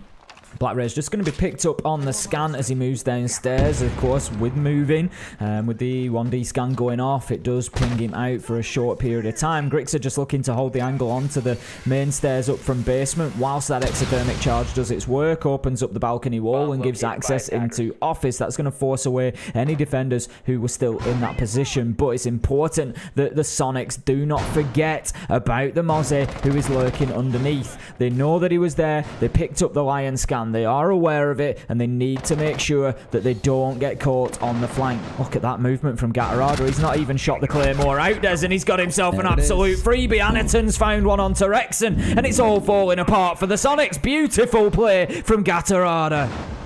Like a lad who's just ran into a shop, dipped his hand into the sweet jar, and ran out with fistfuls of sweet, sweet goodies. Walked away with 2 kills for themselves, Cyclops and Soniqs. Being a little bit rattled by that, I imagine. Still got some work to do. 1 drone left in the back pocket of Grixer at this point. Their information game is going to be limited. Great C4 with a double kill coming out. At max range, no doubt, but that is the round ender. Super has got 13 seconds to sit here and stew on the amount of smack he's talked about the APAC teams and what he thought they could do to them. Because once again, Soniqs are getting turned over by Cyclops. Just no answers at the minute, and Cyclops just playing for absolute fun right now, just dropping away that double nitro at the end there. It's almost casual, Des. They just seem to be able to predict exactly what the Soniqs are going to do. It's probably a bit of information that they've taken away from yesterday's game, and they've just been able to plan forward, and they are just absolutely ruling the roost right now on Chalet. Beautiful stuff. I mean, if nothing else, it's going to be a sign to a number of other teams in the competition. Don't take Cyclops to Chalet. The first game of APAC North Stage 2, we saw them come up against Fnatic. What did they do? Take them all the way through to overtime and beat them 8-6. Arguably their strongest rivals in the competition. And they made it look like a playground for themselves to run around in. And sure, Fnatic got some good rounds on the board as well. But it was still Cyclops domination the whole way through, undefeated in Stage 2. And they've come to the Major to make a bit of a statement. And it's working wonders. 2 more rounds, they take the win over Soniqs and ensure that Soniqs are going home after this group stage.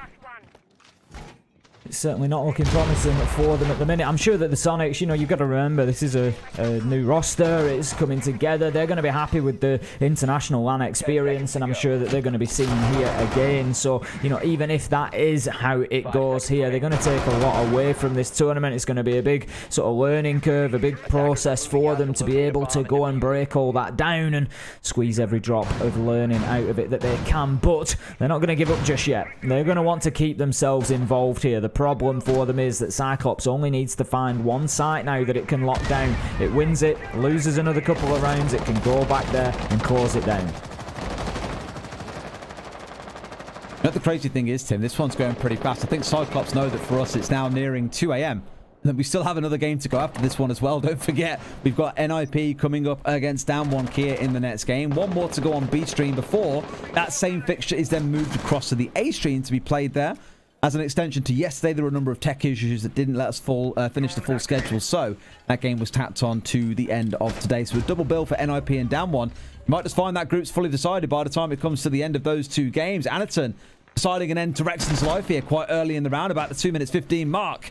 Straight away on from the mezzanine. A very key spot to be playing and holding here. The Soniqs have now got yet another issue to deal with. There was a couple of rounds where Soniqs managed to get opening kills. It was Yeti who was picking them up, and they were decent rounds for the Soniqs. And then since then, Cyclops have just been able to completely dominate the entry, and it is not helping them whatsoever on the side of the Soniqs because they're just constantly playing in 4 versus 5 essentially at the beginning of rounds. Yeti going to move in, looking to get himself established in the main lobby there. Takes out the default cam, but he's being chased down by Alligator here, who's going to move through Connector and might just find him out. Kansan it will be to find Anaton, and it's falling apart a little bit for Cyclops here, but Yeti does get spotted out. Can't find the challenge onto the man in Connector. Out comes the Nitro, but it won't be successful this time for Alligator as Kansan finds the vertical angle and shuts him down. 4 versus 2 for the Soniqs, and they've got themselves an advantage. Slower start to it, at least for the side of the Soniqs. Just letting Cyclops be the ones who, as we know, like to be aggressive, get up in your face, cause a bit of trouble. Do like how Soniqs have slowed things down a bit here and haven't gone too crazy now. Suzushi, the one holding onto this south wall. The jammer taken out, which means things are going to open up. Suzushi back in a way to play behind on this half wall. 2 versus 4. That's a great shot from Blackray. Sees the head appear and snaps Yeti's neck off with a bullet. Knew that he was there, was waiting for the moment the peak came in, and his reflexes were just absolutely beautiful. Suzushi just holding a really aggressive line. He knows there's one out on the balcony. He's just waiting for the jump in. He'll take any opportunity. He's got Blackray on the cover. Look at that. That was a close one. He knows he's being pushed from the other side as well, so drops back behind that half wall. Blackray is going to be essential to this as well, so he doesn't get pressured from the door. Now Soniqs just taking a little breather, getting the drones out, trying to find these last 2 men, and the push comes in. Suzushi taking damage, but managing to exchange some as well. Super, he's low health now. 13 seconds. Grixer pushes in, knows where the man is going to be, but he goes out of the window. He looks for the rotate, can't find it. 5 seconds left to go. Kansan, Super is getting the diffuser down, won't have time as Grixer finishes it off, and that's going to be around to the Soniqs. 3k for Kansan as well. Big going into the round. I got a little bit nervous in those dying 15 seconds that in a 4 versus 2 we might see Soniqs still giving it away, reduced down to that 3 versus 2 by Blackray. But Soniqs staging a bit of a comeback here. Up to 3 rounds. Sure, it's not the mega comeback they need, but at least showing there is that capacity to win attacking rounds. There's still a 2-round deficit they've got to make up somewhere amidst the mess of what Cyclops is delivering to them fresh and hot on a plate. We're going towards Bar and Gaming for our next site. Cyclops, I think, need to be careful that they don't allow the Soniqs to get too much momentum. If the Soniqs can turn another round out here on the attack, it leaves them 4-5, only 1 behind, and then you're in a slightly different situation as you're only 3 minutes away from leveling things up, and Cyclops don't want to be in that position. We've got some very quick renovation going on from Anaton there, just opening up lines of sight in between the 2 sites, and then a rotation at the end. That is the work done with the Ella shotgun, just allowing that challenge to come all the way through onto the double window. Now, the alibi there, that decoy just being used in a similar fashion to a frostmat. It's not going to have the same sort of impact. It's not about snapping shut on somebody's leg, but what it does is it acts as an information tool. It prevents the hopping coming in through that window, because as soon as somebody does, they break the beam of that decoy, they get pinged out. It's very dangerous then. Somebody can just challenge you through the soft wall, they can make a quick peek, so it's something that you need to deal with really before hopping in through the window. This Colorado going for a bit of a run around up towards Solarium's side. Is the start on the south side, which sometimes teams do go for a bit of a Villa-esque attack, where it starts with the top floor north side clear, moving down to the south for a clear on the bottom. Appears to be the case as there are a couple of them currently lurking up towards the top. Grixer and Rexon setting up for a take on this side. Didn't see if anyone came in from the campfire side of things, but quite possibly I think the rest have come out down to the west side of the map. A bit of a scatter on the go, and Rexon very smartly here trying to challenge onto Blackrose hanging around West Main. They know they've got to deal with him. They know that he likes playing in this area. It was Grixer versus Blackray in this area earlier on. In fact, it was Blackray who was where the Zofia is now, and it was someone playing inside a kitchen with the drone work coming in, but they ended up managing to get away from Blackray in the end.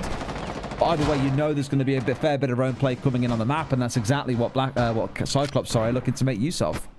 BlackRay just needs to be careful there. He's being watched through the drone hole by Grixer, who could well just pick up a few shots into his feet, but he does manage to move away to safety for the time being, using the MX4 Storm, just holding down that angle. Misses his opportunity, really, but does manage to put some damage onto Rexon, who will back away, but he's thinking about challenging again, and BlackRay just lies prone, and I don't think he's going to move off this angle again, but it doesn't matter. Rexon predicts the prone and shuts him down. Great headshot, and that's going to be a good opener for the Soniqs. Oh, another one coming through as well. Good. Just playing it a little bit more passively here and letting Cyclops be the ones to do the moving is working out dividends for them. 2 going down, a 5 versus 3. Gatorada finding one as Grixer comes dropping through. While Santa down a chimney delivers a present in the form of a free kill. Anderson hanging off towards the library staircase here with a shotgun in hand and daring someone to come challenging his way forward. C4 in hand. Suzushi stepping out with it, looking maybe to pull the rip, but not quite. Like a Beyblade, stays in the back pocket for now before it goes out spinning later in the round. You don't want to challenge that shotgun on the CQC angles because you're going to lose. You're going to lose just like that. Opens up the rotate, drops down into sight. Could challenge the man on double door. If this is Rexon, I think it is based on the silhouette. If it's the Jackal, it's going to be a dangerous challenge because he's only half health at the minute. 3 versus 3. No, Rexon's on the other side of the map, so it must have been Super that was challenging onto the window, but still, you don't want to go up against the Anaton Ella shotgun combo. 30 seconds left to go. Soniqs need to make something happen. They need to make it happen now. First EE1D coming out as well. That's the last one for Cans and nothing else ready to play with. They have got 3 smokes on side, 1 being deployed. Second, third, all 3 are going down. That's the sign that you need that an execute is down to happen. No! How does this happen? Kansan bringing down his teammate in Super, not the one you want to be aiming for, but going to go for the plan anyway, taking up his responsibilities. Rexon finds one, Kansan another, Anaton left all alone here, he sees the head, he's just going to hold on, pull it's fire, a backpack. Can't take the man, has to win the next, gets the down, can he get the stop, who's going to win it? It's Anaton, coming out with a 2k in the close, a triple in the round, and despite that team kill coming out for a second, it looked like Soniqs might have it, but no, Cyclops to match point. Boy, that was close. I was a bit worried for him there. You can't shoot the Lion backpack. It is a backpack. It is not part of his body, so it's not going to do any damage. I get to realising that there. But Anaton's still able to win it out. Knew that he needed to change the pistol because the range on the shotgun just ain't going to win it out at that distance, more than likely. Coming up against Lion's Vector, it's almost certain that you're going to lose, but what a great play from him. That is going to be one of the plays of the day for me. 1 versus 2, goes to the pistol, gets both kills, and disables the diffuser. Big play from Anaton to put Cyclops on 6. Oh boy. This is it. 1 round for Soniqs to keep the dream alive, to keep their spot here in this major. Again, if Cyclops win this, they go to 9 points. They move up to being tied with BDS at the top of the table.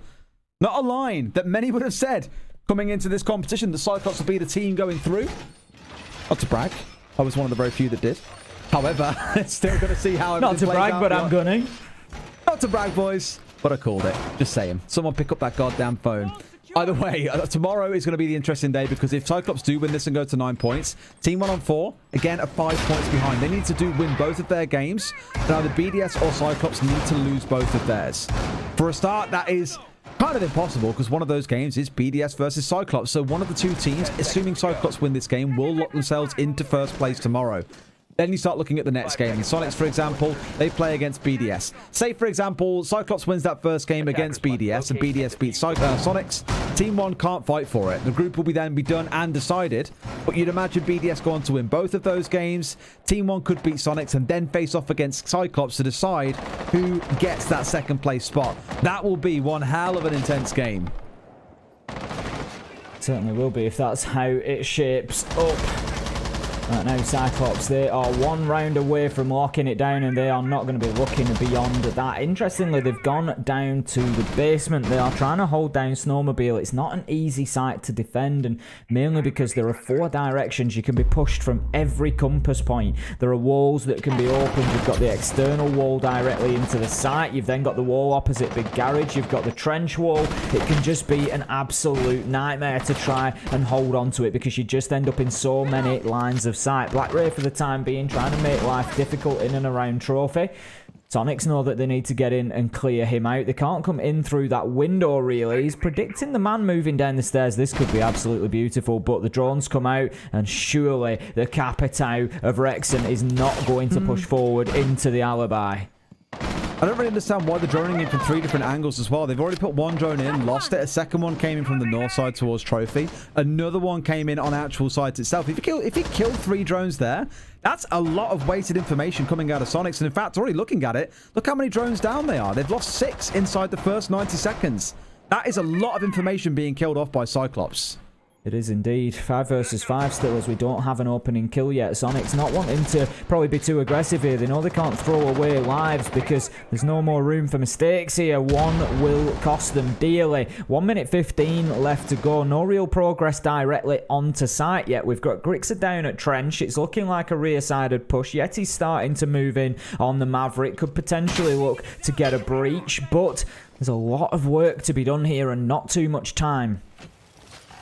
Was that? Who's that shot out by? Was it this long angle? Oh, maybe it was. The Maverick opened it up and they got rid of the mirror window straight away. Fair enough in that case.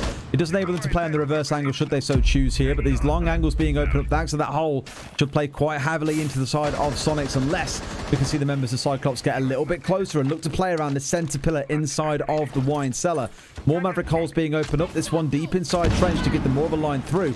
They want to open a hole so they can start moving their way through. Still 3 canisters in the back pocket of gas, so plenty to work with. Kansan, the real saviour so far in this game, starts off with the opener onto Aniton. They've got the opportunity now. Yeti has got the hole ready to move in. Super bringing the diffuser in. Out comes the smoke arrows, but Gatorada's got aggressive, pushed up through them. Grixer finds a kill onto Irrigator. They're going to have to do something now with Cyclops as Super starts to get that diffuser down. The cover is in place. The kills are raining in. Rexon with a big double. Can he find the final one inside of blue? The diffuser's been planted by Super, and this is a great attack from the Soniqs. This is exactly what I was talking about. Holding downstairs is so difficult because where is the breach going to come from? You've got the angles from the big garage, you've got the trench wall opened, and Soniqs just move in and pop the diffuser down on the ground. There was cover from every single angle, as there is at the end there. Rexon 3k on the round. Soniqs lock it down and keep themselves fighting for another round at least. Saw the battle and the damage of those long range angles. Once that north wall's been opened up, they just have so many angles to push back into those in connector. The mirror that was playing on the snowmobile wall, for example. Really good out of Soniqs, to be fair. Gives themselves a bit of a fight back. Again, it's still a tall hill to climb. Still need 2 more rounds back to back to keep the dream alive. And Cyclops get the full choice of site. Currently looks to be kitchen and dining where we'll be heading to next. But first, little tactical timeout for Cyclops. They know they've got the choice here to have the conversation. Why not take it while you can? Well, this is it. They've got 2 more opportunities to close this out. They've just gone down to Snowmobile. I'm not sure if that was the best choice. I don't know if they were trying to keep the Soniqs guessing, put them on the back foot, do something unexpected, which is something Cyclops have done extremely well so far. But at the same time, like I say, you're just so open to breaches. And once the 2 garage-sided, the big garage-side walls, the trench and the big garage wall, once those 2 are open, there's really nothing to stop you getting in behind that wine rack and putting the diffuser down exactly where Seth did. It's extremely difficult for the defenders to challenge onto because you've got the long line of sight that goes straight into the little connector, so you struggle to move anybody across. If you've already got somebody in position to the right-hand side of that as you look at it from inside a sight, you usually get shut down from the trench breach anyway, so it's very difficult to make any sort of challenge onto it, and that's exactly what happened. Cyclops just fell apart as they tried to push in. It was just pick your poison. Which line of sight do you want to run into? It's a bit of a hard one. That's why you often see that site being so heavily avoided on the downstairs as well. Not just because of the north side attack, but also the south one. The blue push, the main stairs push, outside of Snowmobile can just be pretty deadly when you look at it that way. Worth mentioning, by the way, Liquid have now qualified. They are guaranteed to finish in first place in their group with 12 clear points.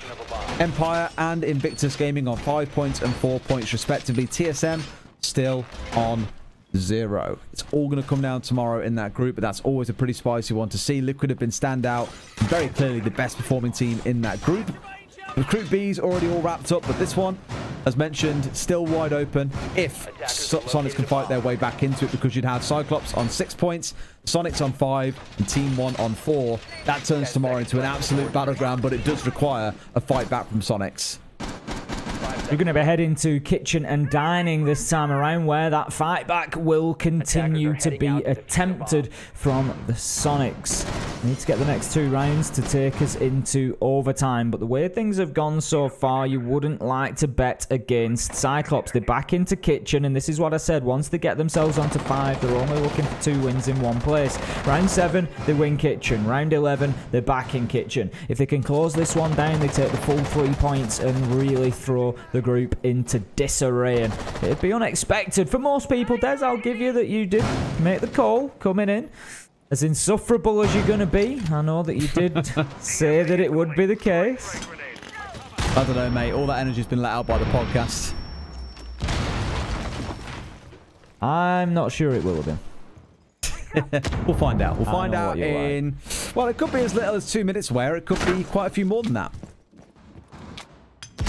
Gatorada just moving around on that top floor again, trying to support Ayagator. The 2 of them up there working together, just trying to prevent the push coming in from Solarium. They are, of course, directly above the site, so they're just wanting to prevent those vertical angles. They've got the Nitros in hand, just looking to get aggressive onto this Solarium window push. There's Yeti up there. There's another one upside down with him. I'm not exactly sure who that is, but there's 2 of them. It's Rexon who's going to actually repel in now. I don't know if the challenge is ready. Out goes the Nitro, and it lands right on Rex, and Ayagator waiting for the perfect moment. He's had a great day with the explosives so far.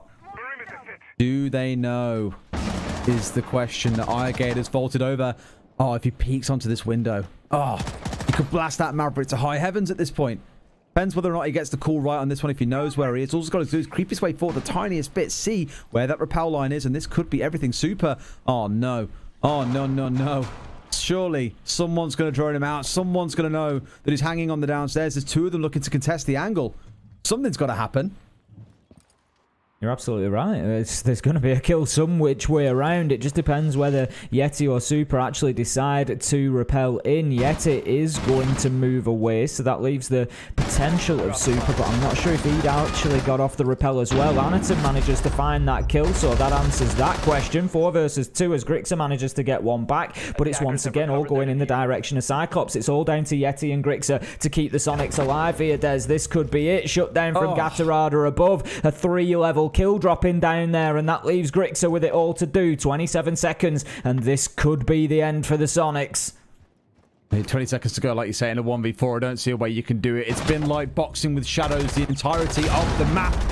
Soniqs, no matter where they look, there's always another angle. There's a little floorboard open someone. There's someone swinging you on a corner. There's someone C4ing you. Everything Cyclops needed to do to hand a double defeat to Soniqs and get themselves almost guaranteed to be in the top 2 out of this group has been done. A big win for them, and for Soniqs, I'm afraid it's home time.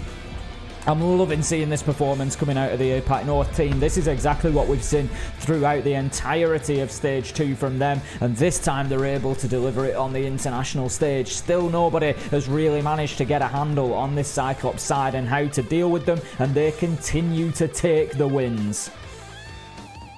It's mental. It's the only real way that I can describe it. Soniqs will be feeling a little bit, not so much rueful, but disappointed in their mind, coming up against teams from a region that many have written off for the longest time. APAC making a name for themselves is one way to summarize it. But for them, again, still a young team. The changes that they've made in, still kind of wetting, sort of kind of bedding themselves in. You're looking towards, Rexon, Grixer coming in. There's work to do. We understand that. But hopefully for the Soniqs, they bounce back at the next major and we can see them back in fine form. Yeah, and I think that will be the case. That is the big thing to remember, much like, other teams that have been together a similar length, teams like Team 1, teams like FURIA. It's about growing. They're a developmental team. They've only just come together. You don't expect to be turning up at this point. I'm sure there's going to be a lot of disappointment amongst the camp because you always want to do as well as you can. But still, it's about learning the lessons. It's about taking that experience away, and it's about coming back stronger next time. And I'm certain that that is going to be the case for the Soniqs. Fingers crossed for sure. Let's get Jackie back in on this one because this was another APAC masterclass, my man. I'm sure you got some thoughts on it as well. Absolutely. Obviously, first one being, we finally got Chalet, mate. I know you were asking for it. You were practically begging, Des. Finally had it. Did it live up to your expectations? It did, mate. I mean, we've seen... Well, I've seen Cyclops play that a few times in APAC North. I know how aggressive they like to play on the map, and they didn't disappoint. like ants all over a nest. Every which window, stairway, you name it. They always had something going on. Definitely kept Soniqs busy. Oh, absolutely. In terms of what we had then over the course of the game, Tim, if we're looking at Soniqs, where were the big core issues here? Just looking a little bit flat in some of these rounds. It felt like they were getting outgunned when it came down to a lot of the 1v1s. The clutch factor just always falling in favor of Cyclops. Where was the issues coming from? Well, I think the Cyclops, for starters, were winning a lot of the gunfights. They had information on the Soniqs. Just, you know, players like that, it's just sometimes... It's as simple as the players just being with you on that day. Iagator hits a double nitro while falling away down a hatch. You know, yes, he's played for it. It's just everything they've touched has gone right today. You know, a 1v2 clutch with a pistol for Anaton and taking down the diffuser as well. It's just everything that they've tried. It's just sort of been gilt-edged and it's gone their way. It's been fantastic. But the thing is, Jackie, you got to remember you make your own luck as well. Cyclops have come in here. They've been willing to take risks. They've been willing to do things differently. They're just bringing their own style, whether it suits everybody else or not. They're here to do what they want to do. They're bringing the Monty. They're making it work. And it's a beauty to watch. Absolutely, man. I mean, Cyclops rocking up to the party. They've looked good. You know, they've said to Soniqs, hey, Squire, adjust your attire. Because they were clearly not dressed for the occasion, Des. We can see the two big fraggers here on the side of Cyclops as well, head and shoulders above anyone else on the server. That's the weird thing, right? Is coming into the whole competition, all eyes were on Iagator. He was the top-ranked player in APAC Stage 2, and even in this game, very quiet. In fact, hasn't been any higher than third-rated on the team across the whole competition so far in all 4 of their games, but that's okay when you've got Gadarada and you've got Blackray that are hitting their shots and doing the hard yards. But imagine if Iagator wakes up coming into playoffs as well. This team will be formidable, and I'm pretty sure Anaton has got himself a good few fans after that Monty drop shot. Oh, absolutely. Thing is, right, I suppose you've kind of hit the nail on the head in the sense that if this is Cyclops playing at like 75% power, when they've got full AA batteries in the back, Tim, I don't know what's going to be going down with results like that coming out.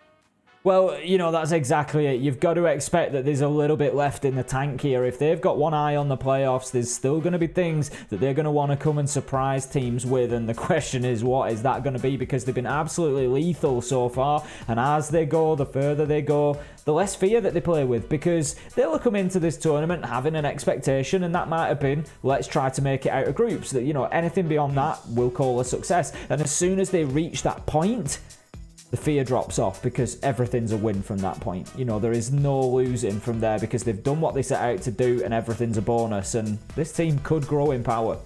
Oh, absolutely. And something that is going to be a win for all our late night LATAM fans is the fact that we finally get NIP's B stream debut as the last game of the night. Game 7, our last best of 1 to round out what has been a splendid day of Siege. We'll be back when we come back after the break. That will be NIP versus DWG Kia. Do not miss it. We're back in a bit.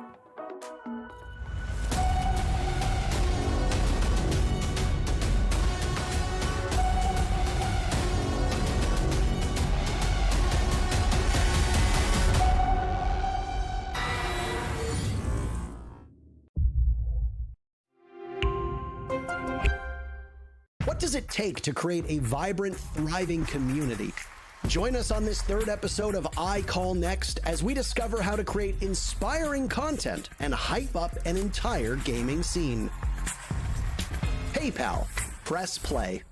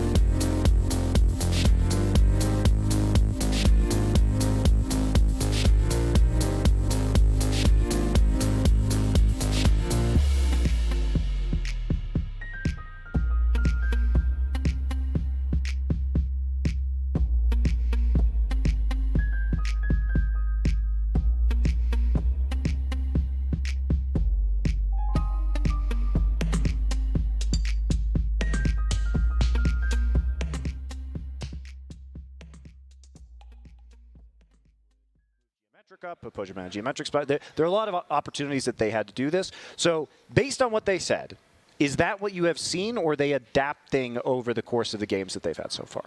I think day one, definitely, that's what we saw come out from these teams, right? We saw Pyjamas getting these really aggressive roles, playing those Jaegers, playing those entry operators, right? In the one game we saw TSM play today on the B stream, he was more so on like the Maverick, right? So he was on maybe more of a support style operator, but he was still getting into a lot of early gunfights. He was still getting pretty aggressive, I'd say, in his play style. Now, with him picking up the Maverick, we saw Chala actually being one of those players that got a little bit more experimental in his operators, playing some Jackal, playing some Flores, which... We love to see it. Yeah, typically operators that you would associate with more aggressive roles, but it did feel like he was still getting into a lot of gunfights earlier on. If they wanted to make that swap, I would be down for it, because Chala is a gunner. I mean, that guy can frag. So if you want to put Chala on some more aggressive role, or Geo, I mean, it doesn't matter. I think in either case, you would have a good substitute. But yeah, Pyjamas has definitely been struggling so far in this event, and I think the roles are a big reason why. Yeah, that's kind of the storyline of TSM. Before we get into some more real analysis behind what's happened, let's give you something to analyze, which is the map vetoes. How about that? Ooh. Should be interesting. There's a couple maps that TSM have favored over the course of the NAL, but there are also a couple of maps that Invictus have found some success on. They haven't been able to play Cafe yet, which is something that they played back at SI of last year, which I would really love to see happen. Invictus knocking Chalet right off the bat. That's a map that TSM have liked at different points in the NAL so far, so we won't be seeing it. We'll be seeing Villa, as that's the map that the two of them played already, right? Yeah, IG beat TSM on Villa 7-5. All right, so pretty good reason already to not see that one played either. And so it makes sense that they don't want to be going over to that direction. Clubhouse, I think, was probably the worst map for TSM, so I think that's a really sensible ban. It's one that Invictus have really enjoyed. Consulate in Oregon. Now, I picked Cafe, so that's already out thanks to IG taking that one. I also thought Villa and Oregon were going to be pretty likely here to get chosen, and so it will be Oregon out of the two of those maps. And I think this one's been pretty even for both these squads. Take a look at Invictus, and it's a pretty even map. I mean, they beat out Fnatic, they beat out Order, but they did lose to Elevate and Parabellum both at SI. Well, Parabellum at SI, and for TSM, they banned it pretty often, but in Stage 1, they did manage to beat out Beast Coast 7-0, and, well, they lost to Beast Coast, and they lost a meaningless game against OXG. I was going to say, it doesn't really matter for much in terms of I mean, that whatever. scope of the NAL. Right. Yeah, it's just kind of a throwaway. But that wasn't the only thing that we gleaned. Like, the map veto is a nice thing, but there's another veto that you managed to glean from data, right? That's true. So on the way down, I actually got to talk with TSM. I caught them headed to the stage, right? And I chatted with Data for a little bit, and I was like, "Is there anything spicy you guys are going to bring out? Anything you can share with me?" And he kind of looks around slyly and he goes, "We're banning Zofia. We're banning Clash." So those are very strange bans, especially for Oregon, which typically does rely on a lot of traditional operators, right? Thatcher's huge on this map.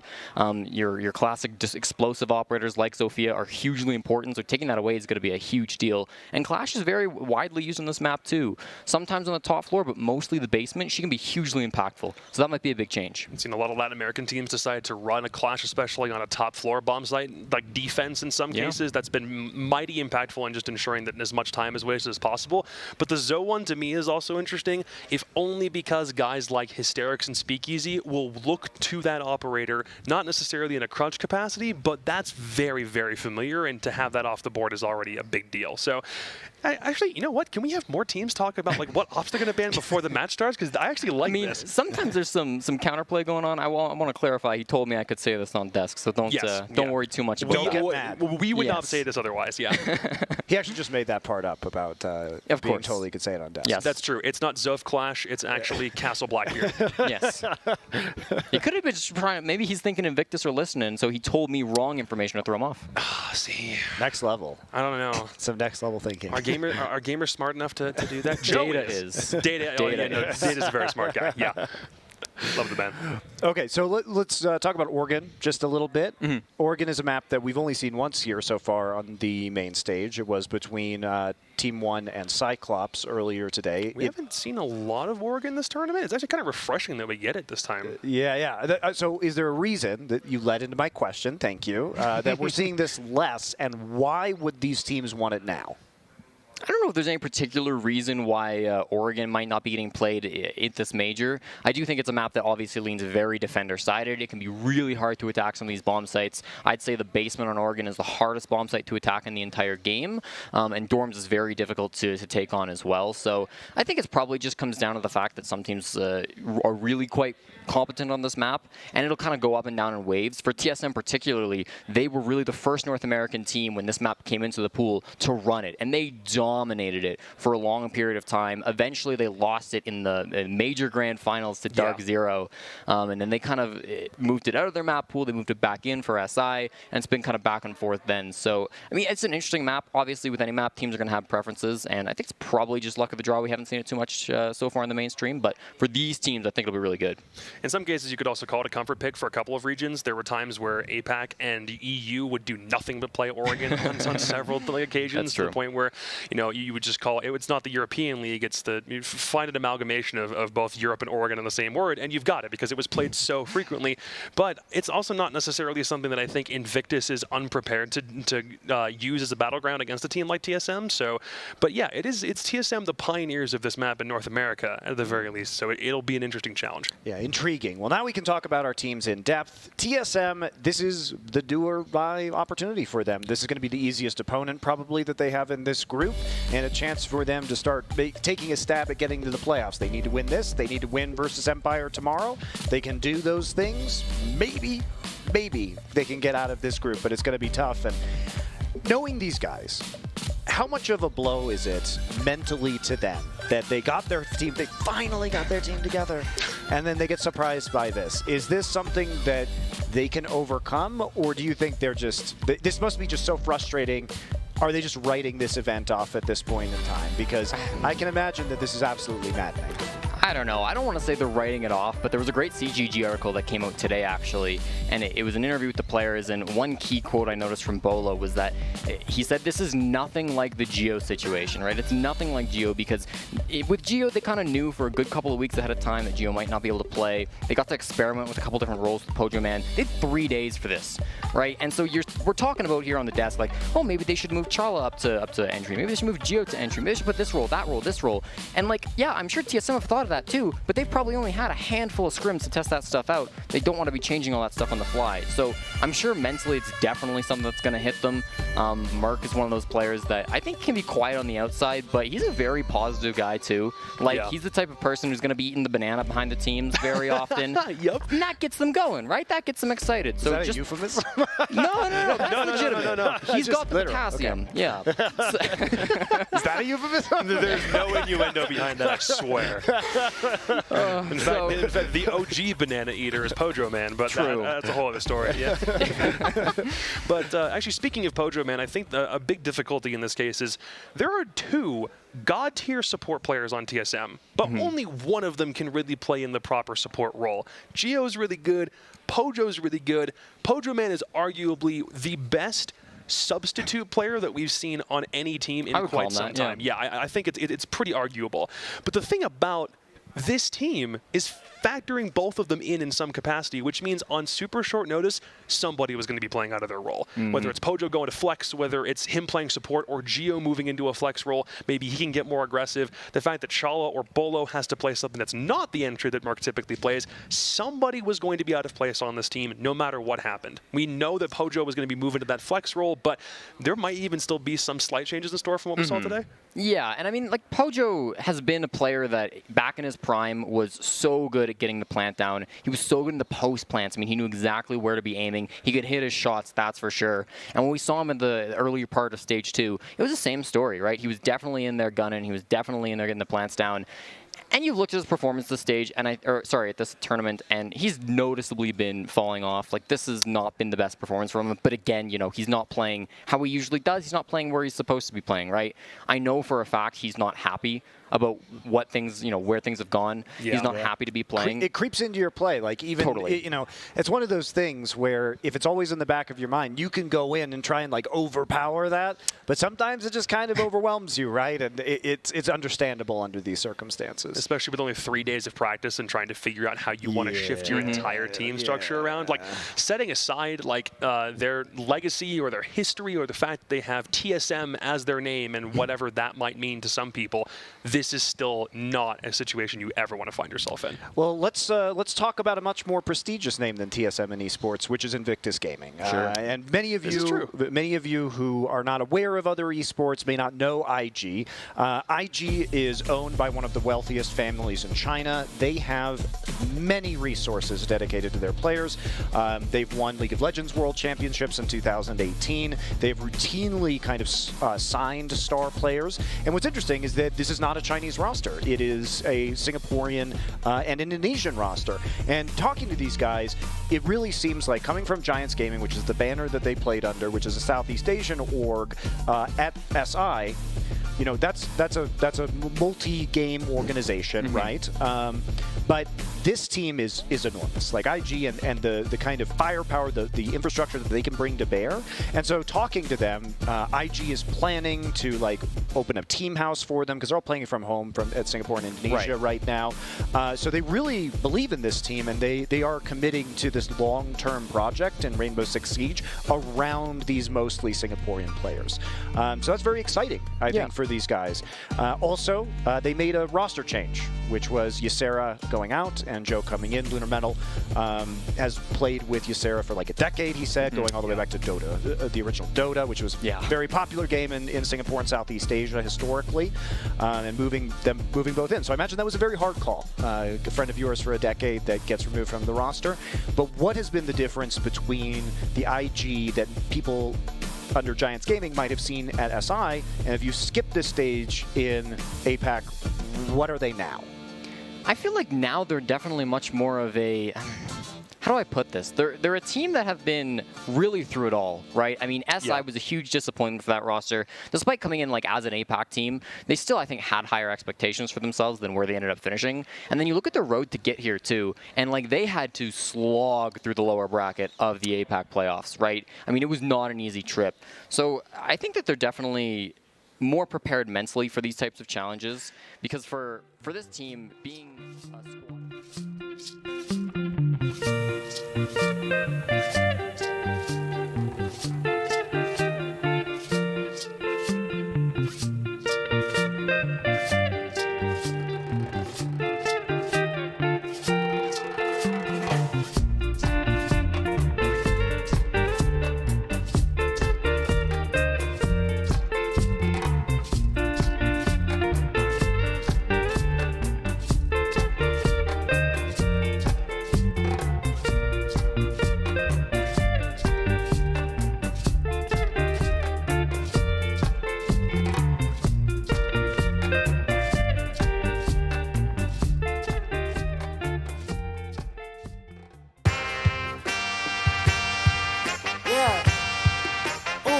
Let's go. Feel like I'm at the tippy top of my game, looking down at the rafters. I had to sun these boys, can't leave them bastards. A lot of dudes, just some undercover actors. I don't fall for it, I'm privy to all your tactics. Yeah, so try again, this time take a vitamin. Yeah, invite them in, welcome to the Lion's Den. And I'm Mufasa, big boss in charge of coming in like a bull. You see me raising the stock up. I'm sorry if I stutter, yeah. My brain move a little faster than others, yeah. I even keep a close eye on my brothers, cause sometimes it's your blood that turn into blood suckers, yeah. And I'm on a big mission. My whole team got a plate up in the kitchen, yeah. I'm talking everything, I make all the fixings, yeah. They come a long way from where they come up missing. I blame it on my confidence, yeah. Promise I'm really this astonishing. And yeah, you're now viewing the greatest of all time. No need for thank yous, the pleasure is all mine. That's my confidence. Yeah, that's right. No downplaying my accomplishments. You call me arrogant, I take it as a compliment. I got that confidence. Come on now. Hello, B-Stream Buccaneers. Thank you for sticking with us throughout the day. You finally made it to your dessert at the very end. NIP versus Damwon Kia is the last game we have here on the B-Stream. We'll then have the rematch straight after going down on the A-Stream. So back-to-back glory is what is going to be coming up. The two boys that will be popping up next to me, though, of course, are Tim and Des. Still staying alive, still trooping. It might be 3 a.m., but both of you are looking dashing. Tim, how you feeling, mate? I'm feeling all right. We're getting there, Jackie. I mean, it's been a wild stream. We've been through the whole cycle. We've had big games. We've had close games. We've had a podcast. We've had everything going on. Des, you were enjoying the podcast. Is that still, ringing back? Are you still thinking about names? Look, mate, I enjoy it when the rails come off and things can start getting a little bit leery. That's when I kind of come into my element and love just talking smack about safes in my garden, whatever this blowing device is for cleaning my computer, I don't know what you call it these days. That's when I have a bit of fun, needless to say, yeah. But as the days progressed, it has been a long day. It is now 2:30 in the morning. This is a really fun game to end things on, to be fair. NIP versus Damwon Kia. A double dosage as well, mind you, because after this game, they play again over on the A-Stream. What a beautiful finish. I know. It's like we popped by our local In-N-Out and we picked ourselves up a double-double. Hopefully, it'll be a tasty affair because we get to see it twice. So let's kick it off. Let's get into the last game of the Mexican Major Madness for today here on the B-Stream. We'll start off with the LATAM Superfans favourite, Tim, NIP. Start gushing for me, brother. World champions, what else is there to say? Coming out of the Six Invitational 2021, raising the hammer, this is the top team in the world right now, number 1 seeded. They are names that everybody is familiar with. They don't need any introduction, but that said, it's not been plain sailing for them so far at the Mexico Major. They've played fewer games, but they find themselves at the bottom of the group with 2 points at the minute. They have played 1 game less than DarkZero and G2, who are above them. This game is going to level things. Oh, in fact, no, they've played 2 games less because of the one that they missed yesterday. So by the time they finish today with Damwon Kia, 2 games will be played, 2 maps will be played between these two. Then we can look at this group and have a look and see how the standings are. But NIP have had a loss. They've shown that they're beatable, but NIP do tend to have slow starts to tournaments, as we know, Jackie. They have that slow start and then they tend to just hit form at the right time, which is the playoffs. Absolutely. As long as you make it there, it works out well. It doesn't feel like they won't make it there, Des, but how do you think this game's going to go down? Damwon Kia versus NIP. We're going to be cutting the facts a little bit, right? You look at it, NIP, incredible team. The legacy's there. The current victories are there. Is there a chance for Damwon Kia in this game, Des? If I'm being completely realistic, I don't think so. Damwon Kia's only victory has come against G2 yesterday on a day when Rin was hitting mega shots. And you look at the game earlier on today, Rin seemingly nowhere to be seen. Instead, it was Yas kind of stepping up to the mantle in that case. I think coming up to again NIP, it might be a little bit of a stretch too far, to be completely honest with you. We've just seen Cyclops dismantle Soniqs on Chalet for a second time on the game before on this stream, of course. But many will probably look at that and go, oh, well, here's proof the playstyle can work. I'm just convinced that, again, Damwon, they need another 3 months in the oven. Wait until the next major. You'll see them really start to shine. I feel here might be a little bit too soon, and NIP might just be a step too far. It could be the case. NIP, a roster that is jam-packed full of talent. We saw it week in, week out when we were blessed casting the BR6 back in the day. Tim, has the roster only gotten better since that point? I think it has. I think it's, it's matured, it's developed since then. There's kills that can come from absolutely everywhere. They've still got an extremely good support player in Kamikaze who will get that diffuser down given the opportunity, and they've got more experience now, especially at this sort of level. This is really the opposite ends of the spectrum when we look at experience. You've got Damwon Kia coming into their 3rd ever international LAN matchup. You've got NIP that are SI winners. It doesn't get much more different than that. Yeah, super weighted in favour of the Ninjas. But we'll forget about them. We'll let them lurk back in the shadows for a little bit, Des, and we'll instead focus on the APAC side, of course. Damwon Kia, if we're thinking that they're definitely going into this as the underdogs, where are those keys to victory? What do we have to see fall in place for them to try and take this? To me, a lot of it's going to come down to the aggression, right? Don't shy away from the play style. It's almost kind of the same mistake that Cyclops made back at SI, was, you know, trying to adapt to other teams, play their way of playing, stick to what you know. And ultimately, it's worked out pretty well for DWG Kia so far. Why change away from it? They have got some highly capable gunners. We saw Rin go absolutely nuclear yesterday, dropping 19 kills. Yas, phenomenal game earlier today as well. They've got the capability to step up and really deliver. So if nothing else, just don't want to see them shy away from something that makes them successful, and that is their own play style that they've been working on in APAC. It may not be enough to bring down NIP, but at the very least, hold your heads high and stick to that play style that has been so successful for you so far. It does really feel like they're a team that need everything to go right to have a chance to win this one. And as you said, there's a player that needs to be putting in that groundwork is Rin. Huge performance earlier in the group stage. If you can pull it out here again today, then maybe there's an opportunity, Tim. Is there a chance though, really, when we're looking at, obviously, you know, the big iron wall that comes down when you face off versus NIP, when all of a sudden you're getting blown to bits by Julio, you're having everyone just popping off. Do you think even with Rin playing well, they could really get themselves into this game, Tim?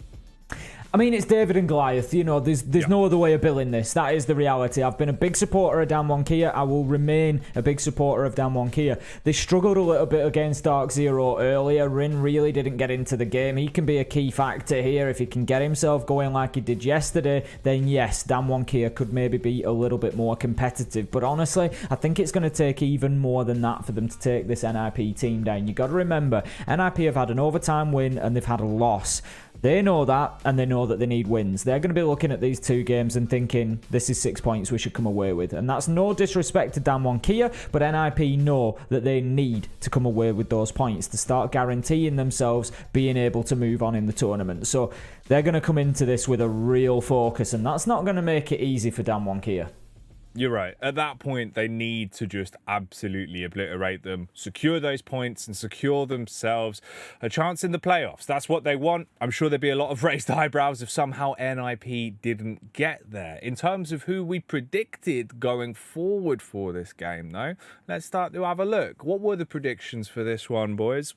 As you'd expect, we've all gone with NIP. Yeah, fair enough.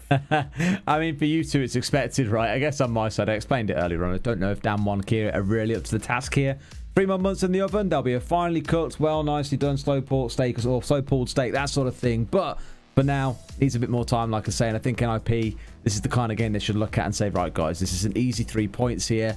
Obviously, got to consider that it has been a long day for a couple of these teams, that they have got a double back-to-back to play against DWG Kia. So maybe there's a surprise waiting somewhere. Even if it's into overtime, would steal a point away from NIP, and for DWG, that would be a big victory in itself. Yeah, even just as a benchmark to prove a point there, you know, you're going up against NIP on LAN as well. That's the added caveat to this result that you can always look back on and just say, look how well DWG Kia have performed in that environment. NIP looking fired up. It might be late at night for us, but the fire is burning strong in Mexico City.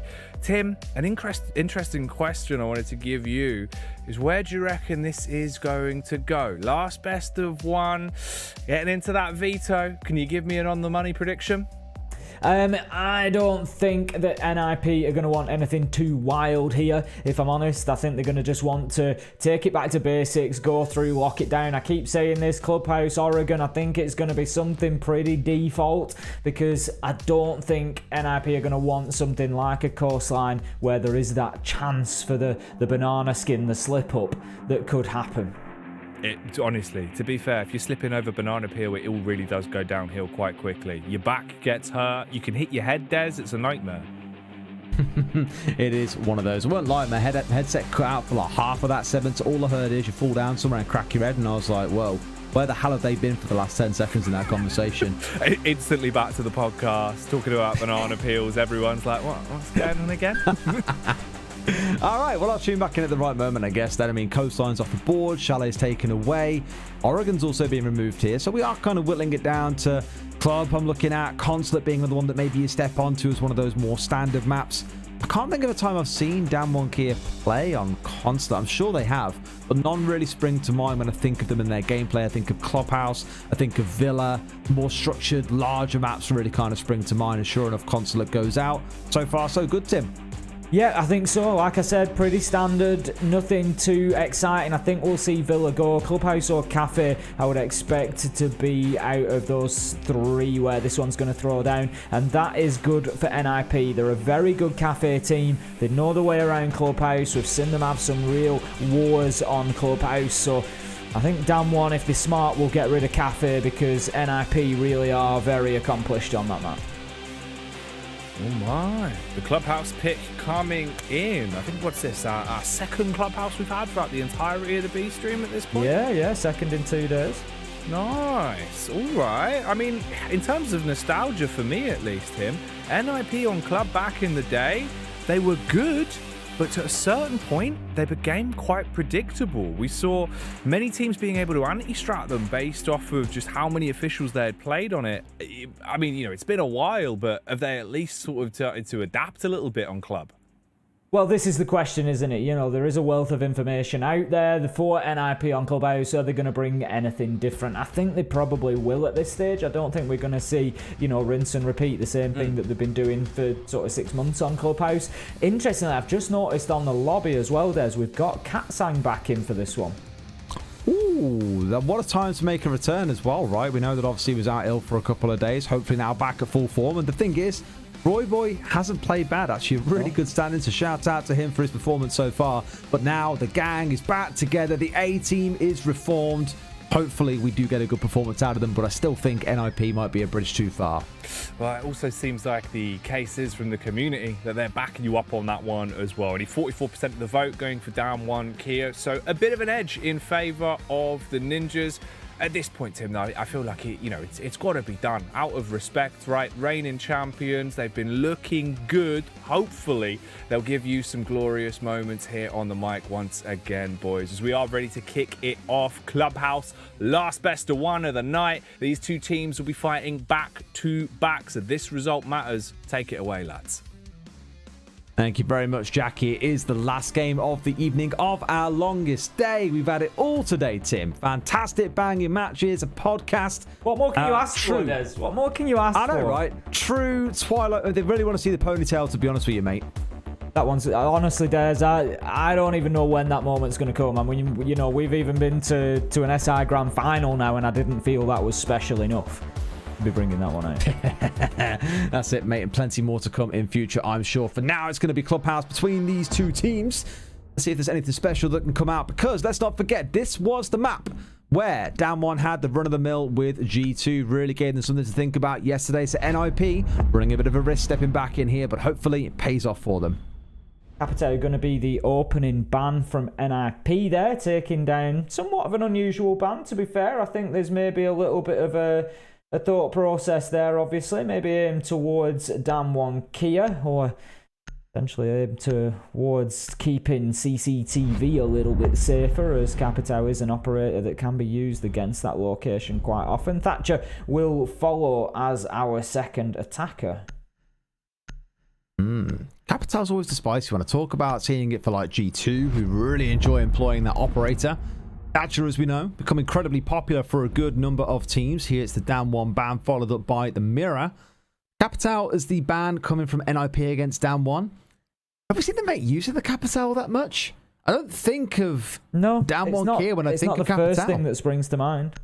You know what it is? You know what this is? Oh, remember back at SI how triggered we were at Psycho's use of the Capital? Do you remember? Yep.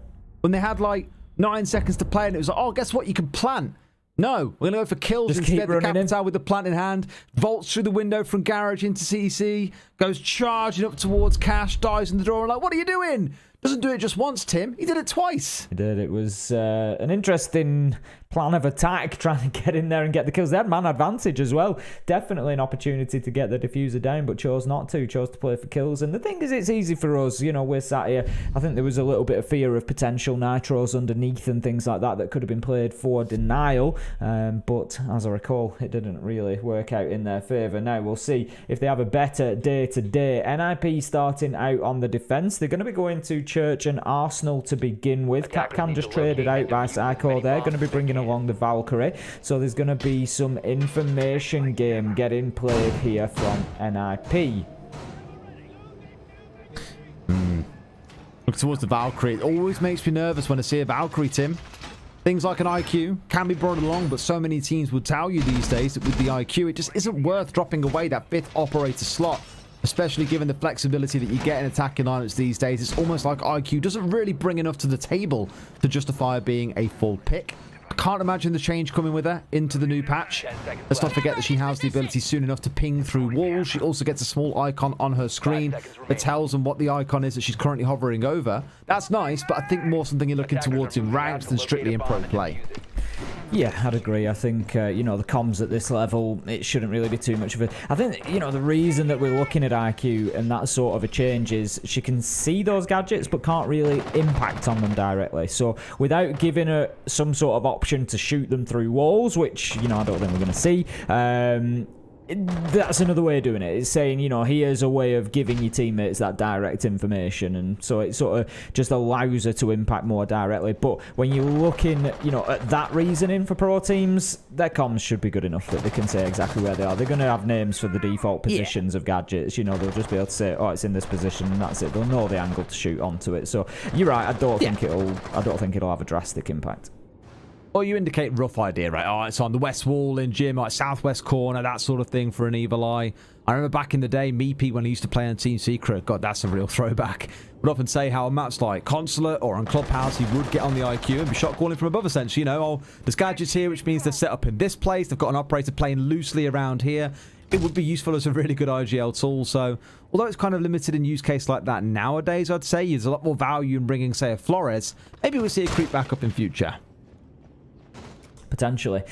Looking at creeping, we've got Ring creeping into bar here, making some progress. Pino directly underneath, Julo, Kamikaze, Psycho, Muzi, everybody downstairs for NIP. So Damwon Kia have got the run of the map early here. They need to use the time, get in, start opening the hatches, look for those vertical angles. Always interesting now, we've seen a real sort of shift towards the hatch drops and kitchen for the plants here on Church and Arsenal. It used to be all about getting down and getting the triple wall open, moving in behind the black boxes and getting the plant down there, but instead now we see that shift towards the drop, and that's why you've got Kamikaze playing in Dirt Tunnel, because he wants to be able to impact onto that should it happen. Looking towards the potential setups here as well. One looking at Woogie, that is looking at going down inside of Dirt. Potentially we've seen the damage that can be done from that spot, both for defenders and for attackers. Then one big focus on trying to get this kitchen hatch opened up. You got Cyclops playing on the downstairs, C4 in hand, looking for Katsang, who does get caught up on the C4. One taken away. May have found himself a little bit safe if he stayed up on the counting top.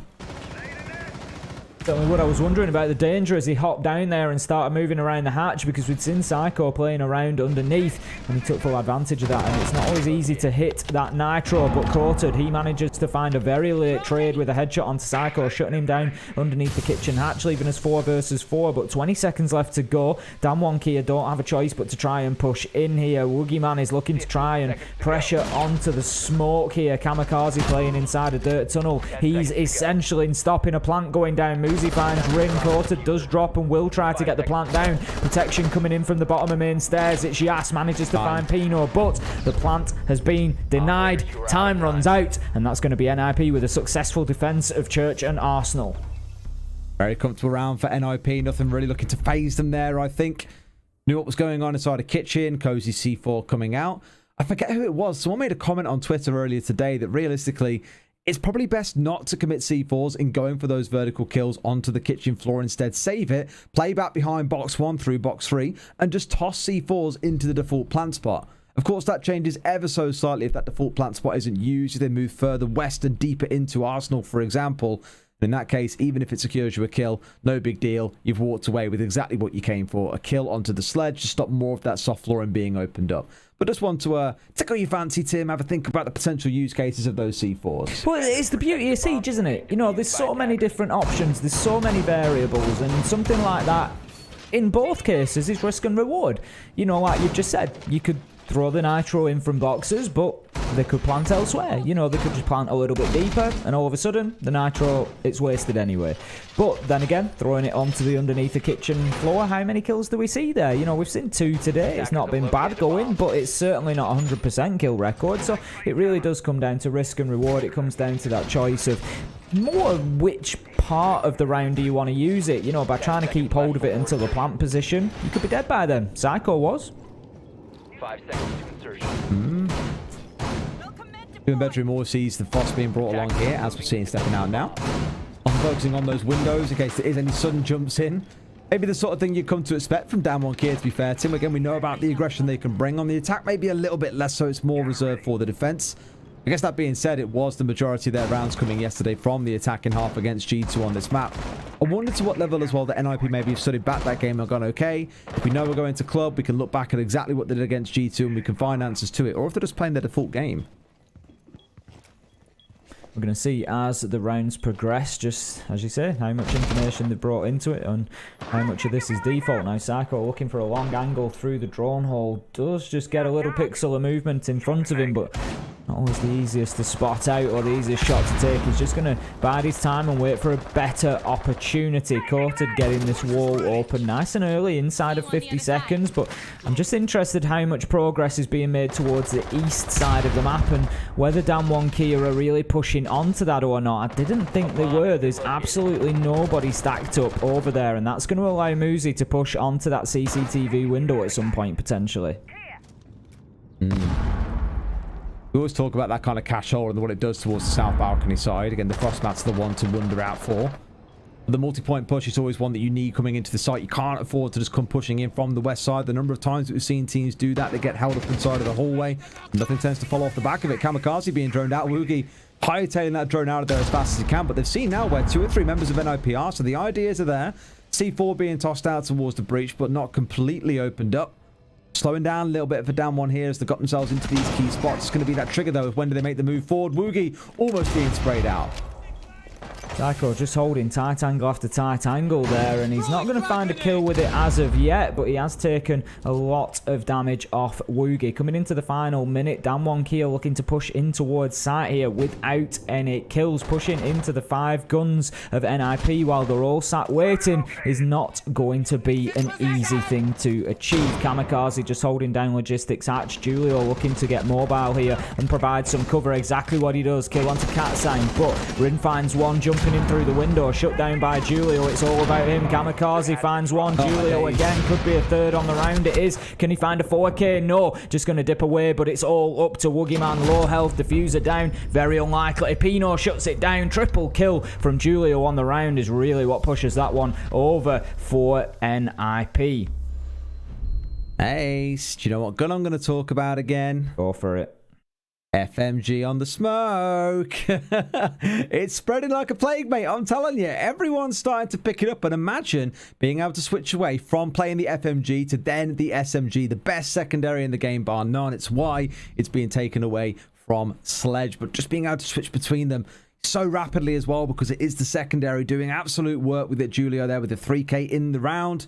Beautiful stuff. NIP, another convincing round. Down one, they did try and go for that burst through the south windows, the push in from the west at the same time, but it was a little bit mistimed. Didn't really work out the way that they would have wanted. So here they're going to say, right, enough is enough. Bring in the Monty. It's time. It's time to see what the big shieldy boy can do. Katsang bringing along the Montagna again. It's something that is not uncommon for DWG Kia. They know the way around the shield, and we'll see whether NIP can deal with it or not. They're going to be heading to CCTV and cash this time around for round 3. DWG Kia last time, I think they come unstuck from just trying to push from one side there, to be honest with you, Des. I mean, it's... You've got... How many times do we see teams try to push onto gym and bedroom without the east breach opened up and clearing out cash? Barely any, because you've just got the situation of the flank that can come back in. You've got the player can look from CCTV window down across the line. It's just so difficult to keep the flank off you. And then they all stacked up on that hot tub wall. There were 4 trying to push in from there, and we saw what happened. Julio picked up 2 kills on there. Third one on Ren, who hopped in the window. I think they were just hoping to create a distraction. Like, if we push in hot tub now, they're not going to focus on Rin coming in and he's going to get a bunch of kills from the backside, but absolutely not. You're not going to catch NIP out so easily. Funny as we talk about this, by the way, I've just seen that on the other stream. We've just seen a smoke rock up with an FMG and gap people down like no tomorrow. I think it was Hysterics playing on it there with a quadra kill in the round. Feels like, you know, Citizen stepping onto it, Leon Geared stepping onto it, Hysterics doing it, saw it there a second ago from Julie as well. A mix of players really picking it up between the kind of supportive or more flex-based players and those that also like to play the more aggressive entry roles. I'm really enjoying that kind of new breath of life that we've seen given to Smoke so far. Yeah, it's always nice to see the evolution, to see a change in an operator, especially one that's been around for so long and we know exactly what to expect from them, and just seeing it sort of mixed up and used in a different way. Like you say, it's always fascinating, always interesting, brings a new angle. Now then, NRP quite well spread out here. They've got 2 in the garage, 2 on the construction side, so they're not wanting to allow anything easy. Nitro comes down from Julio, getting cheeky there. Woogieman's going to pay attention to that window now as Pino comes for a second attempt. He's not going to catch the man. I think there might have been a tickle of damage onto Woogieman there. No, not at all. I thought there might have been 2 or 3 HP chipped off, but absolutely not. 2 attempts go in and 2 attempts will fail. Look, it's when the actual execute comes in from the smoke is the big one, not the smoke, sorry, the Monty is the big one. Kind of curious why, when they've got an ace and a thermite as well, they're still bringing the Heartbreak gadget along on him rather than, say, leaning in towards the smokes. Well, that's the call they've got. Got the man down on the catwalk, and the cat sang strikes in. He's on the prowl. This kitty cat gets the claws out and sinks them into Muzi. A double kill for Julio coming in. Katsang finding his second of the round with a pistol in hand. Rin, another one too. Turns out the Monty might have been the answer they were sorely seeking after race. 60 seconds still remaining. Pino, the last man standing.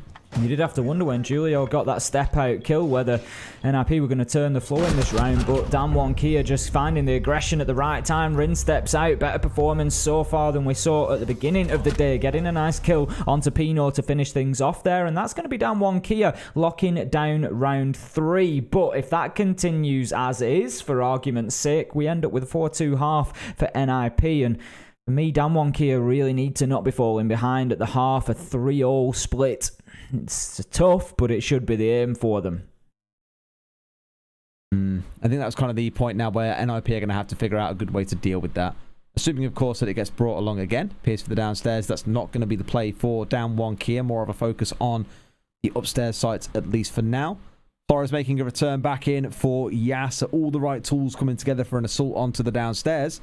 Remember last time that it was the C4 coming out of the Valkyrie, which is not present in this round, that got the killing underway. The Sledge being the opening target just after they got the kitchen hatch open.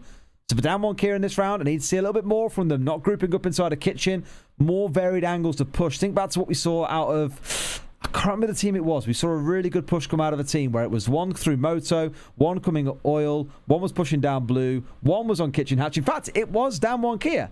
I remember seeing it on the stream review against G2 where they had a player coming in from Moto that was coated. They had Royboy playing on kitchen hatch, one pushing their way down through dirt, one coming blue.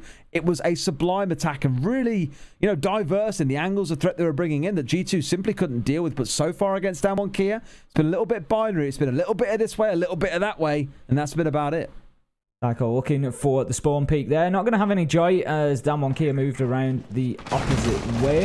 And you're absolutely right in what you're saying, Des. You know, and against a team like NIP, you can't play one-dimensionally. You've got to come in and catch them off guard. You've got to do unexpected things. You've got to push from multiple angles. You've got to get them moving because these are some of the best gunners in the game. If you just feed into one angle, they're just going to take the gunfights all day. They're absolutely not concerned about that. What you need to do is give them 2 or 3 different directions to watch out for.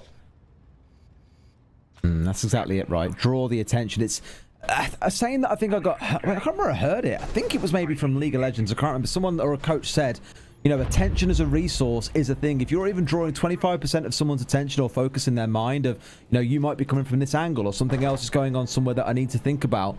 All of those things is enough that might draw just enough attention away from the task at hand. Holding an angle, for example, that could mean you lose that subsequent gunfight that comes in. It's a good way to kind of wage psychological warfare against the enemy team just by knowing that, if, for example, a window being open, there could be someone at it. Or, oh, I've heard gunfire from this angle. I know someone's potentially coming up behind me. All those little things sort of play into the game altogether. Here, though, a minute and a half in, Rugi's just getting started on that stock catch. Coated, I think, inside of the lobby as well. Inside the bar, sorry. And also being opened up, so good work being done by DWG. The focus is right. Now, ideally, you want to start getting your sledge in place in the hallway to start getting that opened up too. I like what I'm seeing from Dan 1. They're not taking it for granted that the map is clear, even though NIP left it clear for them back in round 1. They're making sure to go in. Due diligence is there. Make sure that they are clear. Yas comes down from the top floor, having given it a sweep over. And so they get in without losing any lives. They've got plenty of time still. 1 minute 30 they started working upstairs. In comes the Rotero drone. They're just using that to open lines of sight. We've seen this before, used like Sledge.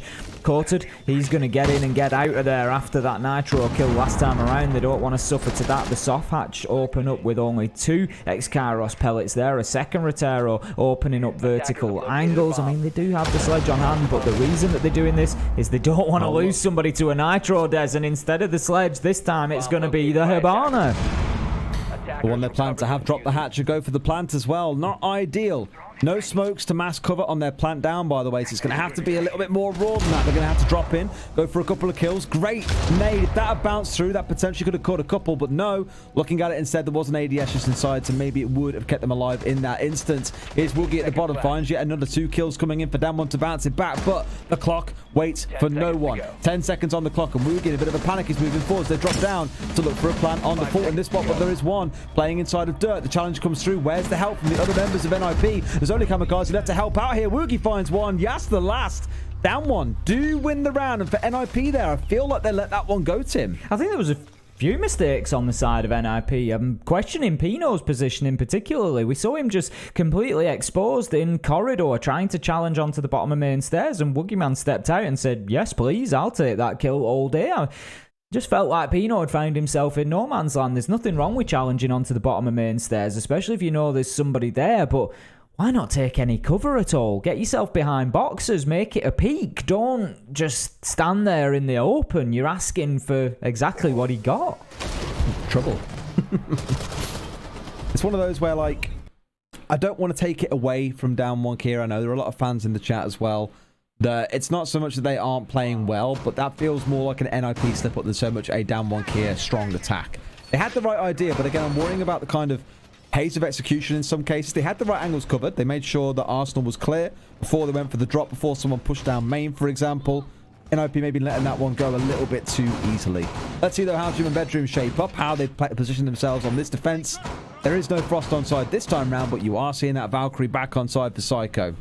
If nothing else, NIP know that they are in a game here. If we look back to round 2 when NIP successfully defended Gym and Bedroom, the problem was that Dan1 Kia pushed completely from hot tub wall, basically. There was Rin jumped in through the window at the southeast screen now, but other than that, all 4 members tried to push in through that hot tub wall, and it just didn't happen. Julio shut them down, and it was just trying to push in through a small, hard breach gap. It just wasn't ever going to work. What I want to see this time, Dan1 Kia, get yourself out to that east side, breach in through the wall, try to clear out Cash, put the pressure on. Don't let Muzi just sit around and fall back to site. Make their lives difficult, make it very uncomfortable for them. Push onto site when there's only 3 members of NIP left, rather than what we're looking at with a full 5. Give yourself the opportunity to get those kills.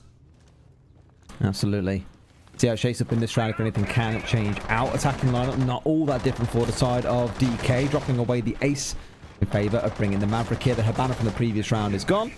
Kind of rotating between the 3 hard breaches, which I find really interesting because a lot of teams will tend to just stick by the same 2 across the whole map, and in some cases, especially in the APAC teams, I lean more towards the Japanese ones than the Korean ones, admittedly, but the Japanese teams, especially in APAC North, lean towards bringing all 3 hard breaches along in a round. Coated the opening kill onto Kamikaze this time round.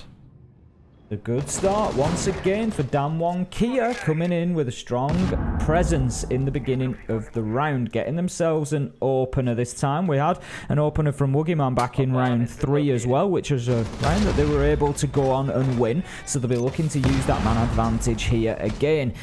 They've also taken away the alibi. Kamikaze coming in, he's got a strong weapon there. Out comes the Nitro. They've done well at avoiding them when they've come out onto that hot tub wall, at least. Not so much so when they were attacking onto the bottom floor, but it didn't make all the difference in the world that they were caught out. We're going to see the nades raining in, trying to catch Pino out. He's just keeping himself close to the wall for the time being. It bounces off. The damage goes into the shower and not into the man. Psycho finds the kill onto Rin, but they do manage to shut down Pino. Psycho's getting super aggressive here. Desi's going to go for it. He takes the peek. He misses his shots, but he does a lot of damage. And if nothing else, it's going to slow DWG Kia down. They're not going to be too keen to aggress onto that until they know that Psycho is clear. A bit of a kicker there, I think, on Psycho's side, knowing that he's basically put a whole mag out towards Woogie, but the dancing shoes were on. Woogie refusing to be tagged out by that one for too long. 3 versus 4 then for NIP. Got a hold on here against the onslaught coming in for DWG, who are doing a better job here of having multiple angles set up.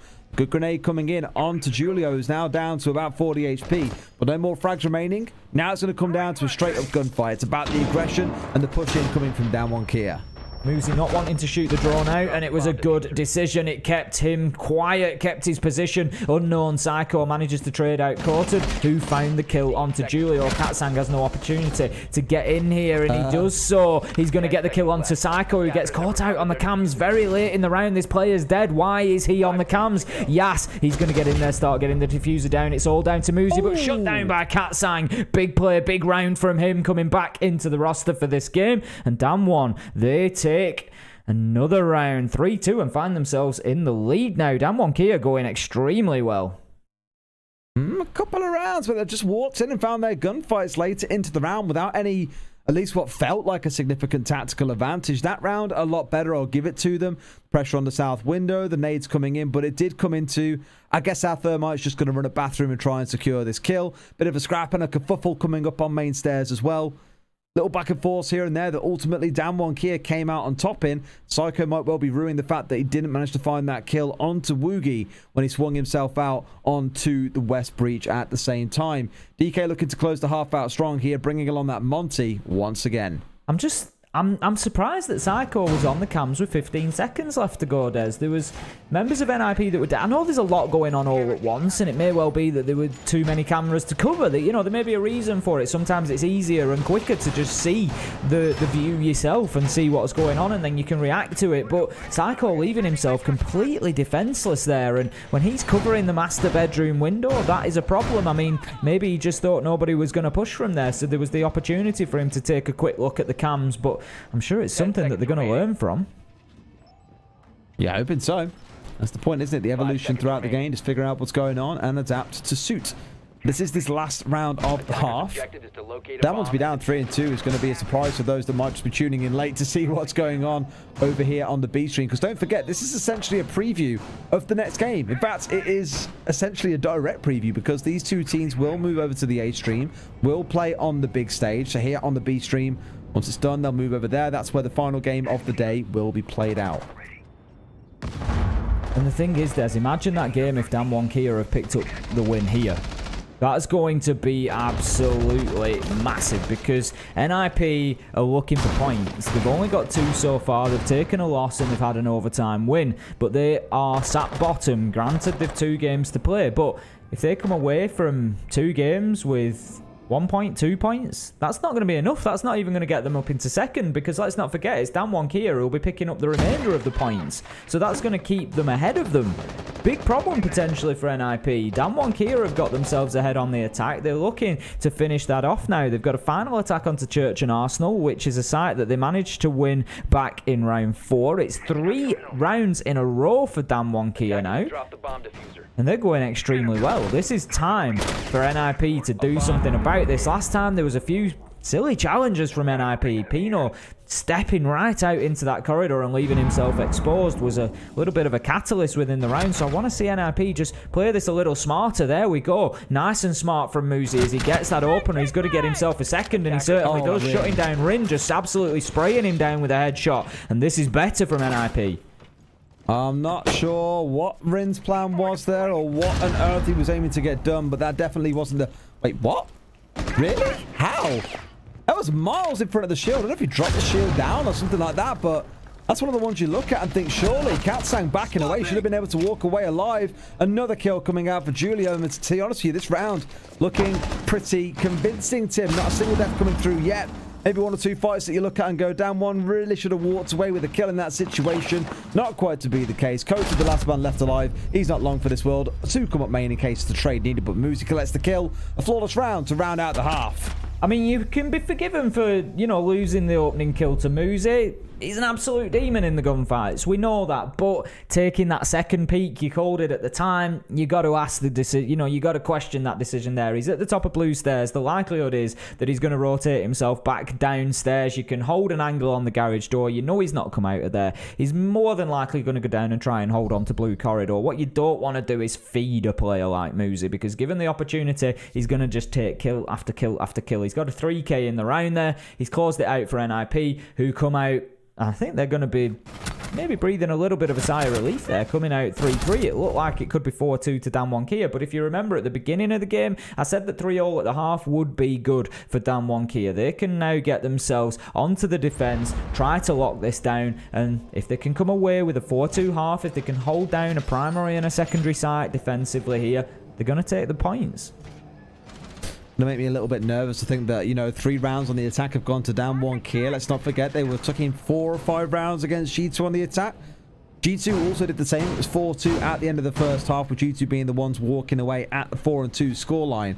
So for NIP, I'm really hoping their attacks on Clubhouse are pretty fire, Tim, because they're going to need it. They are going to need it. And this is, you know, I keep saying, don't sleep on DWG Kia. This team has got upsets in them. And this could be another one. There's a long way to go yet. 6 rounds potentially of regulation time, depending how they progress. But the first couple of defences here for DWG Kia are going to be particularly telling.